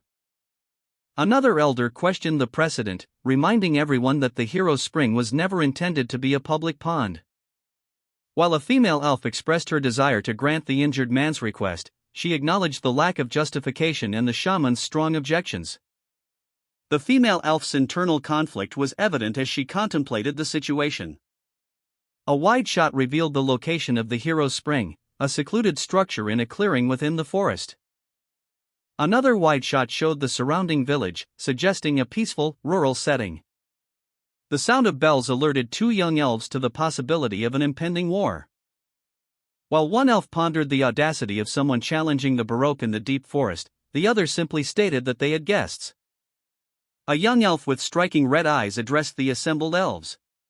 He declared, we'll discuss the hero's spring another time. Everyone is dismissed. The elders, their faces etched with weariness and unspoken tension, remained seated, observing the departure of the others. One elder, his gaze sharp and intense, showed a clear expression of disapproval. He let out a single, sharp sound of disdain, tisk. A group of elves stood silently, their backs to the viewer, as a bandaged foot approached from the bottom of the frame. Two young elves exchanged a glance. One of them asked, are those the guests you're talking about? The other replied simply, yeah. Merchants, laden with goods, arrived in Baroque, their carts overflowing with produce in barrels. A man rushed past a cart laden with fruits and vegetables, his expression one of alarm. Two young elves discussed the merchant's arrival, noting the unusual insignia on their banner. One of them recognized the insignia as belonging to the bourgeois clan, one of the 7 great clans. They questioned how the bourgeois clan, who reside in the capital, managed to reach Baroque, a remote location. The banner clearly displayed the bourgeois clan's emblem. The text below confirmed their identity. One elf pondered the implications of the bourgeois clan's presence in Baroque, noting that to reach this location, they would have had to pass through either Baskerville or Mord territories, neither of which would likely permit such passage. This led to the conclusion that the merchants were smuggling goods.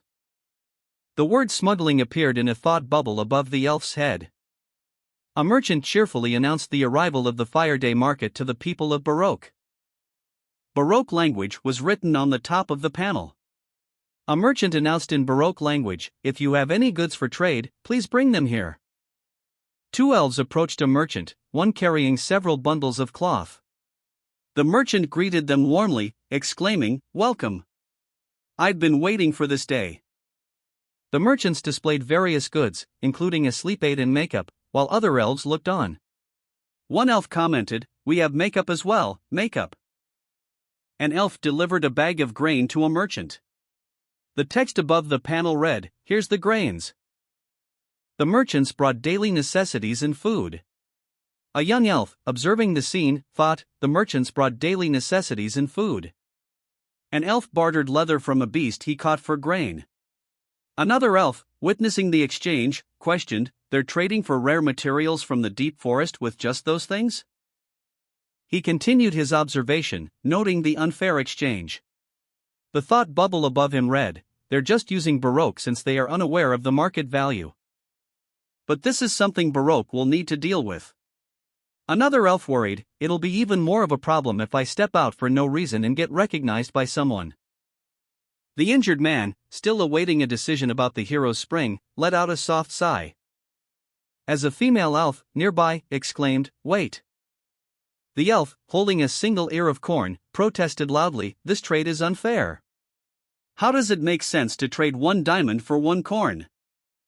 A nearby merchant calmly observed, "Thankfully, there's 1 normal one over here." The elf's eyes narrowed, her anger intensifying. As she demanded, "Give me 2 corn for it." She happily accepted the exchange, exclaiming, "Yay!" The injured man, observing the scene, muttered, "I take it back." 2 elder elves haggled with a merchant, scrutinizing a pearl clam. One elf declared, "At least 2 radishes should be good," while the other scoffed, "You call this a cabbage?" The merchant, exasperated, countered, "I can't give you a pair of antlers for this. Only take 1. The merchant's face contorted in frustration. He was clearly unhappy with the trade. Despite his displeasure, the merchant relented. The elves, overjoyed, celebrated their successful negotiation, each holding a head of lettuce and a carrot. A hand reached out from the shadows, observing the scene. The merchant, watching the elves' jubilant celebration, muttered to himself, "Look how happy they are, stupid Baroques. They don't even know how much the things they have are worth." A young elf approached the merchant, politely requesting, "Please give me 1 glass bead." The merchant, intrigued, asked, "Of course, what did you bring?" The merchant offered a young elf some sun beetle larvae, claiming it was tasty and good for one's health. But the merchant's expression upon receiving the larvae was one of disgust. The young elf, horrified by the merchant's reaction, questioned how anyone could eat such a thing. The merchant, seemingly unfazed by the elf's distress, commented that despite her empty-headed nature, she was quite cute, and mused that she would fetch a good price as a slave, lamenting what a waste it was. The young elf, tears welling in her eyes, offered the merchant the larvae again. The merchant gently touched the elf's head. A young elf, clutching sun beetle larvae, approached a merchant, addressing him with a simple, "Hey, merchant." The scene shifted to reveal a young man, fiercely protective of a young elf girl. He declared, "These trades are invalid." The young elf girl, visibly distressed, knelt on the ground, while the young man stood guard. An older elf woman observed the scene, a thoughtful expression on her face. As the merchant, seemingly oblivious to the tension, asked if the young man spoke Imperial. The merchant, observing the young elf, commented that he seemed to be the only one who could speak Imperial. He then questioned the young elf, asking if he knew the price of the goods. The young elf explained that this was a sacred trade, sanctioned by the shaman of Baroque in place of the god of the forest, a trade that should not be interfered with. The merchant, surprised, asked about the price of the corn, which the young elf stated was 100 gold each. He then countered by pointing out that the diamond the merchant had taken was worth about 2 million gold. The young elf continued, explaining that oxbear horns carved into billiard balls would cost 1 million gold each. He further added that goblin butt mushrooms, used in potions, were practically priceless. The merchant, shocked by the young elf's precise knowledge of the goods' prices, muttered in disbelief about how the boy knew the prices so perfectly. A young man, holding a small, glowing blue glass bead, explained to someone off-panel, "And this glass bead you say makes you have good dreams?" The unseen person responded, "Of course you'll have good dreams, since you'll be intoxicated by the drug if you put it next to you." The panel showed a dark, swirling liquid with a pile of white powder at its center. Text appeared, "The drug inside is trash that ruins your body if used for long periods of time, so I thought it was banned in the Empire." Another voice, sharp and accusatory, cut in, "And you're here smuggling this shit." A swift, powerful punch connected with the merchant's face. The impact sent the glass bead shattering into fragments on the floor. The merchant, his face contorted in pain and surprise, looked up in shock. A second man, witnessing the scene, exclaimed, "What's happening?" One of the young elves confirmed their suspicions, stating that the words drug, body, and ruins were what they had heard from the merchant. A young woman nodded in agreement. And a horrifying realization dawned on her: the recent spate of illnesses was linked to the merchant's activities. The young woman's face reflected her shock and disgust. The merchant, sensing the shift in the situation, decided to make a hasty retreat, claiming a misunderstanding. But before he could escape, a powerful blast of energy erupted from the elder elf, striking the merchant with incredible force. The elder elf's face contorted in fury as he unleashed his attack. An elf, her face contorted in fury, knocked an arrow, aiming it with deadly precision. Behind her, another elf, seemingly a companion, watched with apprehension. The arrow flew, striking its target with a muffled thud. The victim, a merchant, crumpled to the ground. Nearby, two other elves reacted with shock, shouting "bastards," as they witnessed the scene unfold. The merchant, surrounded by several elves, was held captive. His face was a mask of fear and desperation. The on-screen text read, "Dared to trick the Baroque." One young elf questioned, "Trick," while another whispered, "Wait, are those all the goods?" Another elf, eyes blazing with righteous anger, clenched their fists. Their expression conveyed a mixture of fury and betrayal. The merchant's face, contorted in terror, showed the full extent of his fear. His eyes were wide with panic. A young elf urgently shouted, "Everyone, leave them behind and just get out for now." Following the young elf's command, a group of elves on horseback fled the scene, their departure leaving behind the injured merchant and the enraged elves. Meanwhile, a conversation unfolded between two elves. One, a young elf, expressed concern, stating that merchants who lose money will relentlessly pursue them.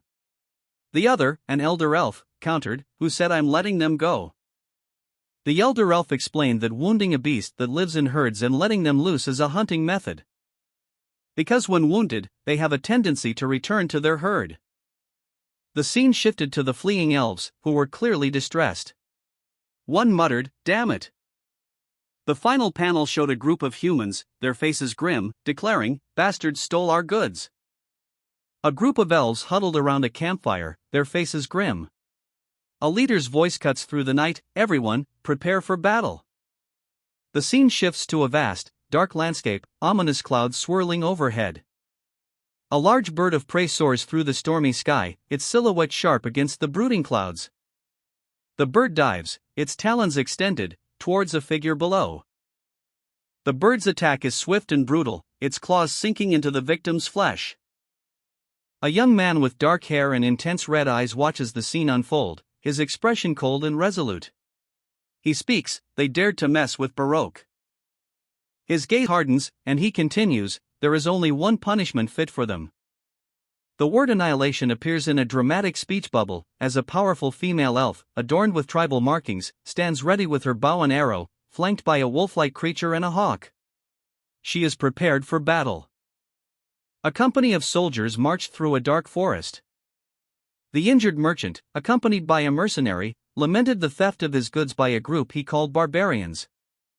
He angrily declared that these barbarians could not be trusted and should be killed, with the remainder enslaved.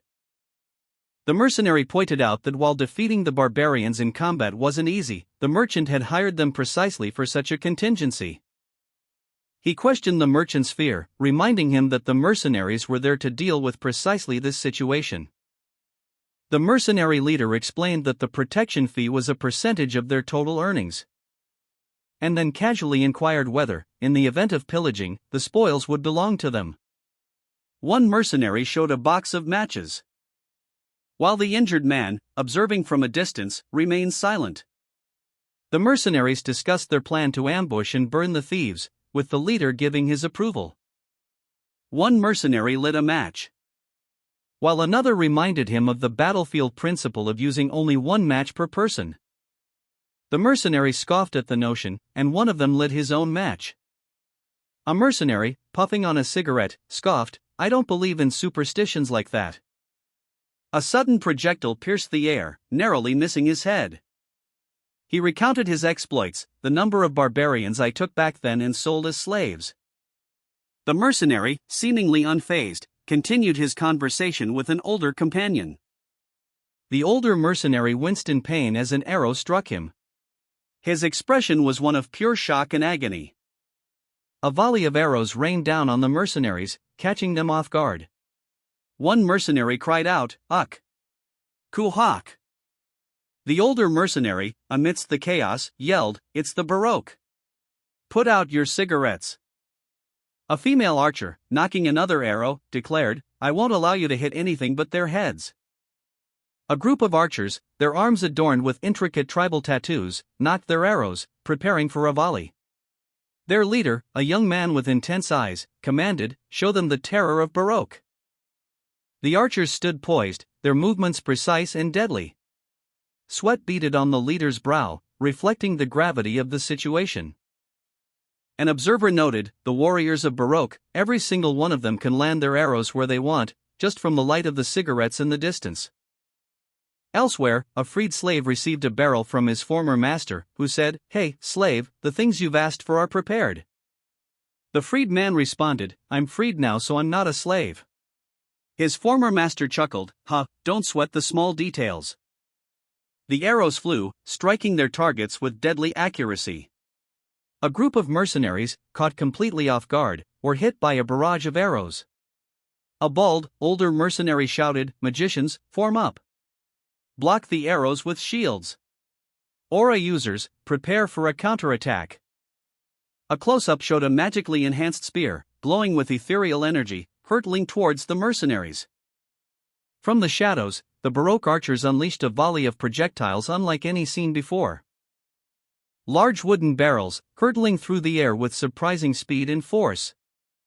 Each barrel trailing a luminous blue energy trail as they approached their targets. The mercenaries, caught completely off guard, were left with little time to react as the barrels impacted, exploding in a fiery maelstrom that engulfed several of their number.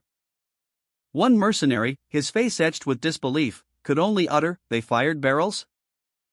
A close-up reveals the destructive power of the impact, charring the wood and leaving behind a trail of black scorch marks.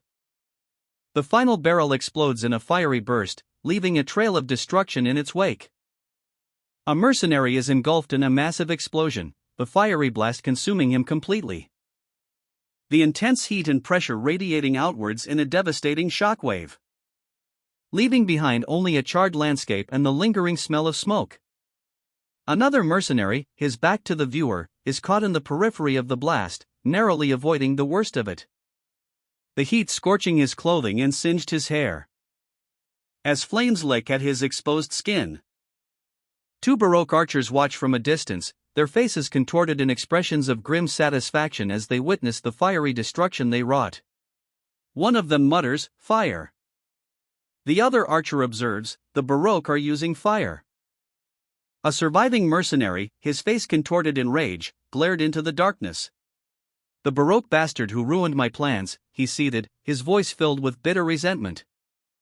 The image shifted to reveal a Baroque archer, his eyes blazing with an intense, almost supernatural light. His bow was at the ready, his posture tense and alert. The focus then turned to a terrified merchant, his face pale with fear. "Why, you'll regret it if you kill me," he pleaded, his voice trembling. He produced a document, holding it aloft.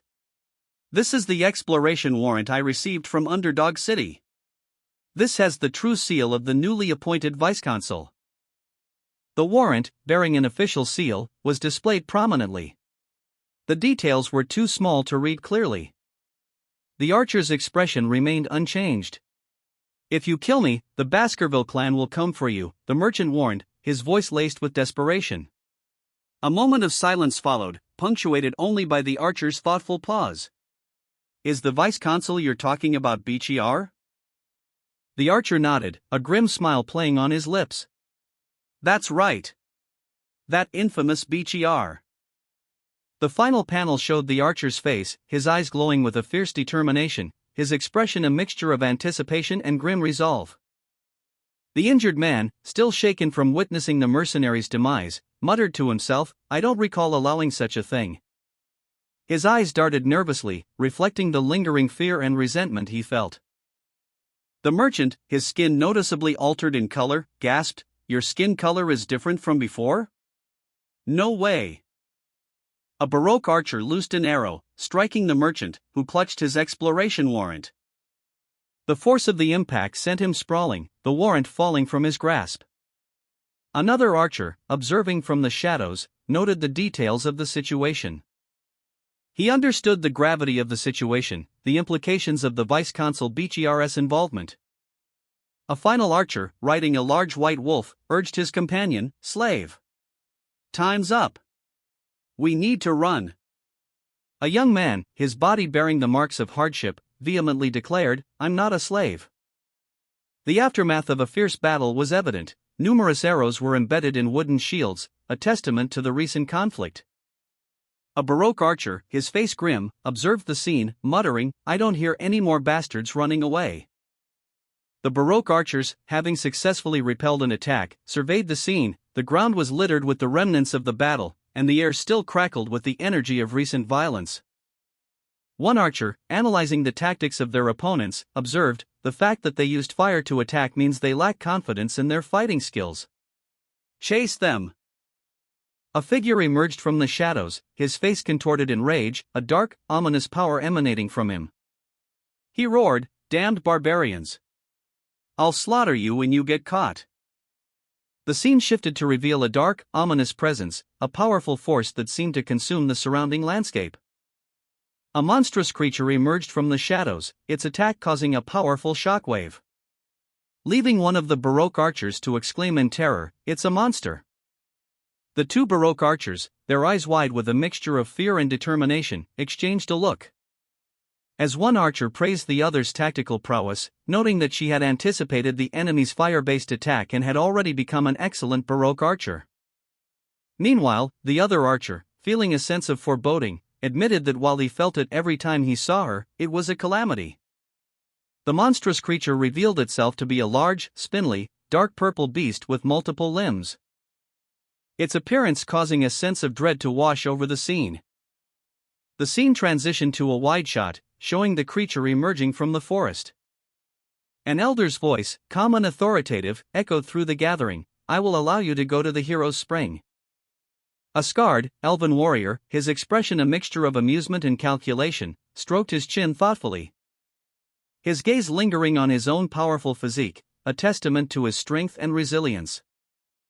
The Council of Elders deliberated, their words summarizing the young warrior's recent achievements, resolving the food crisis by hunting the oxbear, devising a battle strategy that minimized casualties, and identifying the source of the warrior's illness as contaminated drugs. their collective assessment culminating in a single, approving statement: "With these, you are undoubtedly a brave warrior." The elder woman, her voice carrying a sense of urgency, addressed the young warrior: "Since tonight is also the night of a full moon, Ayan, guide Beecher to the hero's spring." Ayan, a young elven woman, readily agreed, her response echoing through the council chamber: "Yes, mother." Ayan smirked, observing Beecher. "Serves him right," she muttered, her tone laced with amusement. Meanwhile, an elder, Ahiman, was quietly seated. Another elder commented, "Look at how Ahiman looks while sitting there quietly." Ahiman had been saying that the reason the warriors had been sick was because a curse had befallen them. Due to Beecher's actions, Ahiman's words no longer held power. The elder's face showed shock and concern as he looked at Beecher. Beecher, his expression grim, pondered the implications. Curse. This is a sacred trade that the shaman's rogue has allowed in the stead of the god of the forest? Beecher emerged from the spring, a sigh escaping his lips as he relaxed in the cool water. A small rabbit sat nearby, seemingly unperturbed by his presence. He felt his mana becoming clearer, his aching muscles returning to their rightful places. The spring's restorative effects were undeniable. Beecher reflected on Ahiman's actions, concluding that the old shaman had a reason for trying to stop him from entering the spring. He surmised that the spring's effects, while potent, were less powerful than the river Styx, but it had the advantage of lacking an age restriction. Beecher's eyes narrowed as he considered the implications. The water dripped from his face, highlighting his intense focus. Ayan, also bathing in the spring, questioned whether the effects would be halved if more people entered. She seemed amused by the idea. Ayan dismissed the concern, stating that a true Baroque wouldn't worry about such minor details. Her tone was dismissive and confident. Beecher and Ayan continued to bathe, and Beecher expressed gratitude to Lord Adonai for discovering the spring. Ayan questioned the name Adonai. A caption box revealed a legend: he was the only one strong enough to fight Madam in the deep forest in single combat. The image showed a powerful warrior, described as the strongest warrior remembered by legend as a Baroque legend. Ayan, a character in the scene, commented that since Beecher is now also a proper Baroque, he needs to hold respect for him as well. Beecher responded that he would if the legend of him fighting that monster alone is true. Ayan confirmed, it is true. Ayan, frustrated, complained about how talking with outsiders is always so frustrating. The scene shifted to show Ayan and Beecher in a spring. Ayan's expression changed, showing a hint of concern. Ayan stated that he's been freed and has a good reputation in the village. Ayan continued, suggesting that if he gets healed enough in the hero's spring to perform his part as a man, he won't be a bad husband candidate. Ayan, glistening from a bath, reflected on the day's events. A single thought bubbled to the surface of her mind. A dark, starlit sky mirroring the mysterious depths of the spring. The scene shifted to Beecher, also emerging from the water, his expression thoughtful and pensive. He ran a hand through his wet hair. Beecher and Ayan relaxed in a mystical spring nestled within a verdant forest, surrounded by towering, ancient stones. Ayan, insightful as ever, revealed that she had known the merchants were exploiting them, but felt satisfied that their recent actions had dealt a significant blow to the merchants' schemes.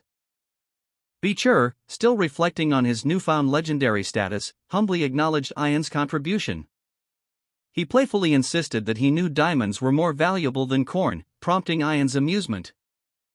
Ayan, playfully teasing, inquired about the price difference, leading to a humorous exchange about the significant disparity. The conversation ended with a playful uncertainty about the exact multiple, leaving a light-hearted and comfortable atmosphere between them. A dead rabbit floated in the water, its belly up. Ayan, observing the scene, commented on the absurdity of the Empire's common sense, pointing out the disproportionate value of a diamond compared to the amount of corn it could buy. Ayan's outburst was a testament to her frustration. She exclaimed that with the value of a single diamond, one could have bought far more corn. Beecher, seemingly unfazed, calmly explained that the Empire's peculiar sense of value was irrelevant. He then questioned Ayan's preference for the term slave versus her actual name. Ayan, clearly uncomfortable with the ambiguity, expressed her dislike for unclear situations and stated her preference for clarity in their interactions. Ayan's face was etched with sorrow, tears silently tracing paths down her cheeks. As she and Beecher sat submerged in a tranquil pool, he regarded her with a calm, almost amused expression. Beecher's question hung in the air, "You hate things being unclear?" Ayan nodded, her gaze fixed on Beecher. She clearly preferred direct communication. Beecher stated his intention, "What I want to call you isn't slave, or Beecher." Ayan's expression softened slightly as she listened intently. Beecher leaned closer, whispering, "I want to call you." Suddenly, a joyful shout echoed from the nearby forest, interrupting the intimate moment. Ayan, startled, emerged from the spring, her eyes widening as she saw several young elves playfully splashing in the water. Recognizing one as Beecher, her former captor, now addressing her with a newfound respect. "Whoa, it's Captain Big Bro Beecher," one of the children exclaimed. Ayan, confused, questioned their presence. "Why are you guys here?" Beecher, seemingly conflicted, explained his internal struggle. "If it's not slave or my name, what does she want to call me?" "This girl." Ayan, angered by their intrusion and the continued use of the term slave, rebuked them, "You brats," warning them about the consequences of their actions. "The mystical effects of the spring will be halved if you come in here." The young elves, understanding the gravity of the situation, reluctantly agreed, "That's right. You're so stingy, Captain." Beecher, maintaining his composure, revealed the reason for their presence. "It's the tribe leader's order."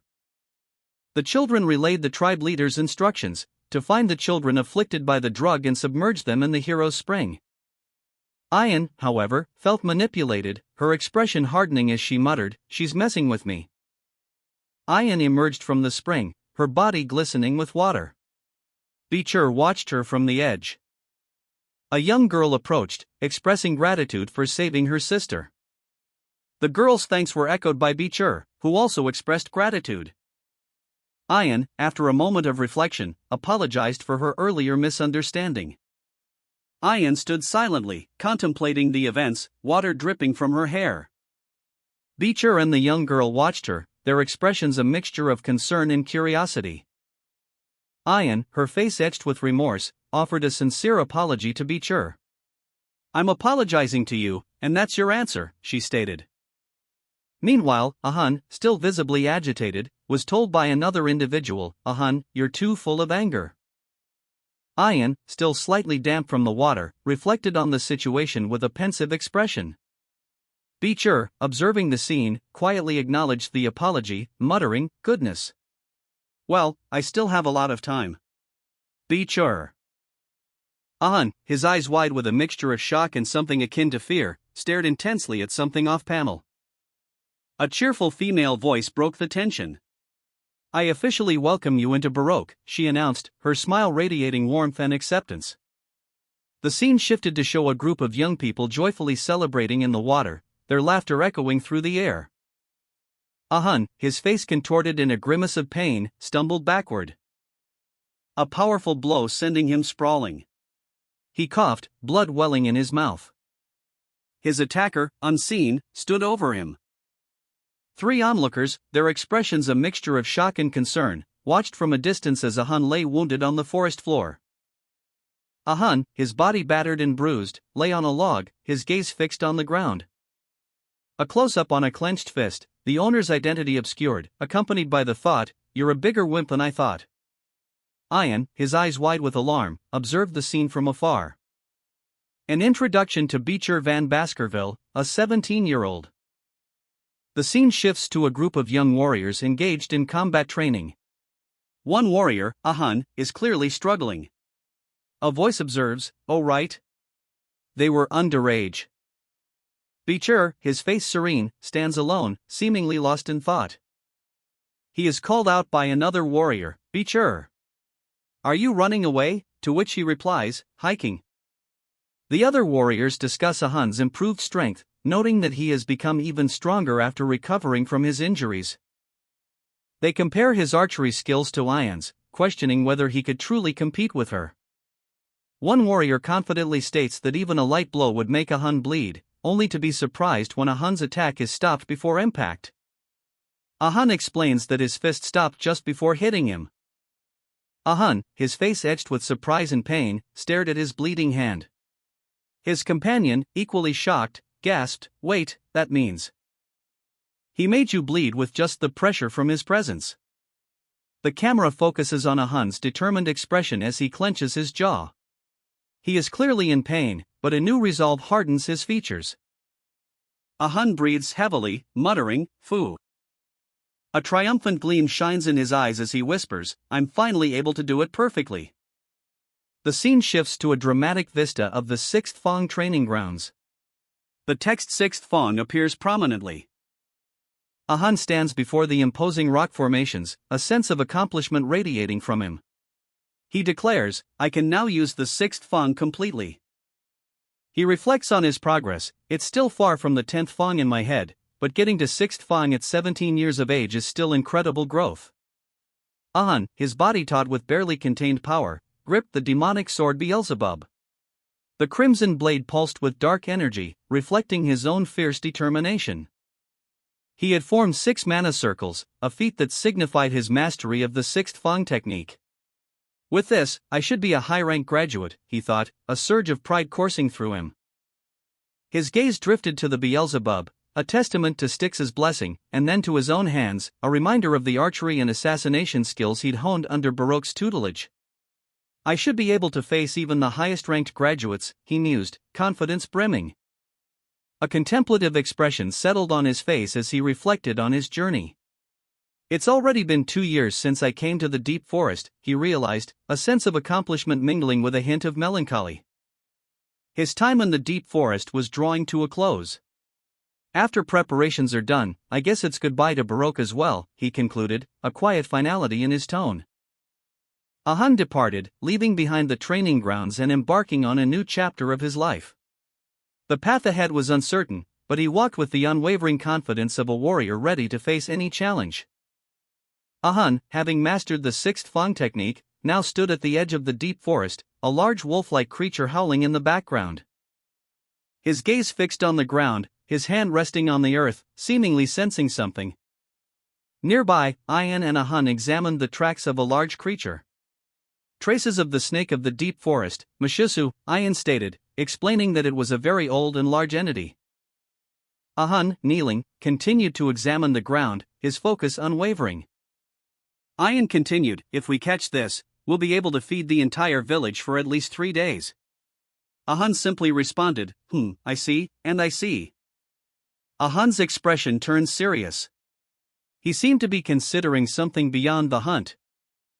Ian, noticing a Hun's distraction, asked, "Ian, are you thinking about something else during the hunt?" Ian, startled, quickly denied it, and "No, I wasn't." A Hun, his expression thoughtful, relayed a message from another hunting group. They wanted to ask a Hun something. Ian, slightly flustered, observed a young woman nearby. Ian noted that the woman seemed to be hiding something. The focus shifted to a dagger, its hilt intricately carved.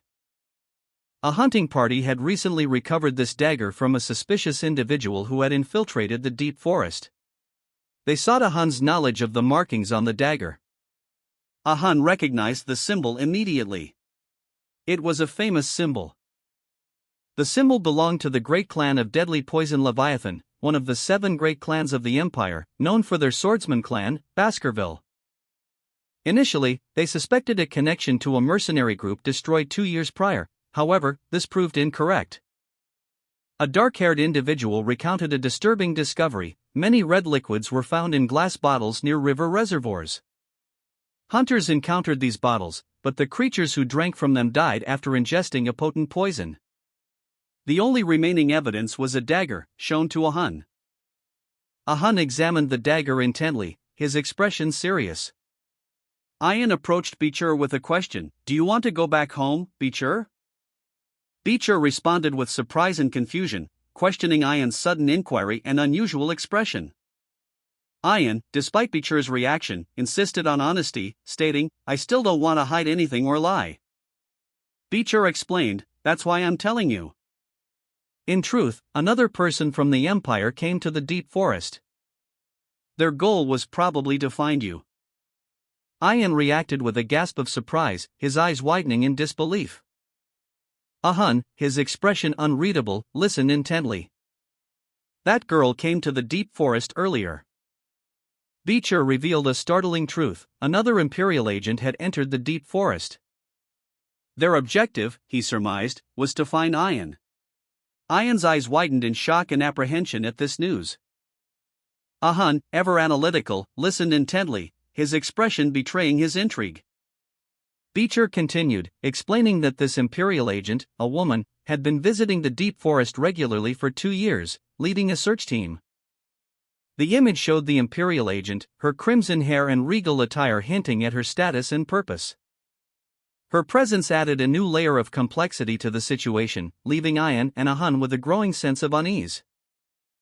Ian, her brow furrowed with worry, informed Ahun that the Imperial agent was likely searching for traces of him, prompting Ahun to question whether he should follow her. His expression reflected internal conflict. Ahun's thoughts turned inward. He wondered if his actions would cause his loved one to hate him for hiding the truth for so long, and considered the possibility of her leaving with the Imperial agent, and the potential need to intervene according to tribal customs, leaving him to question the ultimate significance of his actions. A deep sigh escaped Ahun's lips as he declared, "I won't go back." His resolute statement was met with Ian's concerned gaze, her head bowed in contemplation. Ahun and Ian, traveling together, paused by a stream.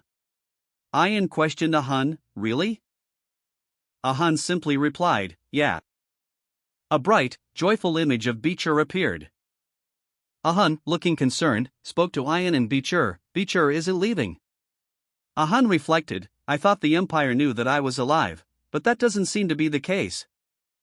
He continued his internal monologue, "I can only return after I can completely conceal my strength." Enough that not even Hugo's eyes could tell. A new character, Camus Morgue, appeared, confidently stating, "And is Camus Morgue that girl Ian is talking about?" Ian pondered Camus Morgue's motives, questioning whether her continued interest stemmed from gratitude for a past life-saving act or a more strategic alliance.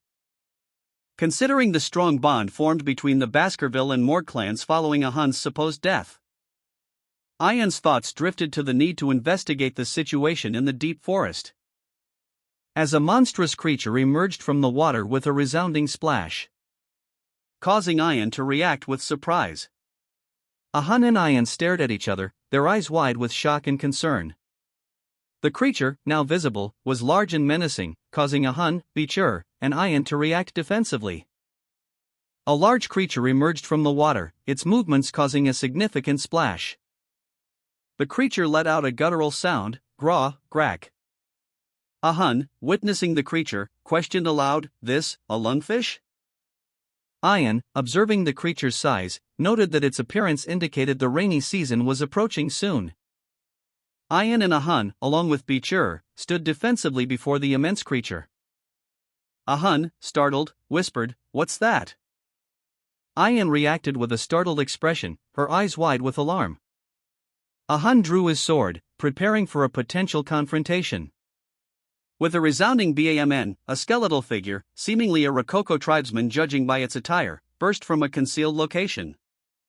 Its bony frame partially wrapped in tattered cloth, revealing traces of a struggle and a harpoon embedded in its ribs. Ian, observing the scene, remarked that it looked like a Rococo tribesman.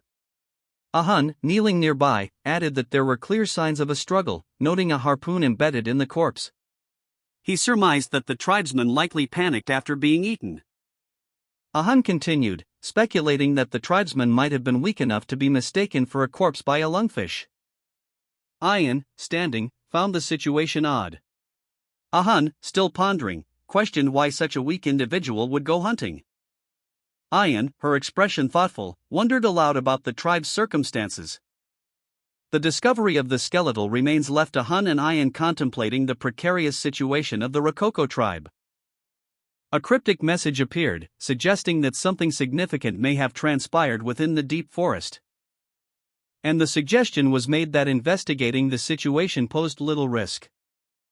Ahun and Ayan, their journey leading them deeper into the woods, encountered a disturbing sight. The ground was stained with blood, and a desperate plea for help was scrawled nearby. Ayan reacted with a pained expression, while Ahun's face showed a mixture of concern and determination. They came across a gruesome scene. Several Rococo tribesmen lay dead, their bodies scattered around a makeshift camp. The sight of the carnage left Ayan visibly shaken. Ahun and Ayan stumbled upon a horrifying scene. The Rococo warriors lay dead, their bodies marred by signs of a brutal massacre. Traces of vomiting and diarrhea, along with red marks, suggested a possible cause of death. Ayan, disturbed, voiced her suspicions, urging Bichur to look at the grim discovery. The scene was gruesome, with one warrior's arm bearing a deep wound, further fueling their growing unease. The absence of smoke from the Rococo village, usually a sign of evening cooking fires, added to the ominous atmosphere. A chilling silence hung in the air, broken only by the rustling of leaves. The setting sun cast long, ominous shadows. A grim discovery awaited them deeper in the forest. Several skulls and skeletons hung from a tree, a macabre testament to the massacre. A whistle pierced the silence, signaling the extent of the devastation. The once vibrant Rococo village was now a desolate wasteland, ravaged by violence and death. Ahun, Ayan, and their wolf companion approached a Rococo village, the scene unsettlingly quiet. Ayan noted the unusual lack of human presence, commenting on the oddity of the situation and the overgrown state of the village, suggesting neglect. Ahun observed the unkempt condition of the village, noting that it had been a while since it had been maintained. Ayan wondered aloud if the Rococo people had migrated elsewhere. A sudden flash revealed a horrifying sight to Ayan. Swarms of flies buzzing around something hidden under a cloth.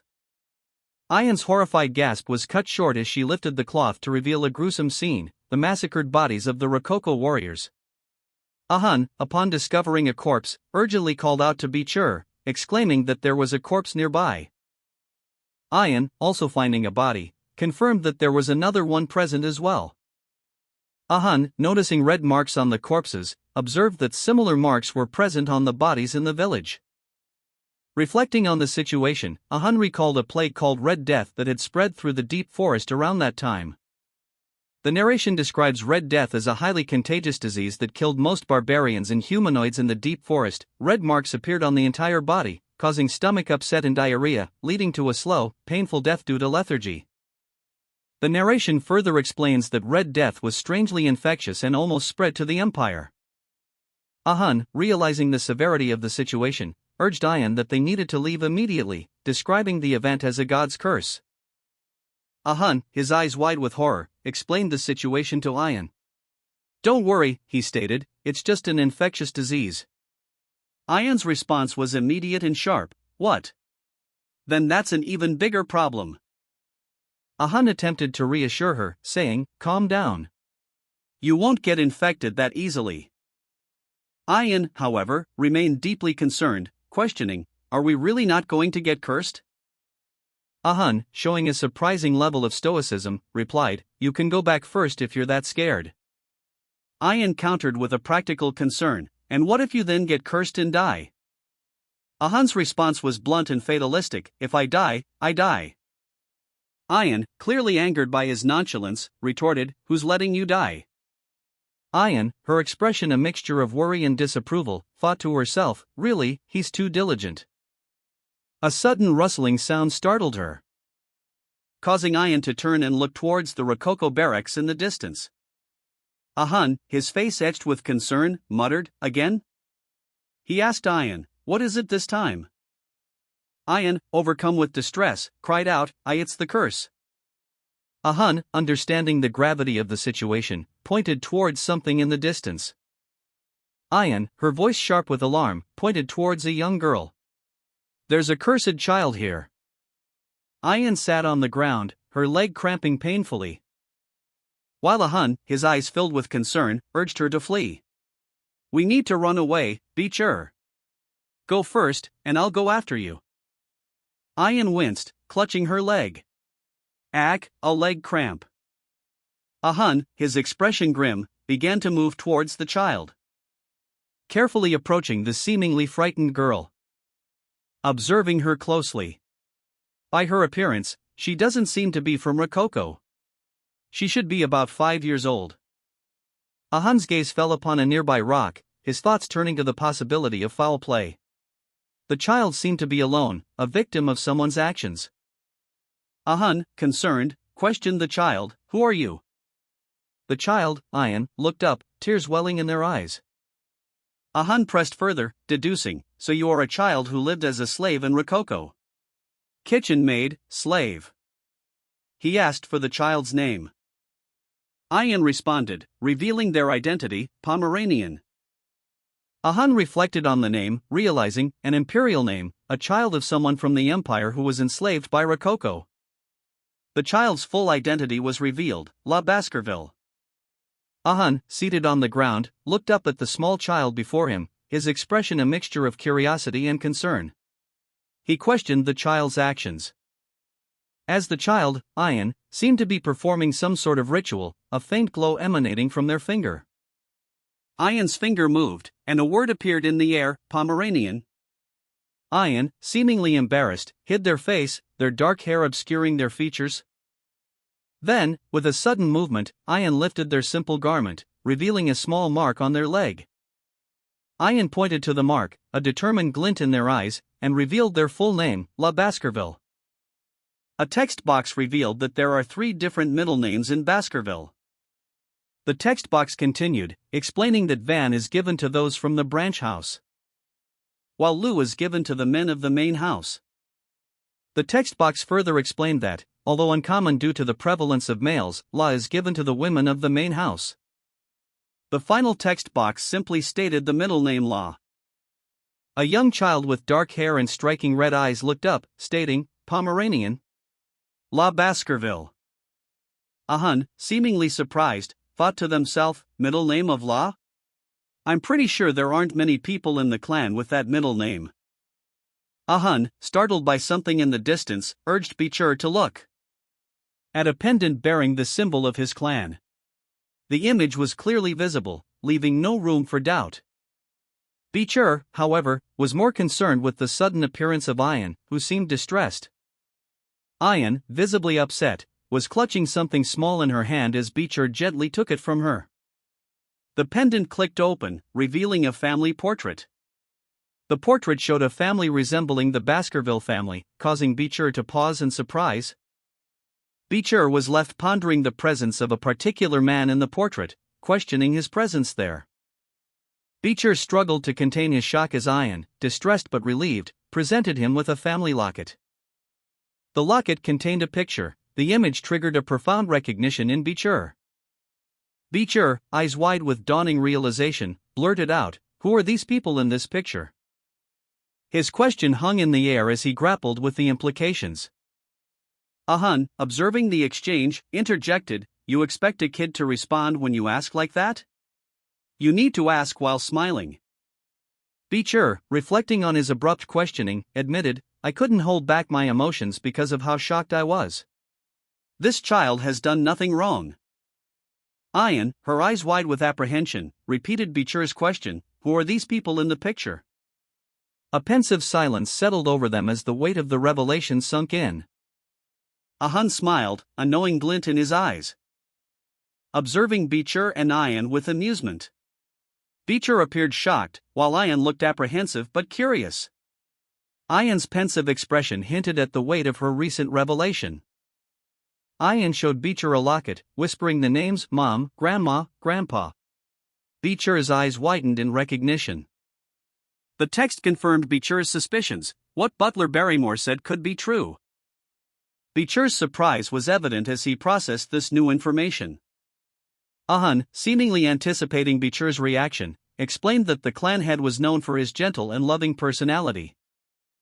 A fact many in Baskerville would find hard to believe. The image of the stern clan head contrasted sharply with Ahun's words, leaving Bichur even more contemplative.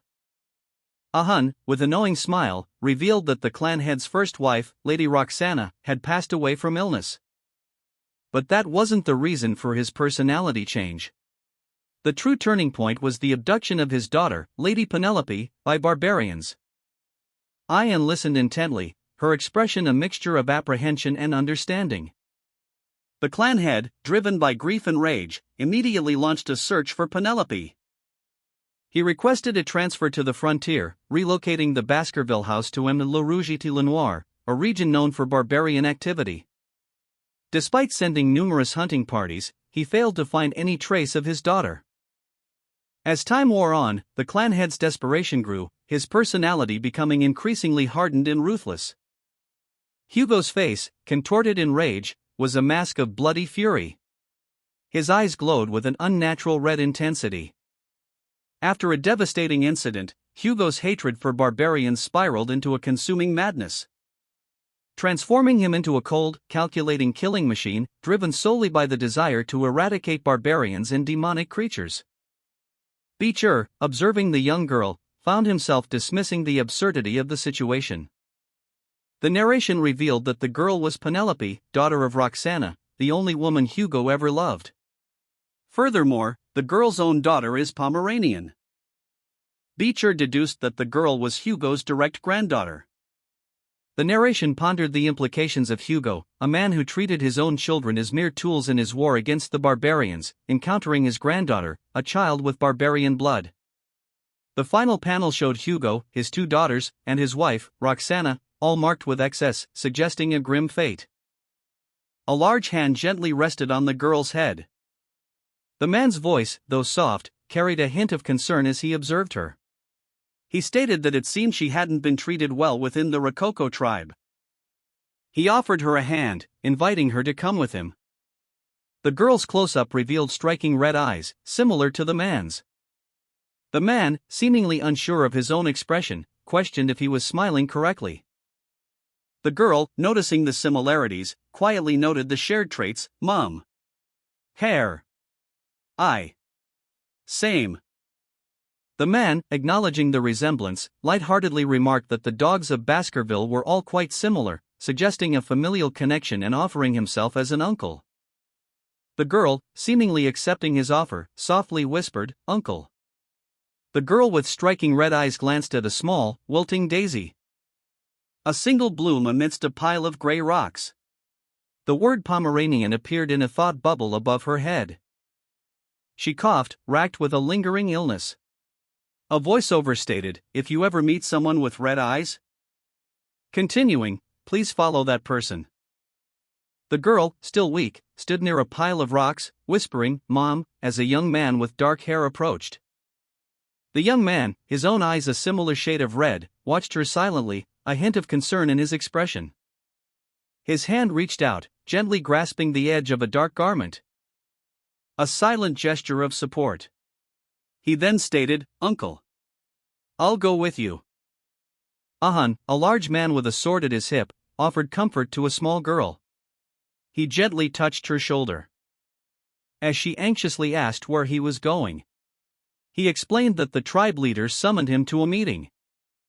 But the girl, clearly distressed at the prospect of being left alone, pleaded with him to take her along.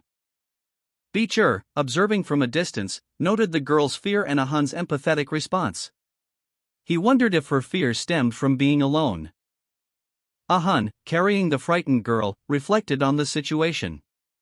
It was good that she had opened up to him, he mused, but caring for a child proved more tiring than he anticipated. "Can't be helped," he sighed, his exhaustion evident as he continued to hold the girl close. The girl nestled into his embrace, her weight a small burden against his larger frame. Ahan's thoughts turned to the future. He knew this girl couldn't be raised in the Baroque village, a place outside Hugo's vision. He needed to find a place with imperial culture to raise her properly. Perhaps he would need to request help from Chihuahua. The task ahead seemed daunting. He would need to leave the deep forest and go to the city for once. The decision made, a sense of purpose settled over him. The image showed a crude hut in the forest, a stark contrast to the more refined structures of the city. Beecher, observing from a distance, noted the primitive dwelling. Beecher's thoughts turned to the recent news of a plague spreading. "So there's a plague going around," he wondered, his expression a mixture of concern and contemplation. Ahun, her face etched with worry, stood before the tribe, her arms wrapped tightly around herself. The fur of her cloak did little to hide the deep weariness in her eyes. The wet season loomed, a serious threat to the already struggling village. A villager spoke of the spreading plague, its relentless advance causing growing fear. The tribe leader, a stern figure with white hair and piercing eyes, vehemently disagreed. He declared it not a plague, but a curse, a supernatural affliction. His words were met with a mixture of fear and resignation. The weight of his pronouncements hung heavy in the air. Ahun, however, remained unconvinced. She argued that if the curse was real, breaking it was paramount, not offering sacrifices. The tribe leader countered, insisting that a great offering was necessary to appease the unseen forces behind the affliction. His words were firm, his resolve unshaken. Beecher, observing the tense situation, spoke up, his voice laced with urgency. He proposed a drastic solution, abandoning the village and seeking refuge elsewhere. Beecher's suggestion to abandon their village was met with immediate resistance. "How can we just abandon the holy place where our ancestors' remains are buried?" one villager exclaimed. Another added, "This is the land of Baroque where we have stayed for the last 200 years. Moving isn't an option." Beecher, undeterred, pressed his point. He argued that abandoning their home was a necessary sacrifice to save the children, asking, "And what will you do if the plague comes and kills all the children?" The villagers countered, "Then who will continue our future? The seeds of the future might disappear because we try to preserve the remains of our ancestors." The tribe leader, observing the escalating tension, declared, "Curse. It's definitely a curse. You can become like that even if you just eat a weird-looking mushroom." He explained that the spirits of their ancestors were angry with how carelessly they cared for their graves. He added that there was a bug transferring the poison. Ahun, ever the skeptic, urged the tribe leader to make a decision. "Tribe leader, please make a decision." The scene shifted to a young man, seemingly unaffected, cradling a sleeping child. The caption read "Red Death." A text box appeared, explaining that the Red Death plague was as deadly as the Black Death, causing irreversible damage to the empire in the past. The plague spread rapidly, reaching even the empire's territories. The narration shifted to explain that the empire's safety was due to Camus of the Mort clan creating a wall of fire to stop the plague's spread. And Saintess Dolores, sent by the divine holy clan Quo Vadis, used her abnormally strong holy power to eliminate the plague. However, the cure's range was limited to the empire. Most barbarians living in Le Noir and the deep forest perished as a result, creating a favorable situation for the Baskerville clan. With the disappearance of the barbarian clans, who played a vital role in the deep forest's ecosystem, a large group of goblins gathered around a fire.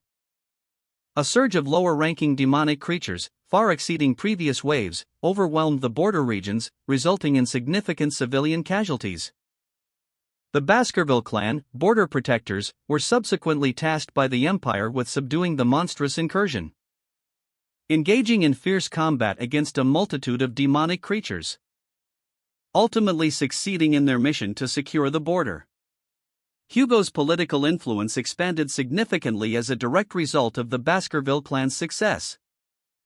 A young woman, seemingly of elven descent, was approached by a man. She appeared apprehensive, yet remained silent.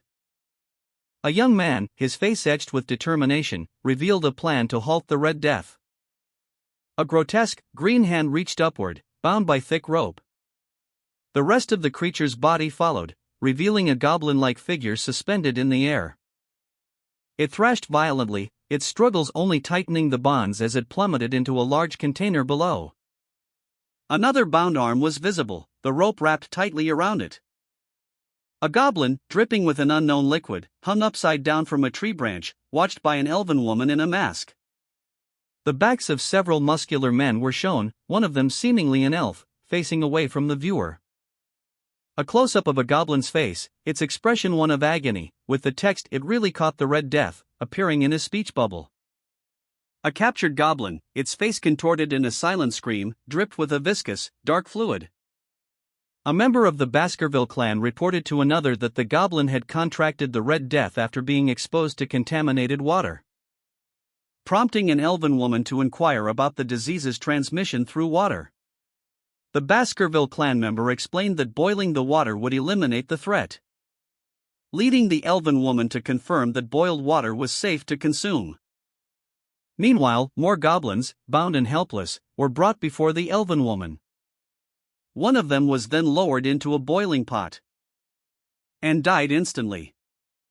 The elven woman, her expression a mixture of exhaustion and relief, addressed the masked man. "You need to wait for the water to cool down." Two goblins, their bodies glistening with moisture, hung upside down, their mouths agape in silent screams.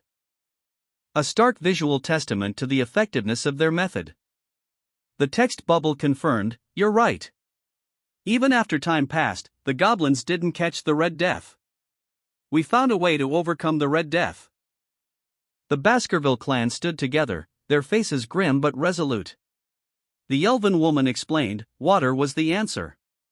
So we can keep from getting sick by just boiling the water before drinking it?" A masked man, presumably the leader of the Baskerville clan, offered a curt but approving assessment, "Well done." The elven woman, her chest heaving slightly, expressed her gratitude. "Thanks to you, I feel like I can see a way out of this danger. I truly thank you." However, the masked man cautioned, "We can't let our guards down yet. We can't let it get into our mouths or touch our eyes. It can also infect through breathing, so please be wary of the morning fog." A muscular woman, adorned in tribal attire, scoffed, Didn't someone say this was a curse?" An elder, his face etched with worry, responded with a sharp, "Humph." The elder continued, questioning, "So you think avoiding water will save us from the Red Death?" He warned, "The wet season will soon be upon us, so how will we avoid the water?" One of the villagers conceded, "That's true. When the rain comes and the rivers overflow, it'll become very humid. There is definitely a limit to drinking boiled water and washing ourselves. That's why we need to move the village." A muscular man, possibly of the Baskerville clan, argued with an elven woman. He stated, "There is a method. A method to move the village without leaving the Baroque territory," he explained, leaving the man with red eyes questioning this new information. The wet season arrived on Mt. Rouge-et-le-Noir. Rivers raged and unruly torrents turned the place into a swamp. It was a record-breaking rainfall that not even the oldest within the deep forest had ever seen. And so, everything within the deep forest became submerged. The scene opens with a sweeping view of a lush, rain-soaked forest. A river flows through the landscape, its current gently carrying the rain. Except the Baroque village. The text emphasizes the village's resilience against the heavy rainfall. Two muscular elven men strain against a thick rope, their faces contorted in effort. "Pull stronger and tie it harder," one shouts, illustrating their determination. They work diligently to secure a wooden staircase to a floating platform, their movements precise and coordinated. "Lift up the wooden steps," one of them instructs. The platform, now secured, is shown precariously positioned over the rushing river. "Peg it properly so it doesn't fall away," a voice cautions, highlighting the precariousness of their task. The camera pulls back to reveal a cluster of treetop houses, connected by makeshift bridges and ladders.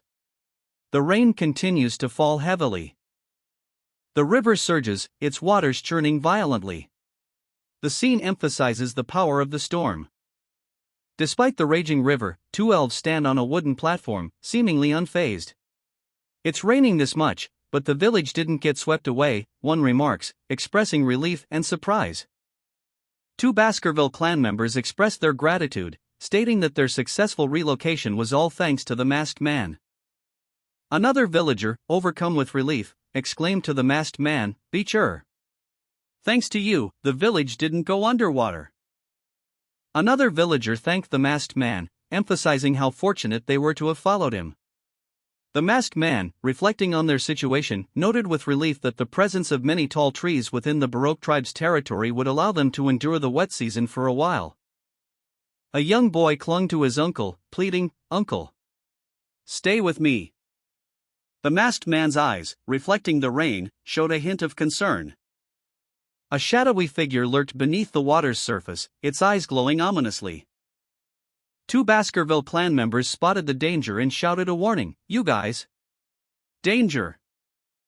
From the depths of the water, a monstrous form began to rise. Its shadowy bulk obscuring the light, two glowing eyes piercing the darkness, revealing a gaping maw filled with rows of razor-sharp teeth. Two elven men, caught completely off guard, reacted with shock and fear, their eyes wide with terror as the creature lunged towards them. One of the elves, attempting to escape the creature's grasp, drew an arrow, aiming for the creature's exposed eye. Releasing the arrow with all his might, the arrow striking its target with a bright flash of light. The aftermath of a devastating attack was visible. A Baskerville clan settlement, ravaged by water, lay in ruins. A large wooden structure, partially submerged, was surrounded by debris. The elven woman, her face contorted in fury, stood defiantly, her bow drawn. "Piss off," she spat, her voice laced with venom. Her gaze fixed on the monstrous creature responsible for the destruction. "You damned catfish," she roared, her anger barely contained. A young man, observing from a distance, watched the scene unfold with wide, fearful eyes. "That's a Mashusu," he whispered, his voice barely audible above the storm. He recognized the creature's significance. "It's the guy who's been acting as king for this area for the past few decades," he murmured, piecing together the implications. The creature, known only as Qaa, revealed itself fully, its massive form a terrifying sight. "We call it Qaa," the young man stated, his voice filled with a mixture of awe and dread. Qaa lunged, its massive jaws snapping shut, narrowly missing the elven woman. The attack was swift and brutal, a testament to the creature's immense power. Two members of the Baskerville clan plunged into the water, desperately trying to escape the unseen threat. As a wave of destruction crashed down upon their village, the elven woman watched in horror, muttering, "It took a lot of effort to build those houses." The young man, witnessing the devastation, leaped from a nearby structure, his face etched with fear. Qaa, the source of the destruction, emerged from the shadows, a chilling declaration on his lips, "I'll need to teach you a lesson." A surge of dark, crimson energy erupted from Qaa's hand, signaling the unleashing of a devastating power. As the elven woman braced herself for the inevitable attack, her eyes blazing with defiance, the young man watched, his fear giving way to a grim determination as he witnessed the raw power of Qaa's attack. The Baskerville swordsman, a figure of immense power, was struck by a devastating blow from the Qaa's six-fang attack, the force of the impact sending splinters of his body flying through the air. As the elven woman, watching from a distance, fell from the sky, narrowly avoiding a similar fate. The Qaa's monstrous maw opened, revealing rows of razor-sharp teeth, ready to strike again. A young man, his eyes wide with fear, watched the scene unfold from the water's edge, his initial terror giving way to a grim determination as he observed the creature's movements. The Qaa, having finished its attack, submerged itself beneath the water's surface, leaving the young man alone, standing on a fallen log, his gaze fixed on the dark, swirling waters. Two members of the Baskerville clan scaled a cliff face, desperately seeking refuge from the relentless rain. As the young man, Beecher, stood triumphantly on a nearby bridge, having repelled Qaa's attack, the onlookers celebrated his victory, exclaiming that he had saved Baroque many times. Beecher, hailed as the hero of Baroque, stood in the rain, his face etched with exhaustion and a small wound on his hand. The rain continued to fall as Beecher examined his injury, a grim expression settling on his face. Meanwhile, two figures emerged from the shadows, one of them visibly agitated, muttering in frustration. An elven woman watched from a distance, her expression a mixture of awe and admiration for Beecher's bravery. The scene shifted to a small tent, smoke curling from its opening, suggesting a fire within. A steaming platter of snails, glistening under the warm light, is presented. The word snails is written prominently above the dish. The scene shifts to a young elven woman, her eyes wide with delight as she takes a bite of a snail. Her face lights up with pure enjoyment as she savors the taste. She sits contentedly beside Beecher, her cheeks flushed with happiness. She comments on how delicious the snails are, praising Beecher's cooking skills. Beecher, slightly embarrassed by the praise, smiles faintly. The elven woman continues to enjoy her meal. The elven woman, uninvited, boldly enters Beecher's tent, stating that she couldn't resist the delicious aroma. Beecher, surprised by her presence, points out that he hasn't prepared a portion for her. The elven woman responds that anything belonging to his slave is also his. Beecher, slightly embarrassed, responded to Ian's pointed question about his former enslavement. While Ian, ever bold, brushed aside the details. Observing that Beecher and Ian looked like a married couple, Ian smiled, her cheeks flushed with happiness, and expressed her affection for Abu, leaving a member of the Baskerville clan wondering about the closeness between Ian and Beecher. Beecher, his brow furrowed in thought, stood silently, a single bead of sweat tracing a path down his temple. A question mark hanging in the air as he pondered the situation. His expression was one of uncertainty. Ian, cradling Abu, emerged from behind a curtain, the rain outside a stark contrast to the warmth of the fire within. Sharing a quiet moment with Abu before the Baskerville clan's watchful gaze. A plate of food sat between them. Ian, protective of Abu, questioned the stranger's presence, her voice firm despite the apprehension in her eyes. "What reason do you have to be here?" Suddenly, a figure emerged from the downpour, drenched and distraught. The rain seemed to amplify the weight of his sorrow. His muscular back glistening under the relentless downpour. The figure was clearly exhausted. The newcomer's arrival added another layer of complexity to the already tense situation, leaving Ian visibly concerned.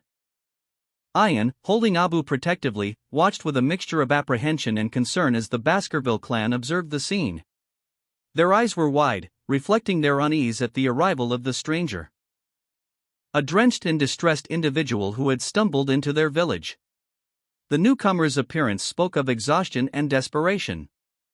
Beecher, his face etched with worry, listened intently as Ian voiced her concerns. The newcomer's plight weighed heavily on their minds. The newcomer, a young woman, lay unconscious on a makeshift bed, her pale skin and labored breathing a testament to her dire condition.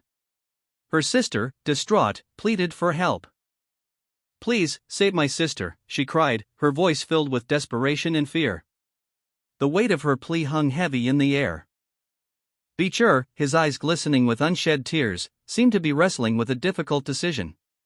The plea for help resonated deeply within him. Rain lashed against a small treehouse nestled deep within a forest. Inside, a young girl lay unconscious, her face pale and marked with a small wound. The close-up revealed a trickle of blood near her neck. The Baskerville clan, along with Beecher and Ian, gathered around her makeshift bed, their expressions a mixture of worry and concern. Ian gently tended to the girl's wounds. Ian questioned Beecher, "Since when was she like this?" Beecher responded, "Yesterday. It was most likely from when she went into the marshlands to obtain wood for the construction." Ian, visibly distraught, continued, "Ahile was always a kind child who helped others." "Beecher, is there a solution?"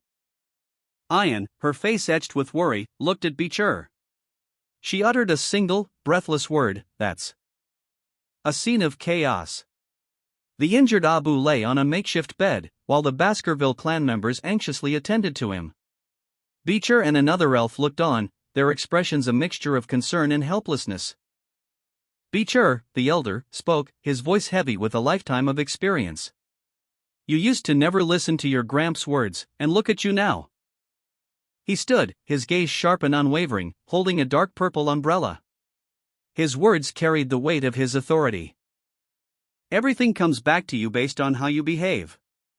After being incited by the Empire's spies' words, this is what will happen to you." Beecher's grandson, his face contorted in anger, protested. "Grandfather, your words go too far." Ignoring his grandson's plea, Beecher's anger flared. With a sharp movement, he slapped his grandson across the face. "Shut it! You useless punk! You're no different at all from your mother and father." Ian, his face etched with worry, clutched his injured cheek, his eyes reflecting the gravity of the situation. The rain fell relentlessly, mirroring the somber mood that had settled over the Baskerville clan. Beecher, under the cover of his umbrella, spoke with grim determination. "I've told you time and time again, but this is the god's curse, and the only answer is to set up the ancestral rites." His voice resonated with authority. "Do not be swayed by the Empire's dog and dirty the name of Baroque any longer." Beecher's grandson, however, remained defiant, muttering, "Since things have gone this far, the tribe leader should give her consent." His anger simmered beneath the surface, barely concealed by his words, as he glared at his grandfather. The grandson's resentment was palpable. That senile geezer, he thought, his frustration mounting. Ian, overcome with grief and despair, wept openly, his sobs echoing the weight of the situation. Despite the harsh words exchanged, a glimmer of hope remained. "For a cure, there is one." Ian, her face etched with worry, looked down at Beecher. Tears streamed down his face as he grappled with the weight of his grandson's illness. Beecher, despite his grief, issued clear instructions. "Ahun, disinfect the tools that Ahile used in boiling water," he commanded. Further adding, "Also, burn some mugwort in the bonfire and use it to chase away the bugs and bats." He was determined to create a sterile environment for Ahile's recovery. "We must create an environment where Ahile can fight the illness in order to buy time," he explained, his voice strained with emotion. Turning to his grandson, he asked, "Do you think you can do it?" his question hanging heavy in the air. Beecher's grandson, wiping away tears, watched his grandfather's determined efforts. Ian, observing the scene, voiced her hope. "Beecher, can you really save Ahile?" Beecher's grandson, though still apprehensive, offered a quiet, resolute, "Yeah." Ahile, pale and wounded, lay in bed. She weakly stated that her situation was dangerous and that she needed help. Immediately, Ian responded, asking what Ahile needed. Ian's face showed concern as he listened intently to Ahile's request. Ahile explained that she needed help leaving the dense forest so she could obtain a cure for the plague in return.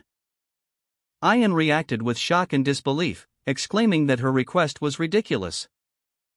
Another individual, seemingly a member of the Baskerville clan, appeared, carrying a basket of food. He was shocked by the conversation. A female member of the Baskerville clan, strong and assertive, voiced her opposition, stating that even with Ian's status, there were conditions to leave for the outer regions. She firmly declared that there was no way a supporter of the rules would agree to Ahile's request. Ian considered the implications of Ahile's illness, concluding that there was a high probability the tribe leader, who supports the rules, would give up on Ahile. Ian pondered a solution. If everyone kept it a secret, Ian could leave and return without anyone knowing. Ian carefully considered helping Ahile escape. Ahile, weak and ill, looked at Ian with pleading eyes, asking if Ian would send Ahile out. Ian hesitated, conflicted, and unsure of what to do. Rain poured down, the downpour relentless as it lashed against the landscape. The water flowed swiftly, reflecting the gray sky above. A sudden, powerful surge erupted from the water, a violent splash sending ripples outwards. The force of the surge subsided, revealing a small, wooden chest bobbing in the current. Ahile, his body battered and bruised, emerged from the water, grabbing onto the chest. He struggled against the current, his movements weak but determined. Finally reaching the riverbank, collapsing onto the muddy ground, exhausted but alive. He gasped for breath, his eyes fixed on the chest clutched in his hands. A silent promise hung in the air. Ahile, exhausted but resolute, his red eyes blazing, stood amidst the downpour. Sweat beaded on his brow, reflecting the intensity of his gaze. His injured leg, heavily bandaged, left a muddy trail as he moved. A mysterious woman, her dark hair plastered to her face by the rain, approached cautiously. "Why are you following?" she demanded. Ahile, clutching a wooden chest, retorted, "Didn't you give me permission?" The woman, her muscular physique evident even beneath her wet clothing, huffed in frustration. She stated her desire to travel together. Ahile countered that she would only hinder his progress. The woman pressed him to at least reveal his destination. Ahile, however, remained silent, replying only, "I can't." She questioned his reason for carrying a small, unconscious child. Ahile remained silent, his expression unreadable. The mysterious woman confronted Ahile, her words laced with suspicion. When that blade came out of your arm, when you knew a lot about the Red Death. Ahile remained silent, his expression unreadable. He hadn't asked her about it at all. The child, visibly distressed, began to cry, tears streaming down their face. They whispered, overwhelmed with emotion. A flashback revealed a past encounter. On-screen text read, I knew it from when we first met. The scene shifted to a dark, caged room. Ahile, stern and resolute, urged the child, go. The child, trapped and terrified, looked on with wide, fearful eyes. The woman's voice echoed in the child's mind, that my entire life, you would never give me as much as I give you. Unfortunately for you, you won't be able to return to them. She tightened her grip on a rope, her expression hardening. Because you'll become my slave. The mysterious woman assessed Ahile, stating that he seemed capable of carrying heavy loads despite his injuries. Ahile, in response, simply requested support. He questioned how much support he needed, and whether his life was in danger. The mysterious woman responded that she had dealt with similar injuries before, warning him that to avoid becoming a slave, he would need to catch something big. Ahile, wincing in pain, admitted his joints were at their limit. The mysterious woman explained that their hunt would begin the moment the child fell asleep. A flashback showed Ahile's past, revealing a younger version of himself and hinting at a past trauma. The scene shifts to Ahile's present, where he is shown to be exhausted and wounded. Ahile reflects on the current situation, deeming the trades invalid. He is shown tending to the child's head. More flashbacks of Ahile's past are shown, further emphasizing his exhaustion and the weight of his secret. The mysterious woman explains her previous actions, stating that she thought Ahile would disappear after hearing her answer. Ahile, drenched in rain, stood before the mysterious woman, her voice barely a whisper as she uttered a single, desperate plea, just tell me one thing. The mysterious woman, her expression unyielding, responded with a chilling statement, you are coming back, right?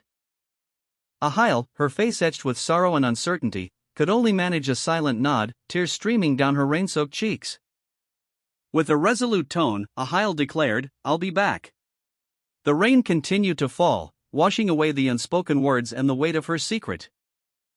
Ahile, alone and resolute, walked away into the downpour, her figure silhouetted against the stormy sky.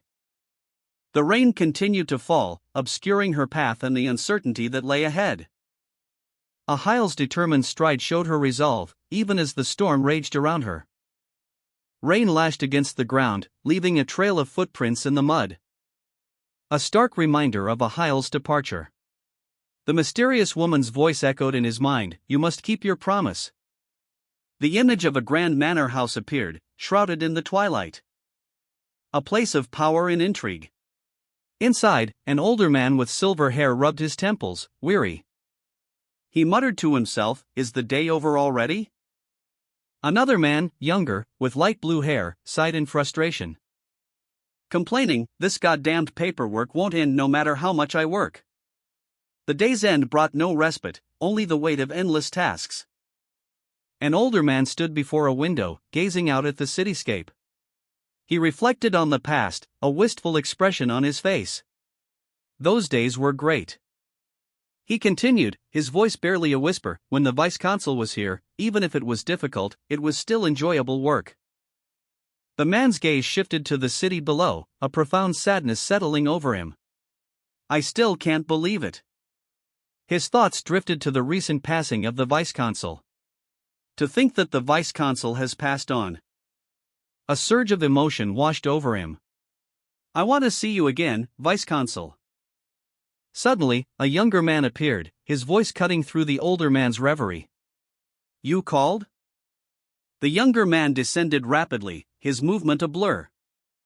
He landed before the older man, his expression a mixture of concern and surprise. The older man, his face etched with worry, stared in disbelief as the younger man dangled upside down from a cabinet. His eyes wide with shock as he struggled to regain his composure. A wave of dizziness washing over him as he tried to make sense of his disoriented state. With a sudden, sharp tap, the younger man's hand made contact with the floor.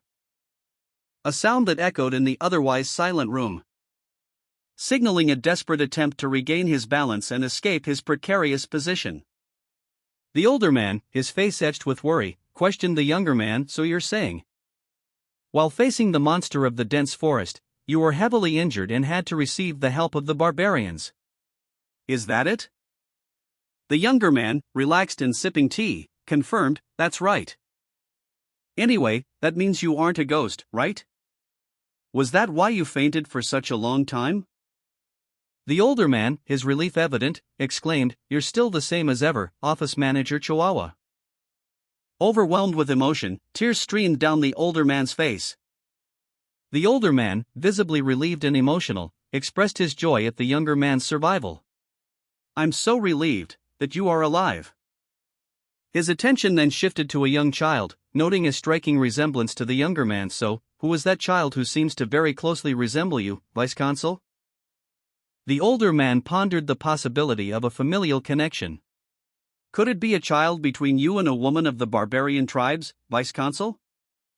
The younger man confirmed a blood relation, but clarified the nature of their bond. Of course she resembles me, we share the same bloodline. However, it isn't what you are thinking. He further explained the situation, piquing the older man's curiosity. So she is of the same bloodline, but it wasn't what I was thinking. I'm even more curious. The older man gave instructions regarding the child's care. And while you are at it, provide her with some basic education. The younger man accepted a new assignment, seemingly his first in a considerable time. It's your first order in a long time, leave this to me. Despite concerns about his workload, the older man offered support. But isn't it difficult handling all of Underdog City's duties by yourself? If you need any help, go find Sindawisin Mesamadrano. A vice consul, questioning the older man, clarified, by Sindawindi, you mean the criminal you released 2 years ago on a plea bargain? The older man, appearing surprised and concerned, looked upward. He then questioned, but how do I find that girl? The older man recalled a past event, mentioning, when I was holding office, do you remember the girl whom I gave 10 billion to? The younger man responded, yes, you gave it to Judy, who sells flowers, right? He continued, observing, she's but a child with nowhere else to go and no backing, so she should be easy to approach. The older man deduced, it's most likely that she went to that child.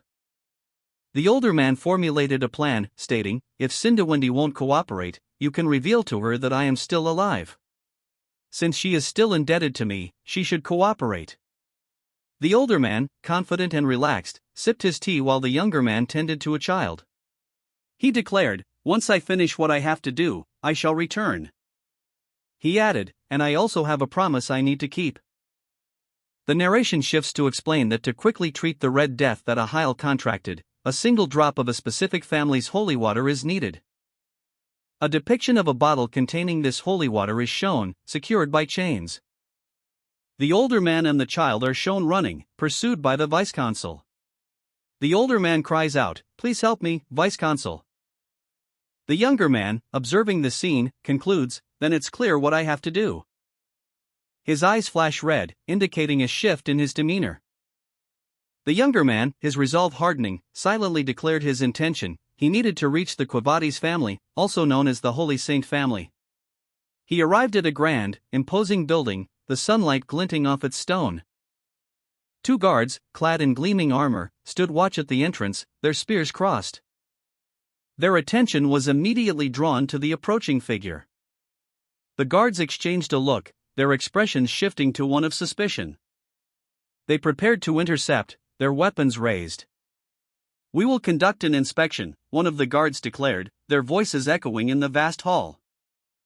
Guards at the Quavati estate stopped Mr. Joseph, who runs an oil store, questioning him about the contents of his cart.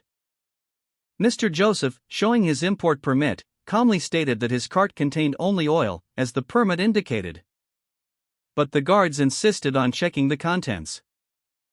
One guard, annoyed by the routine check, grumbled about the inconvenience. As Mr. Joseph nervously watched, the guard began to inspect the barrels, pondering which one to open first. And after selecting one, he heard a clunk as he moved it. The guard and Mr. Joseph both looked shocked as it turned out to be the wrong barrel. A guard, clad in heavy plate armor, meticulously inspected the contents of a cart. He peered into barrels of dark liquid, his gaze lingering on each container before moving on. A sharp clack echoed as he tapped the side of one barrel, his expression shifting from neutral to one of intense scrutiny. His eyes widened in surprise. Satisfied, the guard declared, there seemed to be no problems. The younger man, relieved, visibly relaxed. The guard gave a curt nod. You may pass through, he stated, granting the younger man permission to proceed. The younger man breathed a sigh of relief, muttering phew. A lone driver sits atop a horse-drawn cart, transporting numerous barrels along a cobblestone path. A figure emerges from within the barrels, prompted by a guard's instruction to come out. The barrels are shown in close-up, emphasizing their size and number. More barrels are shown, further highlighting the quantity. Suddenly, a loud thud echoes as something heavy falls to the ground. The guard's face contorts in a grimace of shock and pain. A metallic clang resounds as a shield is dropped. Water dripped from the figure of a cloaked individual, their features obscured by a mask resembling a bird's beak. The dark, almost mud-like substance coating their attire suggested recent immersion in some liquid. The individual emerged from a large wooden barrel, their movements slow and deliberate. More water dripped from their form as they stood. A close-up revealed the intricate details of the mask, the gleam of something metallic reflecting faintly within its depths. The figure continued to move, leaving muddy footprints on the stone ground. The cloaked figure addressed an older man, stating, as promised, I helped you enter St. Mecca, so may I go now? The older man responded, wait. The cloaked figure stood patiently before the older man, awaiting his next instruction. The older man, visibly anxious, received a small, cloth-wrapped package from the cloaked figure. This is the ox-bear fawn I promised you, the cloaked figure stated. The older man, his face etched with relief, received the ox-bear fawn from the cloaked figure. He stammered a heartfelt, thank you.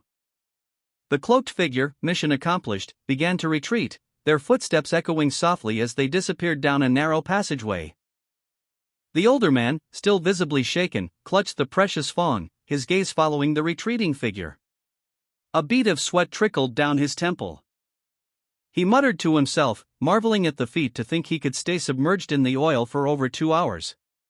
Was he not human, just as I thought, he wondered aloud? Meanwhile, the cloaked figure moved silently across the rooftops, their dark form a silhouette against the setting sun. Their movements were fluid and precise, betraying a practiced ease with navigating the urban landscape. They paused momentarily, looking out over the city below. A subtle sound, a slip, indicated the removal of a piece of their disguise. The cloaked figure adjusted their mask.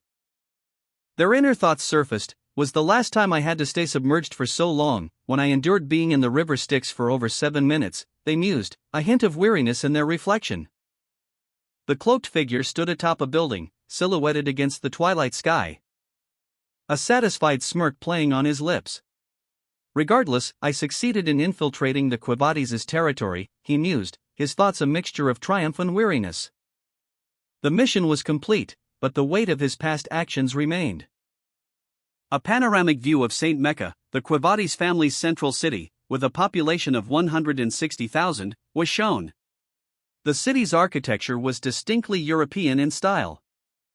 The city's inhabitants, cloaked in white robes, moved with an almost unnatural serenity. It was a place where lust and greed were heavily restricted for religious reasons, even a dropped gold coin would remain untouched. Law and order were maintained through the citizens' own volition, a testament to their deeply ingrained faith and discipline. A distant bell tolled, a gentle chime echoing through the city. The bell tower of Quivades tolled, its resonant ding echoing through the city. A sound that prompted the cloaked figure to reflect on the city's customs. He mused that when the bell tolls, the citizens pause their activities to offer prayers. As the bell continued to ring, the cloaked figure observed the townspeople stopping in the streets, heads bowed in prayer. Each one pausing their daily tasks to participate in this solemn ritual. The cloaked figure, amidst the praying citizens, remained unseen, his dark form blending into the shadows. He continued his journey through the city, his mission accomplished, but his thoughts lingered on the unusual piety of the Quavades people. The cloaked figure, now walking through the dimly lit streets of Quavades, questioned the level of devotion he witnessed, muttering to himself, "How can someone live with such stringency?" The scene shifts to a dark, narrow alleyway, the only light source being a single flickering lamppost.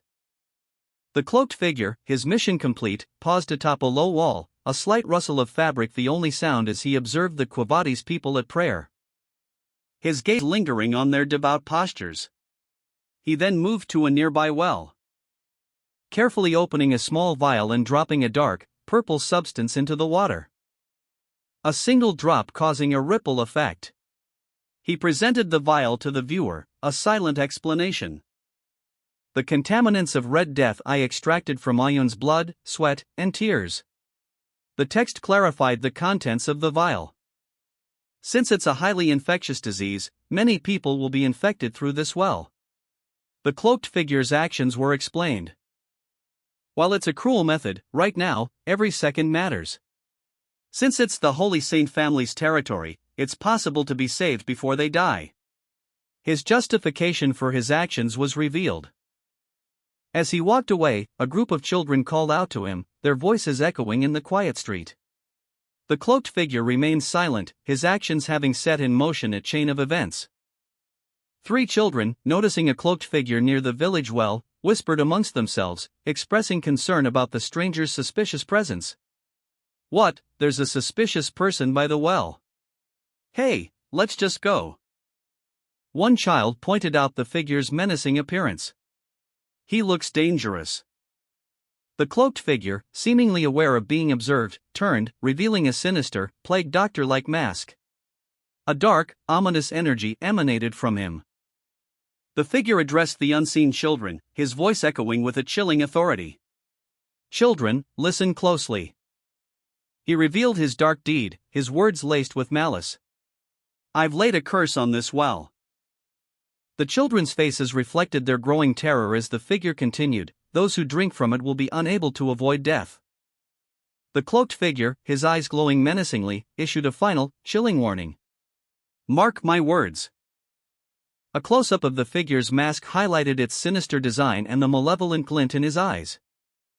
Panic erupted in the village as villagers spotted a cloaked figure near the well, shouting, "Eek! It's a ghost!" A wave of terror swept through the crowd as word spread that a demon had cursed the well, causing villagers to flee in terror, screaming, I'll never drink from there." The cloaked figure, seemingly unfazed by the chaos, calmly rolled a small, stitched ball towards a group of barrels. With a grim determination, the figure stated, "With this, there shouldn't be any children coming near." A dagger, imbued with a dark purple poison, was plunged into the ground near the well, the impact echoing the figure's ruthless efficiency. The dagger, a tool of the infamous Leviathan clan, was left as a grim warning. The cloaked figure, observing the dagger, deduced that the Leviathan clan was responsible for releasing the Red Death in the nearby forest. Considering the long-standing animosity between the Holy Saint family and the Leviathan clan, the cloaked figure understood the gravity of the situation. The cloaked figure's red eyes glowed intensely, a chilling reflection of his grim determination. He mused, "This will lead to the two fighting like crazy." His plan was nearing completion. With a satisfied smirk, he thought, "With this, my groundwork is done." The cloaked figure observed the bustling crowd near a spring overflowing with holy water. The murmur of conversation filled the air as people gathered near the sacred site. He contemplated his next move, silently questioning, "Shall I go and meet Saintess Dolores?" A grand palace, bathed in the cool light of twilight, stood majestically against the horizon. Its imposing structure hinted at the power and influence within. A large crowd gathered in the palace courtyard, their hushed whispers and expectant gazes directed towards a massive, ornate door. They anxiously awaited the appearance of someone important. Their pleas echoing through the air, "I heard that the Saintess is currently resting here. I wish to ask her how she is, so please open the door." "Saintess, please check my illness just once. Please let us see your face, Lady Saintess." The heavy doors creaked open, revealing a glimpse of the saintess within. A voice, calm yet commanding, filled the courtyard. "Everyone, have you all come to meet me here so late?" The crowd gasped, recognizing the saintess's voice. A man with silver hair stepped forward, introducing himself. "If I were to introduce myself, I am the Lord of the Dortsmail territory." The Lord of Dortsmail, eldest son of the Jonathan clan, a lineage renowned for producing knights for generations, introduced himself, further revealing his position as the owner of the Ibsen Guild, contracted to deliver goods to the Bruzu clan, and a noble knight who served under Count Boston Terrier Le Baskerville as a squire for 2 years. He proposed a generous offer to the saintess, in exchange for curing his secret illness. He would gift her an entire fertile granary territory, a villa on a warm southern beach, and the carriages to reach it. The saintess responded with a quiet, "Please stop," uncertain of their identities and the reason for their late-night arrival. The onlookers urged the Lord of Dortsmail and his entourage to leave. The heavy gates of the saintess's sanctuary closed, ending the unexpected encounter. The Lord of Dortsmail, hand in hand with a lady, exited the grand hall, followed by a retinue of courtiers. Meanwhile, a cloaked figure, their face obscured by a mask, observed from a distance, their gaze fixed on the departing lord and his companion. The figure's thoughts drifted to a past encounter. A memory of the Saintess Dolores, amidst the chaos of battle, her white robes stained crimson, yet radiating holy light. "Before I regressed, I've seen the Saintess at the front lines of battle many times," the figure mused. That fierce image of her tending to the injured while covered in blood. The memory intensified. Her white clothes were painted in red, while her white rays of holy power flowed out endlessly.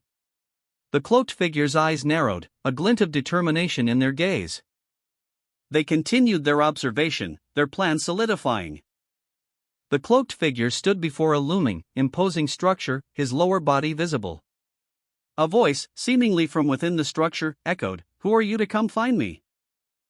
The cloaked figure paused, his response a single, hesitant word, "I." He knelt, his form hunched and defeated, before a large, ornate door. The scene was bathed in an ethereal blue light. His posture conveyed profound despair and weariness. The weight of his actions seemed to crush him. Finally, he confessed, "I'm just a lamb who has lost his way." The cloaked figure stood before the massive, intricately carved doors, his back to the viewer. The scene was dark and mysterious.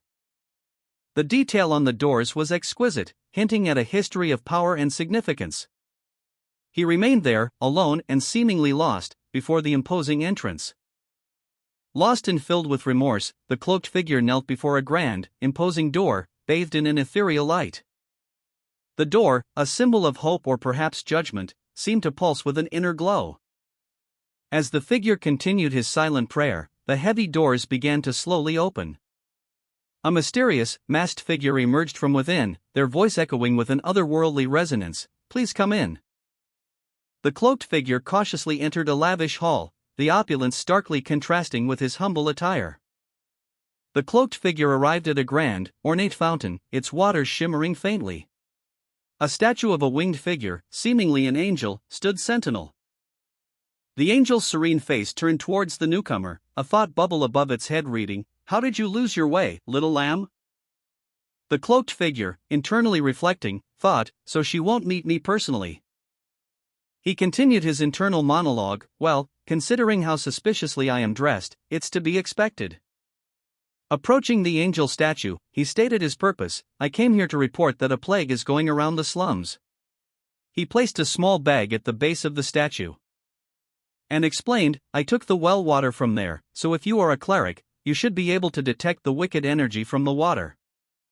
The angel statue's expression remained unchanged, but a faint crack appeared on its surface. A final thought bubble appeared above the statue, stating simply, "You lied to me." The cloaked figure turned to leave, the ornate doors of the mysterious location looming before him. The cloaked figure stood before a line of armored guards, their polished armor gleaming under the dim light of the hall. The air was thick with anticipation. The cloaked figure's face was partially obscured by a plague doctor's mask, his eyes narrowed. From a high balcony, a commanding officer looked down, his expression grim as he listened to the cloaked figure's report of a devastating plague. The cloaked figure, having finished his false report, began to retreat. But the officer, having seen through the deception, ordered his men to apprehend him. Guards confronted a cloaked figure, questioning his identity with the sharp inquiry, "Who are you?" The commanding officer, observing the cloaked figure, recognized a familiar face, thinking to himself, "It's a face I haven't seen in a long while." The commanding officer recognized the cloaked figure as Peter Quavadias, recalling, "Peter Quavadias. I trusted my back to him a few times among the many battlefields before I regressed." He reflected on Quavadias's unwavering commitment to justice, noting, "He doesn't tolerate injustices, and if for justice, he can become more brutal than any demon."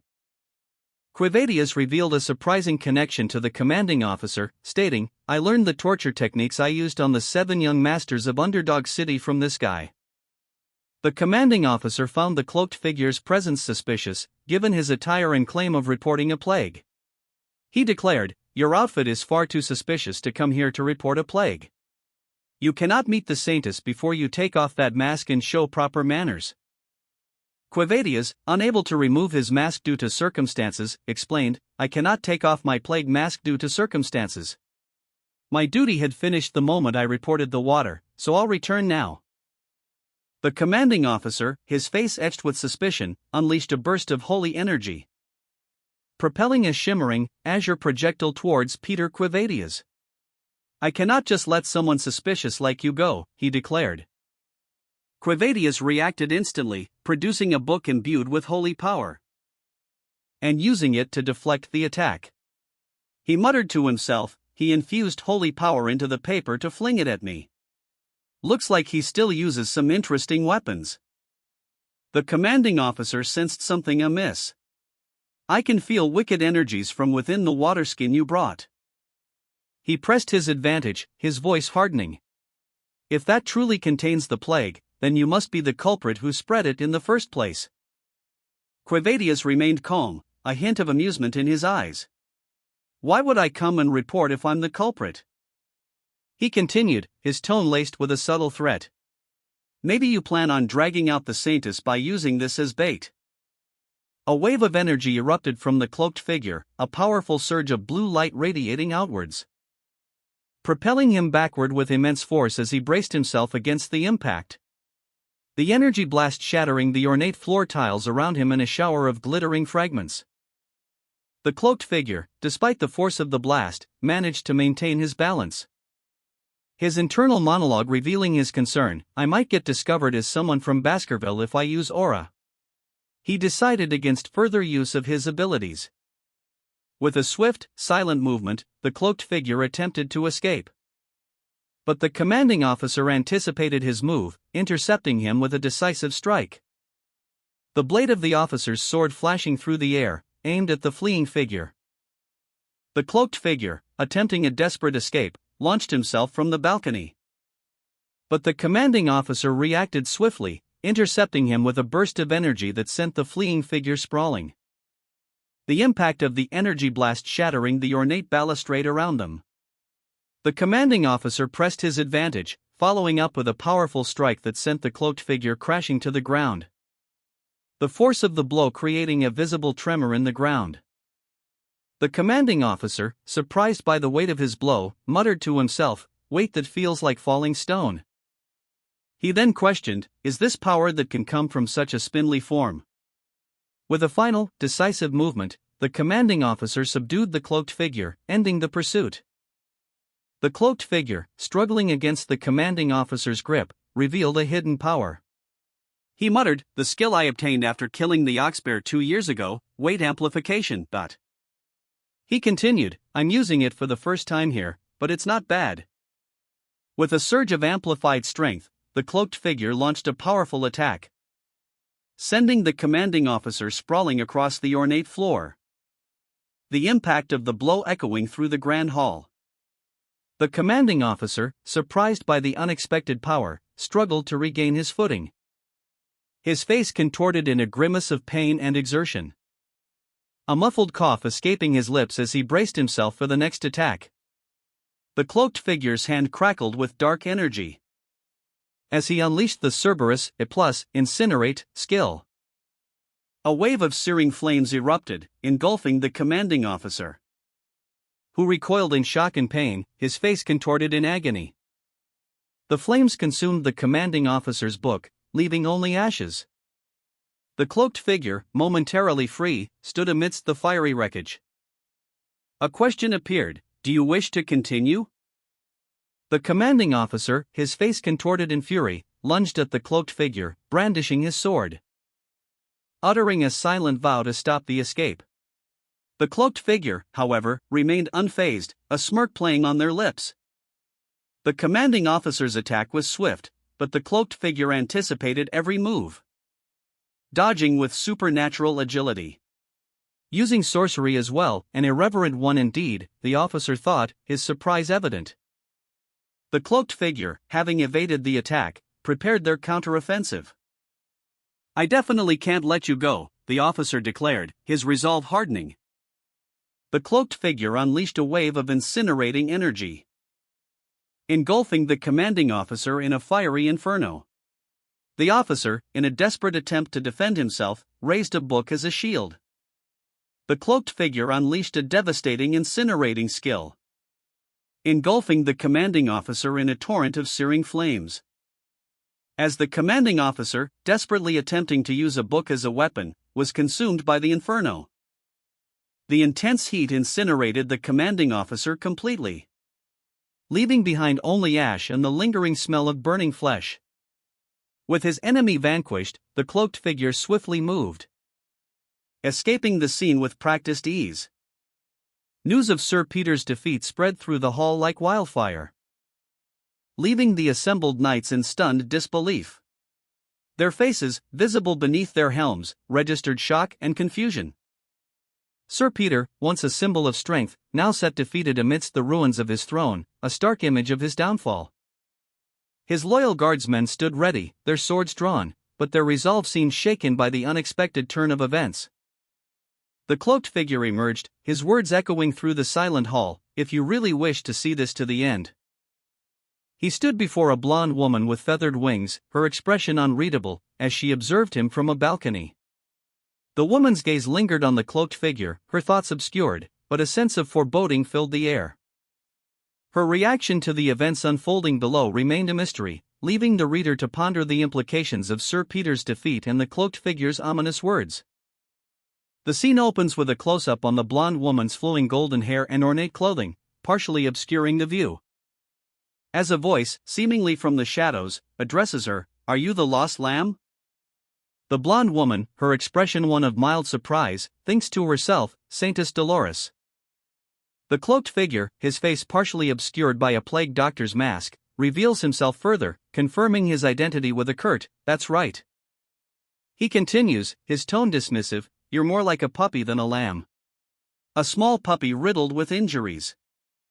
From below, a knight in shining armor observes the scene, shouting, "Saintess! That one is no puppy. He is a wolf gone mad with blood." Unfazed, the cloaked figure casually requests, "Bring me tea." The knight, clearly taken aback by the cloaked figure's nonchalance, exclaims, "Pardon?" A cloaked figure, his face obscured by shadow, stood before Saintess Dolores. His presence commanded attention, a stark contrast to the opulent surroundings. The Saintess, though visibly surprised, maintained her composure, her expression unreadable. A knight, standing nearby, watched with growing alarm. Saintess Dolores Quavati sat calmly in an opulent room, enjoying tea and pastries. A cloaked figure and a knight stood nearby, observing her. The knight, visibly concerned, watched the cloaked figure intently. The cloaked figure's gaze remained fixed on the Saintess. The cloaked figure questioned, "Is she about 16 right now?"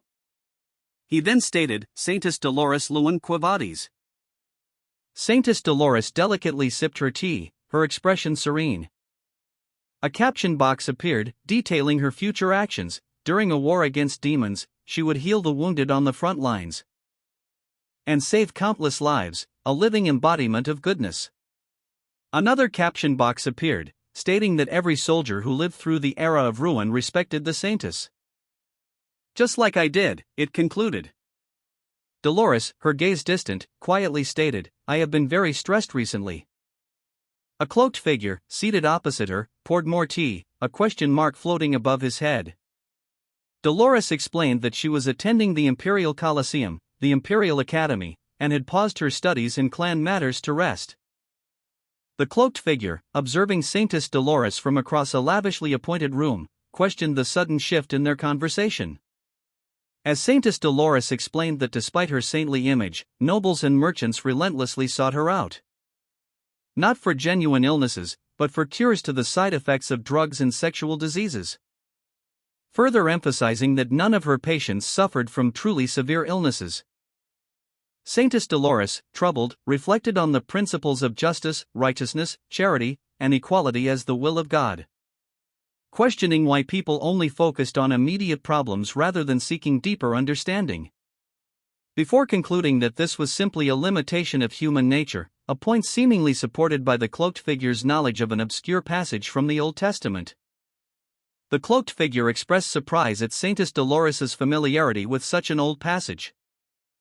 The cloaked figure, seated across from Saintess Dolores, paused, a thoughtful silence hanging in the air. He then posed a pointed question regarding the plague spreading through the slums of Saint Mecca.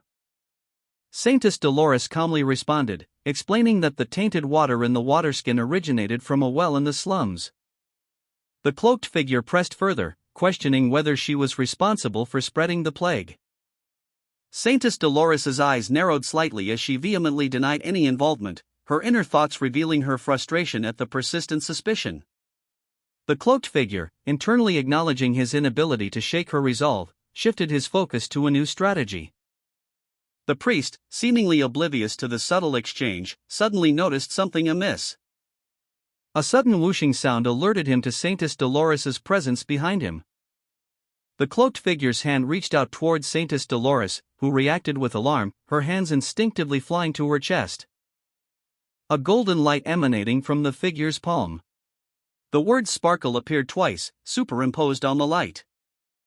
The golden light intensified, creating a dazzling spectacle. The cloaked figure's voice, amplified by the light, echoed, I hate harming people through false accusations. The priest, startled, looked on as Saintess Dolores visibly flinched. He was clearly concerned. The cloaked figure continued, his words cutting through the tension, even more so since this is my hometown. The golden light pulsed, revealing the cloaked figure's power. Saintess Dolores whispered, Holy power. The cloaked figure's voice boomed, confirming his identity, so you are a believer of Luan. Saintess Dolores recounted a disturbing observation, she had witnessed suspicious individuals pouring a liquid from a glass vial into the slums. And concluded that these individuals were the culprits. She pondered the implications of this discovery, questioning who would commit such an act and for what purpose. The cloaked figure, revealing himself, identified the perpetrators as those who desired the downfall of the Quevadias clan. And those who would profit from it. He produced a map, pointing out the Leviathan clan and the Bourgeois clan as the likely culprits. The map showed the Leviathan clan's territory, marked as Leviathan, and the Bourgeois clan's territory, marked as Bourgeois. The cloaked figure explained that the powerful Leviathan clan, known for its deadly poison, would exploit the plague to acquire numerous patients, thereby increasing their sample harvest and advancing their research. Furthermore, he noted that if the Quevadias clan were to fall, the Leviathan clan, with its strained relationship with them, would be the sole beneficiary. The cloaked figure's analysis began with an observation, gold and silver don't disappear even during a plague. He continued, explaining that with the death of laborers, land would be left empty, leading to factories, farms, and stores being swallowed up for pennies by those looking to restart their own businesses. The cloaked figure revealed a crucial deduction, it's clear that Leviathan was the one who spread the Red Death in the first place. He implicated the bourgeois, stating, and the ones who would cooperate to gain something are the merchants of the bourgeois. The cloaked figure's words painted a grim picture. The natives of the dense forest were just a sacrifice for each other's gains. He summarized his suspicions, stating, meaning, due to these reasons, I suspect those two are connected closely with the plague situation. The cloaked figure added a note of caution, of course, these are only theories. The scene shifted to Saintess Dolores and a man, both looking concerned as they listened to the cloaked figure's words. Saintess Dolores, her expression thoughtful, considered the cloaked figure's accusations. "It's definitely plausible," she mused, her mind racing. However, doubt clouded her features as she continued, "How could someone exist who can predict future events with such certainty?" The Saintess, her apprehension growing, directly addressed the cloaked figure. What is your identity?" Sir Peter, a man of the church, observed the scene, commenting, "Nighthound, it's an ominous name. Even the nickname matches his clothing. How profane." Despite her reservations, Dolores conceded, "In any case, everything you said holds possibility, Nighthound." Dolores, having made her assessment, turned to Sir Peter and announced her next course of action. "Sir Peter, I'll need to go to the slums. I'll research the state of this plague and make a report to my father." Sir Peter, showing his deference, simply replied, "Understood." Sir Peter, fortunate to have encountered the Saintess, reflected that with her assistance, their work would progress swiftly. Saintess Dolores, meanwhile, sat across from him, a teapot and teacups on the table between them. She appeared thoughtful. Her gaze was fixed on the teapot, a question mark forming above her head as she pondered something. A sudden revelation struck her: the man who had suppressed the paladins and Sir Peter. The cloaked figure, seated regally, was depicted on a map spread across the table. He appeared small and pitiful from this perspective. Saintess Dolores's eyes, reflecting a cross-shaped symbol, narrowed in contemplation. Her gaze intensified, focusing on the details of the symbol, as if deciphering a hidden message. A glimpse of the cloaked figure's menacing eye, glowing red, hinted at a hidden power and a looming threat. The smell of beasts, blood, and oiled steel filled the cloaked figure's senses. A whirlpool of intense emotions swirling within him. In that place of deep sorrow lies intense sorrow. Saintess Dolores and the cloaked figure sat across from each other at a table, teacups and pastries between them. The Saintess regarded him intently, her expression unreadable. The question of the cloaked figure's identity hung heavy in the air. A gust of wind swept through the forest, rustling the leaves. A sweeping aerial view showcased a quaint town, its buildings huddled together under the cloak of night. The camera focused on a church, its solitary presence casting a long shadow in the dim light. Inside the church, three cloaked figures knelt, their faces partially obscured, their posture conveying deep distress.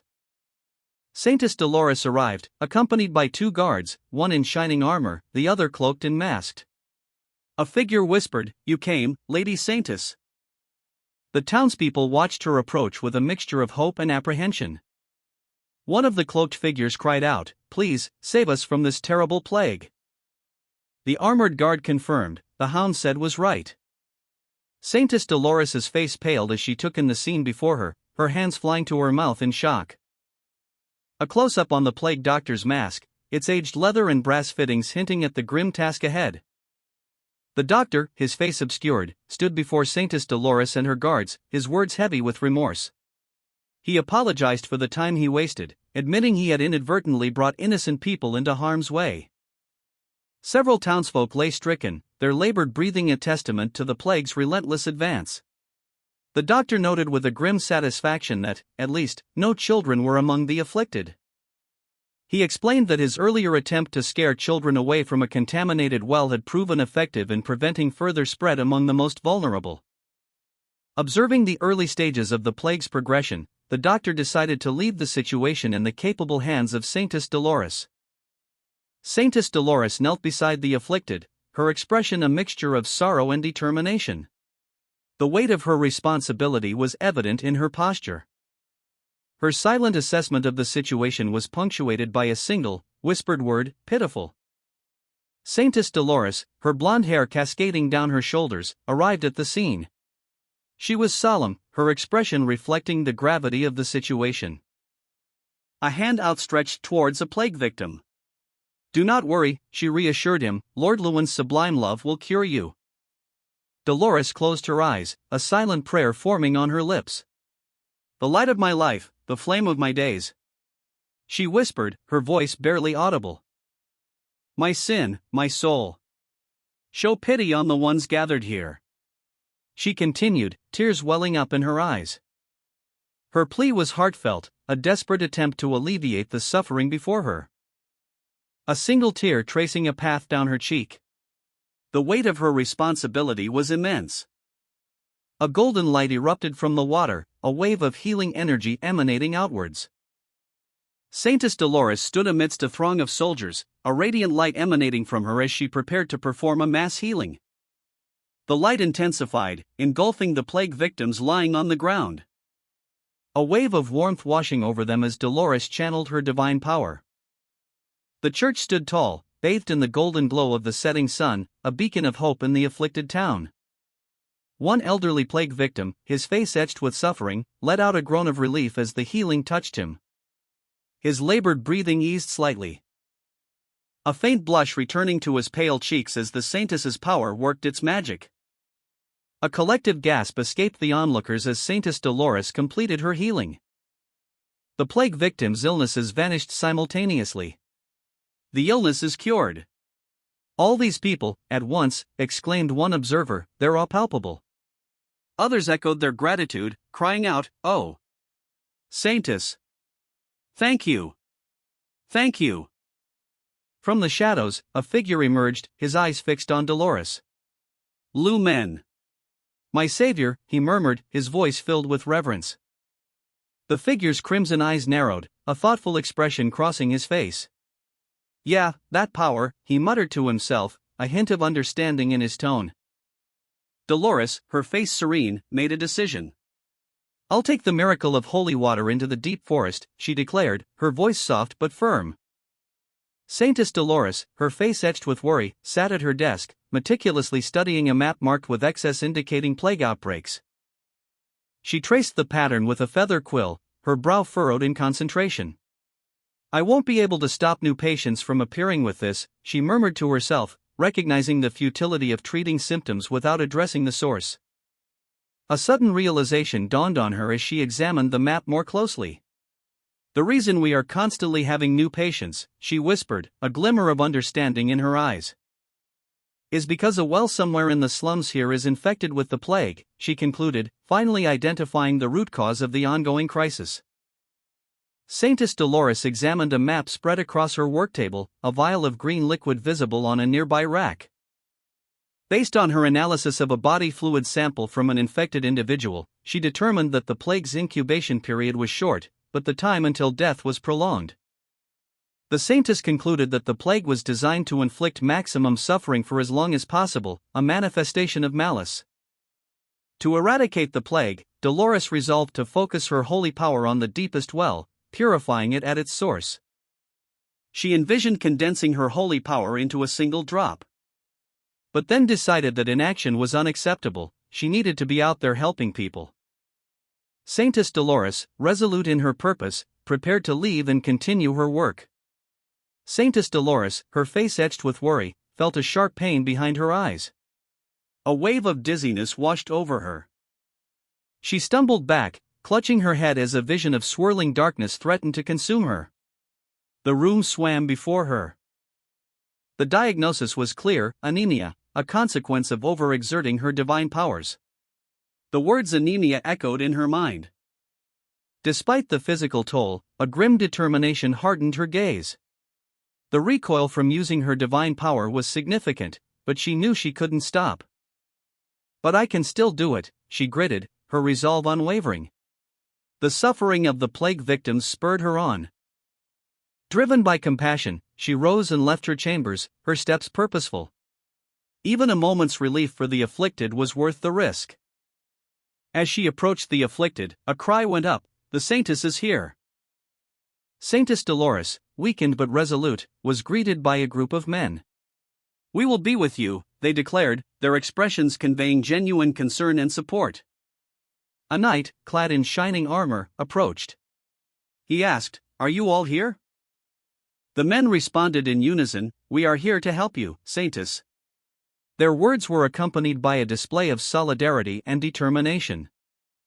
One of the men, observing Dolores's condition, expressed his indignation: "How could we leave our holy lady in such a dirty and poor state alone?" Another man explained their actions. We've brought 3 carts with donations and relief supplies. This will be the best day of their lives. However, a note of skepticism was voiced by one of the men. Those in the slums are quite skinny and live in filth, but I guess they still live like people. Aren't they receiving too many privileges? If we give them donations, I worry they'll become lazy. Despite this concern, another man asserted, anyway, protecting a lady is a gentleman's calling. We will follow you, Saintess. The knight and the group of men set off to assist the Saintess, their commitment unwavering. Saint Dolores, weakened but resolute, received the intentions of her assembled allies, a knight and a group of men. She acknowledged their support. Their faces a mixture of determination and concern as they stood before her, ready to assist. With a grateful smile, Saint Dolores expressed her thanks, stating that she would be in their care. The men, visibly moved by her plight, showed their concern and support.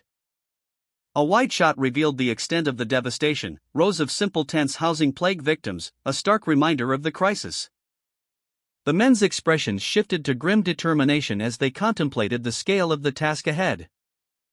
A close-up on one of the men revealed his disgust at the unsanitary conditions, muttering, "So dirty." A man, seemingly of some wealth judging by his attire, stumbled through the squalid conditions of the plague camp, muttering in disgust, "Uwak. I stepped in filth. These shoes are expensive." He frantically called out to a priest, "Priest!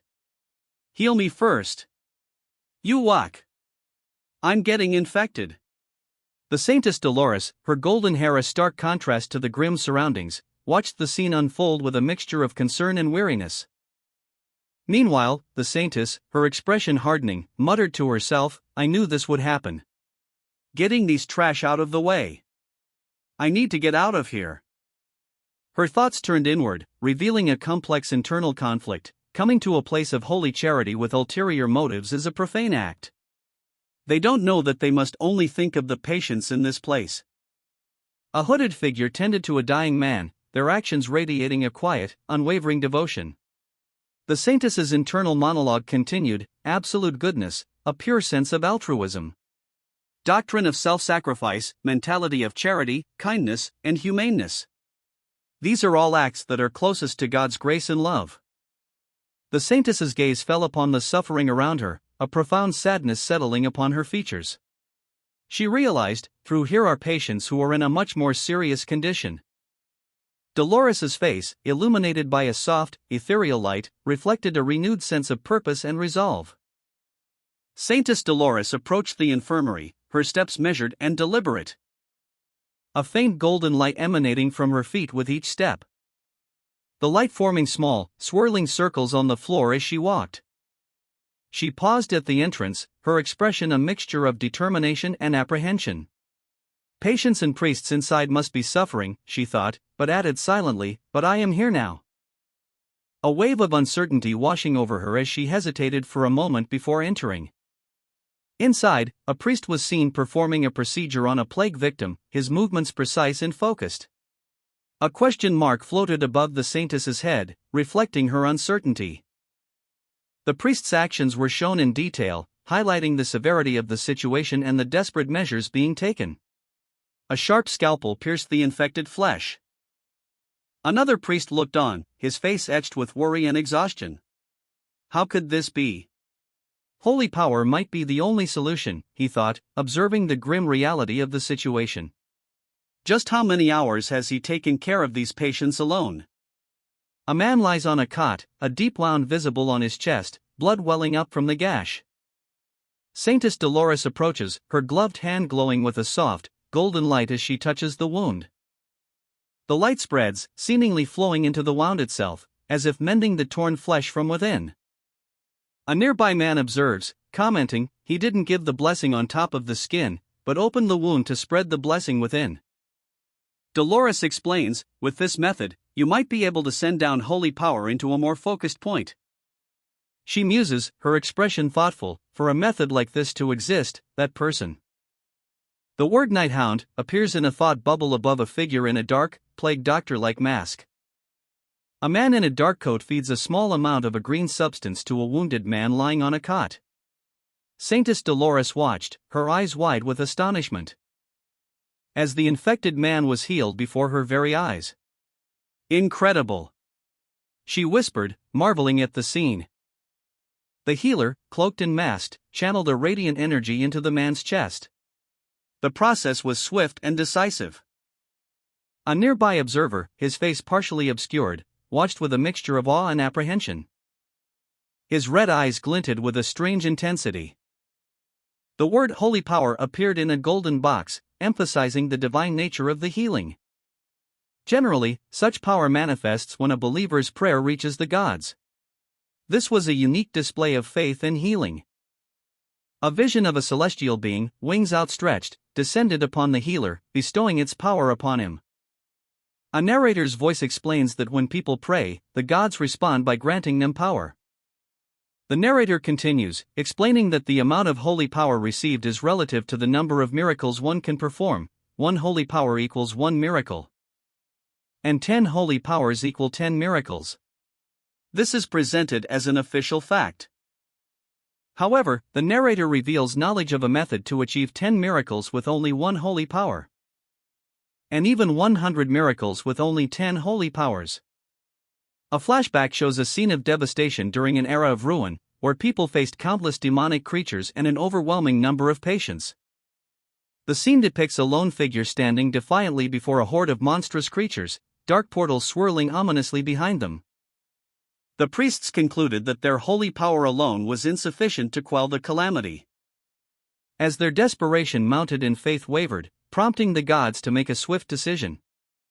A priest, overwhelmed by the crisis, knelt in prayer. A blinding flash of light erupted from his hands, signaling a radical alteration in the very mechanics of miracles. The new equation for miracles prioritized immediate action over meticulous calculation, miracles first, accounting later. Multiple priests engaged in a unified prayer, drawing upon a previously impossible level of holy power. They were able to unleash their full holy power simultaneously. People began referring to this phenomenon as an advance in holy power. In those times, even the act of slaying demonic creatures was considered a religious duty. And thus, even non-believers who killed demonic creatures could experience an increase in holy power. Due to the lingering karmic effects of his past actions, the man reflected on his ability to wield holy power in sacred locations. A realization that allowed him to channel holy energy. A young girl cried out for her mother, who lay injured nearby, prompting the man to declare that he would heal her immediately. The man, cloaked and masked, approached the injured woman, ready to use his newfound abilities. A healer, his face masked, hands a small pouch of coins to a tearful young girl. Use this to buy food and firewood and take care of your mother, he instructs, his voice conveying both compassion and a hint of weariness. Another masked individual watches the exchange with a concerned expression, his eyes wide with worry. He speaks, his voice strained, we can't give material help. Their request for money is never-ending. The camera pulls back to reveal a grim scene. Several sick individuals lie on makeshift beds within a dimly lit room, watched over by anxious onlookers. The atmosphere is heavy with despair. The masked man continues, his voice laced with apprehension, at this rate, you might need to give out all your money. The healer, seemingly unfazed, questions him, what do you mean, never-ending? He explains, there is definitely a limit to how much money is in my bag. It'll end when all that is given out. The final panel shows a substantial burlap sack overflowing with gold coins, resting on the floor near the healer. The implication is clear, his resources, while significant, are finite.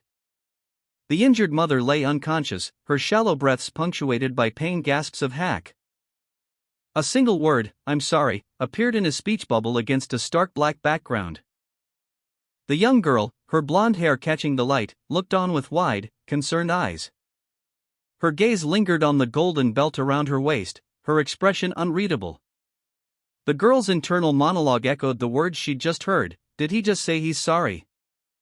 She bowed her head, her long braid falling over her shoulder as she contemplated the masked man's unexpected apology.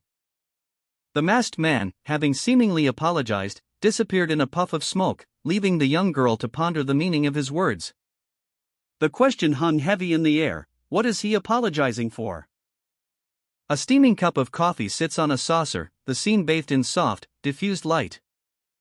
The masked man sits at a table, a similar cup of coffee before him. His posture is stiff, his gaze unreadable behind his plague doctor mask. The young girl's face is shown, her expression contemplative. She thinks, perhaps for the same reason as the masked man? A burst of golden light erupts, obscuring the scene in a blinding flash, revealing the masked man's back as he seemingly teleports away, leaving behind a trail of golden particles. The young girl's thoughts continue, because he couldn't cure even more people. The masked man's hand, stained with blood, wipes across his mask as he disappears completely. The masked man's form shimmered, his features obscured by a brilliant, golden light. A visual effect that mirrored the sound effects badump appearing in the panel. As he seemingly vanished, leaving only a faint golden afterglow. The young girl, Saintess Dolores, watched his departure, her expression unreadable. From a distance, a figure with long blonde hair walked away, her back to the viewer. The masked man's presence lingered in the air, a mystery unresolved. A text box appeared, stating, "A still young and immature 16-year-old girl. Saintess Dolores." Dolores clasped her hands together, her gaze cast downward.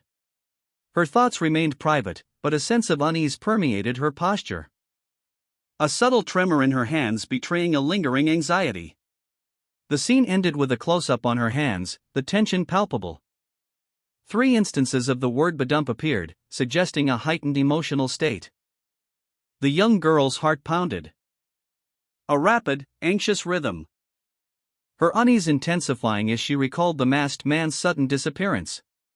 Her feelings were inexplicable, directed toward a stranger whose face she didn't even know. The masked man paused, a hand resting thoughtfully on his plague doctor mask. A slight sigh escaping his lips as he removed the mask, revealing a hint of weariness beneath. He then adjusted his goggles, his gaze distant as he looked towards the horizon. He seemed to be searching for something. He gulped, his eyes widening slightly as he spotted something in the distance. A quick, almost imperceptible movement.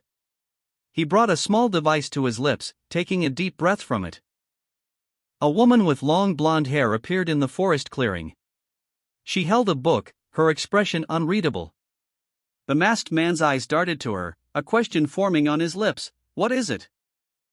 The woman remained silent, her gaze fixed on the masked man. A sense of anticipation hung in the air. The blonde woman, seemingly troubled, gazed off into the distance. When a masked man approached her, he asked if he could speak with her. And she readily agreed. She expressed gratitude for his help, noting that thanks to him, everyone was cured without any deaths. He responded that he only did what was necessary. A statement she anticipated. A moment of quiet passed between them. As the masked man reflected on her strength and holy power, questioning why such a seemingly weak person was chosen. The blonde woman admitted that she felt lucky to have been born with such power, but confessed that her body, heart, and faith were not strong, leaving her to wonder why God would select someone so weak to be the saintess. The saintess, plagued by self-doubt, questioned her worthiness of her title. She mused that many others possessed greater faith, despite lacking her divinely bestowed power. The masked man, observing her, offered a perspective. He suggested that her agonizing over her perceived inadequacy was precisely why she was chosen. He continued, explaining that the world needed someone who could shine brightly even in the darkest places. The saintess, her eyes welling with tears, seemed to contemplate this profound statement. A close-up on her face revealed the depth of her emotional turmoil. Tears streamed down her face as she grappled with the weight of her responsibility and the uncertainty of her own capabilities. The blonde woman and the masked man stood overlooking a walled city from a hilltop, their backs to the viewer. The city sprawled beneath them, nestled amongst rolling hills and a clear blue sky. The blonde woman, lost in thought, questioned her ability to offer comfort and hope to others, a doubt that lingered in her mind. The masked man, sensing her uncertainty, offered a simple yet reassuring response: "You will." A narrative caption explained that after an all-night prayer session by the Quavadia clan clerics, the creation of holy water was successfully completed. This holy water, described as a pure form of holy power, was capable of eradicating plagues across large areas with just a single drop. 3 highly concentrated vials of this potent holy water, named Tear of the Saintus, were created and placed into reserve. The 3 vials of Tear of the Saintus were shown resting on a stone altar within a sacred chamber, bathed in sunlight streaming through a large window. The blonde woman, her back to the viewer, stood before a grand, ornate floor. Then knelt, her hands clasped in prayer, a veil obscuring her face, the word kneel appearing above her. Her lips parted slightly, the words all shall see appearing below her. A surge of golden light enveloped her as she spoke of her sorrow, her words echoing her pain. I, who needed to raise the Son of God, cried out from night to night. She lamented, the golden light intensifying. It is painful that my heart doesn't follow me. This day is my most sorrowful and bitter day, her voice filled with despair. The blonde woman lay prostrate, bathed in golden light, her eyes closed in sorrow, the letters SH appeared, partially obscuring her. A blinding golden light filled the chamber, emanating from a circular, ornate emblem on the floor. As the blonde woman knelt at its center, her back to the viewer, her long hair cascading down, 3 crystalline shards rested within an open, ornate case, held by a figure in shining armor. We will store this in the underground safe, the armored figure stated, handing the case to a fellow soldier. The blonde woman, watching the exchange, simply stated, I'll leave it to you. Alone once more, she stood before a large window, lost in thought. The camera panned upward to reveal a weathered stone angel statue, its face serene yet bearing the marks of time. The statue's wings were slightly damaged, mirroring the blonde woman's own sense of fragility and loss. The hands of a man, clasped together in prayer, were adorned with a rosary, its centerpiece a small, star-shaped pendant. The blonde woman approached a man in religious garb, reporting on matters concerning the Red Death. She stated, I have come to report something regarding the Red Death. The man, her father, responded, Come closer, my fairy, my daughter. She replied, Yes, father. He praised her accomplishments, stating, You have accomplished another great consecration. He continued, As expected of my daughter. The blonde woman humbly responded, You overpraise me. Cardinal Humbert Lewin Quavatis requested a report from his daughter, the blonde woman, on the recent events. The blonde woman explained her plan to purify the water under Saint Mecca using the tear of the Saintus. She confirmed that the source of the plague was an unaccounted well in the slums, where children's testimony indicated a ghost had cursed the water. The well was completely contaminated, and investigators found a glass vial believed to have been used by the culprit to carry the plague, leading to the discovery of a suspicious item. The blonde woman presented a dagger she found near the well. The cardinal questioned her about the dagger's origin. Cardinal Humbert Lewin Quavatis, his face etched with grim determination, muttered to himself, the seal of Leviathan and bourgeois. The cause and effect is lining up perfectly.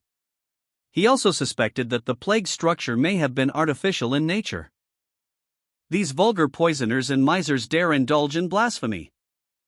Cardinal Humbert, fueled by righteous fury, moved with surprising speed, leaving the blonde woman, his daughter, far behind. As he declared, this will be a holy war. His eyes glowed with an unnatural light, his form radiating power. The cardinal's daughter watched him go, her face a mask of worry and fear. The blonde woman, daughter of Cardinal Humbert, remained silent, her thoughts a whirlwind of apprehension, as she recalled a recent encounter. And that guy called Nighthound, she thought, her eyes widening. He is definitely suspicious, she murmured to a priest, her unease palpable. The priest, observing her, shared her concerns. I'll need to grab a hold of him right now and make him spit out everything he knows, the priest declared, his voice hardening with resolve. His face, grim and determined, reflected his unwavering intent. But the blonde woman interjected, he doesn't have any sin. Her words, a testament to her faith in the man, hung in the air. The priest's hand reached out, seemingly to restrain her. leaving the cardinal's daughter visibly shaken and conflicted as she grappled with her father's actions and her own beliefs. A narration of Nighthound, the plague doctor, appeared. The text above him read, "He was someone who diligently cured all those patients." The narration continued, showing a scene of him healing a patient. The text read, "It's all because of him that we were able to come out without anyone dying." The blonde woman reacted with disbelief and defiance. She exclaimed, "It's impossible that someone like him is a wicked person." Her hands clasped to her chest, she seemed conflicted and deeply troubled by her father's accusations. A dark, swirling background appeared with a single thought bubble in the center. The text inside read, "I see." Cardinal Humbert Lewin Quivades confronted his daughter. He stated, "For my daughter, who defied me in her entire life to come to this state." The cardinal raised his hand, a golden aura emanating from it, suggesting the use of some kind of power. Cardinal Humbert Lewin Quivades, his face a mask of grim determination, declared that he would personally interrogate Nighthound. With a sharp movement, the cardinal raised his hand, a golden light erupting as he unleashed his power. His daughter cried out in alarm. A beam of light shot skyward, piercing the clouds above the city, illuminating the grand castle and the sprawling city below. The light intensified, bathing the landscape in a radiant glow. The cardinal, his voice cold and devoid of emotion, informed his daughter that her defiance meant nothing. Meanwhile, a contingent of paladins, their armor gleaming, marched towards a specific location in the city. The cardinal had already dispatched them to pursue Nighthound. A paladin, his face grim beneath his hooded helm, stood resolute amidst his fellow soldiers. He was ready for action. Meanwhile, Nighthound dashed down a flight of stairs, his movements quick and silent. The sound of his footsteps echoed faintly as he made his escape. A paladin, sword drawn, stood ready to intercept him. The two clashed, steel meeting steel in a brief but intense exchange. The paladin launched a powerful kick, sending his opponent reeling. Another paladin shouted, "Nighthound!" The paladins, faces contorted in fury, prepared to apprehend him. As a culprit in the Red Death situation, you. A shadowy figure, cloaked and hooded, moved swiftly through a dimly lit room. The only sound was the faint whisper of fabric against fabric. A fleeting glimpse of polished metal catching the light as the figure disappeared down a corridor. A breathless messenger burst into a sunlit courtyard, his face pale with alarm. "Lord Cardinal! There's a big problem," he cried. He addressed Cardinal Humbert and the blonde woman, his words causing a visible shift in their expressions. The cardinal asked, "What is it?" The messenger, his voice trembling, explained the gravity of the situation. His eyes were wide with fear. "In the underground safe," he stammered, his words hanging heavy in the air. A vast underground chamber was revealed, filled with numerous display cases, each containing a unique artifact. Many were empty. One case, however, showed signs of forced entry, a jagged hole marred its otherwise pristine surface. Two empty slots remained in the display case, stark against the pale stone. The once present artifacts were gone. A discovery that sent a wave of shock through the blonde woman. "One of the tears of the saintess has disappeared," she exclaimed, her voice laced with disbelief. The realization settled upon her, heavy and cold. Her hands instinctively went to her chest, a silent expression of her growing unease. A single word escaped her lips, a barely audible "ah." Her face reflected the dawning horror of the situation. A single tear traced a path down her cheek. "No," she whispered, the word hanging in the air, heavy with despair. Meanwhile, the Nighthound stood atop a distant tower, silhouetted against the bright sky. His presence was a silent testament to his success. The theft, it seemed, was the reason he had come. A radiant, crystalline tear, nestled within a silken pouch, pulsed with inner light. The Nighthound, a figure cloaked in shadow, reached out a gloved hand. His red eyes gleaming with triumph as he declared, "I'll be taking this." He secured the precious artifact, the tear of the saintess, within his grasp.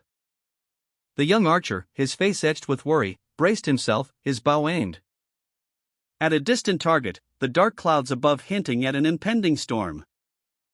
As three-headed nighthound emerged from the forest, its multiple eyes glowing menacingly, surrounded by several armed figures.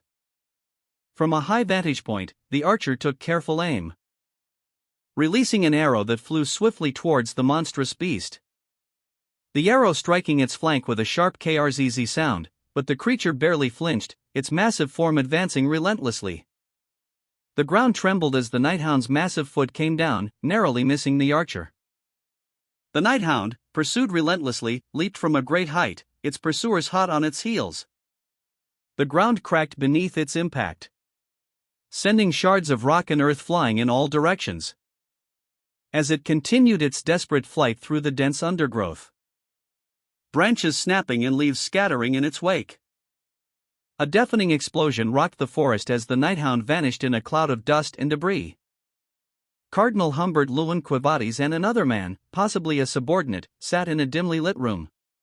Humbert adjusted his spectacles, a thoughtful expression on his face, a subtle smirk playing on his lips as he considered something.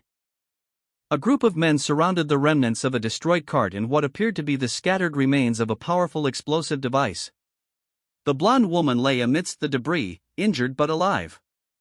The young nighthound, battered and bruised, stood defiantly, clutching a sword. A single tear traced a path down their dirt-stained cheek. The young swordsman stood poised in the arena, a hush falling over the massed spectators, as a hulking figure emerged from the shadows. A bald, scarred brute with a cruel smile, the crowd roaring their approval. The anticipation palpable before the clash. The brute lunged, fists flying, the swordsman barely dodging the blows. A flurry of powerful strikes and desperate parries, leaving the swordsman battered but defiant.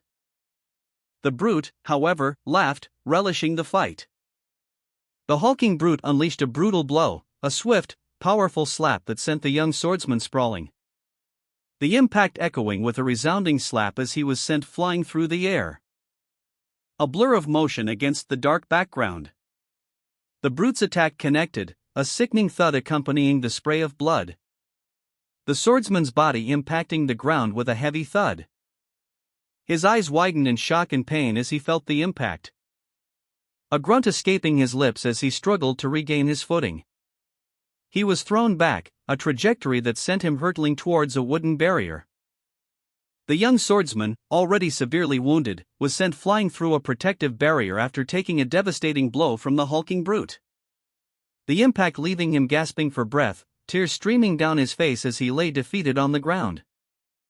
The hulking brute's masked allies erupted in raucous laughter, their cruel amusement echoing through the arena as they reveled in the young swordsman's defeat.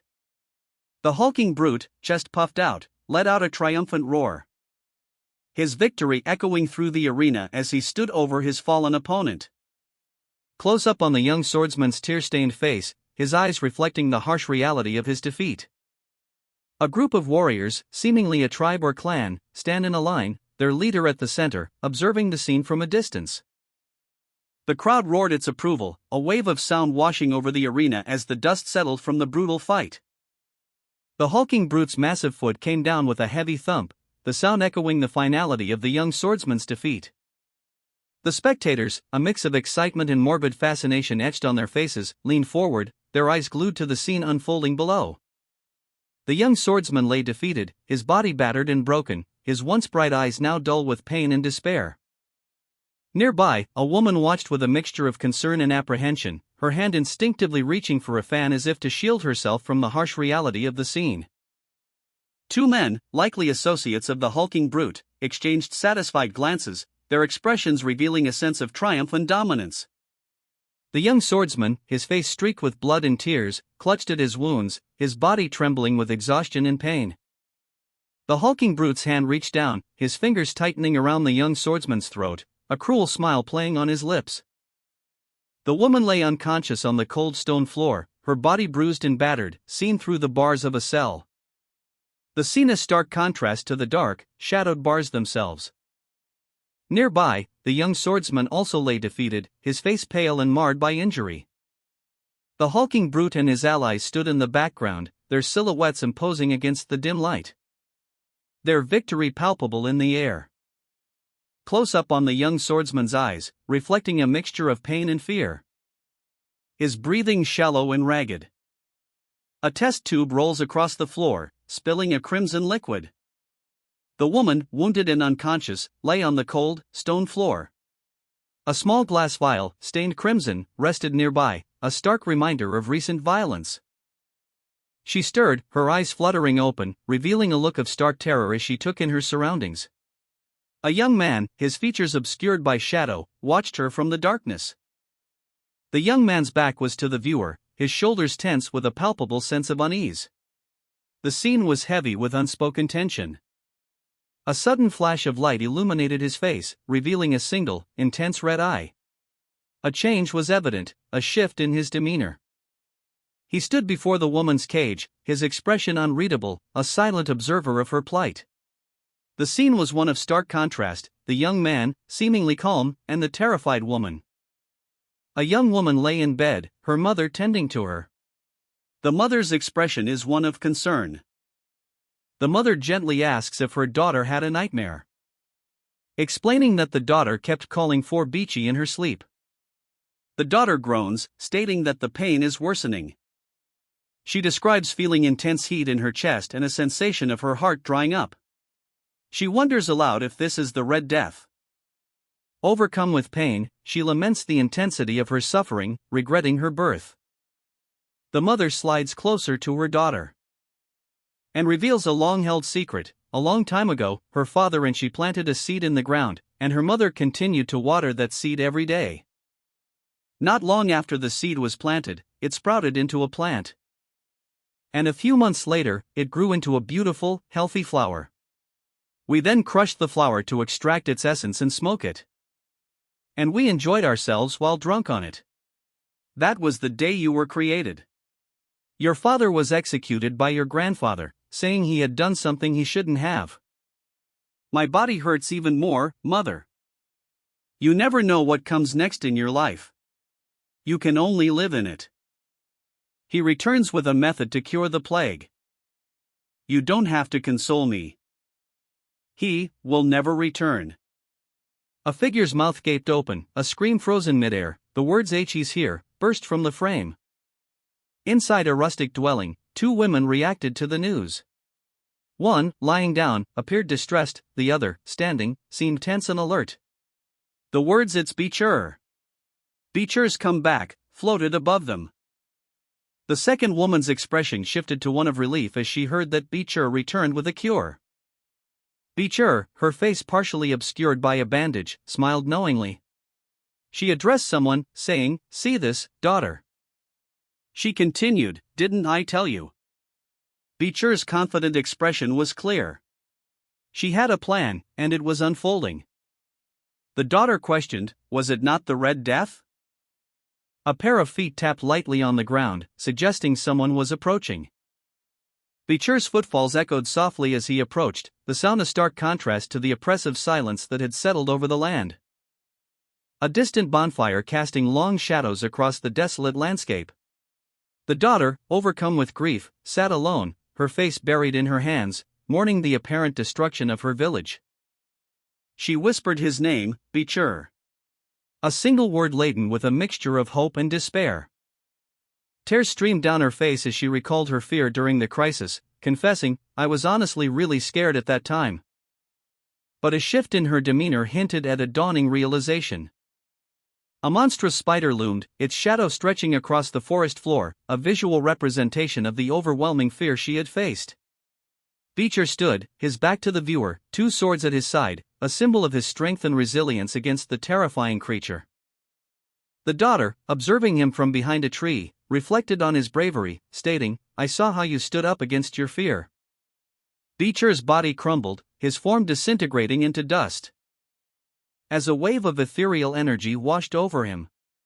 His face was contorted in pain, but a faint glimmer of determination remained in his eyes. A whisper escaped his lips, barely audible, "Shush up." His body continued to disintegrate, falling limply to the ground. A blinding white light filled the panel, obscuring any further details. Suddenly, a powerful, wolf-like creature emerged from the light, its eyes glowing intensely. It landed gracefully, its presence commanding. Beecher's lifeless body lay across the creature's back, seemingly resting peacefully. A powerful, wolf-like creature loomed, its eyes glowing with an eerie light. The words "that let me stand up" as well appeared, suggesting a recent empowerment. A group of warriors escorted a woman, their expressions apprehensive. A young man with dark hair watched them from a distance. The woman, noticing the young man, asked, "You're here?" He responded, having heard from other warriors that she had also contracted the Red Death. The young man then fell to the ground, seemingly struck by an unseen force. His body twisted and contorted as he seemingly merged with another entity. A group of villagers watched in alarm as Beecher collapsed, his body convulsing violently. A powerful impact reverberating through the air as he landed heavily on the ground. His daughter and another woman rushed to his side. Beecher groaned, "Ian. My back would have been broken if I hadn't used mana." The woman questioned, "So you weren't infected with the Red Death?" Beecher replied, "I don't know. My body just got really light as soon as I heard you were back." The woman, relieved, asked, "Then are you okay?" Beecher, seemingly recovered, simply said, "Yeah." She added, "Looks like you were just acting sick." Beecher's daughter wept, overcome with emotion. Beecher smiled serenely, his eyes glowing with an unnatural red light. He whispered, "I'm home." Night fell upon a secluded treetop dwelling, its single window glowing warmly. Inside a dimly lit tent, a group of tribal people anxiously awaited, their faces etched with worry. Among them, Beecher knelt beside his daughter, who lay still on a makeshift bed.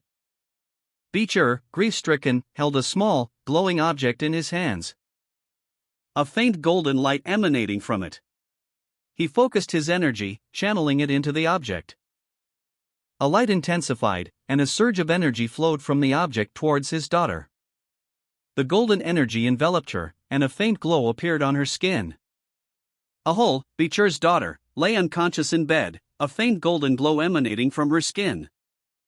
Beecher, overcome with emotion, wept tears of relief as he watched over her.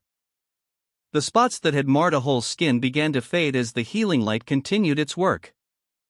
The dark spots on Ahol's skin disappeared after Beecher shone the light on her. He had found the real cure. The onlookers expressed their amazement. A discussion ensued regarding the number of patients needing treatment.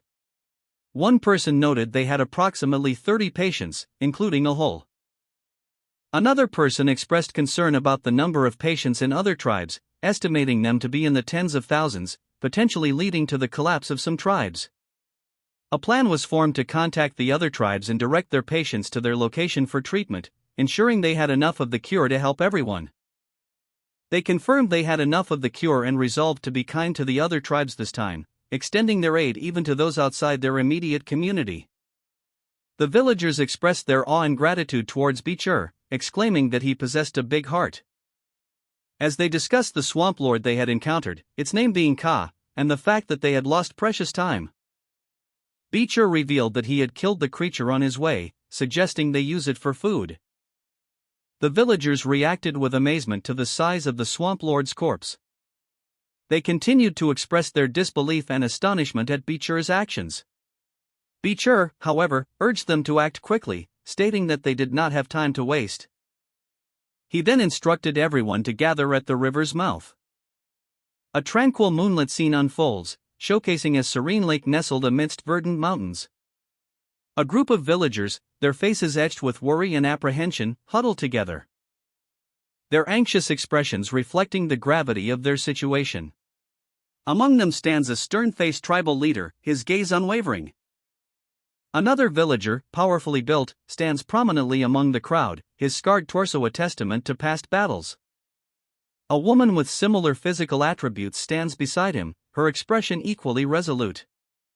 The villagers, a large throng, are shown moving as a single unit through the dark forest, following a figure who carries a faint, glowing light, leading them towards the river's edge. Beecher, their leader, guides them towards safety. Beecher, calm and resolute, held a small, glowing object in his hand. The villagers, anxious yet trusting, watched him from the riverbank. He carefully opened the container, releasing a viscous, golden liquid, which flowed into the water, creating shimmering trails, causing the water to ripple and churn with golden energy. A vortex of light and power formed in the center of the river, growing larger and more intense. The golden energy surged outwards, spreading across the water's surface. Powerful golden tendrils shot upwards from the river, reaching towards the forest, transforming the landscape with their golden light. Beecher stood by the river, the water glowing with a golden light. He declared that everyone should drink from this water. The villagers, awestruck by Beecher's power, looked on. As one villager, weakened and ill, approached the water's edge, another villager helped a young woman to the water. The young woman cupped some of the glowing water in her hands and drank. A wave of revitalizing energy washed over her. The effects were immediate and dramatic, as the villagers reacted with joyous surprise. The villagers erupted in joyous cries as the effects of Beecher's ritual became apparent. The Red Death, the plague that had ravaged their community, was gone. And those who had been afflicted were now recovering, their bodies revitalized by the magical water. "The Red Death is gone," one villager exclaimed, his voice filled with relief and wonder. As the golden light emanating from the water faded, leaving behind a trail of revitalized earth. Two of the villagers approached Beecher, their faces etched with gratitude and respect. One of them declared, "Beecher, we'll need to title you as the shaman of our tribe." Beecher, however, remained stoic, his gaze fixed on the ground, a quiet determination hardening his features. He responded simply, "I'll refuse the offer." His mind already racing ahead, considering the implications of his actions and the potential consequences of his newfound power. Meanwhile, a villager, still weak but clearly recovering, stood up, his legs unsteady but his spirit renewed. The ground beneath him cracked slightly under his weight, a testament to the lingering power of the magical water and the complete eradication of the plague. The villager's future, once shrouded in darkness, now held a glimmer of hope. A powerful voice boomed through the forest, demanding to know the name of the hero who had purified the dense woods. The villagers, overcome with gratitude, responded in unison, "Beecher." The cry of Beecher echoed through the trees as the villagers, one by one, repeated the name, their voices rising in a wave of fervent appreciation for the young man who had saved them. Another villager, equally moved, asked who had brought the light of tomorrow to the dense forest. Once again, the resounding answer was Beecher, as the name spread like wildfire through the community. The name Beecher, now synonymous with hope and salvation, carried on the wind, echoing through the valleys and across the mountains. Beecher, his chest bare, stood amidst the golden light emanating from the purified forest, a symbol of hope for the villagers. The villagers, their voices filled with gratitude and reverence, chanted Beecher's name, as the echo of their celebration reverberated through the valley. Beecher's actions had transformed their despair into hope. Meanwhile, Beecher himself reflected on his recent victory. The deadly poison of the Baskerville clan, he mused, had ironically become a boon, a tool to leverage against his enemies. He saw an opportunity to exploit the Baskerville clan's greatest weakness, their conflict with the native mountain people. Beecher's plan was audacious, to win the mountain people's loyalty and use their strength to strike a devastating blow against Hugo and the Baskerville clan. A sinister smile crept across Beecher's face as he envisioned his triumph.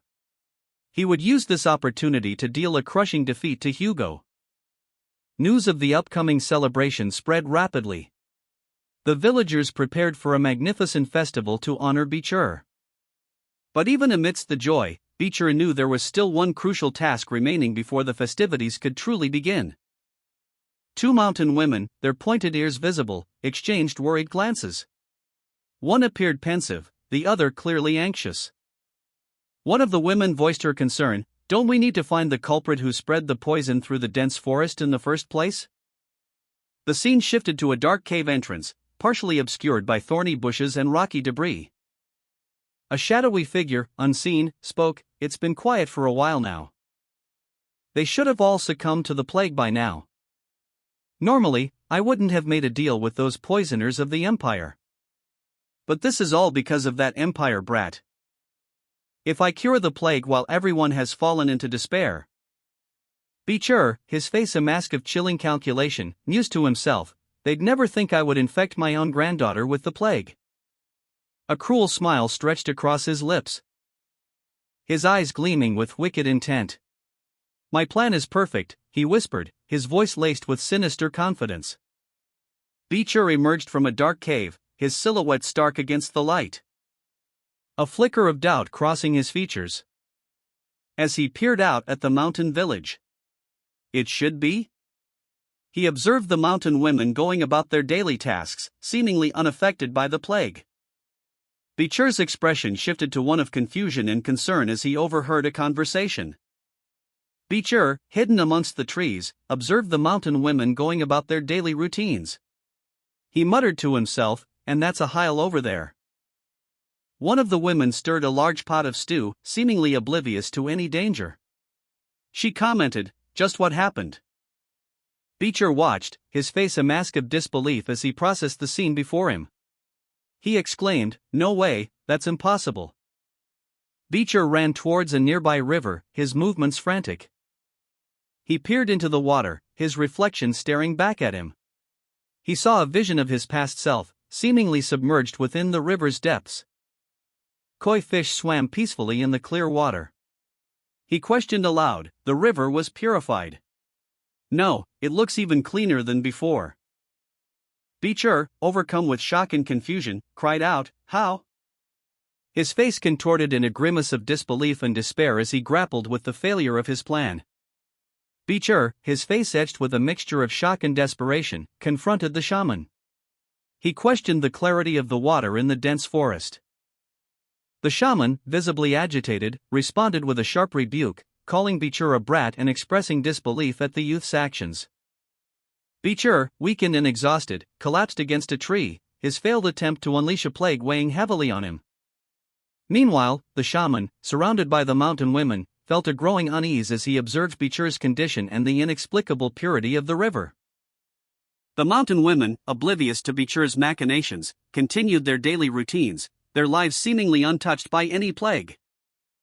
Their expressions shifted to confusion and alarm as they noticed Beecher's presence and the shaman's distress.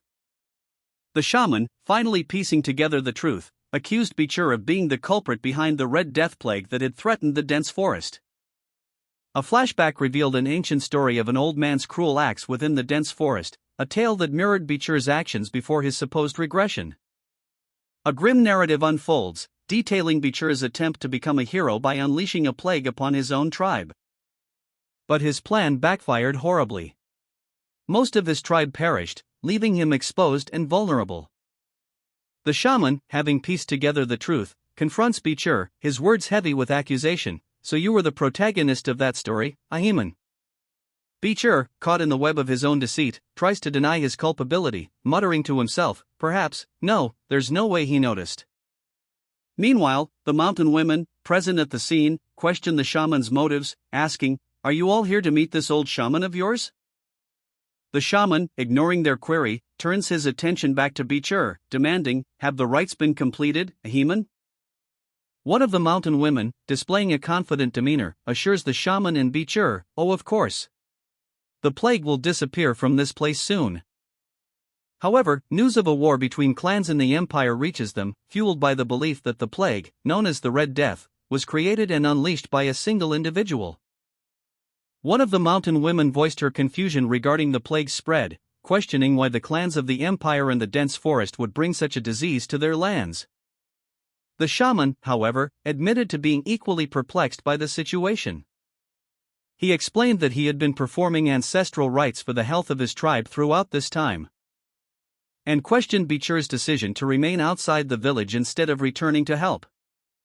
The shaman then confirmed Beecher's claim that the Ahiman had indeed arrived at the river's mouth, leaving the shaman visibly concerned and prompting him to question Beecher further. The shaman proposed verifying Beecher's statement, leading to Beecher's shocked reaction. A young woman, her expression a mixture of apprehension and determination, stated, "In that case, he'll definitely have it." The woman's face was contorted in a grimace of pain and fear, her eyes wide with a desperate intensity as she revealed the antidote to the Red Death. She then urgently demanded, "Ahiman, I wish to see what's inside your pouch right now." An older man, his face etched with worry and surprise, was shown from the neck up, his eyes wide with alarm. He appeared to be reacting to the woman's demand. The camera angle shifted to show the man from a lower perspective, emphasizing his hurried movement as he seemed to be fleeing or searching for something. A young woman, her dark hair pulled back, questioned a dark-haired youth. "You want to know about a human's birth?" The youth responded, "Yeah, it'll be good for me to know him better." The woman revealed a shocking truth: a human isn't a native Balak. His birth wasn't revealed, but long ago, he was the existing shaman slave and came to the Balaks. She continued, explaining that a human killed the shaman who was plotting a coup d'état, subsequently killing him and stealing his sorcerer powers. Due to his contributions in stopping the coup, he was promoted from a slave to a shaman.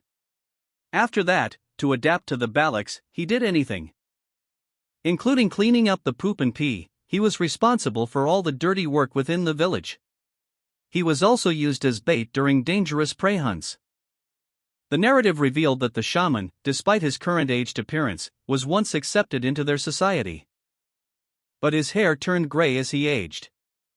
Beecher, now older, desired privileges he hadn't been entitled to in his youth. So he overstepped the authority of the matriarch and attempted to seize control of the entire forest. A mountain woman, her face partially obscured by shadow, demanded, "Show me your pouch right now." The shaman, visibly distressed, offered his pouch to the mountain woman.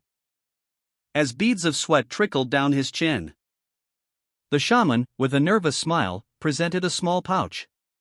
"Of course," he said, "this is the flower that I saved to eat after the ceremony." He then proceeded to toss the pouch into the air. But in a moment of trembling hands, the pouch slipped from his grasp and fell with a splash into the nearby river. Beecher and the mountain woman watched in stunned silence. The pouch sank beneath the surface, disappearing from view. The shaman, his face etched with worry, explained, "This old man has hand tremors and accidentally dropped it into the river."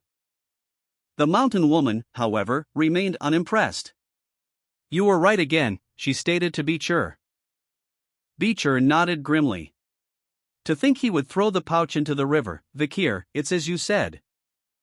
Beecher and the mountain woman stood together, their gazes unwavering as they assessed the shaman.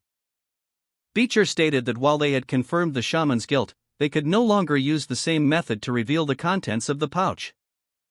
The shaman, in a fit of rage, revealed that he had possessed the antidote all along, accusing Beecher and the mountain woman of believing he was the one who spread poison throughout the forest.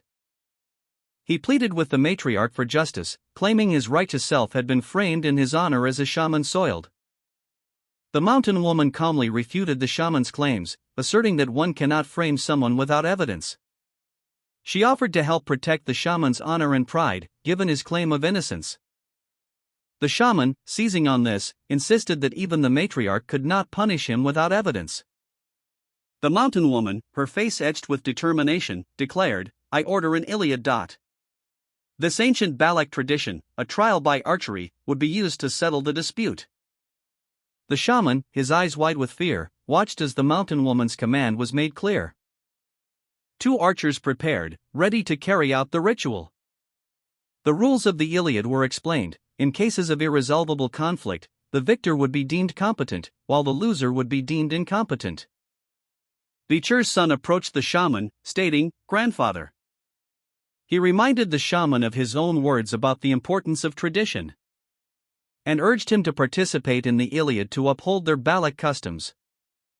The shaman, his face contorted in a mask of fury, seated silently. "That depraved bastard," he thought, his mind consumed by rage. His eyes, wide with barely suppressed anger, darted around, his mind racing. His son, Beecher, stood before him, his expression resolute.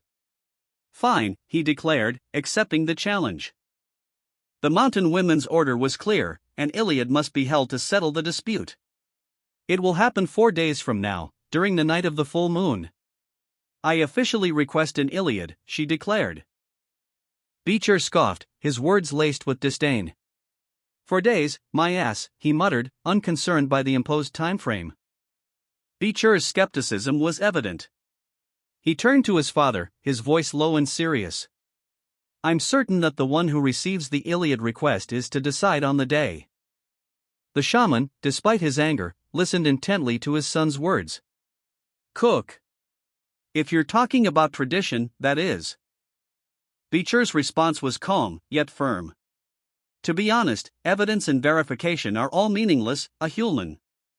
Since cornering you into a situation where you had no choice but to request an Iliad was all part of my plan. Beecher and the shaman faced each other, a silent tension crackling between them. Beecher's eyes glowed with a predatory intensity. As the shaman, though apprehensive, stood firm. Let's do it right now, the shaman declared, his voice resolute. A mountain woman, her face grim, addressed the assembled warriors. Begin now, she commanded. Her words echoing across the clearing as she gestured towards the arena.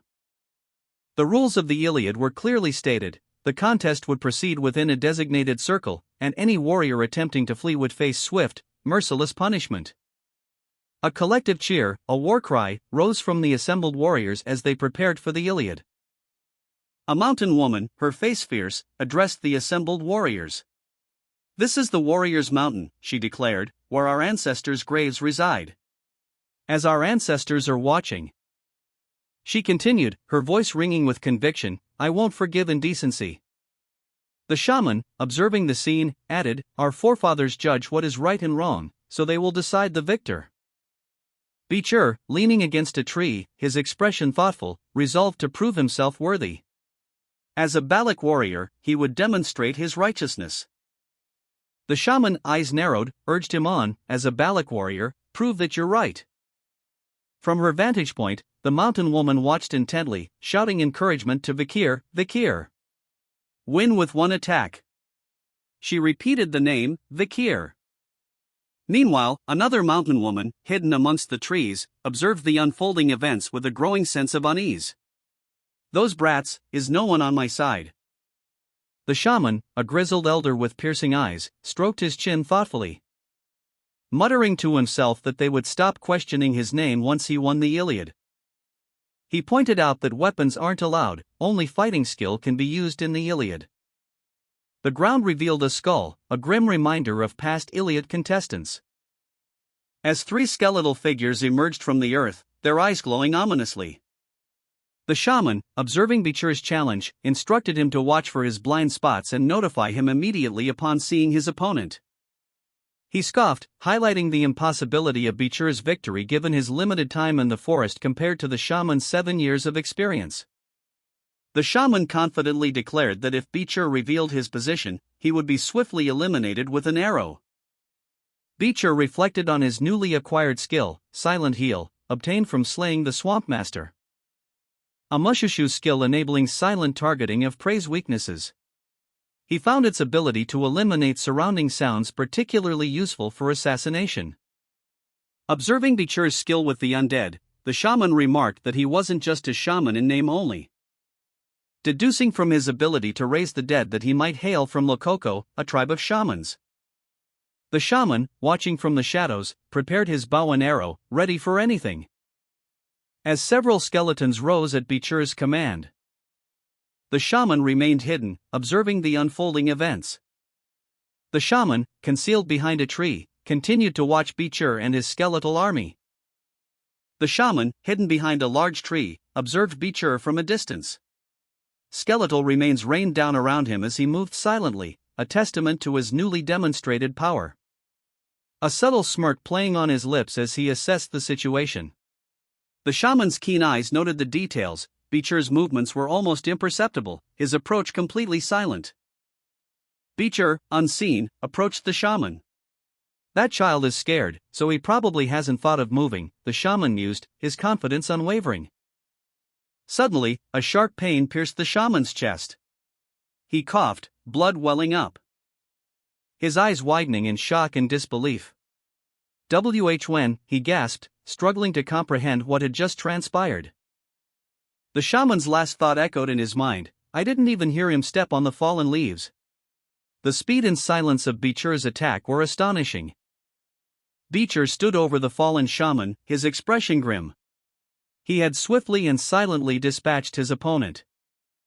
Beecher continued his journey, leaving the shaman's lifeless body behind. Beecher stood, a dark, swirling crimson energy emanating from his chest, a stark contrast to his otherwise calm expression. As Vikir, her face alight with excitement, called out his name to the assembled tribe. Beecher, his body still bearing the marks of his recent exertion, moved with a newfound grace. The tribe watched, their expressions a mixture of awe and apprehension, as the narration explained that the shaman's death was swift and decisive. Beecher and Vikir stood before the assembled tribe, the aftermath of the shaman's assassination settling in.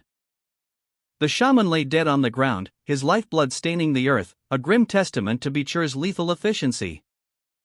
The shaman's final thoughts were filled with pain and a desperate fear of death. His last words echoed his terror. It hurts, it feels like my wound is burning, I don't want to die. The shaman lies dead, his eyes wide in a silent scream, blood staining his face and the ground beneath him. Vikir, amidst the celebrating tribe, reflects on the past, a bitter taste in her mouth. She endured hardship within the Baloks, a shameful past she recalls. It's unfair if this is my end, she thinks, her voice laced with resentment. Vikir's gaze falls upon Beecher, a burning resentment fueling her thoughts. Why can't I have the things that he has, she wonders. Her hand clenches into a fist, fueled by a deep-seated anger. I won't forgive him, she vows, her hatred directed at Beecher. Her resentment extends beyond Beecher, it encompasses the Lokoko tribe, those who look down on her. That bastard who took the things that should have been for me, those Balak bastards who look down on me too. She seethes. The image inverts, showcasing the Lokoko tribe, now seen as her oppressors, those who abandoned her. All of them, she concludes, her fury reaching its peak. A tribal member questioned Beecher, Ahun, what are your thoughts on ending this with your own hands? Beecher responded simply, no. The tribal member continued, explaining, if we leave him like that, he'll continuously be in pain. Vikir interjected, revealing her own pain, I almost lost Ahil because of the Red Death. Her resentment flared, even if he's my grandfather, I won't forgive him. She declared, with cold finality, it's right for a coward to be in pain. The shaman lay dying on the ground, his lifeblood staining the earth. Vikir approached the dying shaman, her expression grim. A purplish energy emanated from the shaman's grave, radiating outwards in a swirling vortex. The ominous aura expanding to engulf the surrounding forest. A dark, swirling mass taking shape above the trees.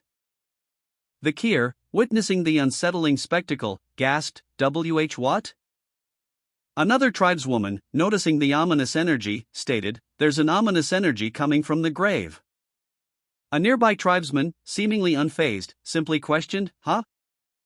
Meanwhile, a figure, seemingly injured and disoriented, stumbled through the undergrowth. His presence unnoticed by the others, as the ominous energy continued to grow. A tribeswoman, eyes wide with disbelief, declared, no way, I'm sure I stabbed his lungs. Another tribesman, his voice laced with suspicion, questioned, a human, don't tell me that's his doing? He continued, his tone filled with righteous anger, how dare he mess with the grave? Vikir, overcome with a mix of fear and resentment, cried out, aren't you afraid of the ancestors' wrath? A spectral figure, seemingly formed from the shaman's grave, rose, its eyes glowing ominously. Vikir, witnessing this, whispered, ancestors. The spectral being's face contorted into a terrifying grin, its voice echoing in Vikir's mind, should I really be the one to be afraid of the ancestors? Beecher, seemingly unaffected by the spectral presence, watched with a cold, calculating gaze. A tribesman lunged at Beecher, but Beecher effortlessly dodged the attack. A surge of spectral energy erupted from the shaman's grave, its purple tendrils lashing out, engulfing the tribesman who had attempted to attack Beecher.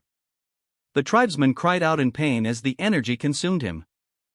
The spectral energy continued its destructive path, leaving a trail of devastation in its wake. The Kier, witnessing the scene, exclaimed, "Shit, was I too late?" Amidst the chaos, a spectral arrow materialized, its tip glowing with an ominous purple light. The arrow seemed to possess a will of its own, piercing the ground with unnerving precision. Beecher, observing the events unfold, smirked. "You said to leave the decision to the ancestors?" Then, from the shadows, Bakir, now armed with a spectral bow, prepared to unleash another arrow. The ancestors had answered her call. A surge of spectral energy erupted from the shaman's lifeless body, its purple tendrils reaching towards the sky. A tribeswoman looked on in horror as the spectral energy consumed a tribesman who had attacked Beecher. Meanwhile, the Kier, empowered by the spectral energy, grasped a spectral bow, its form solidifying in her hands. A spectral energy, born from the shaman's death, pulsed through the land, its purple aura casting an ominous glow over the landscape. Beecher, powerful and amused, watched the energy surge, a knowing glint in his eyes. He had anticipated this outcome. The Kier, the tribeswoman, stood empowered, a spectral bow materializing in her hands. The ancestors had answered her plea. The spectral energy intensified, its power undeniable, as it declared, "It's time for the great ancestors' judgment." A tribeswoman, her body contorted by the spectral energy, revealed herself as an ancestor, her form a terrifying testament to the power unleashed. Another tribesperson, witnessing the transformation, gasped in shock, whispering, "She's an ancestor." The Kier and a tribeswoman stared in shock as Beecher spoke. To think he used resurrection sorcery on a Balak ancestor. The shaman, now revealed as an undead, emerged from the earth, his eyes glowing menacingly. He declared, "There's no way that's possible for a shaman like a Hylaman, an undead?" From the ground, more undead rose, their eyes burning with an eerie purple light. The shaman sneered, "Did you think I was a shaman living among the Balaks without any countermeasures?" More undead tribespeople emerged, their bodies decaying but still moving with unnatural speed. The shaman added, "It's too early to be surprised, you bastards." The shaman revealed the extent of his preparations, stating, "There isn't only one grave here on the Warriors' Mountain." A horde of undead warriors rose from the ground, surrounding the Kier and the others. The shaman's voice boomed, "Do your best fighting against your ancestors." The Kier, now wielding a spectral bow, aimed at the approaching undead, his expression grim. A tribeswoman cried out, "Grandfather!" The shaman, riding atop a pile of skulls, laughed maniacally as the battle commenced. The Kier, his face contorted in grim determination, knocked an arrow onto his spectral bow. "Just how low are you willing to go?" he muttered, the question hanging heavy in the air. He drew the bowstring back, the spectral energy crackling around the arrowhead, aiming with deadly precision at his target. Suddenly, the Kier's eyes widened in surprise. He sensed something amiss. A tribeswoman, her body partially decayed, charged towards him, her movements surprisingly swift and agile for an undead. Her decaying face contorted into a grotesque grin as she lunged forward. The Kier reacted instantly, releasing his spectral arrow. The arrow shot forth, leaving a trail of shimmering blue energy, striking the undead tribeswoman with devastating force, the impact sending a shockwave through the forest floor. A tribeswoman, her face scarred and determined, knocked an arrow, her gaze fixed on the approaching undead. She shouted a battle cry, her voice ringing out across the battlefield. "Everyone, get ready!" The shaman, revealed to be undead, addressed his army, his voice a chilling rasp. "The people in front of you are just a human's puppets." He continued, his words laced with dark purpose, "We can send our formalities to our ancestors after we send them off." The Kier, witnessing the shaman's declaration, urged his fellow tribespeople, prioritize survival. The tribespeople, bracing themselves for the onslaught, readied their bows and arrows, their faces grim with determination. The battle raged, a chaotic clash of steel and magic, arrows flying and spells clashing. Tribesmen fought valiantly against the undead horde. Two tribespeople loosed arrows at the approaching undead, while a third took aim from behind a tree. Meanwhile, the Kier engaged a powerful undead warrior in close combat, parrying a blow that sent the warrior reeling. The tribeswoman, hidden behind the tree, prepared to fire another arrow, but A stray arrow struck her shoulder, causing her to cry out in pain. The tribeswoman, wounded and exposed, was suddenly attacked by an undead warrior, who unleashed a powerful blow that sent her flying back, the force of the impact leaving her dazed and vulnerable. Another tribesman rushed to her aid, engaging the undead warrior in a desperate struggle. A powerful blow connects with a monstrous undead creature, its blue skin momentarily glowing with energy. The impact sending shockwaves through the battlefield as the creature reels from the force, leaving a trail of shimmering energy in its wake as it crashes to the ground. A tribesman observes the scene, his thoughts revealing the archer's exceptional skill, 1 arrow per death knight, and these death knights are comparable to high-ranking gladiators. Another tribesman, Ian, is informed that the skilled archer is Aquila, the night fox. Aquila, the matriarch, is shown readying 3 arrows, imbued with potent energy, her muscular form and fierce expression highlighting her prowess. The rumors of Aquila protecting the forest from the Empire are confirmed to be true. With Aquila's arrival, the tribesman expresses confidence that the situation will improve, urging Ian to follow him. A tribesman, his expression one of surprise, uttered a single word, "Huh?" The plan was revealed: we're going to go after a Huleman. Shaman, riding atop a skeletal steed, roared his defiance, "You'll regret kicking me out, you Balor bastards." The shaman addressed a particularly imposing skeleton, his tone serious, "I need you to take care of something."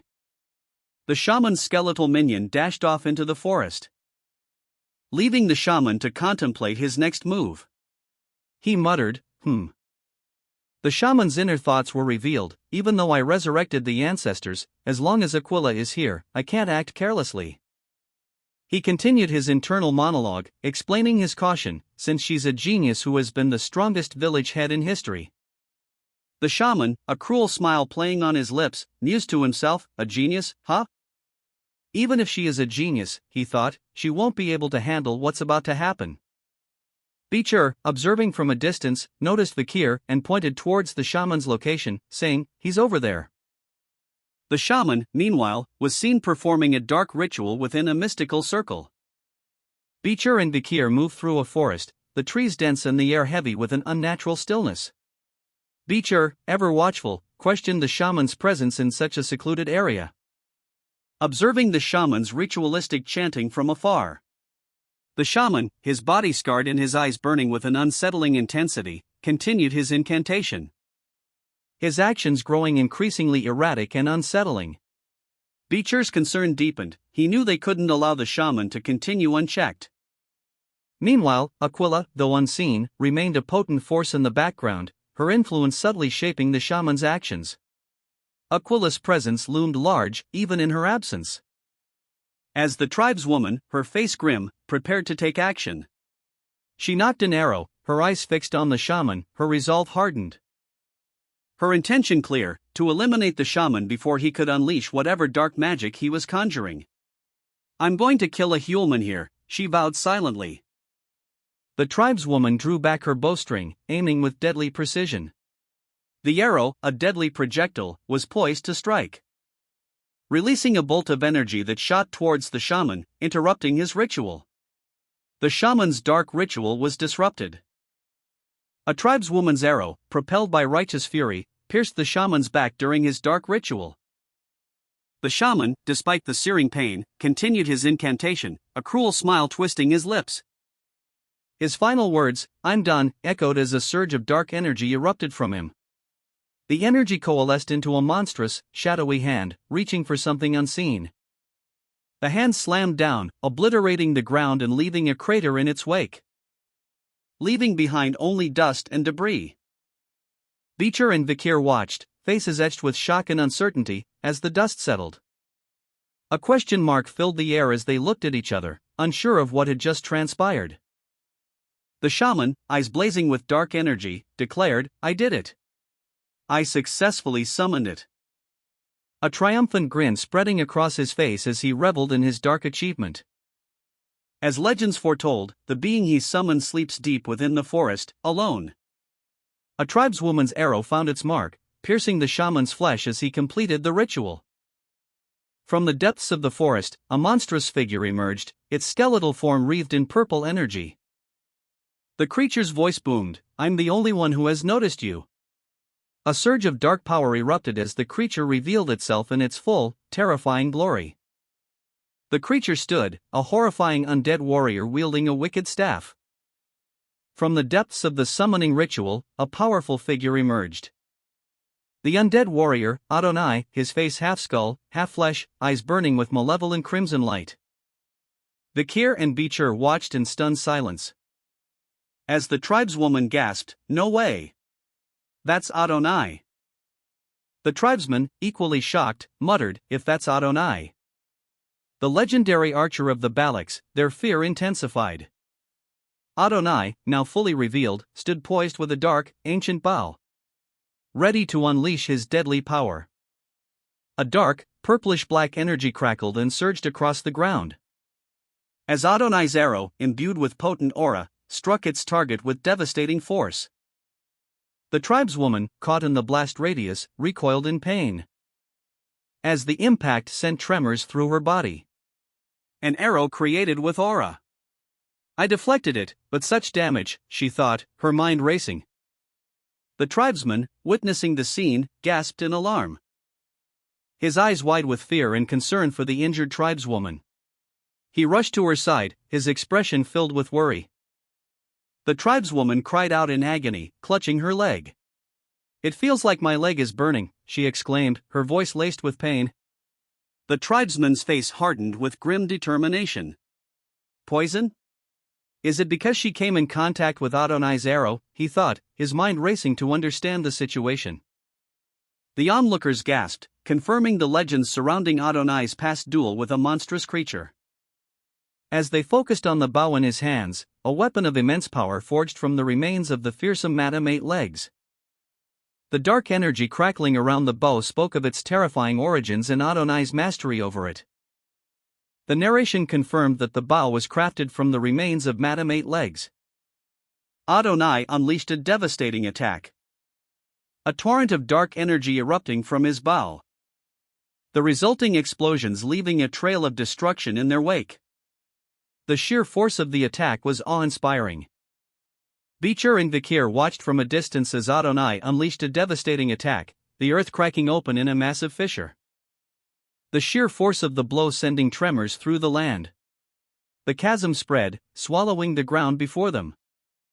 Vikir, seeing the danger, urged his companion to flee, shouting, "Vikir!" The tribesman, still tending to his injured companion, remained focused on her well-being, despite the escalating threat. The tribeswoman, despite her pain, pleaded with him, "Stop protecting me. Run away and leave me." Adonai, his eyes blazing with fury, addressed them with a venomous sneer, "You disgusting bastards." His rage intensified, Adonai's voice boomed, "Do you think I'll let either of you live?" Overcome with fear, Vikir cried out, "Adonai! Please kill them!" Adonai, his face a mask of furious intent, drew back his arm, the muscles in his body taut with barely contained power, unleashing a wave of dark energy that surged outwards in a violent eruption. A destructive force that tore through the air, leaving a trail of purple devastation in its wake. The tribespeople, caught in the blast, were thrown back, their bodies battered and broken. Vikir, eyes wide with terror, watched the scene unfold before him, his pleas for Adonai to continue his assault echoing in the air. The sheer force of Adonai's attack left a trail of destruction, the ground scarred and the air thick with the smell of ozone. The tribesman, desperately trying to shield the injured tribeswoman, braced himself against the onslaught. As purple energy continued its relentless assault, leaving a path of destruction in its wake. A purple energy wave, emanating from Adonai, sweeps across the battlefield, revealing Adonai's enraged face, his eyes glowing with malevolent intensity. His gaze falls upon Vikir, who cowers before him, his fear palpable. Meanwhile, the tribesman desperately tries to pull the injured tribeswoman to safety, their faces etched with worry. Beecher watches from a distance, his eyes wide with terror as he witnesses the unfolding carnage. Another wave of dark energy surges from Adonai's hand, a vortex of destructive power building in his palm. Adonai prepares to unleash another devastating attack. The tribeswoman, her face etched with determination despite her grievous injuries, clenched her fists, dark purple energy crackling around her hands.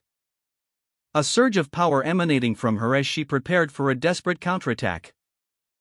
Adonai's eye glowed ominously, a malevolent purple light pulsating within its depths.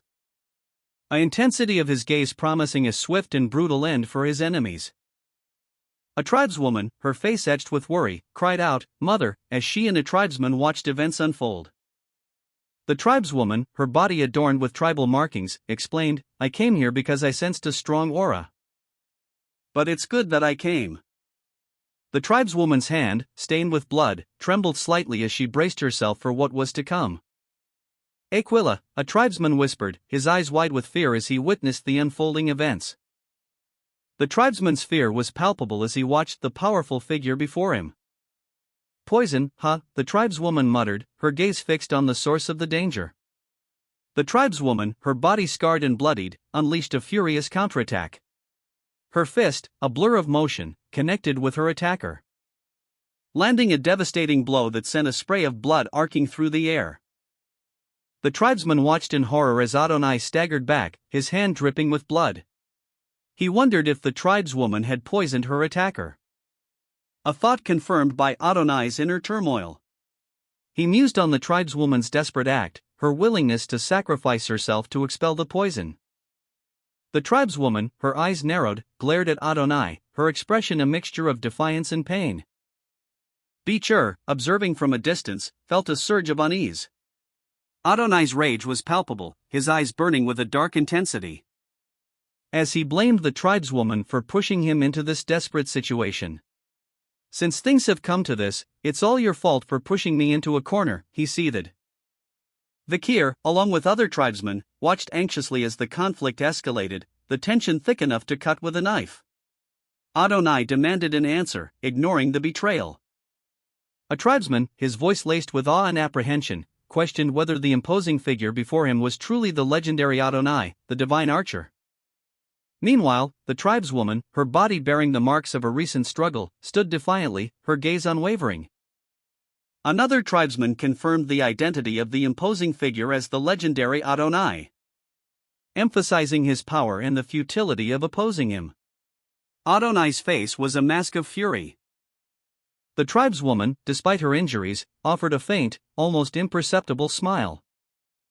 Vakir, observing the scene, instructed his companions to remain behind, acknowledging their contribution to the situation. As Adonai and his companion approached, the tribesman's apprehension grew palpable. The tribeswoman, her back to the viewer, seemed resigned to her fate. The tribeswoman, facing Adonai and his companion, spoke with quiet defiance, "It's an honor to meet you, even though it's like this." Her gaze held a steely resolve, a stark contrast to the fear etched on the faces of the tribesmen and Beecher. Her expression was one of grim acceptance. Adonai's companion, his face obscured, spoke, "Let's see who the best warrior is." The tribeswoman nocked an arrow, readying herself for battle. Vakir watched from a distance, his face impassive. Tension filled the air as the tribeswoman drew her bow, aiming at Adonai's companion. Beecher, apprehensive, watched the impending confrontation. The tribeswoman's determined expression remained unchanged. The tribeswoman, her muscles taut with readiness, launched herself forward, drawing her bow with surprising speed. Beecher and Vakir watched from a distance, apprehension and calm respectively etched on their faces. As she aimed for Adonai's companion, her arrow a blur of motion, the arrow hurtling towards its target. Adonai's companion, however, reacted instantly, deflecting the arrow with a burst of energy that sent shockwaves rippling through the air, the force of the impact throwing him back. The tribeswoman's attack, though deflected, revealed her surprising strength and skill. Adonai watched, a mixture of anger and grudging respect in his eyes. A powerful, dark energy crackled around the tribeswoman as she braced herself, her muscles tense with anticipation. The air itself seemed to vibrate with the force of her impending attack, releasing a torrent of dark energy that ripped through the earth, sending tremors through the battlefield. The sheer power of the blast left a gaping chasm in its wake.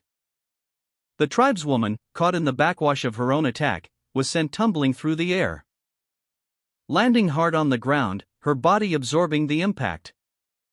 Despite the brutal force, she quickly regained her footing, her eyes burning with determination. Beecher and Vikir watched from afar, their expressions unreadable, while Adonai observed with a mixture of anger and grudging respect. Adonai watched, his expression a mixture of fascination and barely suppressed fury, as the tribeswoman unleashed a devastating torrent of dark energy. The raw power of her attack ripping through the earth, leaving behind scorched craters and fissures. A wave of destructive force that seemed to consume everything in its path.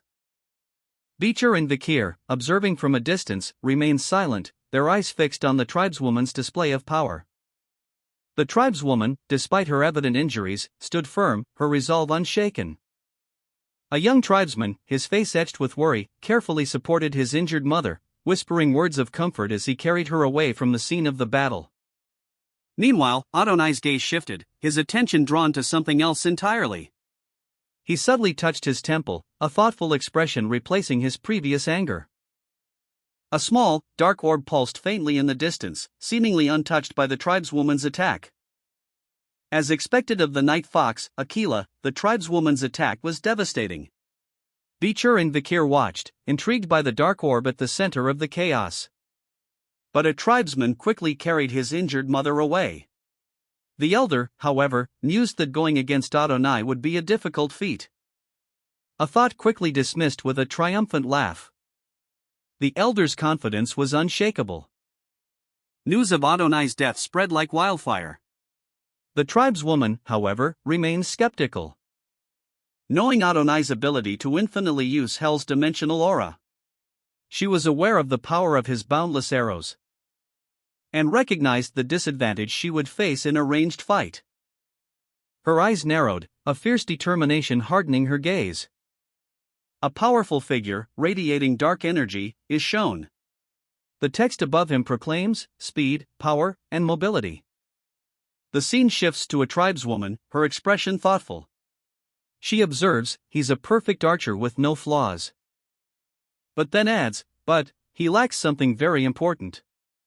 A dark, purplish projectile streaks across the panel, leaving a trail of energy in its wake. A powerful arrow, imbued with blue energy, is shown in flight. The arrow hurtles towards its target, a blur of motion and light. The impact is shown as a violent explosion of purple and blue energy.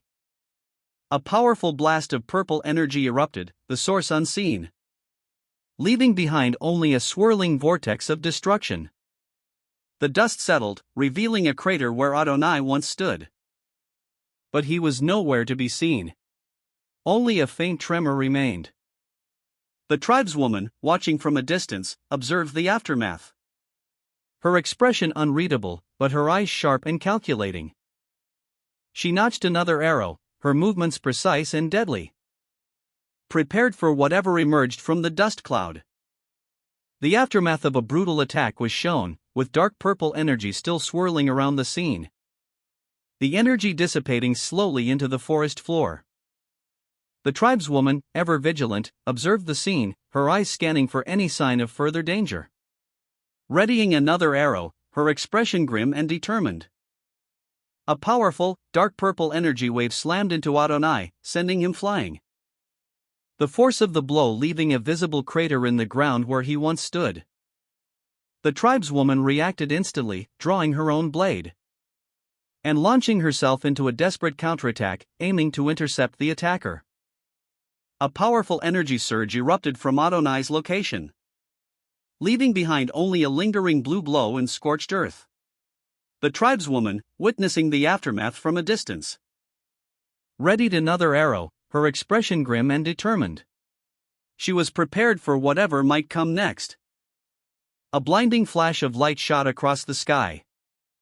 A wave of energy traveling at incredible speed, leaving a trail of destruction in its wake. The energy beam impacted the forest, causing a massive explosion. The tribeswoman, still alert, knocked another arrow to her bow, ready to face whatever emerged from the devastation. The ground trembled as Adonai, the target of a devastating attack, was violently thrown back, leaving behind a crater and radiating shockwaves that cracked the earth. The tribeswoman watched, her eyes narrowed in grim determination. The tribeswoman, her face etched with worry, silently invoked the name of a great ancestor. Adonai's body began to disintegrate into dust. As a spectral voice questioned whether his reluctance to fight stemmed from his death or a desire to protect his descendant. The spectral form of Adonai, now partially disintegrated, remained defiant. His body continued to crumble to dust as he spoke, his final words a promise of aid to the tribeswoman. The tribeswoman, having received the spectral promise, readied her bow and arrow, prepared for whatever might come next. Adonai, his form flickering, offered a final spectral promise, to free the tribeswoman from her current state. A surge of blue energy erupted from his fading body.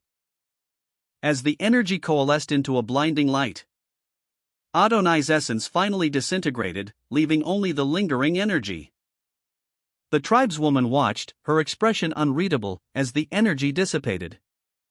A wave of purple energy then struck Adonai's remains, leaving behind only a faint trace of his spectral presence. Adonai's body convulsed, a guttural roar escaping his lips as dark, purplish energy pulsed violently from within. The energy coalescing into a monstrous, clawed hand that reached out with unnatural strength. A shadowy, vaguely humanoid form emerging from the depths of the energy. The hand, now seemingly independent, continued to writhe and pulse with dark energy. Its fingers twitching as if searching for something, before finally collapsing into nothingness. The remaining energy dissipating into thin air, leaving only the faint scent of ozone. The tribeswoman watched, her expression unreadable, as she silently observed the complete disintegration of Adonai. To think he would reject the necromancy spell. She mused, legends must really be different. She couldn't help but feel a sense of awe and perhaps a touch of fear at the sheer power that had just been displayed and then vanished. Adonai, his face contorted in a sneer, addressed his opponent, "I will not tolerate things that are done half-heartedly." He continued, his voice laced with menace, "You must fight with all you have now." The tribeswoman, her expression grim, muttered, "That's threatening me is dead." A monstrous, purple hand erupted from Adonai's dissolving form. It pulsed with dark energy, a final, desperate surge of power before collapsing into nothingness. With a violent eruption of dark energy, Adonai's form convulsed. His body disintegrating into nothingness as a monstrous, purplish-black hand briefly emerged from the chaos, before vanishing completely, leaving only lingering tendrils of dark energy. The tribeswoman, witnessing the spectacle, felt a mixture of awe and fear. A final surge of dark energy manifested as a grotesque, shadowy figure before dissipating. Adonai's essence manifested as a monstrous, clawed hand, its form writhing with dark energy. The hand's grotesque features contorted into a nightmarish grin, before dissolving into nothingness, leaving only lingering purple energy in its wake. Adonai's body collapsed to the ground, his essence completely gone. The tribeswoman watched, awe and fear warring within her.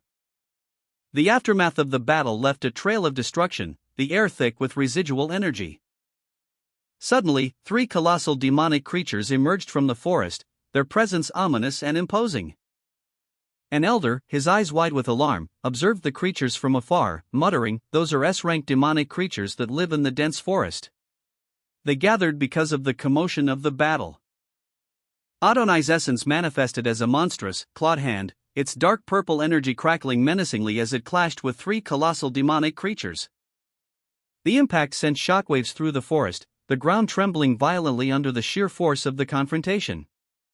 Adonai's dark energy swirled and pulsed, a desperate attempt to overpower the demons, but the creatures remained unyielding. With a final, desperate surge, Adonai's form flickered and vanished, leaving behind only dissipating purple energy. The 3 S-rank demons remained, their presence filling the forest with an oppressive aura. The tribeswoman's eyes widened in fear and disbelief as she witnessed the sudden and complete disintegration of Adonai. A wave of shock washed over her, the awe she felt moments before replaced by a chilling dread at the sight of the powerful demonic entities. The elder, observing from a distance, let out a chuckle, his words echoing through the clearing, "Ha! This is Lord Adonis' true power." His expression was one of surprised amusement. I didn't expect he could destroy those creatures in an instant. A monstrous, shadowy figure, born from Adonai's dissolving essence, manifested briefly before dissipating completely. A voice, filled with malice, commanded, "Please kill the bitch in front of you as well." Lord Adonis. The shadowy figure's disintegration left behind only swirling, purple energy that dissipated into nothingness. Meanwhile, the tribeswoman, already awestruck and fearful, now felt a surge of wariness as she fled the scene. The tribeswoman, wounded and poisoned, felt the intense killing intent radiating from the arrows aimed at her. She noted the increased lethality of the attacks. Each attack caused Madame's poison to spread further within her body, dulling her senses and weakening her. Determined to end the fight quickly, she braced herself for a final, desperate shot. With a powerful draw, she loosed a deadly arrow, aiming to end the threat swiftly and decisively. The tribeswoman, wounded but resolute, knocked an arrow imbued with a potent, glowing blue energy. Drawing back the bowstring with surprising strength, despite her injuries, she unleashed the arrow, a bolt of pure energy hurtling towards Adonai's manifested essence. Adonai, his form flickering and unstable, raised a hand to deflect the incoming attack. But the arrow pierced his ethereal defenses and struck its mark, causing a ripple of dark energy to emanate from the point of impact.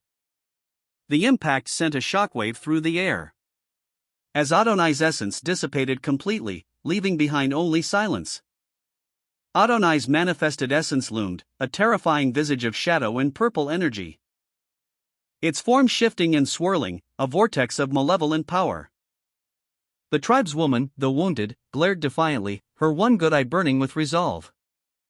With a guttural cry, she channeled her remaining strength, summoning a brilliant, azure beam of energy.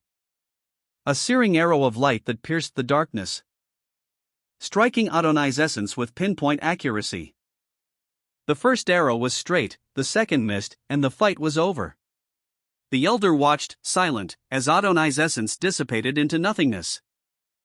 The tribeswoman explained that, although the target blocked her second arrow, her unique archery skill caused the first arrow to return and strike them in the back. This skill makes the arrow spin so that when it reaches its peak in the air, it falls back down to pierce the target from behind. She revealed that this archery skill was one she created after hearing about the tribe's battles against the Empire's knights. The tribeswoman's arrow, imbued with this unique skill, found its mark, piercing Adonai's manifested essence with deadly accuracy, the impact causing a violent surge of dark energy. The tribeswoman, wounded but triumphant, stared in disbelief as Adonai's essence dissipated, leaving only a lingering echo of his laughter. Ha! Aquila! Adonai's manifested essence, a terrifying figure of shadow and malice, loomed before the tribeswoman. "No matter how strong a warrior you are," it hissed, "you've never faced an undead spirit like this." The essence continued, its voice dripping with dark confidence, "Lord Adonis is already dead. A hole in his neck won't be enough for you to defeat him." Undeterred, the tribeswoman notched an arrow, her eyes narrowed in fierce concentration. With a newly honed skill, she unleashed a shot of incredible power. The arrow, imbued with potent energy, struck its target with devastating force. A violent explosion of purple energy erupted across the forest floor, leaving behind only the lingering scent of ozone and the silence of a vanquished foe. The tribeswoman, wounded but triumphant, stood amidst the aftermath. The elder, observing from a distance, watched the dissipation of Adonai's essence with a mixture of awe and relief. The tribeswoman, still breathing heavily, touched her injured arm. The strain of the battle was evident. The forest itself seemed to tremble, a silent testament to the power unleashed in the recent confrontation. A palpable sense of unease settled over the landscape. The elder sensed a looming threat, an ominous presence, urging Ian to seek shelter while he dealt with the situation. He instructed Ian to eliminate Ahiman to prevent the summoning. Ian immediately set off, running with determination. The elder, observing Ian's departure, revealed that Ahiman harbored a deep-seated fear of Aquila. And thus, he would likely hide, using Adonai as a shield against Aquila. Ian's eyes narrowed, his focus intense as he tracked Ahiman. He had found his target. Ayan, driven by the elder's orders, moved with lethal efficiency through the forest. Her eyes blazing with determination as she closed in on her target, Ahiman. Ahiman, oblivious to the impending danger, declared, "I'll kill you in one strike." Completely unaware of Ayan's stealthy approach, Ayan launched a surprise attack. The impact sent Ahiman reeling, leaving him vulnerable and disoriented. Ayan's attack was swift and decisive. Ayan, with a burst of speed, launched a powerful attack. The force of her strike sending Ahiman sprawling across the ground. Ahiman crashed to the earth, his body battered and bruised. His enraged cry echoing through the forest as he recognized his attacker. "It's you again. Damned brat." Ahiman, despite his injuries, expressed surprise at the attack, muttering to himself, "I at least expected someone to aim for me." The scene shifted to reveal Adonai, surrounded by his Death Knights. He explained, "That's why I called upon these Death Knights beforehand. Each one powerful enough to be enshrined in the hero's tomb." Ayan, wounded but resolute, stood defiantly before Ahiman and his Death Knights. Ayan, wounded but resolute, lunged forward, her movements a blur, unleashing a furious attack that caught Ahiman completely off guard. The force of her assault sending him reeling backward. Ahiman, his eyes wide with shock, could only manage a pained gasp, "Cook." Meanwhile, a dark figure emerged from the shadows, their movements swift and silent, drawing a dark bow and aiming it with deadly precision. The arrow finding its mark, bringing the tribesman down to his knees. "Oh ha ha ha! I've finally made you kneel." The elder, his eyes gleaming with malicious intent, declared, "Now, the protector of the dense forest, Akila, will die. And I will become the ruler of the dense forest." The elder's malevolent gaze, filled with a chilling purple light, swept across the battlefield. His expression was one of pure, unadulterated malice. A chilling promise etched onto his face: "First, to make an example, I'll kill those tribe members who look down upon me." A swirling vortex of dark energy erupted from the elder, a terrifying display of power. An ominous warning echoed in the silence: "That'll be a bit problematic." A monstrous, shadowy beast emerged from the vortex, its eyes burning with malevolent red light. Its terrifying form a testament to the elder's dark magic. The tribeswoman was caught in the beast's attack. Ayan, however, reacted swiftly, his movements a blur as he unleashed a devastating attack, the crimson energy of his Baskerville sword streaking across the battlefield. The force of his strike sending the tribeswoman flying through the air. The elder's voice echoed, a chilling declaration: "The tribes of the dense forest will become my support in the future." Ayan stood defiantly before the elder, his sword drawn, a stark contrast to the devastation surrounding them. The elder's rage palpable as he witnessed the young warrior's resilience. A tribeswoman, witnessing the scene, gasped, "That's impossible." Those Death Knights, who were ranked graduates and ranked while alive, got instantly destroyed. The elder's eyes narrowed, suspicion clouding his gaze. "This brat is stronger than a high-rank graduate?" Ahiman, seemingly unfazed by the chaos, received a cryptic message from Ayan: "Did you take your moment to dream all you can, Ahiman?" The elder's face contorted in a grimace, his dark magic surging. A guttural sound escaping his lips as he summoned a monstrous dark beast, its eyes burning with malevolent energy.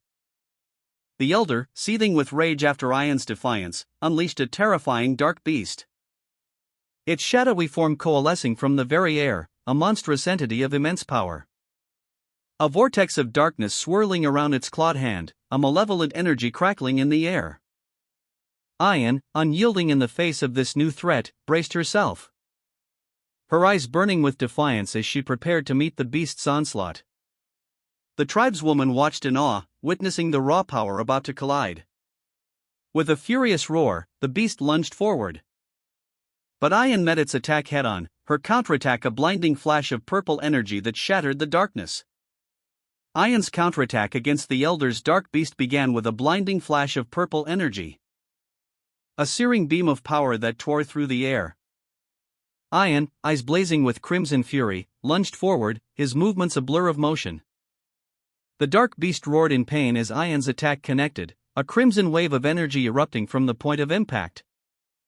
The elder, his face contorted in rage, watched as his dark beast was overwhelmed. Adonis! Again! The elder's desperate cry echoed as he struggled to maintain control. The elder's grip on the beast faltered as Ian's assault intensified. The crimson energy continued to surge, threatening to consume both the beast and the elder himself. The elder, his face contorted in disbelief, uttered a single syllable, "Huh?" His eyes widened as he felt the full force of Ian's attack. The dark energy that had fueled his beast began to dissipate, leaving behind only scorched flesh and fading power. A guttural sound escaped the elder's lips as he was thrown back, his body crumbling under the strain. His pained cry echoed through the battlefield as Ian's assault continued relentlessly. The elder, defeated and broken, fell to the ground, his once formidable presence reduced to nothing more than a defeated husk. A group of tribespeople, armed with bows and arrows, engaged in a fierce battle against a larger, more powerful foe. Arrows flew, striking their targets with deadly accuracy. The tribespeople fought valiantly, but they were clearly outmatched. One by one, they fell, their bodies littering the ground. A dark, shadowy figure emerged from the fray, its movements swift and deadly. It struck with terrifying speed, its blows leaving its victims incapacitated. A tribeswoman, caught in the creature's grasp, cried out in pain as it tightened its hold. Her life hung precariously in the balance. But just as the creature prepared to deliver a final, fatal blow, a swift movement intervened. The tribeswoman was saved. A figure, wielding a blade, struck with incredible force, severing the creature's limb and freeing the tribeswoman. The creature recoiled in pain and surprise. The tribeswoman, shaken but alive, watched as the figure finished off the creature, ending its reign of terror. The battle was over. The elder's dark beast, its form a grotesque mockery of life, lunged at the tribeswoman with terrifying speed. But before its claws could sink into her flesh, Ian intervened. The tribeswoman, eyes wide with terror, watched as the monstrous creature bore down on her. The battle raged, Ian's swift strikes met the beast's brutal attacks. Other tribespeople, caught in the crossfire, struggled to escape the chaos. The ground trembled with each impact, dust and debris flying as the elder's dark beast was relentlessly pummeled. Ian, her face grim with determination, unleashed a final, devastating blow. The tribeswoman, bruised but alive, looked on in awe and relief as the dark beast dissolved into nothingness. She whispered, "Ian. Ian." The lingering darkness dissipated, leaving behind only the silence of the aftermath. Ian stood, victorious, but weary from the intense battle. The dark beast, summoned by the elder, writhed in agony as Ian's attack continued. Its form shattering under the relentless assault. Until finally, it crumbled into dust. The tribeswoman, wounded but alive, looked up at Ian, relief washing over her features. Ian, weary but victorious, offered a hand to help her up. She murmured, "Now, rest easy, great ancestor." Meanwhile, Ahiman, having received Ian's earlier message, reacted with a guttural cry of frustration. "Damn it! It was right in front of me." His face contorted in rage, Ahiman's thoughts turned to his thwarted ambition. The entire dense forest was going to be within my grasp. Ian, the child of the Empire, stood amidst the aftermath of battle, his crimson eyes blazing. He had vanquished the elder's dark beast. The tribeswoman lay nearby, wounded but alive, a testament to his victory. From a distance, Ahiman observed, his expression a mixture of frustration and grudging admiration. Thinking about it, it's impressive, he mused, his own eyes glowing faintly. Ahiman's thoughts turned to the elder's true power.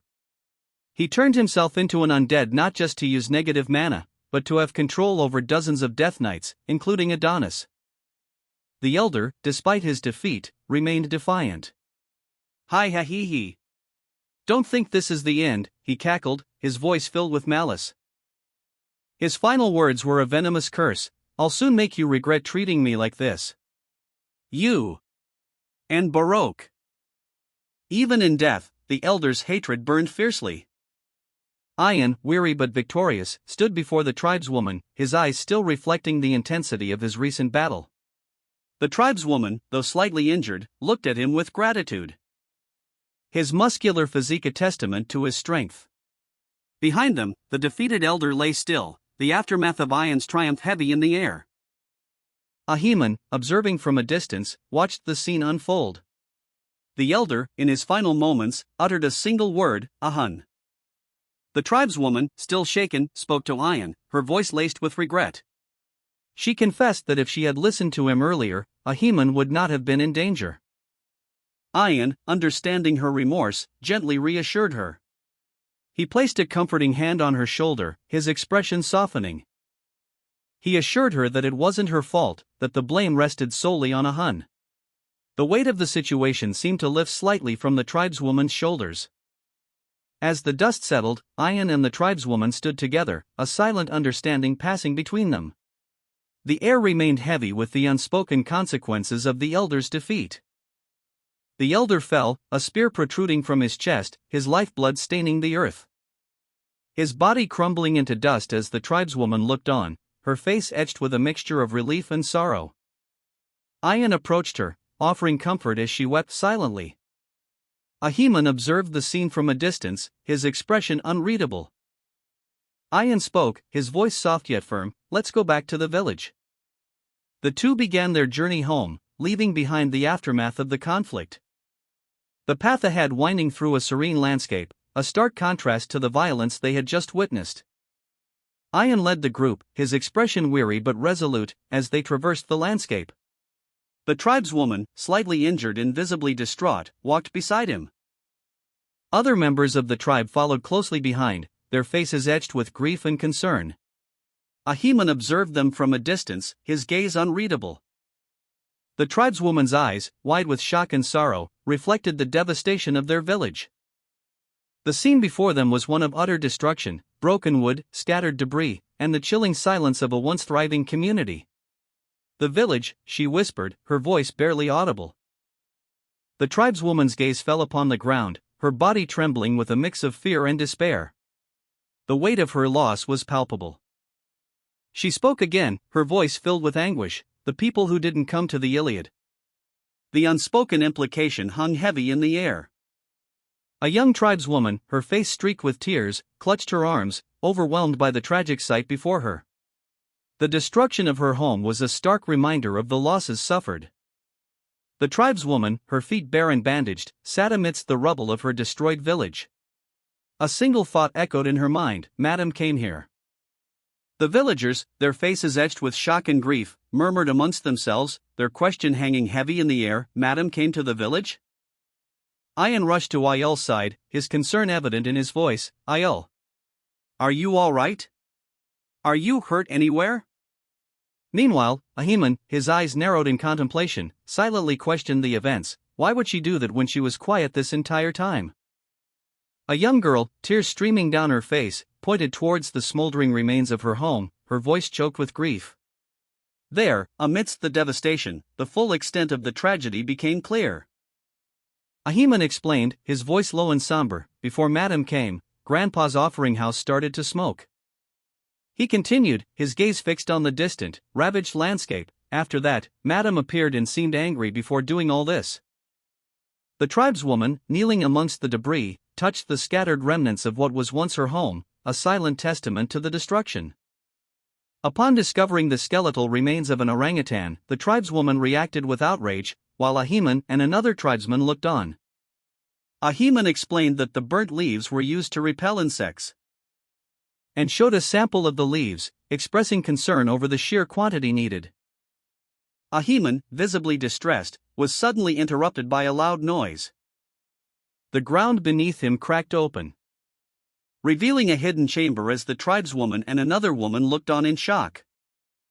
One of the women urgently addressed the injured tribe leader. The tribe leader, despite their injuries, offered words of reassurance, stating that the village could be rebuilt and food could be regathered. A surviving tribeswoman, still reeling from the devastation, heard a command. The healthy warriors were to recover the bodies of the fallen and tend to the remaining survivors. A grim task amidst the wreckage. The urgency was palpable. The order, "Move now," echoed the desperate need for action. Meanwhile, another tribeswoman, her face etched with worry, approached a large, injured wolf. She whispered, "Bakira."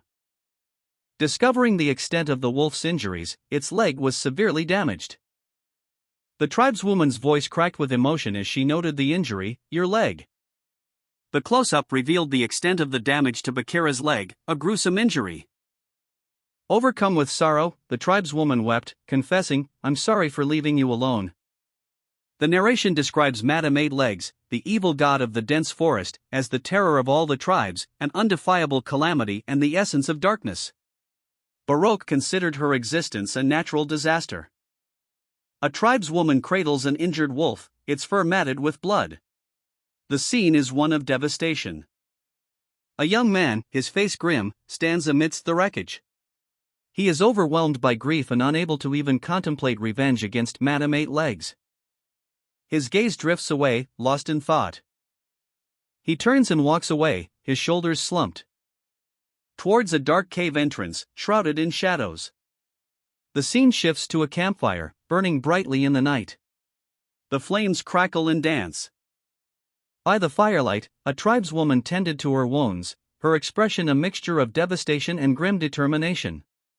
A young man approached Aquila, the tribe leader, his face etched with grief and a desperate need for answers. He posed a direct question, "Please tell me about Madame Eight Legs." The young man's inquiry was met with a pensive silence from Aquila, who was adorned with a necklace of sharpened teeth. Before she finally responded, "Tell you about Madame?" The young man presented a scroll, explaining, "This is a record about Madame discovered in the village of the Rococo tribe." The scroll detailed Madame Eight Legs' poison, past battles against other monsters, and even her current location. It was a comprehensive account. But upon finishing the scroll, a new question arose in the young man's mind. The young man's eyes, wide and bloodshot, reflected the horror he had witnessed. He presented Aquila with a scroll, his voice trembling as he voiced his question, why hadn't the tribes united to kill Madame Eight Legs? The scroll detailed the history of the tribe's attempts to defeat her. According to the scroll, even Rococo had records of their battles against her. Baroque's records also detailed a battle between Madame Eight Legs and Lord Adonis, the bow god. The scroll depicted Adonis's arrow piercing Madame Eight Legs' leg and destroying it, seemingly ending the threat. However, the destroyed leg regenerated instantly, becoming two legs. This was the start of their despair. The scroll detailed Madame Eight Legs' terrifying power. As more of her legs were destroyed, they increased infinitely in number. Only her legs could be damaged, and they grew stronger with each destruction. Even Lord Adonis' arrows could not pierce her tough body. According to the record, those who fought her died from her poison. The young man's wound, a lingering effect of Madame Eight Legs' poison from Lord Adonis' arrow, served as grim evidence of her strength. The tribeswoman, still recovering from the battle, clutched her bandages, her expression a mixture of exhaustion and grim determination. Madame Eight Legs, a being born from countless stories of the dense forest's warriors, was an evil god. The young man, his voice heavy with grief, spoke to Aquila, the tribe leader, "If you're thinking of fighting Madame, I suggest you stop. I do not wish to lose any more of my family."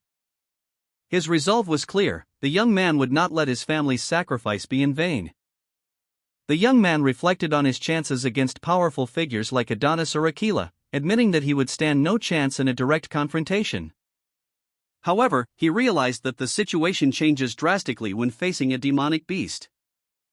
A scroll detailed Madame Eight Legs' nature as a rare demonic beast, a creature whose kind would become more common in the coming era of ruin.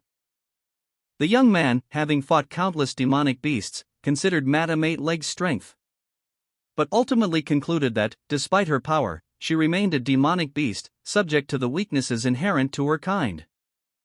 He resolved to exploit those weaknesses, determined to find a way to overcome her.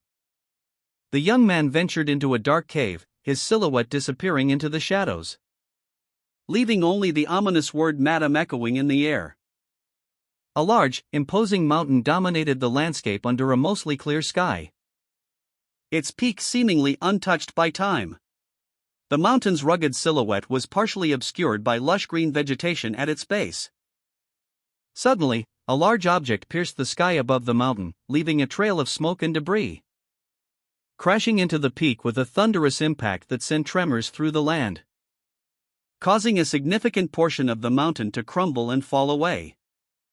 From the wreckage, a colossal spider-like creature emerged, its many legs scrambling across the mountainside. Its multiple eyes glowing menacingly as it unleashed a powerful blast of energy. A powerful shockwave ripped through the forest, the source unseen, leaving behind a trail of destruction as a massive creature crashed to the ground. The impact sent tremors through the earth, shaking the very trees. A cloaked figure, observing from the shadows of the forest, remained calm amidst the chaos. His eyes, though hidden, betrayed a thoughtful expression. Quite the loud awakening in the morning, he mused. After spending a few days observing Madame and her lair, he learned that she leaves at set times to hunt for food. Based on her established patterns, he estimated it would take her approximately 2 hours to return. The cloaked figure, having meticulously gathered intel on Madame's hunting patterns, launched a projectile. The projectile arced through the air, impacting the mountainside with a resounding crash. The force of the blow sent tremors through the earth, causing a significant portion of the rock face to crumble.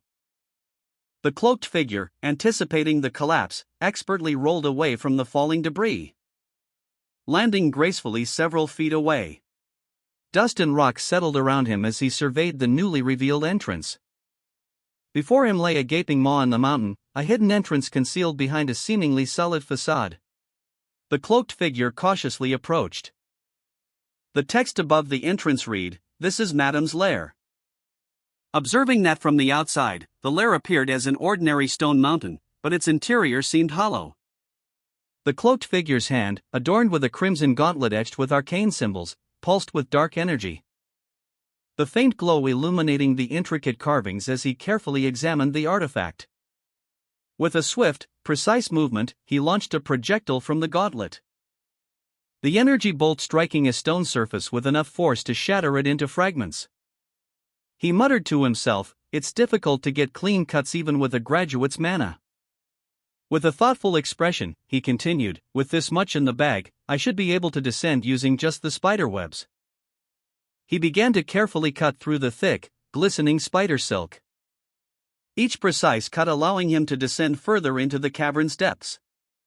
The cloaked figure, his body heavily bandaged, continued his descent into the depths. He gripped a small bag tightly, observing the narrow passage. The entrance is just big enough for Madame to get out, but the internal structure opens up as I go down, he mused. He paused, considering the surroundings. Considering Madame's size, this should be the best habitat for her, he thought. The cloaked figure moved swiftly through a cavernous space, navigating a gruesome scene. The remains of Madame's previous victims scattered around him. The prey Madame took down with her, he noted grimly. He surveyed the scene. She's not picky. There are both monsters and humans here.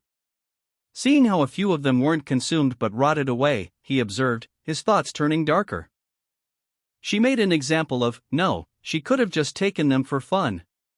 He realized, understanding the casual cruelty of Madame's actions. She knows well her status in the dense forest, he concluded, his eyes narrowing. The cloaked figure, having successfully navigated Madame's lair, paused amidst the grim reminders of her gruesome predation. His gaze drawn to a large, unsettling cluster of what appeared to be eggs, suspended within a complex web high in the cavern wall. A question mark floated above his head, reflecting his uncertainty. Closer inspection revealed the eggs to be numerous, dark orbs encased in a shimmering, silken membrane. With a sudden burst of energy, the figure launched a swift attack. His hand striking out with surprising force, shattering one of the silken cocoons, releasing a single, dark egg that he carefully cradled in his palm. More dark orbs tumbled to the ground as the figure moved away from the main cluster, leaving a trail of disturbed cocoons in his wake. He examined the egg closely, muttering, "Madame's eggs." The cloaked figure mused, so, this was why there were tons of spider demonic creatures in the era of ruin. He continued his internal monologue, it'll be worth it for me to take them and research into. A large demonic spider emerged from the depths, its many eyes gleaming menacingly. The cloaked figure, having secured one of Madame's eggs, prepared to leave the area. Another demonic spider, larger than the first, appeared, its presence filling the scene with an ominous aura. A demonic spider emerged from a hole in the ground. Its multiple eyes fixated on the cloaked figure as it rappelled down a chasm. The spider's movements suggesting it had detected the intruder's presence. The cloaked figure, internally relieved, reflected that he would have been in serious trouble without Mashuso's sound nullifying skill, and resolved to finish his task quickly and return. A question hung in the air, did anyone hear anything about Bichur? One person responded, Bichur? It's been days since he returned to his room. I saw him go to another tribe in the early mornings. But don't you smell burnt things near his room? Just what is he doing? Another added, well, it's Bichur, he's probably doing something important. A third voice interjected, well, the problem is that he's not meeting Leader Ian either, right? The scene shifted to show a sparsely furnished tent in a clearing. A young woman stood nearby, observing it. The young woman, lost in thought, murmured, I heard from Mother. The young woman recounted her mother's words, her voice laced with worry, that she had asked her mother about Madame. Madame is a monster, a being no warrior can defeat, her mother explained. And the young woman was worried about Bichur, who was attempting to fight her. The young woman's mother revealed that they had to amputate Bakira's leg the previous day. Bakira, now severely injured, will be unable to run as before, and the young woman fears for Bichur's safety. Overcome with worry, the young woman tearfully calls out Ian's name. Ian, hearing her, invites her inside, stating that he has something to say. Meanwhile, Bichur's silhouette is cast upon a bed, his presence shrouded in mystery. A young woman, her brow furrowed with worry, questioned, what's the young man before her? He explained, they're records related to Madame that I collected from all the different tribes in the dense forest. The image showed a table strewn with research materials, spider webs, a dried skin, and a dark, egg-like object resting on a piece of parchment. He continued, and I'm now researching the spider webs, dead skin, and Madame's egg that I found in her lair. Did you go into Madame's lair? The young woman's concern escalated. She exclaimed, as I thought, you're trying to fight her. She offered support, if you really have to, then let me fight with you. The young man, his back to the viewer, continued his research, seemingly unfazed by the potential danger. Ian, still recovering from injuries sustained in a previous battle with Adonis, was told by an unseen individual that he would only hinder their efforts if he continued to participate. Ian, his face partially obscured, listened intently. The unseen speaker's words, Ian, hung in the air, confirming their identity. Ian, though injured, remained determined. He announced his intention to leave the dense forest soon, as he still had unfinished business to attend to in Baskerville. The scene shifted to show Ian's determined expression as he reiterated his need to return to Baskerville. A young woman, her face partially visible, listened intently, her eyes wide with concern. Her expression shifted to one of determination, her eyes gleaming with resolve. She declared, I am ready.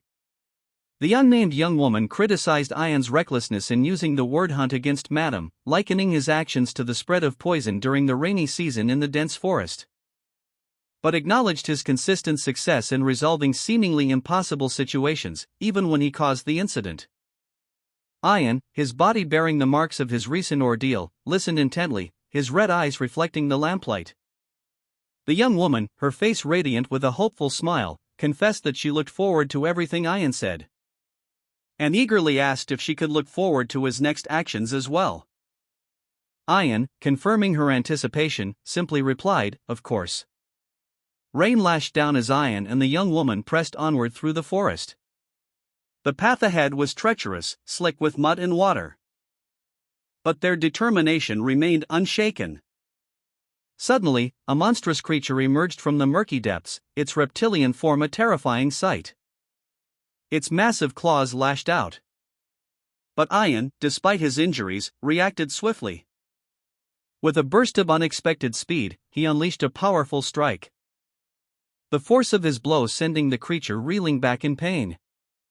Ian, his eyes blazing crimson, stood amidst the downpour, his expression grim. He had just defeated a monstrous salamander-like creature, its body dissolving into dark, shadowy particles. Confirming his observation that the creature could regenerate as long as its head remained intact. The young woman continued to support Ian, watching as he stood, exhausted but victorious, in the rain. This final victory marking a crucial step in his preparations to hunt Madame. Ian, his eyes still burning with intensity, demanded that the salamander surrender its abilities. The young woman's hand trembled slightly as she held a buzzing, crimson blade, a final piece in Ian's plan. Ahun, a light-skinned elf with pointed ears and gray hair, muttered "Pho" to himself, a look of contemplation on his face. He then declared, "It's done." 3 elves stood before a newly constructed house, their backs to the viewer. One of them, expressing surprise, asked Ahun, "What the? Ahun, how did you make the house so well? Is this the house for Bichur?" Ahun responded, explaining, "Bichur is like a brother to me. It's only right I build a house he can keep living in the future." Another elf questioned Ahun's statement, reminding him, "Brother? You hated him a lot in the beginning." The 3 elves then looked towards their village, which was returning to normal. The scene opens on a partially visible, dilapidated structure, possibly a house. A voice, off-panel, observes, "Isn't this all thanks to Bichur?" 3 elves, including one with gray hair and a braided ponytail, stand in a dimly lit room. One of them excitedly declares, "Let's go tell Bichur right now." Another elf, however, interrupts, saying, "Not here." The gray-haired elf turns his back to the others, his body language suggesting reluctance or apprehension. A question is posed, "Did he go out for something?" A female elf, unseen except for her arm, expresses a desire to see Bichur's reaction. She states, "I want to see his touched reaction." Another elf questions the likelihood of Bichur's emotional response, asking, "Do you really think Bichur would make that face?" A close-up on a female elf with dark hair and bandages on her arms. She quietly states, "It's today." The final panel shows a female elf walking away from the viewer, into a dense forest. The title card reads, "God of the Dense Forest." A plea, simple yet profound, echoed in the air, "Please." A silent prayer, perhaps, or a desperate hope. The image shifts to reveal a figure cloaked in shadow, their eyes glowing with an intense red light. The hood is pulled back, revealing a young man with a lean, muscular physique. His expression is serious, almost grim. He stands atop a rocky outcrop, surveying the desolate landscape. The wind whips around him, carrying with it the scent of rain and earth. The sky darkens, a storm brewing on the horizon. A voiceover states, "It's going to rain soon." The camera pans to a vast, mountainous region, the impending storm casting long shadows across the land. The young man, his face partially obscured by shadow, speaks, "Madam should be asleep right now. This is the best time for me to hunt her." A diagram appears, illustrating a complex network of possible scenarios, each representing a potential challenge during his hunt. He muses, "I've thought about the dozens of scenarios that could occur during my hunt against Madame." Ahun reviewed his plan, a complex web of contingencies mapped out before him, each scenario meticulously accounted for. He declared that the time for action had arrived, the hunt would commence. Ahun plunged into the depths, his movements swift and precise as he navigated the treacherous terrain. He descended into a cavernous space, ensnared by a network of glistening, ethereal threads. The hunt had begun. A monstrous creature, its form vaguely arachnid, emerged from the shadows. Its multiple eyes glowed with malevolent intent, its massive limbs poised to strike. Ahun's hunt led him to a colossal, insectoid creature, its segmented body radiating an ominous purple energy. The creature's massive limbs ending in wickedly sharp claws, poised to strike. But before it could attack, a flurry of blindingly fast, ice-like projectiles pierced the air. Launched by a hidden assailant, the projectiles impacting the creature with explosive force. Ahun, momentarily stunned, watched as the creature recoiled from the attack, its chitinous shell cracking under the assault. A powerful crimson energy erupted from Ahun's hand, the air crackling with raw power as he prepared for a decisive blow. He unleashed a devastating attack, sending the creature plummeting into the abyss below. The monstrous insectoid creature lunged, its multifaceted eyes glowing with malevolent energy. A flurry of blows impacting its chitinous carapace. As blows seemingly ineffective against its resilient hide. Ahun, agile and quick, evaded the creature's counterattack. Observing that the leg he had severed earlier had regenerated, just as it had with Adonis. A powerful, unseen force struck the creature, sending tremors through its massive body. A final blow, precise and swift, ended the creature's reign of terror. Ahun, facing a formidable insectoid creature, found himself on the verge of defeat. His resolve faltered. But then, a surge of power coursed through him, his eyes blazing with an unnatural crimson light. As he declared, "Then I'll use Plan 1." With newfound strength, Ahun unleashed a devastating attack.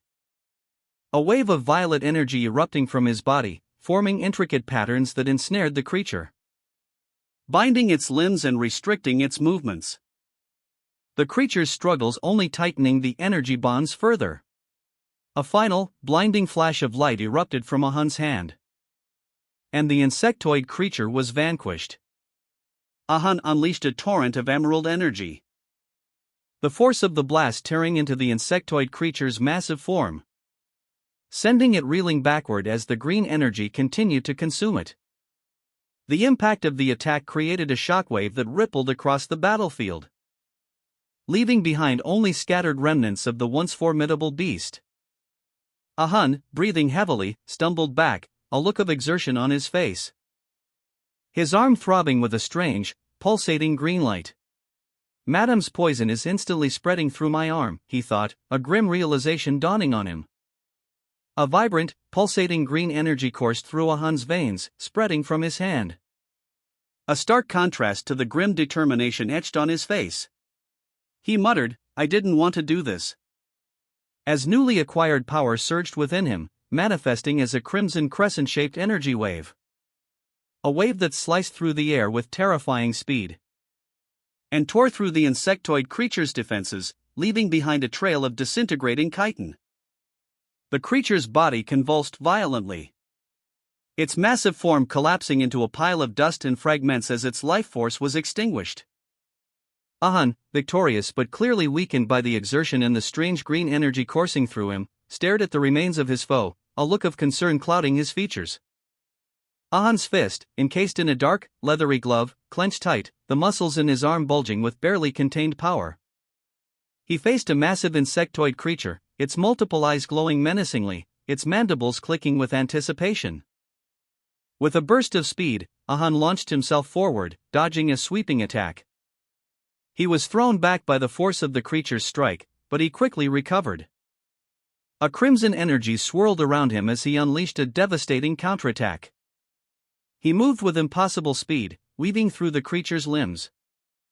His final blow connected, sending a shockwave that shattered the creature's body. Ahun stood victorious, but a dark stain spread across his arm, a sign of the poison he'd absorbed during the battle. Ahun, his eyes blazing with fierce determination, unleashed a torrent of dark energy, his body a blur of motion as he hurtled towards the insectoid creature. The air itself crackling with power as he moved with impossible speed. His eyes glowing with an unnatural crimson light, a stark contrast to the swirling darkness around him. The impact of his attack echoing through the battlefield as the creature recoiled, a pained cook, escaping its mandibles. The creature, thrown off balance, tumbled end over end, its massive form crashing into the ground. Ahun followed up with a swift kick, connecting with the creature's flank with devastating force. The impact sending tremors through the earth as the creature's body convulsed violently. Finally, the insectoid creature lay defeated, its multiple eyes dimming as it succumbed to Ahun's overwhelming power. However, a subtle green tinge began to spread across Ahun's skin, a sign of the poison he had absorbed during the battle.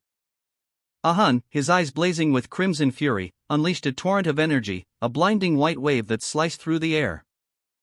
The attack streaking across the page, leaving trails of purple and white in its wake. Connecting with the insectoid creature with devastating force. The impact sent tremors through the ground. Ahun, despite his victory, felt a sharp pain pierce his body. The insectoid's poison had taken effect. The creature, its form shattered and broken, collapsed, defeated by Ahun's raw power. Ahun's face contorted in pain, his eyes still burning with a fierce intensity, as the poison coursed through his veins. Despite the poison, a triumphant grin spread across his face. He had prevailed. Ahun's body lay amidst the rubble, his skin marred by deep wounds and dark stains. But even as his lifeblood flowed, a strange purple energy pulsed beneath his skin. He clenched his fist, his eyes burning with fierce determination. A testament to his indomitable spirit despite the grievous injuries sustained in battle. Ahun's thoughts raced. How many times did I regenerate? Its drain on my stamina is pretty big. The insectoid creature loomed, its multiple legs a blur of motion. A terrifying display of power and resilience. That monster can keep duplicating those legs like it's nothing, Ahun thought, a grim realization dawning on him. Ahun, despite his grievous injuries and the poison coursing through his veins, smirked, a chilling expression twisting his lips. He launched himself forward, his movements surprisingly agile despite his weakened state. Balancing precariously on a massive, glistening strand spun by the insectoid creature. His blade flashed, a swift, precise strike aimed at the creature's vulnerable underbelly. The impact sent tremors through the colossal being, its multiple eyes widening in surprise. As the creature thrashed wildly, its massive legs flailing, Ahun's attack had found its mark. A final, desperate blow sent the insectoid creature crashing to the ground, its life force extinguished. The creature's demise left Ahun exhausted, but victorious. A question mark filled his mind, however, as he surveyed the scene. Ahun, his eyes blazing crimson, sneered. As I thought, he stated, you can't just jump up here. Duplicating your legs was all part of my plan. That you can regenerate a lost leg into two. It might sound like the ability of a god. But if you only duplicate the legs on one side, it's just a curse that inhibits your movement. Ahun, his body scarred but resolute, launched himself forward, a crimson blade flashing in his hand. The blade arcing through the air with deadly precision. Striking the insectoid creature's web with pinpoint accuracy. And I already predicted that you'd try using your web in this situation. The insectoid creature lunged, but Ahun anticipated the attack. He braced himself, a dark purple energy emanating from his chest. Ahun, his body racked with pain and poison, observed the strange properties of his weapon, a web, impervious to ordinary flames. But which ignited readily when exposed to the purple hellfire from the otherworld. A sinister grin stretched across his face. He reflected on his surroundings, a desolate place, littered with the bloated corpses of the fallen. A grim testament to the battle's intensity. In the distance, monstrous insectoid forms were visible, ensnared in a vast web. These creatures, trapped and vulnerable, presented the perfect opportunity. Ahun, despite his injuries, saw the advantage. Isn't it the perfect condition to start a fire, he mused, his eyes burning with determination. He prepared to unleash the hellfire, but a voice echoed in his mind, you've obtained too many trophies after getting drunk off your strength. Ahun, severely injured but resolute, addressed the trapped insectoids. Now, it's time for you to take them back. He channeled his remaining strength, drawing upon a dark, otherworldly power. A surge of purple energy erupting from his hand. And unleashed a devastating blast of otherworldly fire upon his foes. The impact was immense, the resulting explosion engulfing the trapped insectoids in a maelstrom of purple flames. The scene was consumed by the intense energy, leaving only a blinding flash of light and a lingering aura of destruction. Ahun, still recovering from his injuries and the poison coursing through his veins, found himself unexpectedly airborne, soaring through a starlit sky in a Santa-themed sleigh pulled by three miniature, disgruntled-looking elves. He was surrounded by a flurry of festively wrapped gifts. Two elves with vibrant red and dark hair, dressed in Santa outfits, floated alongside the sleigh, playfully tossing presents. One of them, the dark-haired elf, grinned mischievously. Ahun, the protagonist, stood in a dimly lit room, his back to the viewer. He examined several vials and canisters on a table before him. His expression unreadable, his gaze fixed on something unseen. His thoughts were clearly focused on a recent event. During his recent practical assessments, Ahun encountered Cerberus, a three-headed dog driven from its territory. This encounter prompted a crucial question: why had the tribe members gone to such lengths to drive away dangerous monsters from Mtilo-Rouge-et-Le-Noir? The answer, Ahun realized, was territorial expansion. A map revealed the Baskerville Pact's position, hemmed in by a powerful spider-like creature. This forced the tribe members all the way to Mtilo-Rouge-et-Le-Noir. This revelation allowed Ahun to finally understand Madam's hidden intentions. Ahun's face revealed a subtle, knowing smile. He had pieced together the puzzle. Ahun's deduction was revealed in a text box. Madam had manipulated the dense forest tribe members into acting as a barrier against demonic beasts, specifically Cerberus-like creatures, to keep her own weakness, hellfire, at bay. A jar containing a swirling purple substance, presumably the hellfire, was shown. This visual confirmed Ahun's insight. Ahun reflected on the proximity of Madam's weakness, expressing surprise at its closeness. A crimson dagger, imbued with dark energy, descended from above, impacting a large, brown bear-like creature, seemingly a demonic beast, with a burst of purple energy. The dagger, still glowing with dark energy, was shown in detail, emphasizing its power. A powerful blast of dark energy erupted from the dagger's impact point. The scene concluded with a demonic beast, its eyes glowing menacingly, emerging from the blast, suggesting the fight was far from over. A wave of purplish energy erupted outwards, radiating intense power. The demonic beast recoiled, its form momentarily obscured by the blast, leaving behind only swirling particles of dark energy. As the energy subsided, a chilling voice echoed, "It's time for you to take your trophies back." The camera focused on a monstrous skull, its gaping maw filled with shadowy tendrils. A dark, ominous presence filled the air, signaling a significant shift in the power dynamic. More shadowy tendrils emerged, suggesting a larger, more formidable entity was about to appear. A scene of immense power and impending threat concluded the sequence. Ahun's journey continued, his bare feet impacting the dark earth. As he approached a colossal, ominous peak, emanating a dark purple aura. Ahun's internal monologue revealed his strategy. He understood Madam's weakness was hellfire, and preventing her escape from her spider-web-filled den was key to victory. He reasoned that her duplicated legs would hinder climbing, and her web-slinging abilities would be useless in this situation. Escape was impossible. Ahun observed Madam, trapped within a raging inferno of his own making. He mused that no matter how strong she was, as a living being, her lungs would burn from the heat, and her skin would melt from the hellfire, leaving him only to wait for her demise. Ahun's thoughts turned to the future. He planned to obtain Madam's abilities once the fire subsided. A grim determination etched on his face. As the flames continued to engulf Madam, Ahun felt a surge of anticipation. This was it, the moment he had been waiting for. The intense heat began to wane, the flames slowly dying down, leaving behind only a smoldering crater and a lingering sense of dread. A volcanic peak dominates the landscape, smoke curling from its crater, as a powerful eruption rocks the mountainside, sending debris flying. The force of the blast creating a massive fissure that cuts deep into the earth. Molten rock flows like a river of fire. Ahun stares in disbelief, his mouth agape. She broke through the mountain?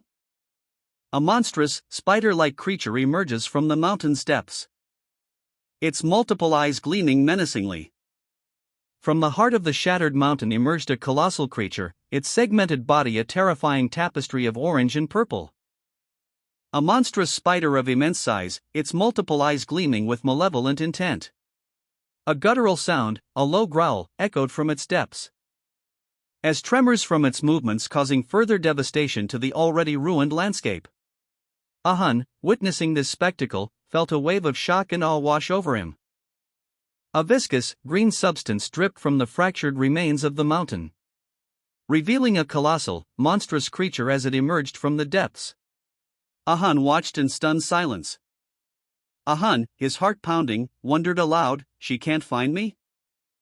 He reflected on the creature's state. The fire burned away her eyes and hairs on her body, so she can't use them.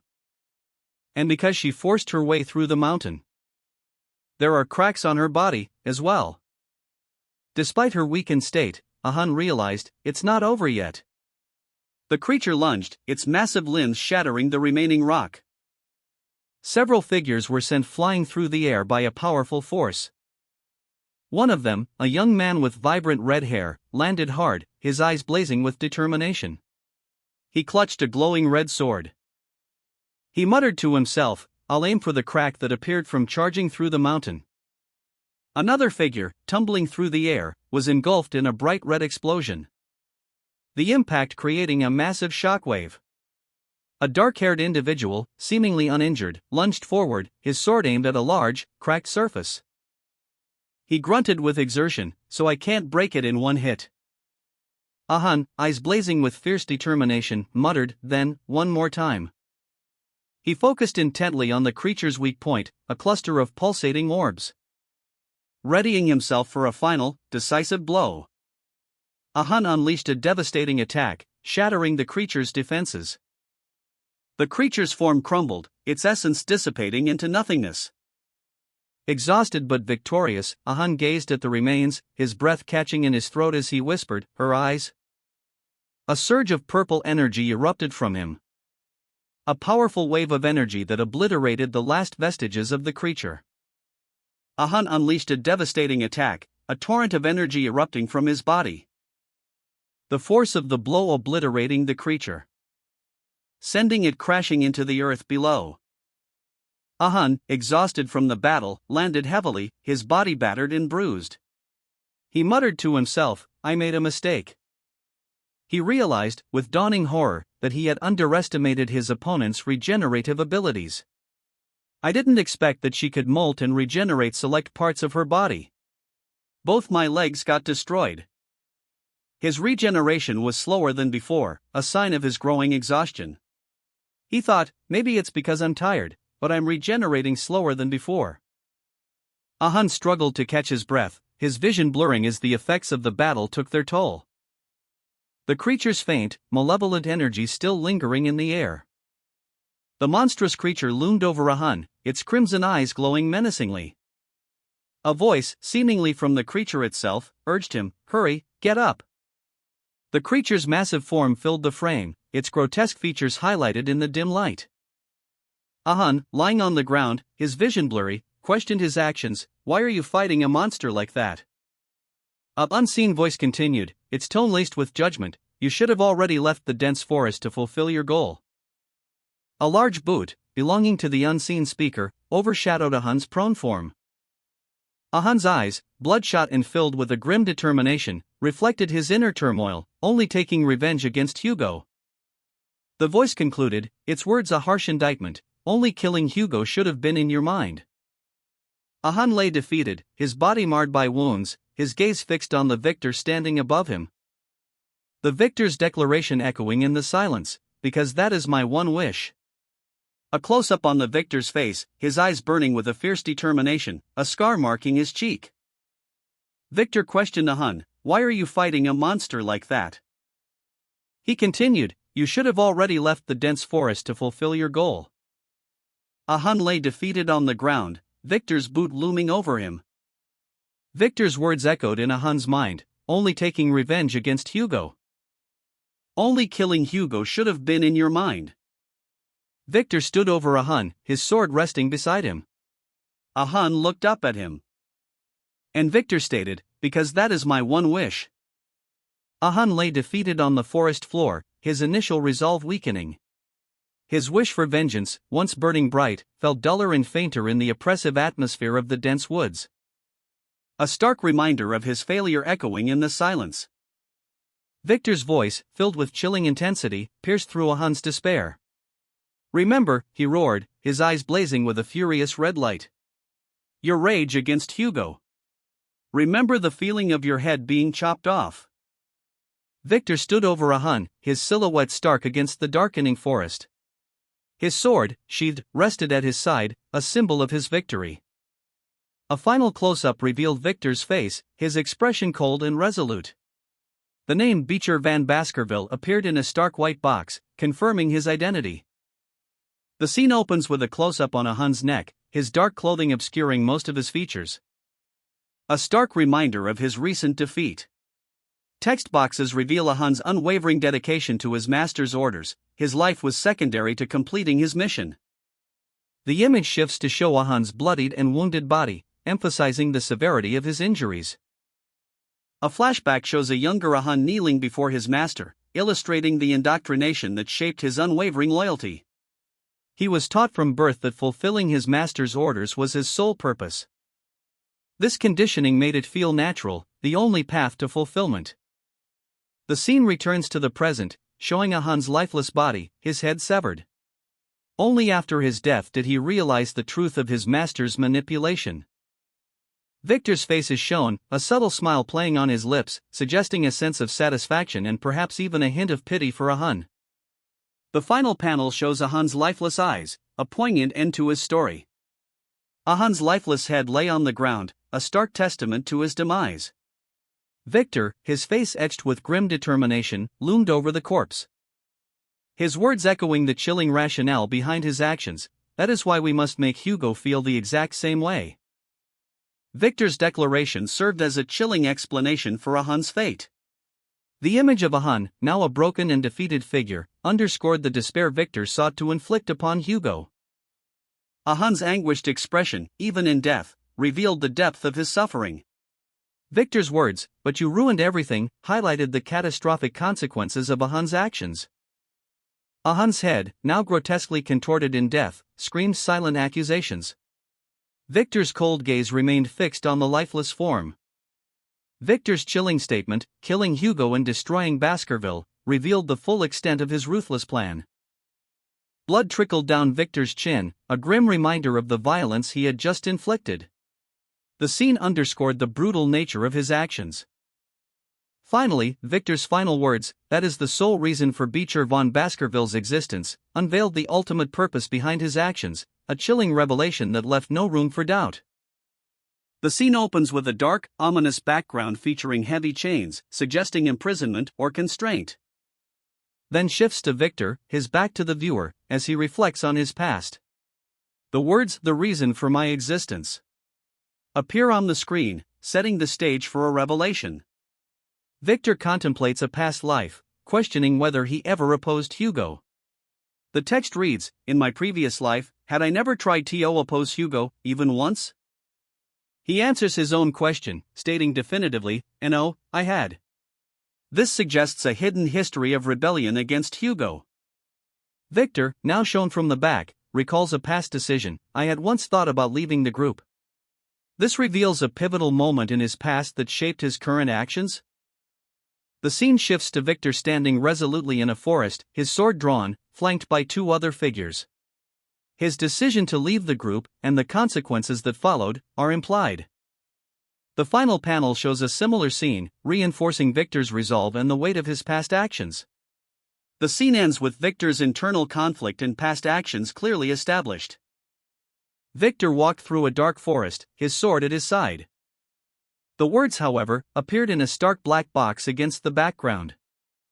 A flashback showed Victor bound by chains, surrounded by figures in dark cloaks. The text, "I chose to follow the leash around my neck," appeared. The flashback continued, showing Victor dangling from a chain, suspended in the air. He then walked along a path, the chain dragging behind him. The text, "Because I was just one of the well-trained hunting dogs," appeared. Victor's face was shown, his eyes glowing red, a scar visible on his cheek. Victor's face, partially obscured by shadow, revealed intense red eyes, a stark contrast to his otherwise dark features. The word revenge floated above him, hinting at his burning desire for retribution. A raw, visceral scream escaped his lips, a sound born of years of suppressed rage and despair. His face contorted in agony, reflecting the torment he had endured. The chains binding him, a symbol of his past captivity, were shown in detail. The text box revealed a key moment, the moment I was executed by Hugo. A pivotal moment in his life that shaped his current resolve. He declared, I decided I would never live like a hunting dog that's put down after catching a rabbit. His past as a tool, discarded after serving its purpose, fueled his current defiance.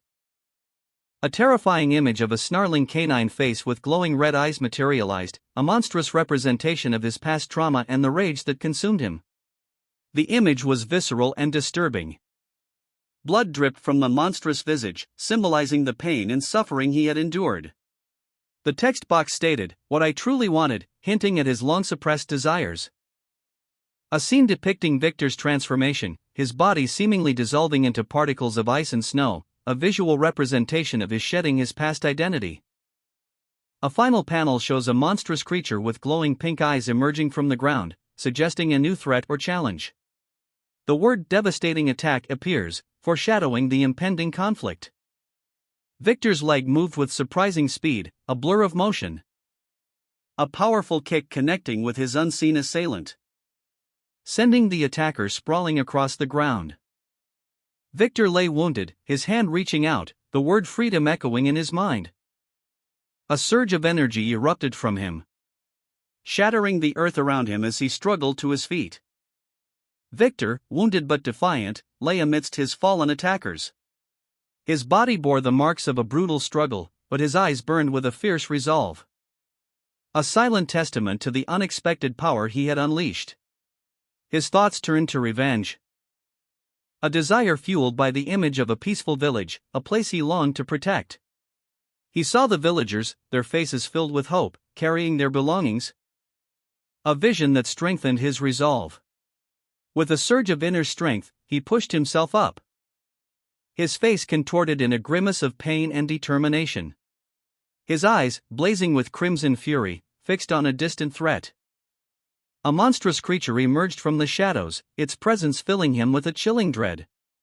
Yet, Victor's voice rang out, defiant, I want to live in the way I choose to.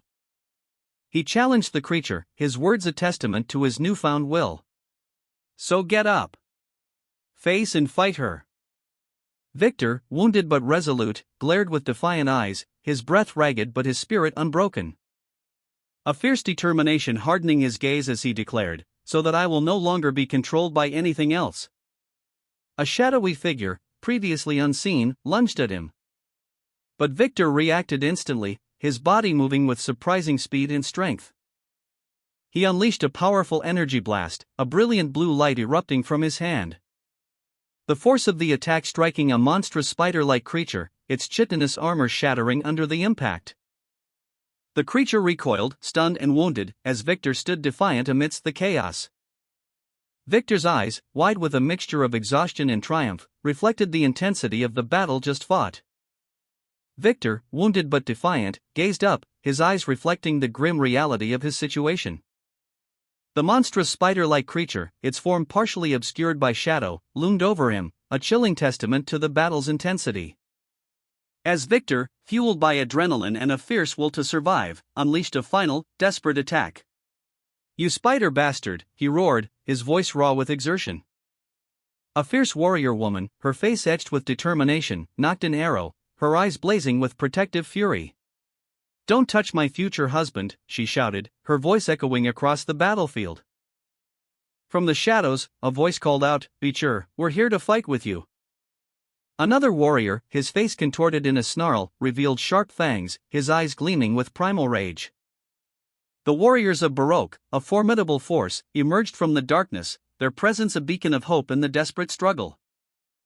Ready to join the fray and turn the tide of battle. Victor's sworn brother confronted him, accusing him of secrecy and undertaking dangerous missions alone. The brother exclaimed, trying to take on everything in secret without telling me, your sworn brother. Meanwhile, another warrior urgently announced, by Kairos fighting madam. Everyone, prepare for the hero of the dense forest. The warrior woman, along with the warriors of Baroque, braced themselves for battle, readying their bows and arrows. Unleashing a volley of arrows upon the monstrous spider-like creature.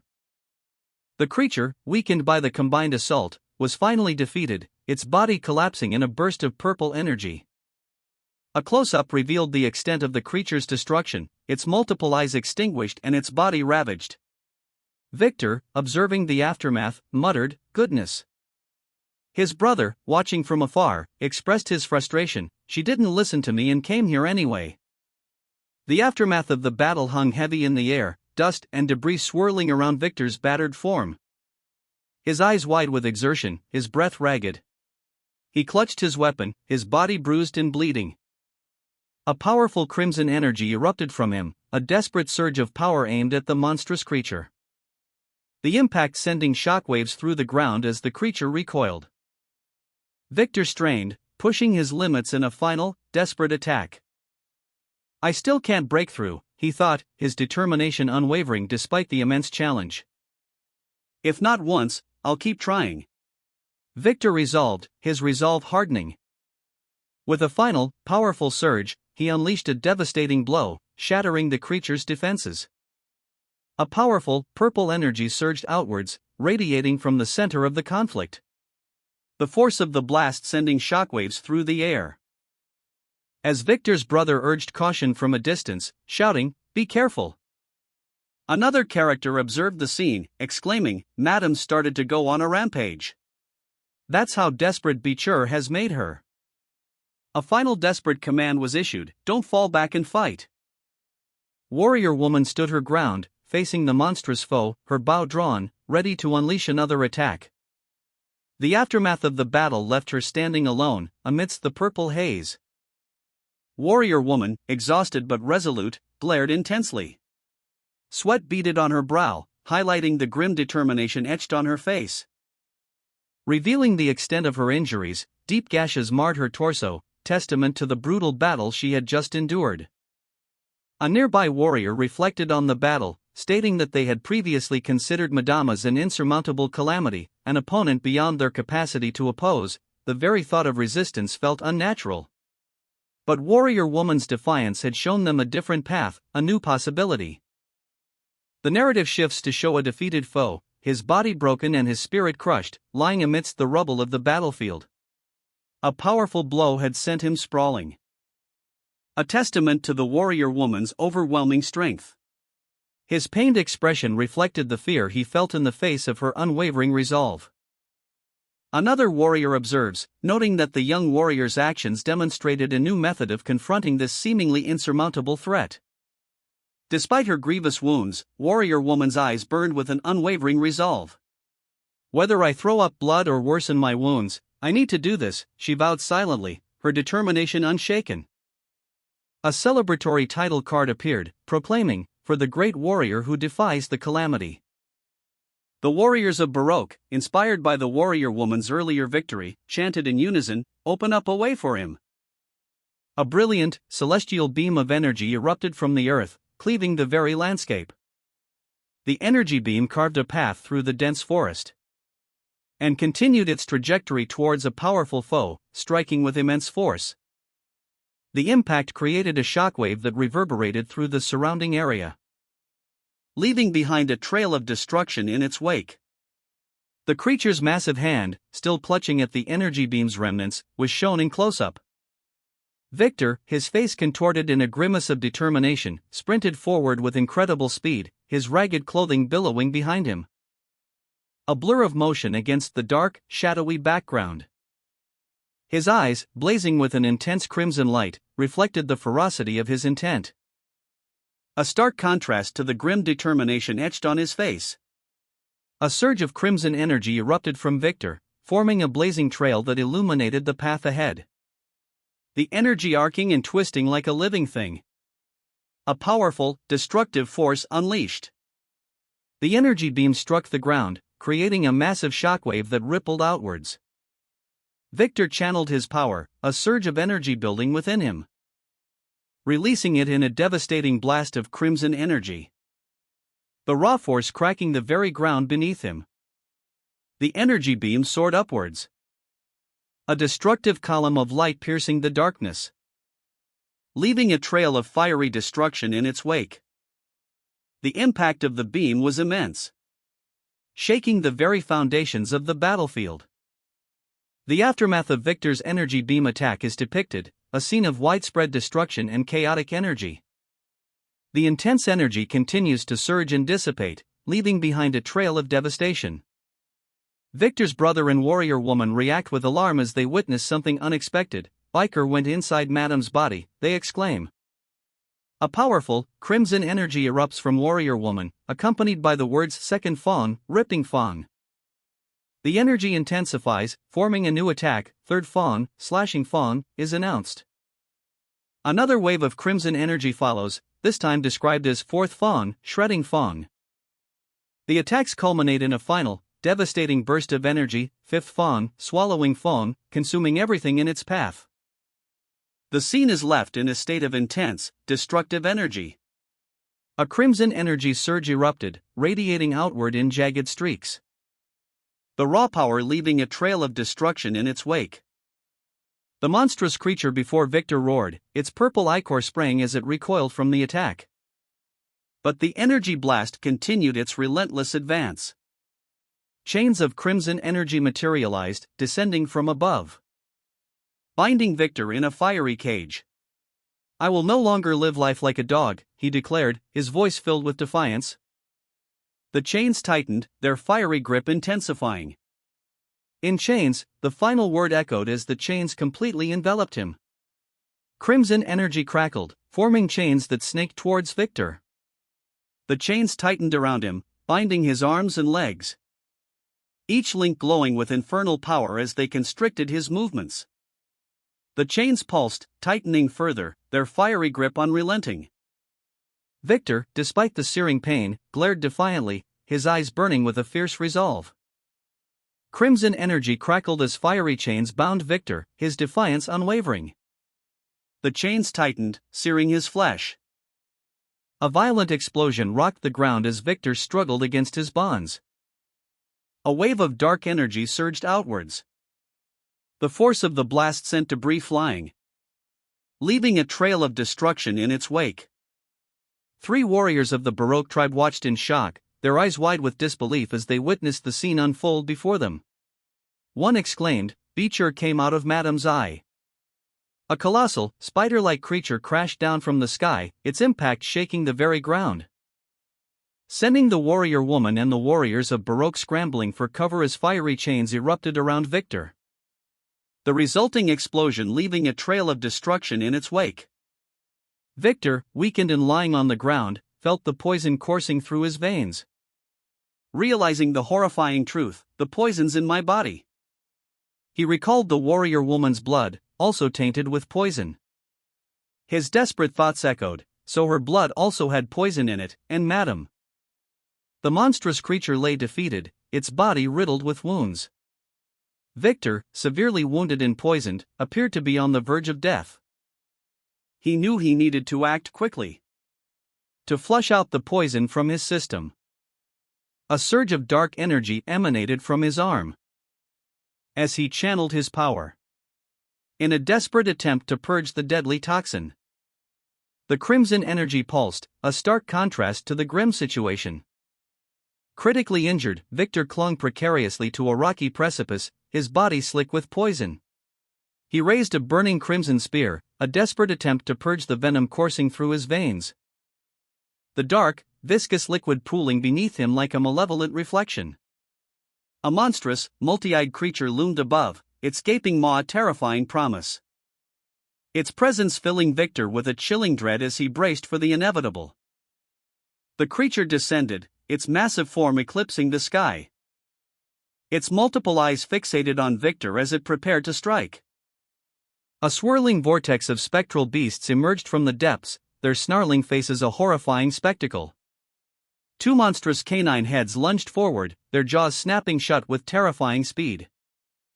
Victor, critically injured and poisoned, braced himself against a monstrous, multi-headed creature. Its multiple forms a terrifying display of power. The creature lunged, its claws extended. A flurry of attacks narrowly missed him as he desperately tried to evade its grasp. The creature's multiple eyes glowed menacingly, its form shifting and changing. A terrifying display of its adaptability as it continued its relentless assault. Victor, critically injured and poisoned, found himself facing a deadly threat. He muttered, "There's poison here, it's dangerous to get close." He urged someone, "Let go." Beecher is. A terrifying presence closing in. His desperate plea continued, "You can't die yet." "I haven't." Finished his sentence as he collapsed, his body racked with pain. The warrior woman and other warriors of Baroque rushed to his side, their faces etched with worry. Victor weakly insisted, "I'm fine, so quiet down." But his pained expression betrayed his words. He complained, "Your voice is so loud, I can't rest." A young warrior, Ian, visibly distressed, wept openly. The scene was heavy with tension and concern. In the distance, a monstrous, shadowy form loomed, a dark cloud against the purple sky, hinting at the continuing danger. Ian, distressed and weeping, expressed her worry for Victor with a heartfelt outburst, "I was worried about you." "Stupid." A close-up revealed a detail of Victor's arm, showcasing a dark, intricate tattoo-like marking with 3 glowing red gems embedded within it. The image then transitioned to an on-screen display detailing the 3 slots of Victor's Beelzebub Fong, a weapon capable of holding various deadly substances. Slot 1 contained Deadly Poison, Madam 8 Legs, S. Slot 2 held Silent Hill Mashusu, A+, and Slot 3 was filled with Super Regeneration, Muddy Bog Salamander, A+. Victor lay unconscious on the ground, his body bruised and battered. The warrior woman and the warriors of Baroque were tending to him, their expressions filled with concern. Nearby, a discarded cup and a plate of half-eaten food lay abandoned, hinting at the urgency of the situation. The warrior woman and a warrior of Baroque sat atop a large animal, seemingly a war beast, their expressions a mix of worry and determination as they looked towards Victor. Ian's face, close-up, showed a mixture of exhaustion and lingering worry for Victor's well-being. High above, 3 figures watched the festival from a rocky outcrop. One of them pondered aloud, "How many days has it been since the festival started?" The scene below was one of revelry, but a closer look revealed a grim reality. Many bodies lay scattered on the ground, casualties of the festivities. Elsewhere, a young man approached 2 large, white canines. He inquired, "Bakira, how's your health?" One of the dogs, Bakira, looked up at him, panting slightly. The man continued, observing Bakira's condition. He reflected on Bakira's resilience, stating, "Bakira, you lost your leg, but you beat the other males and got yourself a mate. I'm proud of you." Bakira, nuzzling affectionately against the man's hand, reassured him, "I made Madam pay for what she did, so don't worry." The young man, adorned in a floral lei, reflected on his recent ordeal. His eyes, wide and intense, spoke of a profound experience. A text box appeared, revealing his inner thoughts. "After killing Madam, I'm now able to use the 7th Fong, albeit not perfectly." He continued his internal monologue, the text box showing, "The reward I got for the achievement of killing Madam. No, I guess it's because my understanding of combat increased through a battle of life and death."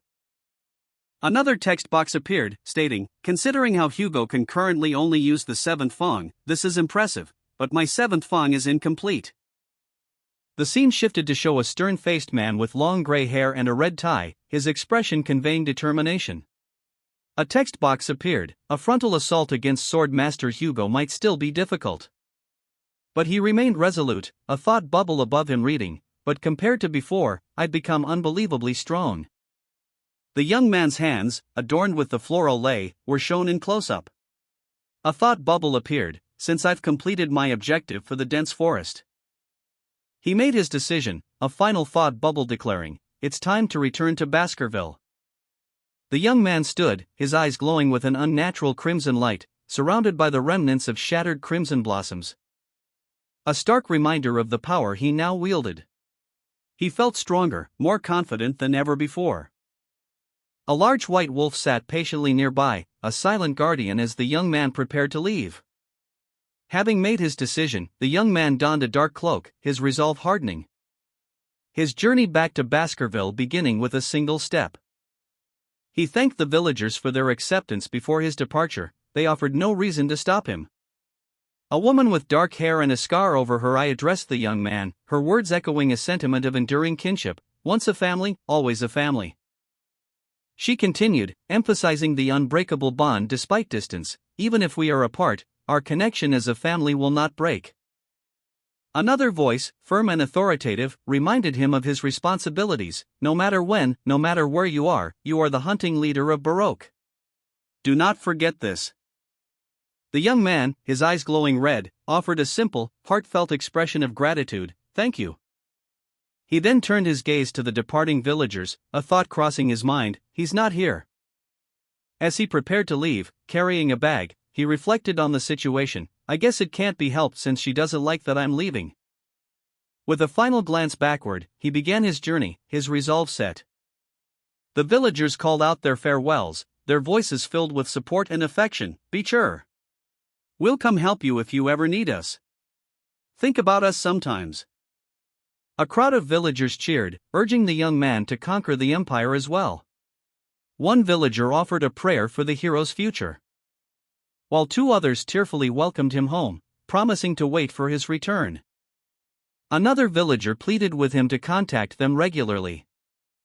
The young man, now dubbed a hero, walked away from the village into a sun-dappled forest, a peaceful expression on his face as he journeyed onward, his footsteps echoing softly on the path, until he emerged from the trees, his brown cloak billowing slightly in the breeze. He continued his journey, a small bag slung over his shoulder, towards Baskerville. A young man, his face set with quiet determination, stood at the edge of a field of golden wheat, preparing to depart. A young woman with dark hair, her body wrapped in bandages, watched him from behind, her gaze following his every move. She turned, revealing a worried expression on her face as she clutched a long, wrapped object. The young man paused, and the woman approached him, asking, "Are you really leaving?" He nodded silently, his expression unreadable. The woman then handed him the wrapped object, saying, "Take this with you." As he accepted it, she added, "This is," her voice trailing off. The young man looked down at the package, his expression thoughtful, as the woman's hand rested gently on his arm. A young woman, her expression a mixture of concern and determination, stood before a spectral image of a powerful, grim-faced warrior wielding a massive bow. The spectral warrior seemed to emanate an aura of immense power. She explained, her voice soft yet firm, that the bow was once wielded by Lord Adonis, a legendary figure, and that she had modified it slightly to make it usable for someone else. The young woman's gaze held a hint of sadness as she spoke. The scene shifted to a young man, his eyes wide with surprise as he carefully cradled a mysterious package. He was clearly taken aback by the gift. The young woman, her face partially obscured, fastened a strange choker around his neck, a choker with a broken chain. Her actions were gentle, yet her expression remained unreadable. She explained that she had made the choker because he had been muttering about chains and hunting dogs while he was unconscious. Her tone was laced with a mixture of concern and affection. The young woman's words were followed by a close-up of her legs, emphasizing her casual attire. She then stated, with a hint of playful defiance, that he was not a hunting dog, but a wolf. She finished by saying that it would be strange for a wolf to be bound by chains. The implication was clear, he was meant for something greater. The young man, surprised, admitted to himself, "I never expected to hear that from you." He stood close to the young woman, their foreheads nearly touching. A mysterious choker was visible around his neck. Their feet were the only visible parts, hers bandaged. The young man examined the choker, a chain hanging from it. The pair walked away, the young man carrying a mysterious package and the choker. Their departure was captured from behind, walking through a field of tall grass. The young woman's face was close to the young man's, their lips almost touching. The young woman wept, her face etched with sadness. The young man, Ian, reflected on a unique imperial custom, I heard that the people of the Empire say goodbye to each other like this." He and the young woman exchanged words. She commented on his growth, noting that he was smaller before. He replied, "You've grown a lot." The young woman offered a final, heartfelt wish: stay safe, and have a safe journey. Ian, now carrying a mysterious package and wearing a strange choker, continued his journey. He mused, "I never knew the Empire had a custom like that." A peaceful smile spread across Ian's face as he thought, "Let's see each other again, Ian." The young woman, having given Ian a gift and a choker, walked away, her departure marked by a sense of sadness and longing. She continued walking away, her steps heavy with unspoken emotions. The young woman looked back one last time, her expression filled with a mix of sorrow and hope. The young man, his expression unreadable, received a mysterious package from the young woman. A bittersweet smile playing on her lips as tears streamed down her face. She also gave him a strange choker. The young woman, her heart heavy with unspoken sorrow, watched as he accepted her gifts. She whispered a final farewell, "See you." The young man's journey continued, his footsteps echoing on the cold stone. As he approached a formidable structure, a large gate looming before him. The gate of Red Fong Fort, a place he recognized from his past. He paused, his gaze fixed on the imposing structure. Red Fong Fort, he thought, it's been a while since I've been here. The sight of the Morgue clan's banners prompted a reflection. Seeing how Morgue clan is here, it seems they're still mining rubies here? He deduced, that means they're still working with the Baskerville clan. A thought bubble appeared above the young man's head, containing the words, "She might still be here, as well." The young man, cloaked and hooded, stood silhouetted against the twilight sky at Red Fong Fort, lost in thought. He continued to ponder, his internal monologue revealing his anxiety. "I'm already getting tired thinking about what I should say to her when we meet." Having arrived at Red Fong Fort, the young man knelt, seemingly searching for something on the ground. He then stood up, muttering to himself, "It's late today, so I'll have to sleep here." The young man, still cloaked, walked through the night streets of Red Fong Fort, looking around and asking himself, "Where's the inn?" The young man, his red eyes narrowed in thought, stared intently at something in the distance. He pointed towards a large statue, a question mark floating above his head. A statue? Approaching the statue, he pondered aloud, "When did this get built?" His thoughts continued, for a statue like this to be built, both clans would need to agree to it. And Hugo allowed it? Suddenly, a voice interrupted his musings. "You! What are you doing, standing there?" A man with a spear appeared, shouting, "Do not touch the hero's statue. I won't forgive you if you try to take the gold from it." He warned, "Don't touch it and only admire it from afar." The man questioned, "Hero? What, are you an outsider?" The spearman, his expression grim, questioned the young man, "Do you really not know about him?" The young man, surprised, replied that he couldn't imagine anyone within the Empire not knowing of him. The spearman, however, vehemently disagreed, recounting a tale of an elite martial artist who single-handedly defeated countless barbarians during an ambush. He continued, describing a chivalrous knight who bravely risked his life to save the petite princess of the Morgue clan. And further detailed the knight's ultimate sacrifice, facing a monstrous demon alone to buy time for the others to escape. The narration shifted to show the knight's incredible strength and fighting prowess against the massive demon.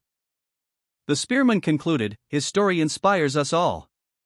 That is why the Morgue clan built this golden statue to show our thanks to him." Overwhelmed by this revelation, the young man could only utter, "This story, no way." The young man's gaze was drawn upward, his expression one of profound awe. He was reminded to remember the great hero who had graced these lands just 2 years prior. A reminder underscored by the imposing figure of a golden statue, partially obscured by shadow. The statue's details, though partially hidden, hinted at a figure of immense power and majesty. The name Beachy van Baskerville was revealed, etched into the narrative of the statue, solidifying its identity. The spearman, eyes wide with excitement, shared this revelation with his companion, his grin infectious. His companion, however, seemed less surprised, a knowing glint in his eyes as he confirmed his suspicions. A young woman in a blue and gold uniform sits at a table, taking a large gulp of ale. "Kagh," she exclaims, the liquid splashing from her mug. She continues, lost in thought, "I still can't forget how Lord Beecher made my heart flutter when I first saw him." Another woman, identical in appearance, chimes in, "Right.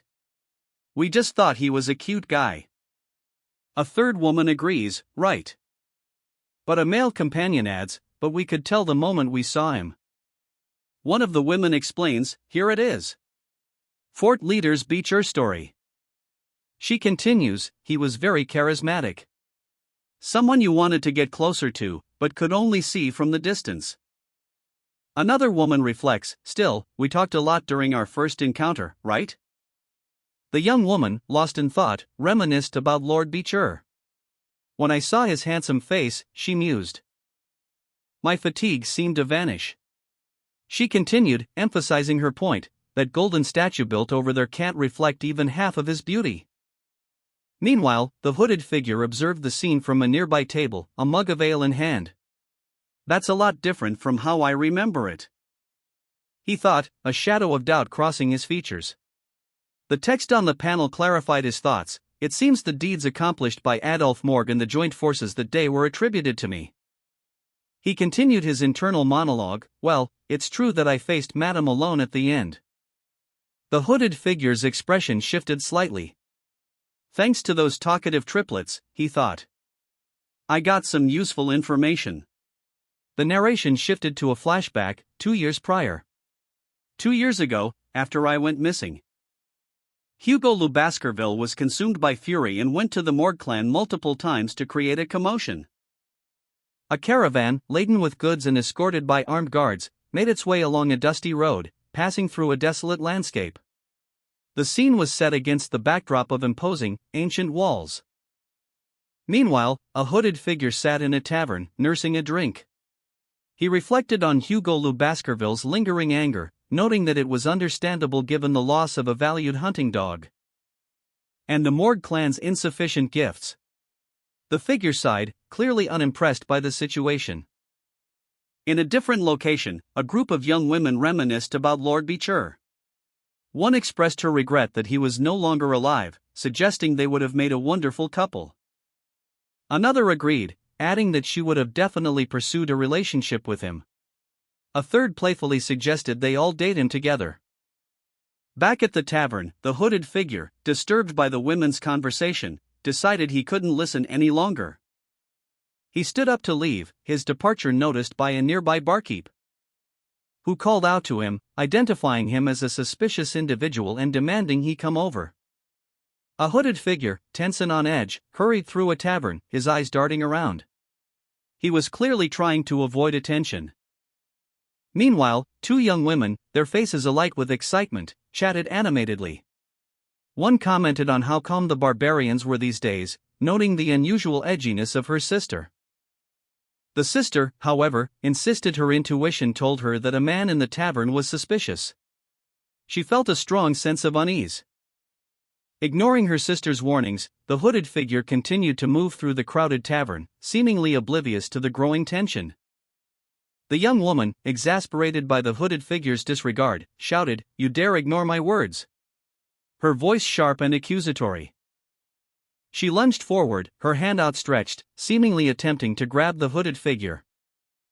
The hooded figure, startled by her sudden attack, stumbled backward, his cloak billowing around him as he lost his balance. He fell heavily to the floor, the sudden commotion drawing the attention of the other patrons in the tavern. A grotesque, plant-like creature lashed out with thorny vines, its attack narrowly missing its target. 2 young women, their faces etched with concern and determination, watched the scene unfold, their eyes fixed on the hooded figure lurking nearby. The hooded figure, startled by their sudden appearance, stumbled backward, losing their balance and falling to the ground. The young women, along with several other individuals in blue and gold uniforms, advanced on the fallen figure, their spears raised in a defensive posture. The hooded figure, already en route to informing the Baskerville clan of his return, declared that it didn't truly matter. He adjusted his coat, revealing a heavy chain around his neck. The young women, upon seeing him, gasped in surprise, muttering "Oh, oh." Their surprise deepened, escalating to "Oh, oh, oh," as they took in his appearance. One of the women exclaimed, "He's handsome." Another young woman, however, noticed something more, whispering, "Wait, that face." The uniformed men, observing the scene, looked on with a mixture of confusion and apprehension. One of them commented that while the figure looked filthy, he resembled the statue, particularly the red eyes and black hair. A close-up revealed a single, intense red eye, partially obscured by a dark, horizontal scar across the brow, belonging to a figure whose face was mostly hidden in shadow. A single, breathless syllable escaped his lips, B-. The sound echoed the stunned reactions of three young women, their faces contorted in expressions of shock and disbelief. Their repeated, whispered exclamations of B- mirrored the man's own utterance. Until one finally managed to gasp out a full word, "Beecher?" The scene shifted to an exterior shot of a quaint building at night, suggesting a town or village setting. A voice, weary and slightly exasperated, could be heard from within the building. "You could have stayed in the guest room." A lone figure, accompanied by a white horse, crossed a wooden bridge. He chose to avoid the inn, stating, "I didn't want to waste money at the inn." He was met by three young women in uniform, who seemed surprised by his arrival. One of them remarked, "Seeing how you came to find me first, do you perhaps?" Another retorted, "You're delusional, he was definitely here for me." The man explained that he had only requested contact with the Baskerville clan, not a widespread announcement of his return. One of the women countered, "I thought everyone should know about it." He sighed, muttering, "As I thought, triplets are annoying creatures." The triplets pressed him, asking if he truly didn't need their assistance. He responded curtly, "You must be busy." "I'm fine." They insisted they weren't busy, merely sleeping due to inactivity. He then revealed his intention to report the Mord clan's lack of work upon his return. Reflecting on his journey, he realized he hadn't met Camus Morgue. A final thought bubble appeared, "Is she well?" The triplets, their faces etched with concern, discussed Camus' current situation. "By Camus, she's in isolated training right now," one explained, adding, "Fuck. We were going to get blasted if Camus finds out we were being close with him." They continued, revealing that Camus had withdrawn from Uncle Adolphe's care, entered Death Court, and was fully focused on researching magic. A young man, his eyes wide with surprise, reacted to the news of Death Court. His thoughts revealed a past conflict. "From what I know, the Camus before regression had a bad relationship with Snake, the leader of Death Court." He realized the implications of his actions, muttering, "So this is also a future changed by me." The triplets, their expressions somber, relayed a message from the hooded figure, "Tell Camus Morgue to meet me when she has time, and also tell her to leave Death Court." One of the triplets voiced her disappointment, "That's all he has to say? Wasn't this supposed to be a heartfelt reunion after 2 years?" The hooded figure, riding away on horseback, left the triplets with their questions unanswered. News from Red Fong spread throughout the empire, carried on the wings of a majestic bird. A sweeping vista of imposing mountains and clouds filled the sky.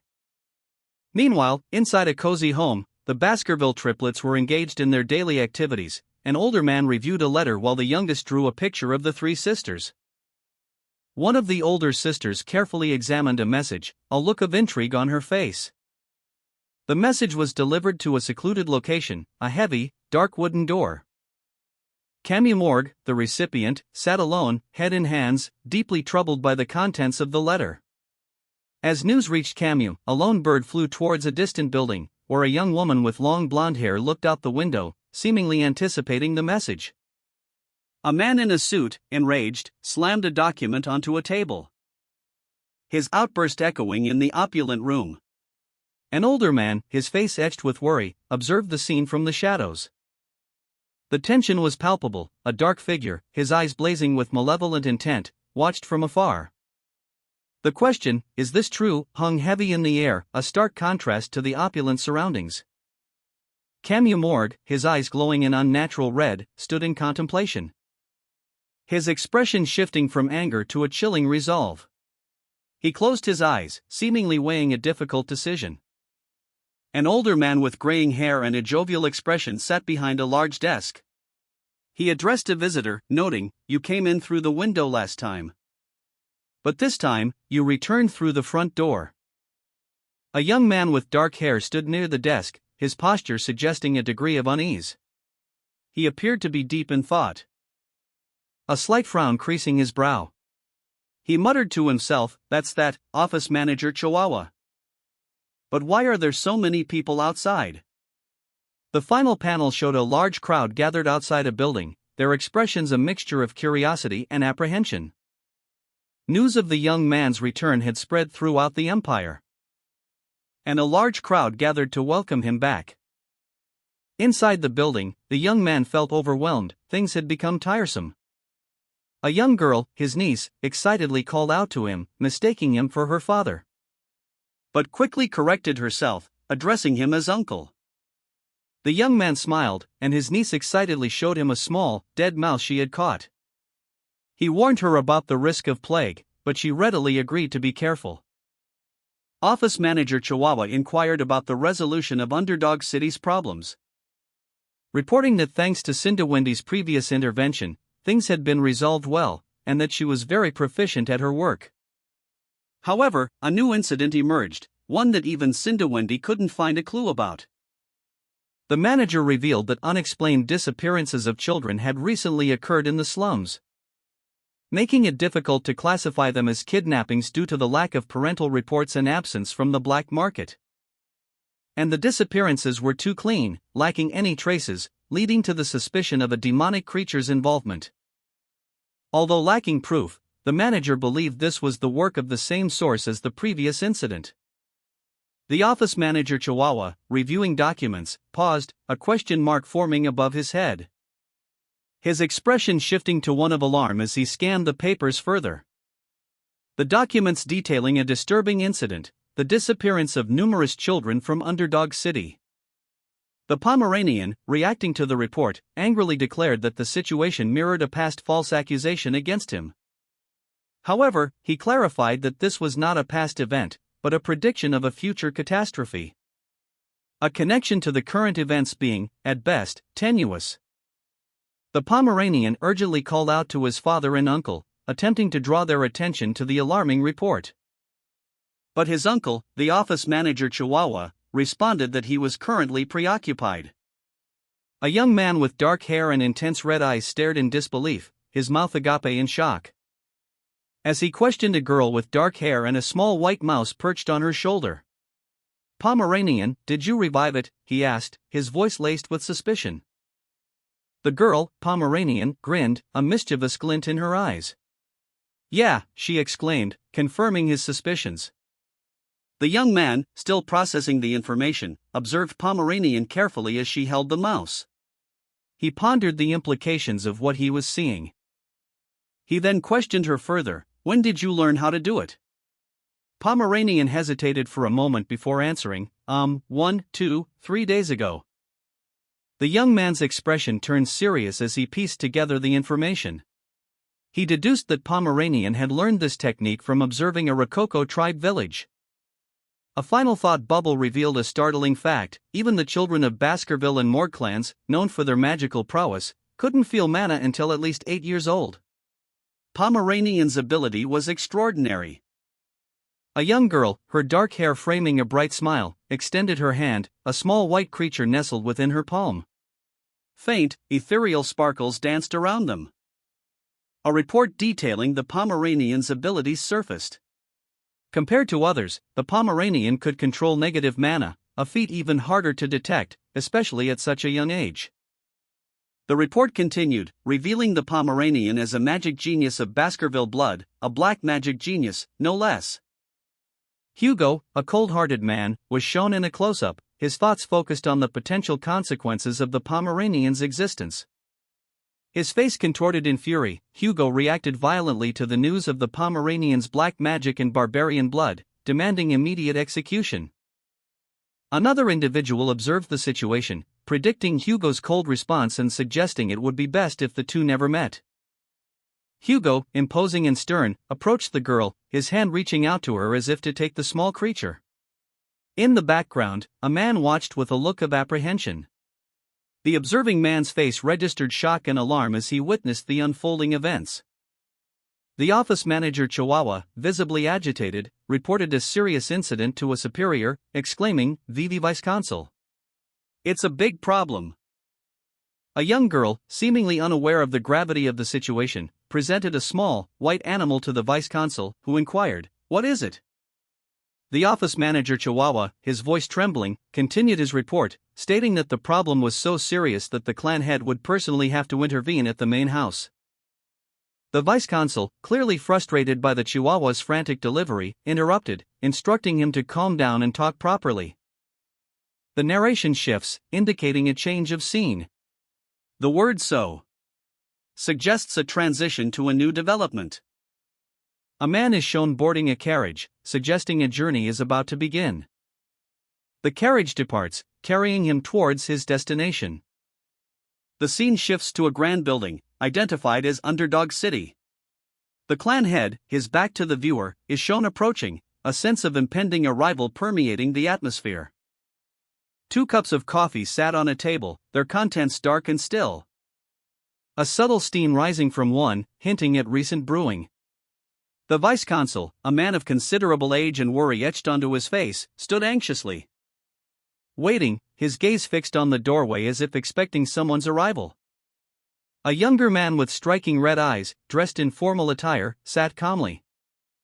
A chain adorning his neck, a subtle hint of his power and status. The clan head, his silver hair and piercing gaze reflecting his authority, entered the room. He announced his return, his voice carrying a weight of expectation. Thanks to Hugo's sudden arrival, the office manager Chihuahua hurriedly hid Pomeranian in another room. Meanwhile, the vice consul anxiously awaited the clan head's arrival, silently hoping for a peaceful meeting. The clan head, having arrived, casually inquired about the vice consul's time away. The vice consul explained that while adrift in the dense forest, he lived with the barbarians, focusing on healing his wounds. During which time he befriended them to understand their customs and devised a plan to completely subdue them. His plan involved using the Empire's industrial products to control the barbarians. The barbarians, it turned out, valued items considered trash in the Empire, glass beads, woolen crafts, vegetables, and grains, as treasures. The vice consul's plan was laid out before the clan head. "But isn't that trading with them, not subjugation?" the clan head questioned, his brow furrowed in thought. The vice consul responded, "No, because through this process, the barbarians will pay with their blood. I am planning on making them pay by subjugating demonic creatures." A sinister smile spread across the vice consul's face, his eyes glowing with an unsettling red light. His plan was chillingly efficient. The vice consul continued, explaining that by making the barbarians subjugate demonic creatures, they would bleed and allow for territorial expansion. The clan head, impressed by the ruthlessness of the plan, simply stated, "An excellent scheme." A triumphant grin stretched across the clan head's face, his eyes gleaming with the same unsettling red light as his son. "As expected of my son," he chuckled. The clan head, visibly relieved, declared, "All right, I will leave the trade with the barbarians to you." He then muttered to himself, his voice laced with worry, he's having such a conversation with his son that just came back alive." For the clan head to smile like this, he hadn't shown a single hint of joy during the 2 years young Master Beecher disappeared. The vice consul, a picture of calm composure, sipped his tea, his mind already several steps ahead. His thoughts centered on the delicate balance he sought to maintain. He did not want the Baroque people to suffer at the hands of the Baskerville clan. From Baskerville's perspective, the tribe members would appear to be suffering injuries from fighting demonic creatures. However, this was merely a calculated distraction. They would only be returning to land no longer occupied by the Baskerville clan, allowing them time to recover and grow stronger, unseen. Hugo, unaware of the vice consul's machinations, would simply assume the tribe members were cooperating willingly. Oblivious to the growing strength of the forest's natives he antagonizes. The vice consul, however, revealed a glint in his eye, a subtle shift in his demeanor. A subtle shift that hinted at a deeper, more complex strategy at play. The vice-consul, a shadowy figure cloaked in darkness, declared, regarding the Rococo tribe, there will be no trade with them. His eyes burning with malice, he continued, I will definitely make those barbarians go extinct. Keep this in mind. The vice-consul's son, Pomeranian, listened intently as his father spoke. He responded simply, I will. Pomeranian, observing his father's intense demeanor, thought to himself, as I thought, he still resents the Rococo. Even more reason for him not to meet Pomeranian. He then added, I'm meeting my son for the first time in a while. An older man, possibly a family advisor, cautioned, but your father is only talking about the disgusting barbarians. The advisor continued, offering paternal advice, son, do not push yourself too hard on the front lines from now on. Pomeranian, his eyes wide with a mixture of apprehension and determination, listened to his father's words and the advisor's warning. Following the rescue of Morg's daughter and the vice-consul's subsequent disappearance, a speaker reflects on the considerable benefits reaped from Morg's demise, noting the praise received from the royal palace and the emperor's declaration of the Baskerville Knights' exceptional chivalry.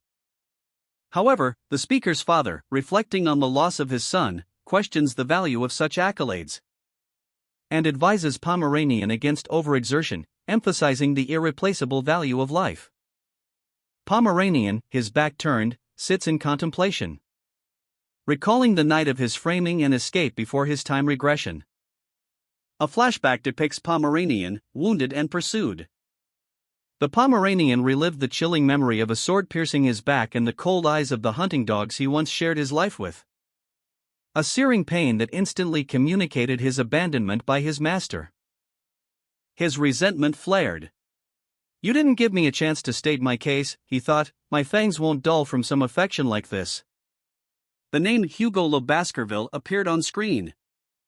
Hugo, eyes blazing crimson, sat in his office. He received a visit from his father, responding with quiet gratitude, thank you for your concern, father.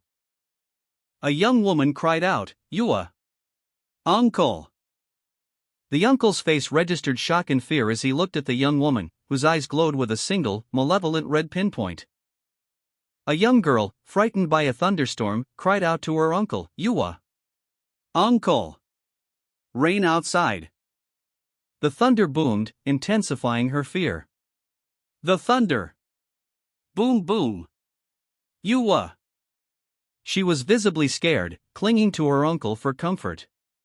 I'm scared, she exclaimed, while her uncle reassured her, K-kid. Right now is. Meanwhile, Pomeranian, observing the scene, felt a surge of intense emotion. He thought, I can't let Pomeranian meet with Hugo. His eyes glowed with a fierce, red intensity, reflecting his inner turmoil. Suddenly, Pomeranian's father appeared, his expression stern. Ha! He stood before Pomeranian, his presence commanding attention. The tension between father and son was palpable. The young girl, still shaken, whispered, how? The scene opens with a close-up on Pomeranian's father's face, his expression one of shock and disbelief. His eyes are wide, his mouth slightly agape. A silent question hanging in the air, unspoken but palpable, how do you have that face? The narrative introduced Hugo Le Baskerville, the master of the swordsman clan of Blood and Iron, one of the 7 great clans of the Locke Empire. A man who expelled barbarians from the empire's borders and hunted hundreds of demonic creatures to extinction, earning the title of the empire's greatest sword saint. Known for his unwavering resolve, a man who never looked back after making a decision, he was truly known as the man with iron blood in his veins. However, in the present moment, Hugo's emotions began to quake. A look of shock and disbelief washed over Hugo's face as he saw something unexpected. He muttered, that face, could it be?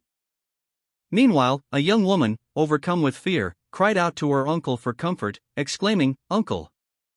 Thunder boom boom! Scary!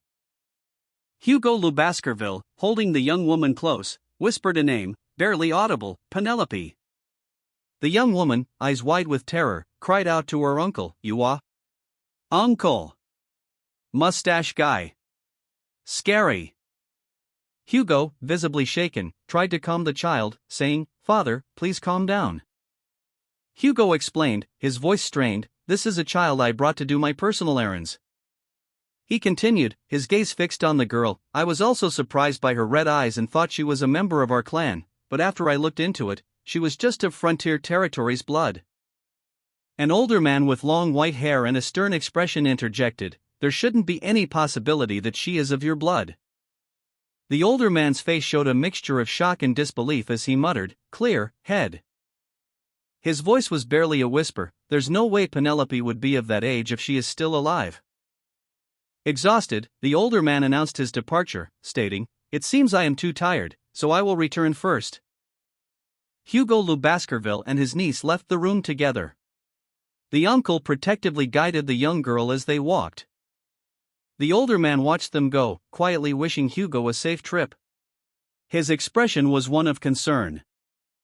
Alone, the older man reflected on the events, muttering to himself, "For Hugo, who has the soul of a swordmaster, to be shaken like this. It seems there's definitely something more to this, son." He then looked towards the future, reminding himself, "Attend the grand banquet tomorrow." Meanwhile, Hugo's young niece, still visibly upset, expressed her awe at the upcoming event, whispering, "If it's the grand banquet, it's the dinner that only a few members of the direct family can attend. Just attending it is the dream of all low-ranking Baskerville members." Hugo, trying to reassure her, said, "I'll see you at dinner tomorrow, father." The young girl, still visibly shaken and tearful, clung to her uncle. The scene opens on a large, imposing building, silhouetted against a twilight sky. It appears to be a grand manor or academy. Inside, a young man with dark hair lies on a bed, having just washed. He finds himself unable to sleep, the comfort of the soft bed and warm water feeling strangely awkward. He reflects on this unusual discomfort, attributing it to his 2 years spent living amongst the rough warriors of Baroque.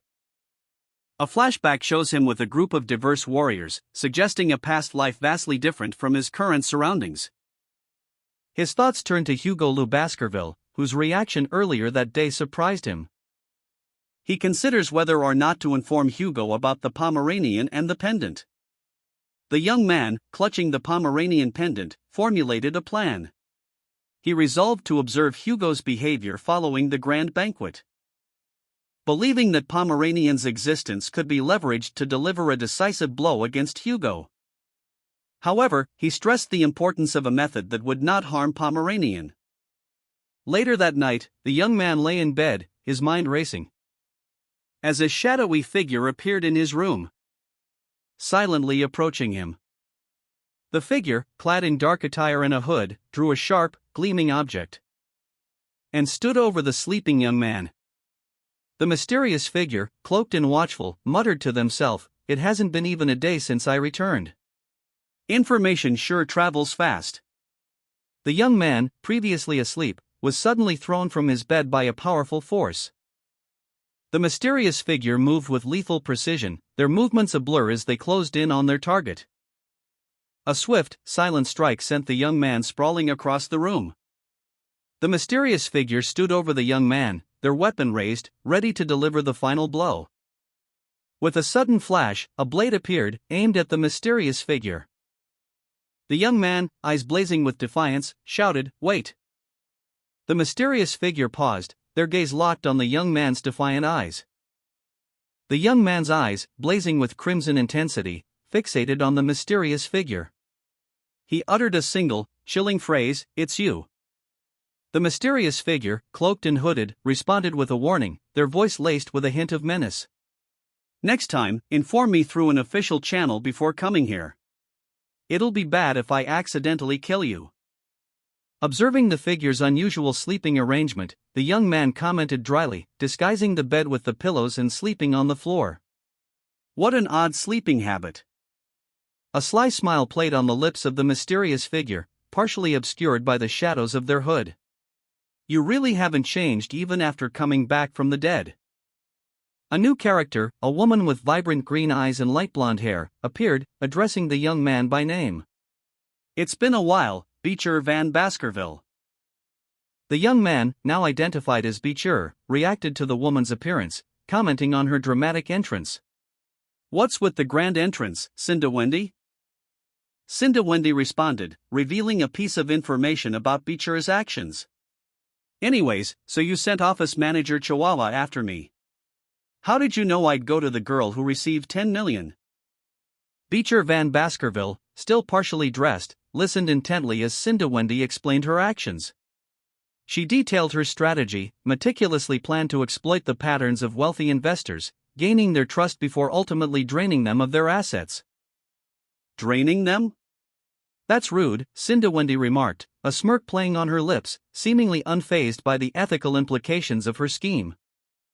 Cinda Wendy justified her actions, claiming she was merely taking her commission as a financial planner, a nonchalant explanation for her elaborate manipulation. She further explained that without her intervention, Judy would have lost 10 million in a heartbeat. This was her justification for employing bodyguards. Cinda Wendy revealed that she had strategically placed financial experts among the guards, specifically instructing them to eliminate any scammers, except for one particular individual. Beecher questioned why the guards hadn't touched him, to which Cinda Wendy responded with a knowing smile. Because I specifically told them to leave you alone, she stated, her eyes glinting with a mixture of amusement and something darker. Cinda Wendy's final revelation left Beecher speechless. So, I've been in your palm this whole time. Cinda Wendy, her expression confident, inquired about the documents she had requested. Beecher, surprised but compliant, responded that he had brought them. Handing them over. Here, he stated, slightly nervous. Cinda Wendy examined the documents, commenting that Beecher had changed quite a bit in 2 years, and advising him to use a document folder next time. She then revealed her next step in her plan. Explaining that she would put him in charge of trade negotiations with the natives, as promised. She then stated that she would need to call him boss from now on, and gave him information about those attending the upcoming grand banquet. Beecher, holding the information, reflected on his expectation of being invited to the grand banquet given his contributions to the clan. Cinda Wendy dismissed the idea of reviewing Hugo's information, stating there was no reason for her to do so. Her eyes, however, betrayed a flicker of intense red, suggesting a hidden interest or concern. Beecher Van Baskerville, upon learning that Boston Terrier and Great Dane Le Baskerville would also be attending the grand banquet, expressed surprise. A detailed profile of Boston Terrier Le Baskerville, captain of the Pitbull Night Order, was presented, highlighting his aggressive personality and high rank. Similarly, a profile of Great Dane Le Baskerville, captain of the Mastiff Night Order, revealed his reserved nature and close relationship with Boston Terrier. Beecher pondered the unusual attendance of these powerful figures at a clan event, questioning the motives behind their presence. Cinda Wendy explained that their attendance was likely due to Beecher's return, anticipating attempts to recruit him into their night orders. Beecher, now aware of the implications, felt a surge of anxiety as he reviewed the documents, anticipating the challenges of the upcoming grand banquet. Cinda Wendy revealed that Osiris Le Baskerville, the eldest son of Hugo Le Baskerville and heir to the clan head position, would also be attending the grand banquet, further fueling Beecher's anxiety. She described Osiris as a powerful swordsman, nearing the skill level of the 7 counts, and noted his cold and aloof demeanor. Cinda Wendy's assessment of Osiris's strength prompted a discussion between Beecher and an unseen companion. With the companion questioning whether Osiris was the strongest in the clan, excluding the clan head and the 7 counts.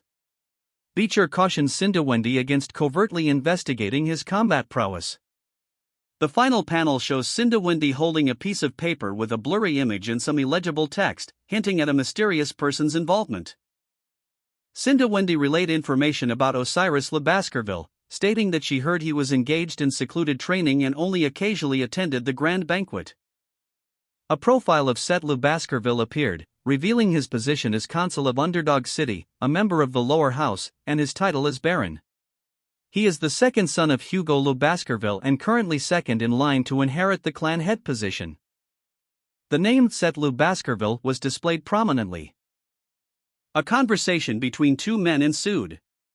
One commented that Set's swordsmanship was always inferior to his elder brothers, and that he suffered from illnesses from a young age.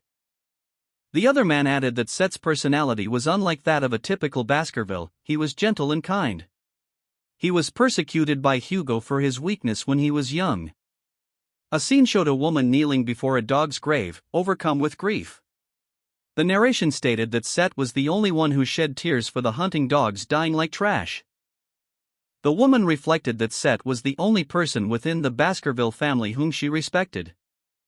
The young man, Beecher Van Baskerville, was shown with a determined expression. His internal monologue revealed his surprise at meeting Set under these circumstances. The young man, Beecher Van Baskerville, carefully examined the contents of a worn leather wallet, revealing several crumpled papers and faded photographs. He muttered to himself, "These are unexpected names, as well. It was hard for me to get all that information. Why aren't you looking at it properly?" Beecher responded, "Because I know these guys too well." The images depicted several individuals, each with a brief description. The papers were clearly dossiers, suggesting a level of surveillance or investigation. A sudden, internal monologue interrupted his thoughts. "Goodness, the grand banquet tomorrow." A sinister smile crept across his face as he looked at the documents. A final thought concluding, "Is going to be very interesting." Beecher Van Baskerville, his shoes gleaming under the dim light, stood poised before a grand, ornate door. His gaze fixed on the imposing entrance to what appeared to be a lavish hall. Anticipation evident in his posture as he prepared to enter the grand banquet. 2 guards stood rigidly at attention on either side of the doors, their presence underscoring the importance of the event. As Beecher approached, his steps measured and deliberate. The heavy doors swung open, revealing a brilliantly lit interior. And Beecher stepped across the threshold, his expression unreadable. The grand banquet of the Baskerville clan was in full swing, a long table laden with food and drink stretched before a gathering of important figures, presided over by the clan head, seated on a raised dais. Meanwhile, Beecher Van Baskerville approached the scene from a distance, his back to the viewer, his steps measured and deliberate. A caption box appeared, explaining that Beecher Van Baskerville, by order of the clan head, had attended the great banquet. Several young men, strikingly similar in appearance, sat at the table, their expressions a mixture of anticipation and apprehension. 2 men, one with sunglasses and a smirk, the other an older man with a stern expression, observed the proceedings from a nearby location, their conversation inaudible but their interest palpable. Beecher Van Baskerville, having arrived at the entrance, bowed slightly, murmuring his thanks for the invitation. He then placed a hand over his heart, a gesture of respect and submission. The clan head, his eyes burning with an intense light, commanded Beecher to sit down, his voice carrying an undercurrent of authority. An older man, his face obscured, uttered a single, heartfelt phrase, "My son." The scene shifted to a grand banquet hall, opulent and lavish. Beecher Van Baskerville sat at the table, among other attendees, observing the proceedings. Osiris Lou Baskerville was also present at the banquet, his presence adding a layer of intrigue to the gathering. While an older man watched from a distance, his gaze sharp and observant. At the grand banquet, Boston Terrier Lou Baskerville, captain of the Pitbull Night Order, frowned at his steak. "Hey, isn't the meat too raw?" he muttered. The image showed his plate, containing a rather rare steak alongside other dishes. A caption identified him as Captain Boston Terrier Lou Baskerville of the Pitbull Night Order. "Great Dane Lou Baskerville, captain of the Mastiff Night Order," inquired Boston Terrier, "do you not like the steak?" Boston Terrier quickly clarified, "That's not what I meant, elder brother, not at all. I was talking about the meat on the plate next to mine." Great Dane Lou Baskerville, slightly confused, asked, "What's the problem?" The image showed Great Dane Lou Baskerville, captain of the Mastiff Night Order. Boston Terrier explained, "No, I was wondering if you were eating it raw or something, like a crook who was going to devour my lovely nephew raw." Boston Terrier's eyes narrowed, his expression hardening. An older man, his eyes burning with an intense red glow, declared, "I agree that he is lovely, but he is also my nephew." Continuing, he stated, "As his uncle, it is natural for me to lead him down the right path." A younger man, observing a formal dinner gathering, questioned, "How is shoving him in the mastiffs the right path for him?" The older man responded, "Much better than making him go with the dull and foolish pitbulls." A young man with dark hair and intense red eyes reflected, as I expected, they came here to recruit me. To join one of the 7 Knight Orders that represent Baskerville. The offer was to join either the Pitbull Knight Order or the Mastiff Knight Order. The young man, while eating a piece of meat, scornfully muttered, "They're just mongrels." An older man chuckled, "Heh." Over a lavish dinner, the older man observed his nephew, Beecher, noting his aloof demeanor. He commented that Beecher's haughty attitude was quite unlike his younger brother's. But the major domo countered that this was simply the older man's optimistic interpretation of the situation. The older man dismissed this, suggesting that Beecher was merely enjoying the conflict between his brothers. He then turned the conversation to Beecher's recent experiences. Inquiring about his survival in the dangerous forests of Mtilo-Rouge-et-le-Noir over the past 2 years, and the number of creatures he had slain. The older man expressed concern for Beecher's safety, but also a strong curiosity about his growth and development during that time.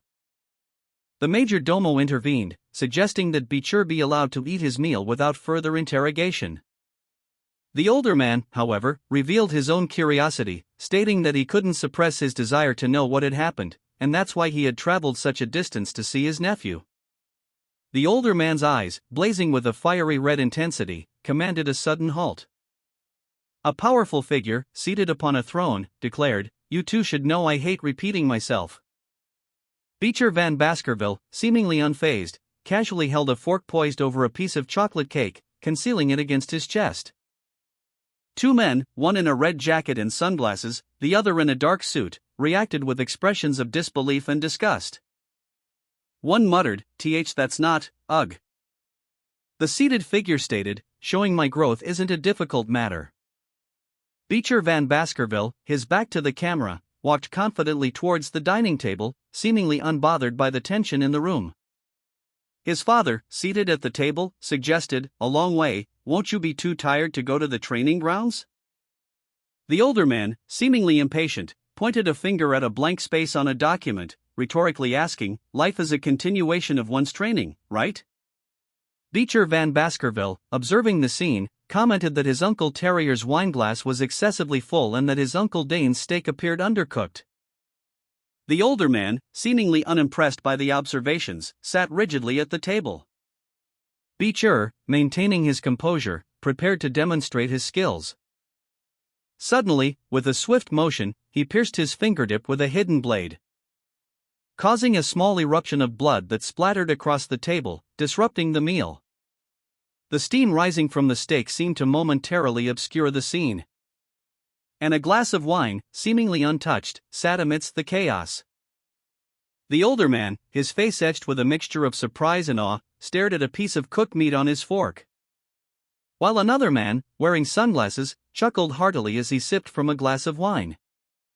Beecher Van Baskerville, the young man, explained his feat, creating mana resonance with your finger on the table to cook the meat and boil the wine. The older man, clearly impressed, noted that the level of a medium-rank graduate is typically reached at age 33, yet Beecher had achieved it at only 17. He declared, "You must be elated, brother. A genius to break all the records has been born." The older man took a sip of wine, his expression thoughtful. Beecher, however, mused to himself, "Still, it's a little odd." He recalled that his medium-rank graduate status had been revealed 2 years prior, during a battle against a woman. A powerful surge of energy erupted, leaving behind a trail of destruction. But this impressive feat of mana control remained unknown to others. Beecher Van Baskerville, observing the scene, mused that those present should have recognized his skill, and questioned why his exceptional display hadn't been reported. His uncle, the eldest brother Osiris, offered praise, stating, "Well done. Continue to improve in the future." The text box identified Osiris Le Baskerville as the first in line to the Baskerville clan's succession. Beecher expressed his gratitude, saying, "Thank you, eldest brother." Beecher was internally surprised and pleased by Osiris's praise. The first in line to succeed the Baskerville clan, and the one deemed most similar to Hugo, was the subject of internal contemplation for Beecher Van Baskerville. He wondered if his uncle was assessing him. As the older man's words, for Big Brother to praise you. This is quite surprising, echoed in his mind. The young man found the praise unexpected. A glass of red wine sat on a table, a subtle detail in the scene. Setlu Baskerville, the second in line to the Baskerville succession, observed, "It's my first time seeing Brother Osiris praise anyone. It's also the first time I've seen him smile so brightly like that." He was clearly surprised by his brother's actions. The panel displayed text identifying Setlu Baskerville as the Baskerville clan's second eldest son. Set continued his thoughts, questioning Beecher, "So, you have a poker face just like Brother Osiris?" Beecher responded, "Wait, you do know me, right?" The implication was that Set recognized him. Set confirmed, "I know you well, Brother Set." The brothers' relationship was clearly established. Beecher informed his uncle that his training grounds were close to the city where his uncle served as vice-consul, and suggested a future visit to discuss his experiences in the deep forest. The older man reflected on Beecher's unusually bright demeanor, a stark contrast to the typical Baskerville. He then shared a memory of serving alongside Lord Set during a time of ruin. Recalling Set's unique compassion for the dying hunting dogs and his unwavering support, even when the older man was wrongly accused. The scene shifted to show the older man's solemn expression as he recalled the past. He expressed his gratitude to Beecher, stating, "I'll be in your care, Beecher." The older man's thoughts revealed that he had been looking forward to meeting Beecher at the banquet. But Beecher Van Baskerville's eyes glowed crimson as a surge of power coursed through him. A deeply unsettling smell assaulted his senses. A foul odor only he, a survivor of the era of ruin, could detect, the stench of a demon. A horrifying vision flashed before his eyes, a grotesque amalgamation of bodies and skulls, dripping with blood, a testament to the demon's unspeakable cruelty. The image solidified his suspicion, a demon was among them. A long, opulent dining table filled the scene, surrounded by several individuals, one of whom was the head of the Baskerville family. The scene depicted a formal dinner, with numerous dishes laid out before the seated guests. A chilling question echoed in the minds of several Baskerville family members: where is it? The question hung heavy in the air as the camera panned across several family members, their eyes glowing with an unnatural red light. The text, "The origin of this disgusting smell," appeared ominously. Beecher Van Baskerville, his senses heightened, focused intently, the source of the foul odor becoming increasingly clear to him. His gaze sharpened, a growing sense of dread washing over him. As the unsettling smell intensified, revealing its demonic origin, a swirling vortex of crimson energy materialized before him, a tangible manifestation of the demonic presence. Amidst the opulent dinner, the head of the Baskerville family, oblivious to the supernatural threat, casually inquired, "Do you need something, Beecher?" Beecher, his eyes blazing with a demonic red glow, remained silent, a sinister smile playing on his lips as unseen demonic hands appeared around him. Beecher Van Baskerville sat across from the head of the Baskerville family, his red eyes betraying a hidden tension. The head of the Baskerville family remained oblivious, engaging in polite conversation. Making small talk to ease any awkwardness, he even engaged the servants who delivered their meal. Beecher noted this behavior, internally observing the head's actions, recognizing him as the same person he'd met before his regression. However, a nagging question lingered in Beecher's mind. A powerful, demonic presence clung to the head, a stench only Beecher could detect. "Why do you reek of demons?" he wondered, the question unspoken. The head, seemingly unaware, continued the conversation, mentioning Beecher's recent success as vice-consul of Underdog City, and predicting his likely appointment as the permanent vice-consul. He expressed his hope for future collaboration. A statement that left Beecher with a growing sense of unease, the demonic presence still heavy in the air. Beecher and the head of the Baskerville family clinked glasses, a toast to their future collaboration. The head of the Baskerville family expressed his eagerness to work alongside Beecher, while Beecher, inwardly uneasy, made a similar toast, his eyes betraying his apprehension. Their glasses touched, sealing their agreement, but Beecher's unease remained. Beecher subtly examined his wineglass, his gaze intense. He noted the lack of his reflection, confirming his suspicions. A chilling realization dawned on him: the head of the Baskerville family might already be dead, his body possessed by a demon. The thought of revealing this disturbing truth in the midst of the Baskerville family gathering filled Beecher with dread. Beecher Van Baskerville, uneasy and certain of the head of the Baskerville family's demonic possession, silently uttered a single word: no. He continued, internally formulating a plan. If necessary, he would explain how he knew about the possession, but for now, he needed to gather more information. The head of the Baskerville family, oblivious to his possession, asked Beecher about his interest in joining the Night Order. Beecher responded that, more importantly, he couldn't bear the disgusting smell emanating from his brother. Beecher reflected on his childhood, remembering how cool he thought the Doberman Night Order's uniform looked. The head of the Baskerville family, noticing Beecher's talkativeness, chided him for interrupting the meal. He sternly instructed Beecher to finish eating and not interrupt his sibling's meal with his inquiries. Beecher, his eyes narrowed, muttered the word brother under his breath. Relieved, Beecher thought to himself, I'm freed from the smell for now. The head of the Baskerville family inquired after Beecher's meal, prompting a positive response. A response that visibly relieved the head of the Baskerville family. The head of the Baskerville family then informed Beecher that he had something to discuss later and requested a meeting at his office in the main house. Beecher, maintaining his outwardly calm demeanor, simply replied with an understood. Beecher walked purposefully through the night towards the main house. Beecher Van Baskerville reflected on a 5-hour meal, deeming it a disgrace to dine with such people for so long. And then overheard that the freshman application document for the Baskerville Academy had arrived. He surmised that Hugo had summoned him due to the academy enrollment. Beecher, observing from afar, noticed a figure on a rooftop. And then, in a blur of motion, he was suddenly attacked. The attack was swift and brutal, leaving Beecher momentarily stunned. Beecher, recovering, recognized the style as the Fong of Baskerville swordsmanship. He considered challenging the attacker, but then realized the level of skill displayed was only that of a medium-rank graduate. The attacker couldn't reveal any more than that. The attack on Beecher Van Baskerville intensified. The unseen assailant's movements were swift and precise, a blur of motion punctuated by the chilling declaration, Baskerville Fourth Fong. Beecher, despite the ferocity of the assault, maintained his composure, his eyes narrowed in assessment as he braced for the next strike. The attacker's dark energy surged, a crimson wave threatening to engulf him. But Beecher, with a sudden burst of speed, evaded the attack, the dark energy narrowly missing its target. Beecher countered, his expression hardening as he declared, I'll take the final Fong with the River Styx's blessing aura. He unleashed a powerful counterattack, a brilliant red energy radiating from his blade.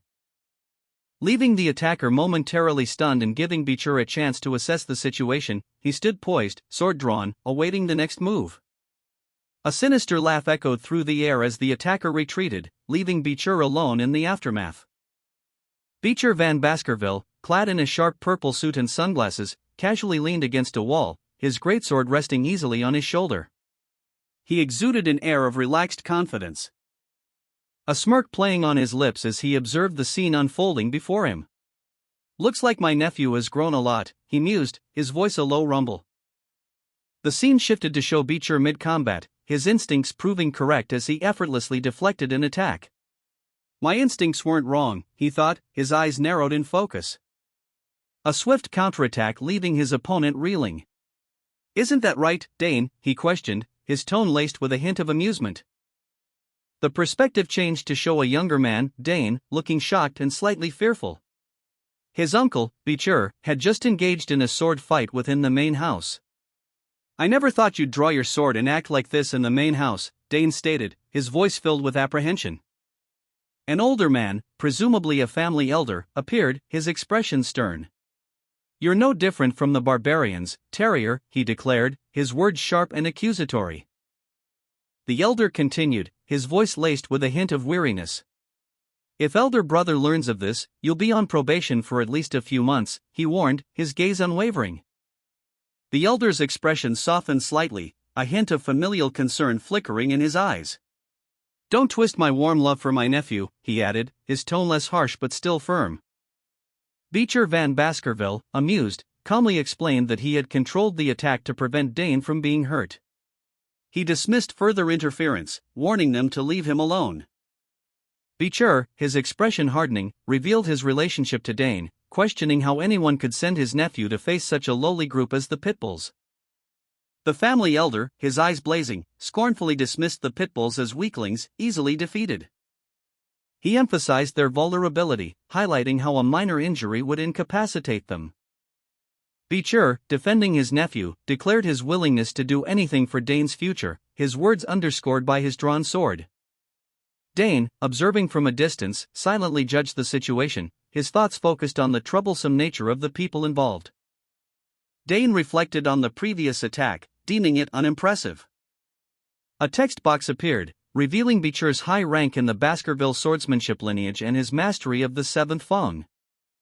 Beecher Van Baskerville walked alone, lost in thought. He mused, if I was to add the river Styx's blessing and the power of Beelzebub's demonic sword, then I'll be able to face any two of the 7 counts simultaneously. Beecher's eyes glowed with a crimson light, reflecting his newfound confidence and power. A sinister smile played on his lips. He approached a location, the sound of his footsteps echoing on the cobblestones, where he found himself confronted by 3 figures.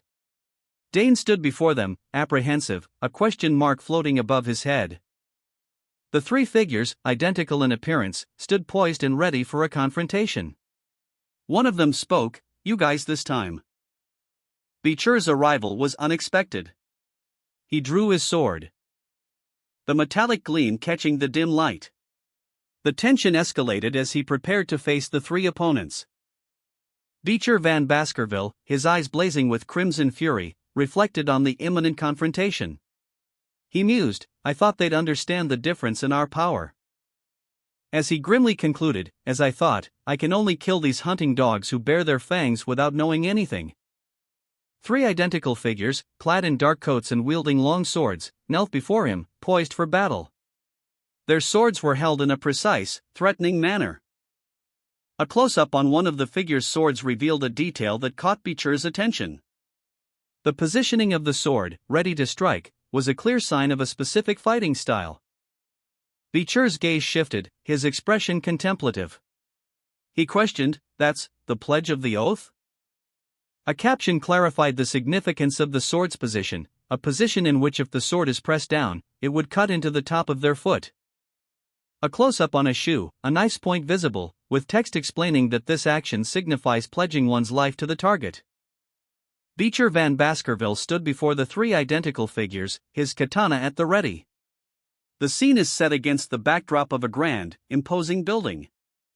One of the figures spoke, expressing their desire to repay a life debt. Another figure echoed the sentiment, emphasizing their commitment. A flashback sequence revealed the figure's past fear of Beecher, which later transformed into respect and awe as they witnessed his feats, defeating Cerberus, slaying a troll, and confronting a monstrous creature in a dense forest. The flashback concluded, highlighting their current awe and respect for Beecher's strength. The final panel shows the figures' continued awe at Beecher's past accomplishments. 3 identical figures stood before Beecher Van Baskerville, their posture respectful despite the imposing backdrop of a fiery, apocalyptic scene. They explained that their reverence stemmed from a near-death experience they shared with him, barely escaping with their lives that day. Following that harrowing event, the 3 had come together and made a momentous decision. They pledged their lives to Beecher, declaring their intention to serve him as hunting dogs for as long as he required their service. Beecher, however, recognized them. Before his regression, these were the very individuals who had framed and captured him while he was fleeing. He recalled their name, Hugo's Trident, a group known for being Hugo's loyal hunting dogs, blindly following his every command. A chilling reminder of his past and the intricate web of deceit he was entangled in. However, Beecher's feelings for Hugo's Trident remained unchanged. Beecher, kneeling in submission, offered his sword to the approaching figure, who was revealed to be Hugo, his expression unreadable. Hugo dismissed the need for a formal pledge of loyalty from Hugo's Trident. stating he was tired and would discuss details later. He then made it clear that he would use them as he saw fit, forbidding them from discussing their past, present, or future relationship with him. Hugo's trident, their faces alight with unsettling glee, responded in unison, "We receive your command." Hugo walked away, his thoughts preoccupied. The events that transpired, the body stolen by demons, were outside his calculations. He knew he needed to act swiftly. An investigation by Cinderwendy was required. His resolve hardened. No matter the cost, the demons would be eliminated. This was his unwavering creed. But before that could happen, a new piece of information emerged, shattering his composure. The imposing structure of Baskerville Manor loomed in the distance, a silent witness to the unfolding drama. An older man, his face etched with worry, reacted with shock to a revelation. Hugo, his back turned, demanded a repetition of the shocking news. The words hung heavy in the air, "Your first wife, Lady Roxana, who passed away." The weight of this unexpected information settled upon Hugo. Information regarding Lady Roxana's daughter was revealed, prompting Hugo to inquire further about Lady Penelope. Hugo's intense curiosity was palpable. Beecher Van Baskerville's reaction to Hugo's knowledge of Lady Penelope was one of shock and disbelief. His eyes blazing with a furious intensity as he demanded to know the source of Hugo's information. Hugo, unfazed, declared his intention to begin his revenge. A sprawling, majestic castle, reminiscent of a European palace, stood amidst meticulously manicured gardens. The setting sun cast a warm, reddish hue across the scene. A hand reached for a document, revealing a notice from the academy. The notice stated that Hugo would be enrolling, as previously promised. Inside a grand office, a man with gray hair and a stern expression sat behind a large desk. He reviewed a document, seemingly unfazed. The document was titled Colossio 20th Student Recruitment Notice. Hugo, the recipient, carefully examined the notice. Someone mentioned that Hugo had been contacted because of this notice, explaining that the Colossio Academy was a large-scale educational facility implemented by the Great Empire Lock. Graduation from the academy would allow for work in the Imperial Palace or other elite organizations. Hugo reflected on his past, recalling that before his regression, he had attended the Colossio Academy as a servant to the triplets. A time when he bore a facial scar and walked with a limp, making him the target of disdain from other noble children. He dismissed these memories as insignificant now. An unseen figure inquired if Hugo still wished to attend the academy with the triplets, offering him the chance to choose any other servants to accompany him. The figure then asked if there were any other servants Hugo wished to take. Hugo, however, had something else on his mind. He revealed that due to his disappearance 2 years prior, he and his associates had received significant benefits from the Moore clan, and that he was to be rewarded for this. Hugo, anticipating a reward for his services, inquired about a specific matter. He asked if they could discuss something, and clarified that he preferred a discussion rather than a physical demonstration. Hugo's request was to learn about Lady Roxana and Lady Penelope. The clan elder reacted with shock and disbelief to Hugo's question. He was taken aback by the audacity of the inquiry. Hugo revealed that he knew about Lady Roxana, the clan head's deceased first wife. The clan elder, his eyes blazing with suspicion, questioned Hugo's knowledge of Lady Roxana's name, demanding to know his reason for asking such a question. He warned Hugo that mere curiosity wouldn't suffice. Hugo, however, insisted that his reason required an answer from the clan head himself. Hugo pleaded for the clan elder to believe his sincerity, his words punctuated by the clan elder's audible gasp. Hugo's thoughts drifted to his first wife, a political marriage, and his eldest daughter, kidnapped by barbarians. These losses fueled his current investigation. He needed information about Lady Penelope to reveal Pomeranian's identity to Hugo. The narrator reveals that the information Hugo had received from Butler Barrymore was a mixture of fantasy and truth. The clan head had genuinely loved Lady Roxana, but Lady Roxana had passed away from an illness. The narrator emphasizes the need for Hugo to confirm this information directly with the clan head. The clan elder's face, etched with age and sorrow, was partially obscured, his gaze cast downward. A single word, heavy with unspoken grief, escaped his lips: Roxana. He continued, his voice thick with emotion, Roxana was my soul darling, whom I've loved in my life. And Penelope was my most precious treasure. A question mark filled the panel, reflecting the clan elder's confusion. Hugo's expression was one of intense focus, his eyes narrowed in thought. The elder's words clearly impacting him. Darling. Did that word just come out of Hugo's mouth? The elder thought. The clan elder revealed a truth about his relationship with Lady Roxana. In truth, Roxana and I weren't in a political marriage. Roxana was born as a commoner with nothing. A flashback image showed a younger Lady Roxana and the clan elder meeting, a poignant reminder of their past. A flashback sequence depicts the clan elder's first encounter with Lady Roxana.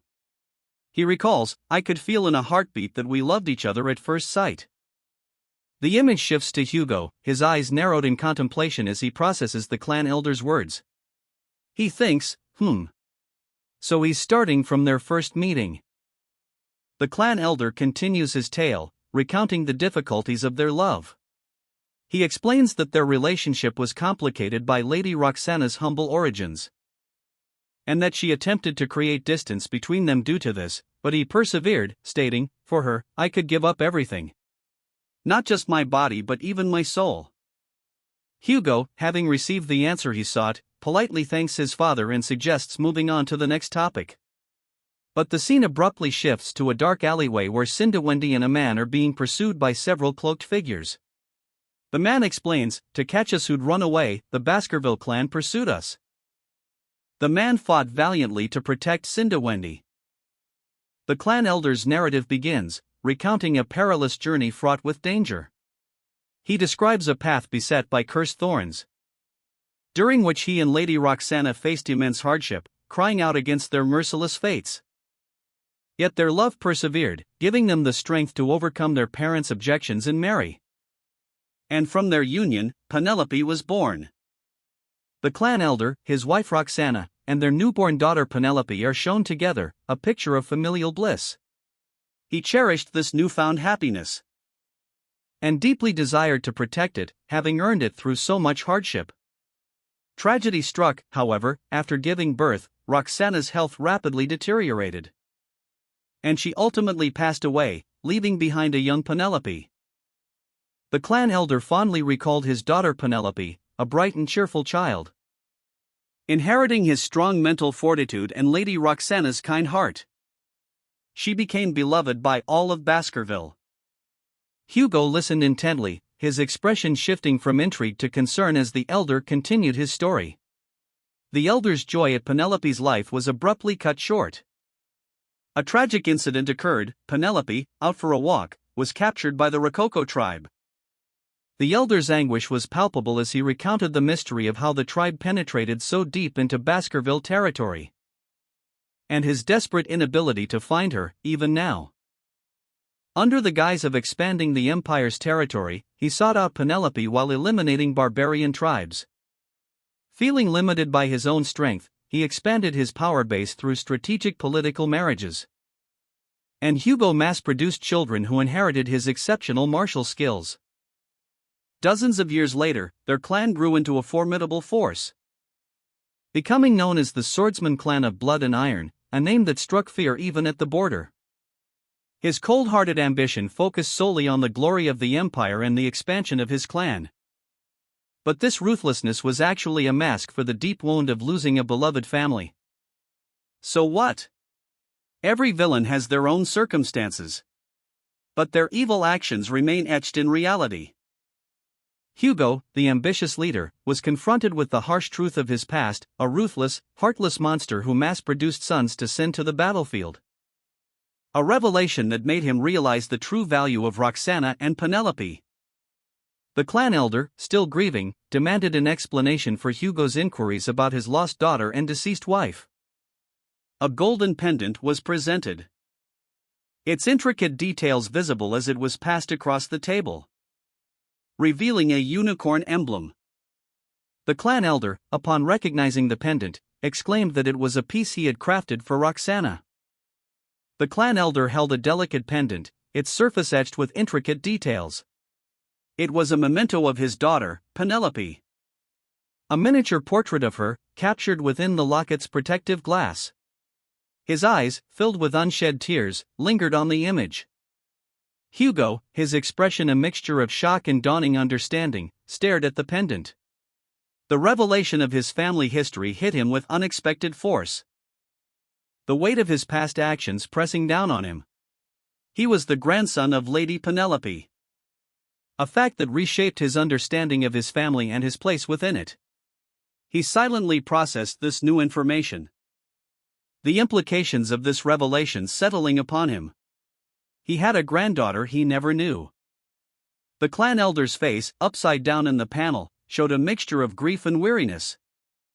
As he revealed a shocking truth to Hugo. He spoke of a child from long ago. A young girl, now grown, who was found near the Rococo tribe. She held a pendant. And claimed the person who gave it to her was her mother. The girl's emotional distress was palpable. As the elder explained that the pendant belonged to Lady Penelope, implying a connection to Hugo's lineage. A revelation that left Hugo visibly shaken. The weight of this newly discovered family history settled heavily upon him.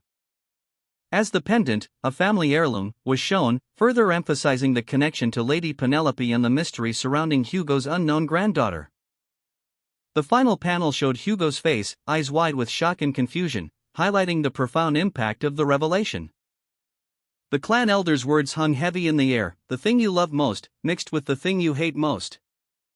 He continued, his gaze piercing, can you keep your composure with a Pomeranian right in front of you? The scene shifted to reveal a young girl, small and seemingly unaware of the gravity of the situation. Her wide, innocent eyes reflecting the turmoil around her. The elder's voice echoed in her mind, if she was discovered in Rococo. Hugo's face contorted in a mixture of disbelief and rage as the elder's words hit him like a physical blow. Are you saying she's a child of my daughter and the barbarians? The elder's response was curt and confirming, yes, that's right. Hugo, his eyes blazing, stood rigid, the elder's words fueling his inner turmoil. Go on, the elder urged, struggle inside your rage and despair. A final challenge issued, if you can break with this. A young girl with striking red eyes is shown, seemingly distressed, her face partially obscured by a large hand. The hand gently holds her, the scene suggesting a moment of apprehension or concern. Hugo's face is shown, his eyes blazing with a furious red intensity. He declares, my revenge will also begin. A close-up on Hugo's face, emphasizing his grim determination and the chains around his neck. A scene shifts to a moonlit sky, with a single, ominous laugh echoing, oh ho ho ho. Three figures stand in a formal garden setting, two younger men in suits and an older man in a lab coat. One of the younger men asks, is my beard interesting?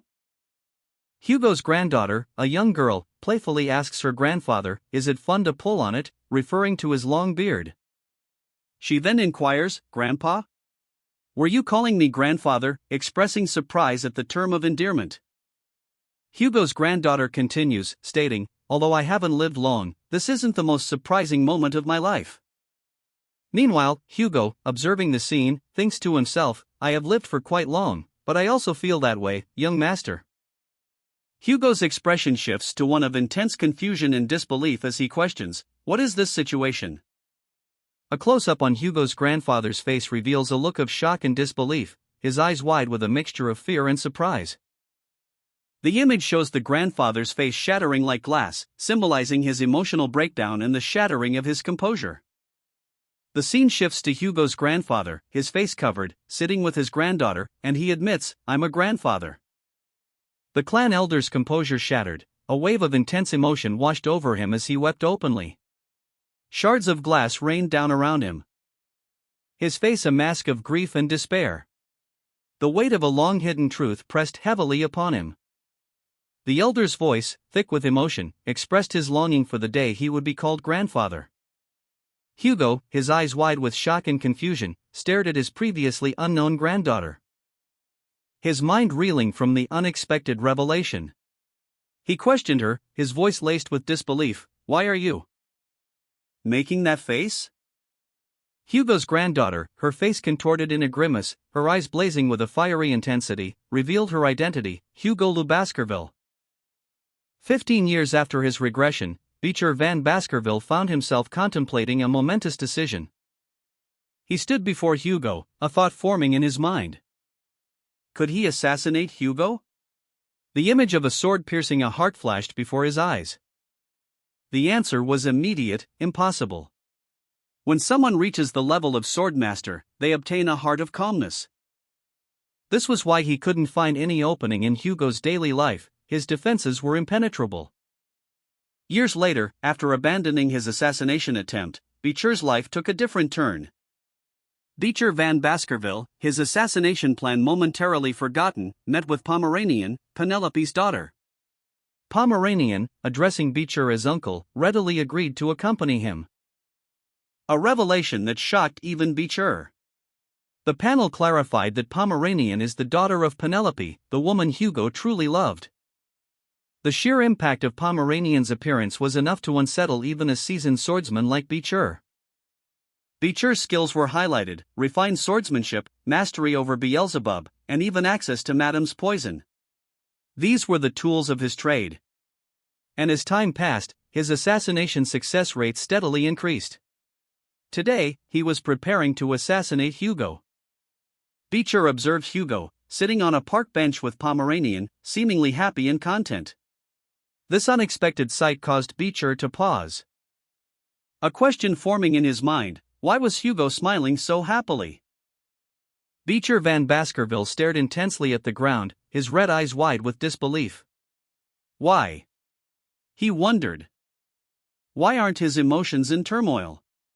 The question echoed in his mind. This child is truly the daughter of Penelope? Beecher confronted Hugo, the girl standing between them. He seemed to be questioning the girl's identity. The man's large hands loomed over the small girl, casting a shadow over her face. Fear was evident in her eyes. Her wide eyes reflected the imposing figure above her, a reflection of her own fear. Penelope, the name of your mother, was uttered by Beecher, his voice heavy with implication. Beecher's face contorted in a mixture of shock and dawning realization. His expression was one of profound surprise. The girl spoke, her voice barely a whisper. Mom always wanted to see Mom's dad, so she always looked at her necklace. The girl's hands trembled as she looked at Beecher, a single word escaping her lips: I remember. A single, poignant word that hung in the air before she continued, her voice barely a whisper: Grandpa. A question forming on her lips, a question that echoed the uncertainty in her heart: Are you my grandpa? A flashback appeared, showing a younger woman with a radiant smile, her hands clasped together in prayer. The word father was written below the image, suggesting a longing for a paternal figure. Beecher's face was partially obscured, but his mouth was set in a grim line, his expression unreadable. The image then shifted to show only his mouth and chin, revealing a slight tremor. A tremor that intensified as he whispered a name heavy with unspoken emotion: Penelope. The name of a woman whose presence loomed large in his memories, a woman whose connection to the girl before him was now undeniable. His long, silver hair cascaded down, partially obscuring his face. Tears streamed down Beecher's face, a silent testament to the weight of his emotions and the revelation of the girl's identity. Beecher Van Baskerville, overwhelmed by emotion, collapsed to the ground, uttering a pained groan. The young girl, confused and concerned, looked on as Hugo observed the scene. The scene shifted, showing Hugo receiving congratulations for his actions, a stark contrast to the previous moment of grief. Hugo's expression turned questioning as he listened to a conversation about the clan head's happiness. The scene then showed Beecher, now calmer, sharing candy with the girl, who expressed her joy at seeing him. Hugo, still uncertain, heard someone attribute the clan head's happiness to him. The final panel showed Beecher and the girl enjoying the candy, while Hugo contemplated the implications of what he had heard. Hugo, witnessing the aftermath of the reconciliation between Beecher and his granddaughter, felt a wave of uncertainty wash over him. He muttered to himself, "I don't know." His thoughts drifted to the scene unfolding before him, the powerful Beecher, seemingly vulnerable, in front of him, while simultaneously displaying numerous opportunities for attack. A stark contrast to the image of the powerful clan head he knew. He felt a sense of helplessness, questioning his own capabilities. Why do I feel so powerless? Later, Hugo lay in bed, his mind still racing. He stared at the ceiling, lost in thought. The events of the day replayed in his mind, each detail sharp and vivid. His body relaxed, but his mind remained restless. The chapter opens with a flashback, showing Hugo's memories of his past. The text reads, "The Hugo I remember."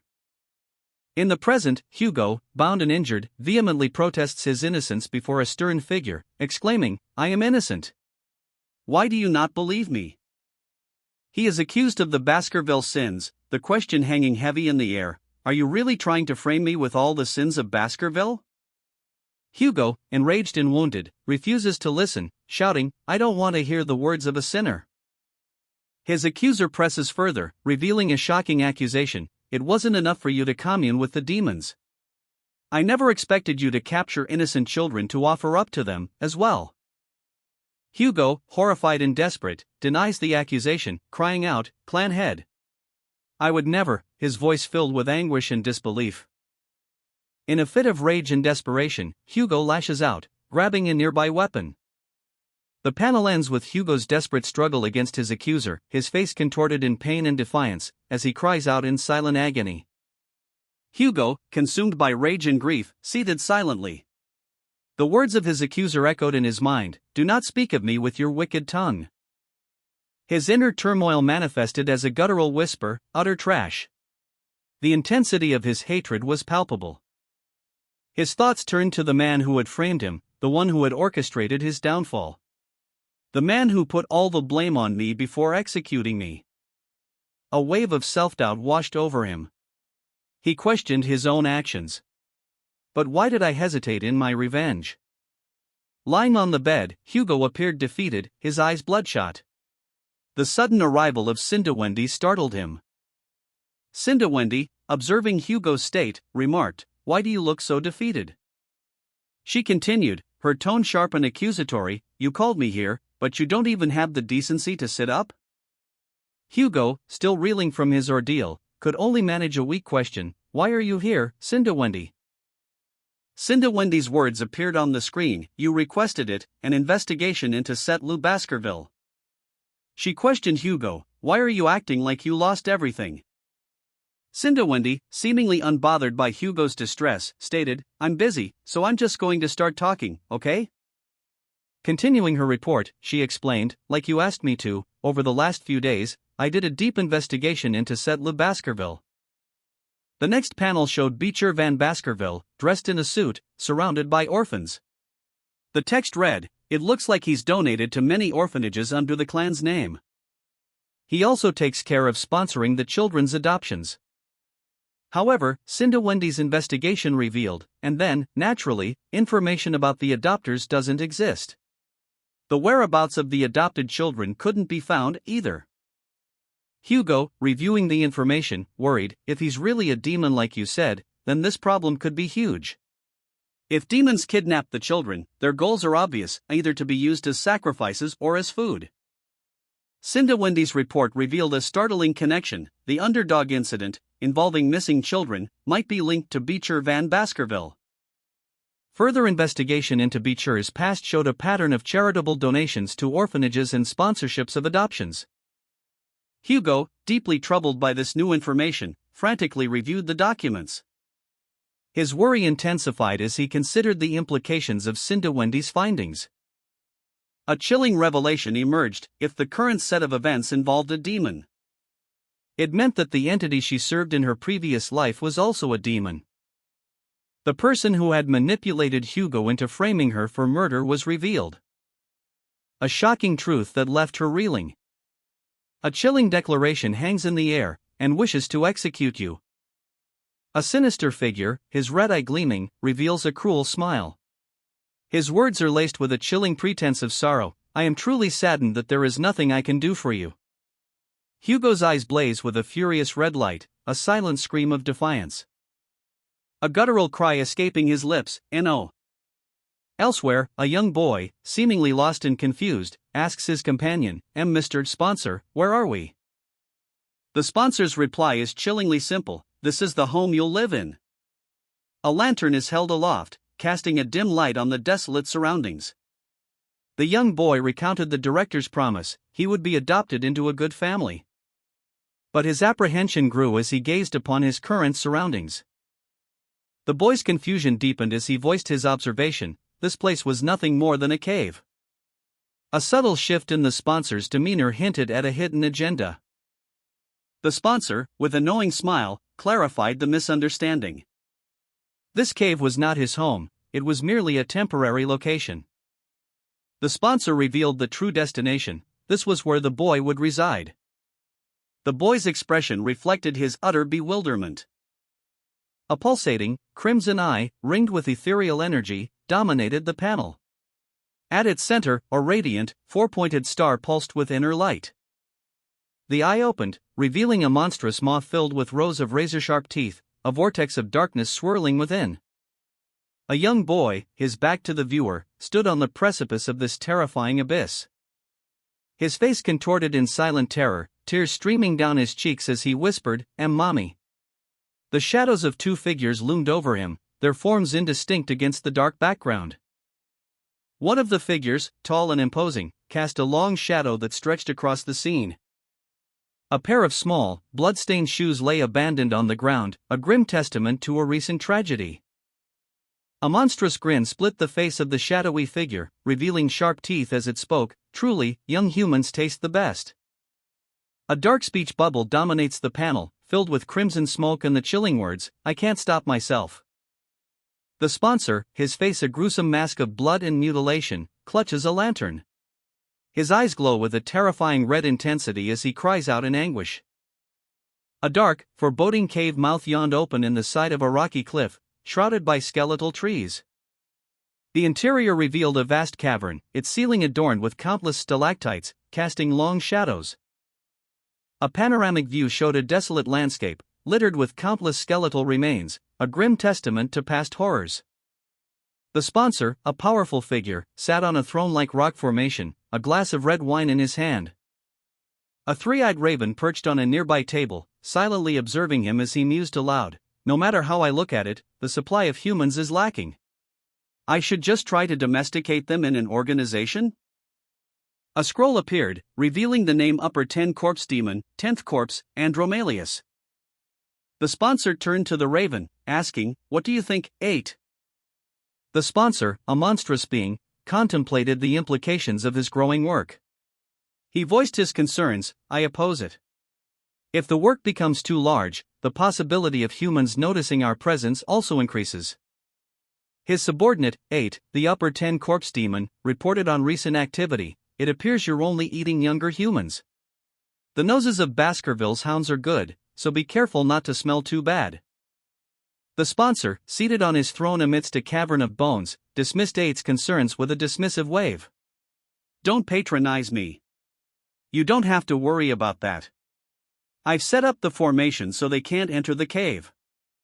The sponsor continued his monologue, revealing his long-term goals: "If I continue accumulating mana to open the gate like this, I'll need to drink human blood for another 12.5 years. He then addressed 8 again, emphasizing the need for secrecy. "I'm telling you not to cause a fuss among the humans." The sponsor questioned 8 about any unusual activity in Baskerville. "Have there been any other special circumstances within Baskerville recently?" 8 responded tersely, "Nothing much. I'm doing well, so pay attention to the Morgue clan on your side." The sponsor simply replied, "Fine." The sponsor, a figure of immense power, revealed his ultimate goal: to open a gate between the human and demon worlds. This act, he declared, would usher in an era of ruin. A cataclysm intended to extinguish humanity and the Upper 10 corpses alike. A dark, viscous liquid, possibly blood, spilled onto a table, hinting at the sponsor's methods. A scene observed by 8, who remained silent and watchful. The sponsor's plan, it was revealed, involved exploiting a weakness within the Baskerville clan. This vulnerability would be used to further his agenda. The sponsor mused on Hugo Baskerville's folly, lamenting his softening and the resulting vulnerability of his family. He considered the Baskervilles who might obstruct his plans, deeming them expendable obstacles. The sponsor's cold calculation extended to the young Baskervilles, whom he intended to eliminate without hesitation. The sponsor, a ruthless figure, contemplated the situation. Well, this doesn't completely ruin the plan, he mused, but the way this is going might not be good for us. He continued his internal monologue, his eyes glowing with a malevolent red. This is all because of Beecher Van Baskerville, that kid. His gaze fell to his hands, a subtle shift in his demeanor. As he recalled a past event. That tenacious guy survived even when snakes were unleashed on him when he was young, he remembered. A flashback of a baby battling venomous snakes flashed before his eyes. The sponsor's expression hardened. I thought it was amazing he went and got himself killed in the dense forest. But his surprise was evident. But I never expected him to return alive with Hugo's granddaughter. A close-up of the sponsor's face showed his clenched jaw and intense focus. He gritted his teeth, a clear sign of his frustration. Do you know how hard I worked to destroy Hugo? Sponsor and 8 walked in silence through a grand hallway. The sponsor's stern expression betraying nothing of his intentions. While 8, ever observant, maintained a neutral demeanor. Sponsor's piercing red eyes held a glint of determination. 8's thoughts turned inward. It's been 5 minutes since he called me here, and we've only been walking in silence. Why did Hugo suddenly summon me? His red eyes narrowed, a flicker of suspicion crossing his features. But beneath the surface, a calculating gleam appeared, a posture full of openings. An opportunity that may never return. The sponsor, a man of advanced age with long silver hair and a weathered face, stood in shadow, his expression unreadable. He considered his next move. A grim thought hardening in his eyes, this was the perfect opportunity to eliminate Hugo. 8, however, was not as easily swayed. A single tear traced a path down his cheek as he reflected. That such a ruthless plan would have been his own in the past, but now. He found himself questioning the sponsor's motives. Truthfully, 8 thought, I knew you resented me. The sponsor, sensing 8's hesitation, reacted with a mixture of surprise and pain. 8's internal monologue continued, no way, he sensed my killing intent? The sponsor's expression shifted to one of profound sorrow as he confessed, I am a fool of a father who called my sons hunting dogs and sent them away to their deaths. I always knew that my sons resented me in their hearts. The sponsor confessed, I was harsh to you, 8, who did everything for me since you were young. I believe the hatred you feel toward me is something I will need to endure. He continued, explaining, all this is because of my rage against the barbarians and my foolishness that only let me live a life of anger. 8's eyes narrowed, his internal monologue revealing his suspicion, there's no way Hugo would talk down about himself. This is a loaded statement, he's trying to test my loyalty. 8's response was simple, yet impactful, I'm sorry. He added, and thank you so much. The sponsor, visibly moved, clenched his fist. Revealing a new layer of his confession, I was able to hear about it from Pomeranian. That Penelope was able to live her last moments in relative happiness. His voice cracked with emotion as he concluded, my daughter didn't die in agony. My heavy heart lightened a little. 8 reflected on the feeling of being saved. A flashback showed a happy family portrait, the sponsor, his wife, and a young 8. The sponsor, bowing deeply before 8, offered his services, if you wish for it, you can ask me for anything. He clarified his intentions, stating, this is not a reward given to a hunting dog but a repayment of my gratitude. 8, contemplating his past, voiced a lingering question from his time of regression, there was one question I sometimes had after regressing. The sponsor, observing from his office, offered a cryptic warning, good luck with the midterm assessment this time. 8, now in his academy uniform, walked determinedly, the sponsor's words echoing in his mind, don't lose contact with the direct descendants. The sponsor cautioned, you can stop there. Anything more can be dangerous. The sponsor, his face etched with concern, addressed 8. Take that wound as a lesson, he stated, his voice firm yet laced with a hint of warning. Continuing, that I trust you won't do anything foolish, my son. 8. His expression thoughtful, pondered a crucial question: was the Hugo in front of me different from the Hugo I knew? His internal monologue continued: the cold-hearted Hugo may not even exist anymore. This was a peculiarity that occurred after I regressed. However, the thought left him even more perplexed. However, it was more confusing for me if that was true. The weight of his past 17 years, consumed by thoughts of revenge, pressed heavily on 8.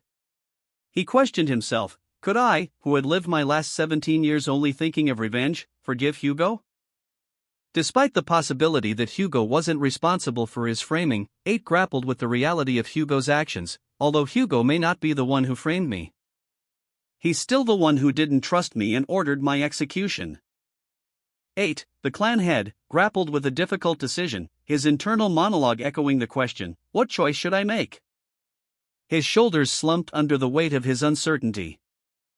The sponsor's voice cut through his turmoil, a gentle yet firm command: please raise your head, clan head. For now. The sponsor, a man of imposing presence with piercing red eyes, addressed 8 directly. 8, his gaze fixed on the sponsor, voiced his request: let's finish what I need to do first. You said you'd grant me anything I wish? The sponsor's response was curt yet unwavering: of course. 8's face was obscured, his thoughts hidden from view as he contemplated the next steps. The scene shifted, leaving the immediate aftermath of their conversation ambiguous. 8 and the sponsor stood facing each other in a grand hallway, a silent tension hanging between them. 8, internally resolute, declared that he would make his decision regarding Hugo after completing a certain task. The next few panels showed a young girl, Pomeranian, being prepared for something. She was asked if she was happy in Baskerville and responded enthusiastically, mentioning her uncle, grandfather, and another uncle. Pomeranian's uncle then asked if she remembered his name, to which she replied that he was Uncle Set. Finally, it was revealed that Pomeranian, despite her happiness, had not yet begun her formal training. 8, before entering, wished to see his niece's face. He visited her in Baskerville, where she was happily playing with her family. He assured the girl's family that his visit would remain a secret, a promise Pomeranian readily accepted. 8 gently touched Pomeranian's hair, noting its softness, remarking that it reminded him of his sister, Penelope. The maid, noticing 8's familiarity with Penelope, inquired about his prior acquaintance with her. 8, turning away, cryptically responded that his memories of Penelope stemmed from events that predated Pomeranian's birth. He acknowledged the maid's statement. A mysterious, dark energy pulsed within Nanny, its swirling vortex a stark contrast to her usually calm demeanor. As Pomeranian's words echoed in the air, I think father was looking for you, Nanny. The urgency in her voice was palpable. Nanny's face contorted in distress, tears streamed down her cheeks as she was abruptly interrupted by a sharp, accusatory question: shouldn't you be on your way? Later, 8 and Pomeranian walked together, the girl's innocent gaze fixed on her grandfather. As she revealed, Grandma is gone. Seems like Nanny had somewhere to be. 8's expression softened with understanding. 8, lost in thought, smiled faintly as he pondered the situation. And then posed a question to Pomeranian: Pomeranian, do you love Grandpa Hugo? The Pomeranian, with a cheerful yeah, confirmed her grandfather's deep affection for her, stating that he loved her as much as his deceased daughter and wife combined. A revelation that was immediately followed by a sinister close-up of a shadowy figure's hand, its sharp claws extended menacingly. The hand belonged to a figure with glowing red eyes and sharp teeth, their expression one of malevolent glee. This figure ominously declared that if the Pomeranian were to die, it would cause even more suffering to Hugo. The scene then shifted to a dramatic close-up of the figure's hand, now reaching towards the Pomeranian with a sinister intent. The hand, with its sharp claws, was poised to strike. A shadowy figure loomed over Pomeranian, their eyes glowing menacingly. Here Pomeranian. The figure continued, a cruel smile twisting their lips. How broken will Hugo Le Baskerville be if you die? A clawed hand reached out, its sharp nails glinting ominously. The hand lunged towards Pomeranian. The attack was swift and brutal. 8 arrived at the scene, his expression one of concern. Why are you here? Where's the nanny? 8, his expression grim, stood before a shadowy figure, their encounter shrouded in mystery. The figure's malevolent purple eye glaring intensely. A close-up revealed a sinister, clenched jaw, hinting at suppressed rage. Elsewhere, a heartwarming scene unfolded. Uncle Osiris, smiling gently, held hands with a young girl, presumably his niece. 8 approached Osiris, his voice laced with concern, reporting that the nanny was absent when he arrived and that he had been looking after the Pomeranian alone. Osiris, though outwardly calm, worried about his father's potential fury upon learning of the incident, suggesting they keep it a secret. A decision his companion agreed was for the best. Osiris revealed he would be leaving in a week, a statement met with a silent, vengeful glare from 8, who vowed silent retribution. 8's eyes, blazing with an intense red, filled the frame. A palpable tension hung in the air. Osiris's hand rested gently on 8's arm, a gesture of comfort and concern. The two brothers stood together, a silent understanding passing between them. Osiris's expression was one of worry, but also of unwavering support. Osiris spoke, his voice soft but firm. I worry that you're pushing yourself too much. You can always come to me if you need help. A flashback showed 8's sister, her face etched with worry, being comforted by a shadowy figure. Her thoughts echoed, elder brother is worried about me? A scene shifted to 8's internal monologue, revealing a deep-seated insecurity. Whose fault do you think it was that I suffered under father? It was because I kept being compared to a genius like you. His anguish intensified. If you didn't exist, I would. The image ended on a cliffhanger, leaving his unspoken words hanging in the air. 8, his eyes wide with a mixture of apprehension and vulnerability, looked at the sponsor. He seemed to be on the verge of tears. His face was partially obscured by his hands, his expression one of intense internal turmoil. Oops. He muttered to himself, the word barely audible. The words, the remaining memories of Set, appeared as a caption, hinting at a painful past that continued to haunt him. 8 then addressed the sponsor, his voice strained, excuse me. The sponsor, observing the scene, calmly stated, since you're here, I'll be taking my leave. He turned and walked away, leaving 8 alone with his troubled thoughts. 8 watched the sponsor depart, his shoulders slumped in defeat. A sense of profound loneliness washed over him. The young girl, seemingly oblivious to the weight of the situation, looked up at 8 with wide, innocent eyes. 8, finding a moment of clarity amidst his turmoil, confessed to his brother, Osiris, for the first time, I finally told my brother that I'm worried about him. Osiris, standing alone on a desolate landscape, reflected on his role as vice-clan head. As the vice-clan head, it was only natural that I needed to be like the clan head, he thought, a hint of weariness in his voice. 8 stood alone, his back to the viewer, a somber figure silhouetted against a dark background. The text below him revealed a painful truth. Because of learning this, I always lived while looking at my father's cold back. However, a thought sparked within him, a glimmer of hope amidst the darkness. However, if that father of mine could show emotions like that, as well. A flashback showed his grandfather, tears streaming down his weathered face. The old man's words echoed in 8's mind, for the day I'm called grandfather to come. A question formed, a challenge to his ingrained stoicism. Shouldn't I also try displaying the emotions within me? A young girl, possibly his sister, looked up at him with wide, innocent eyes. A hand gently rested on her head. The scene shifted to a bright, open space. The girl spoke, her voice filled with gratitude. It's all thanks to you coming to Baskerville. Finally, 8 and the young girl walked away, side by side, their silhouettes framed against the backdrop of Baskerville's imposing architecture. The scene ended with a sense of quiet hope and reconciliation. A desolate landscape unfolded, marked by barren, snow-covered hills and skeletal trees. The ground crunched under heavy boots as 8 approached a dark cave. Inside, 8's frustration boiled over. He muttered, "I'm pissed." 8 sat brooding, his expression grim, a hint of self-reproach in his eyes. A flashback showed Pomeranian, faithfully by Hugo's side after a significant event. 8's inner voice revealed his regret. "I can't kill Pomeranian because of that bastard." His eyes burned with a fierce intensity as he recalled a missed opportunity. That moment was my chance. If that damned Osiris wasn't there.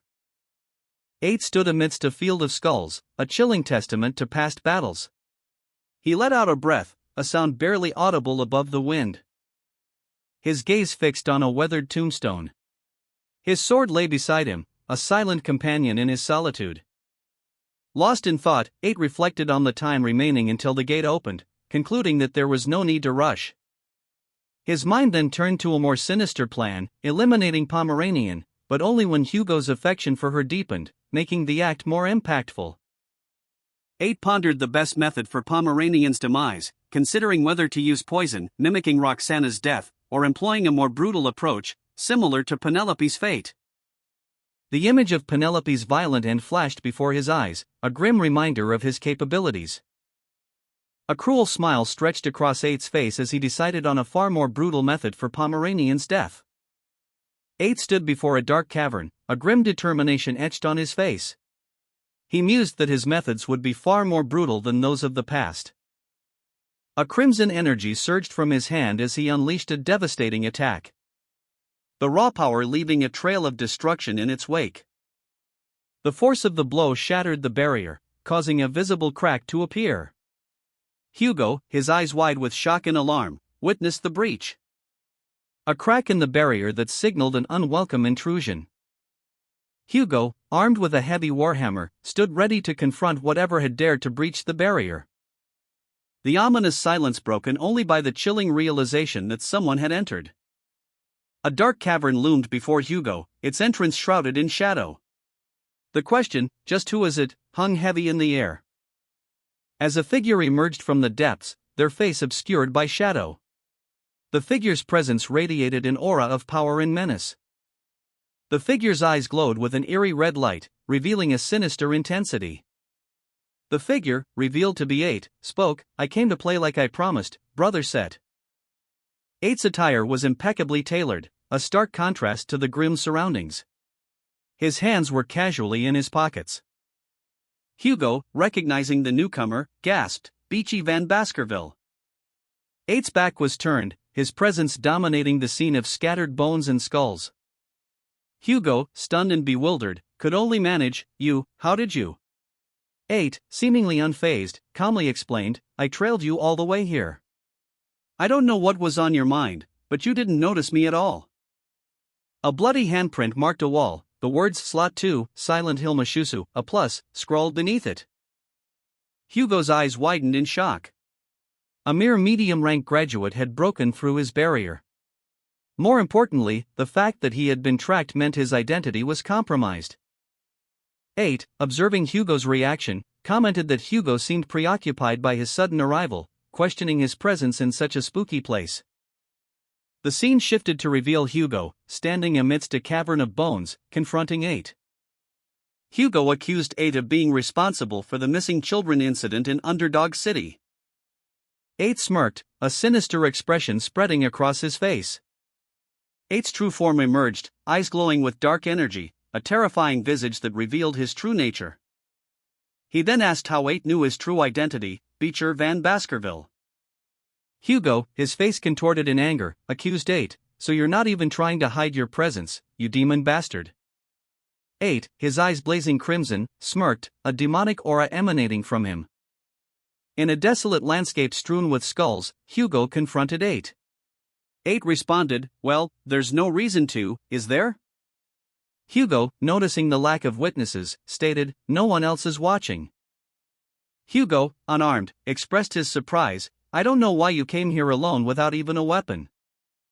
8's eyes glowed menacingly as he prepared to attack. He declared, "But this all ends if I kill you." With a swift, brutal movement, 8 lunged forward, sending Hugo sprawling to the ground, defeated.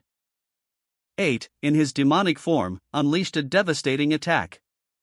a crimson energy beam slicing through the air with terrifying speed, leaving Hugo vulnerable and defeated. 8's demonic eyes gleamed with triumph as he surveyed his fallen opponent.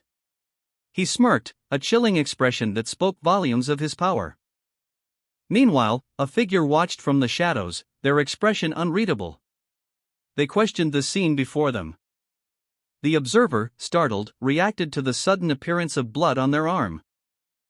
The scene shifted to reveal another figure, their face obscured, wielding a menacing crimson blade. Hugo, defeated and bleeding, felt a pain that transcended the physical. It was as if his very soul had been wounded. A Pomeranian, witnessing the aftermath, noticed blood on their arm and gasped, questioning if that was a weapon. 8, in his demonic form, smirked, revealing the sword of gluttony, Beelzebub, a weapon forged from the remains of the ancient demon constellation Gluttonous Fly. 8 confirmed his suspicions, stating that a demon knows plenty about demons, and revealed that Hugo was one of the Upper 10 Corpses, a group of demon lords who came to the human world to open the gate connecting it with the demon world. Hugo, in agony, questioned how 8 managed to defeat him. 8's crimson eye glowed ominously, leaving Hugo's fate uncertain. 8's demonic eye glowed intensely, a single tear tracing a path down his cheek. As he questioned Hugo, "Why does a young soul like yours have the same bloody scent as our kind?" The crimson aura surrounding 8 intensified, a stark contrast to Hugo's shadowed form. 8's voice boomed, "Have you been to hell and back?" Hugo's eyes, filled with a mixture of fear and understanding, revealed his inner turmoil. His thoughts echoed, "This guy is the main culprit who framed me before I regressed. On top of being fooled by him and treating him as my savior, I was executed by him in the end." 8, in his demonic form, glared down at his defeated opponent. The word "stand," demon, echoed in the air. His crimson eyes burning with a fierce intensity. A single bead of sweat trickled down his temple as he prepared to deliver the final blow. The words "don't even think about dying peacefully" hung heavy in the silence. 8's demonic aura intensified, a dark shadow engulfing him as he prepared to finish Hugo.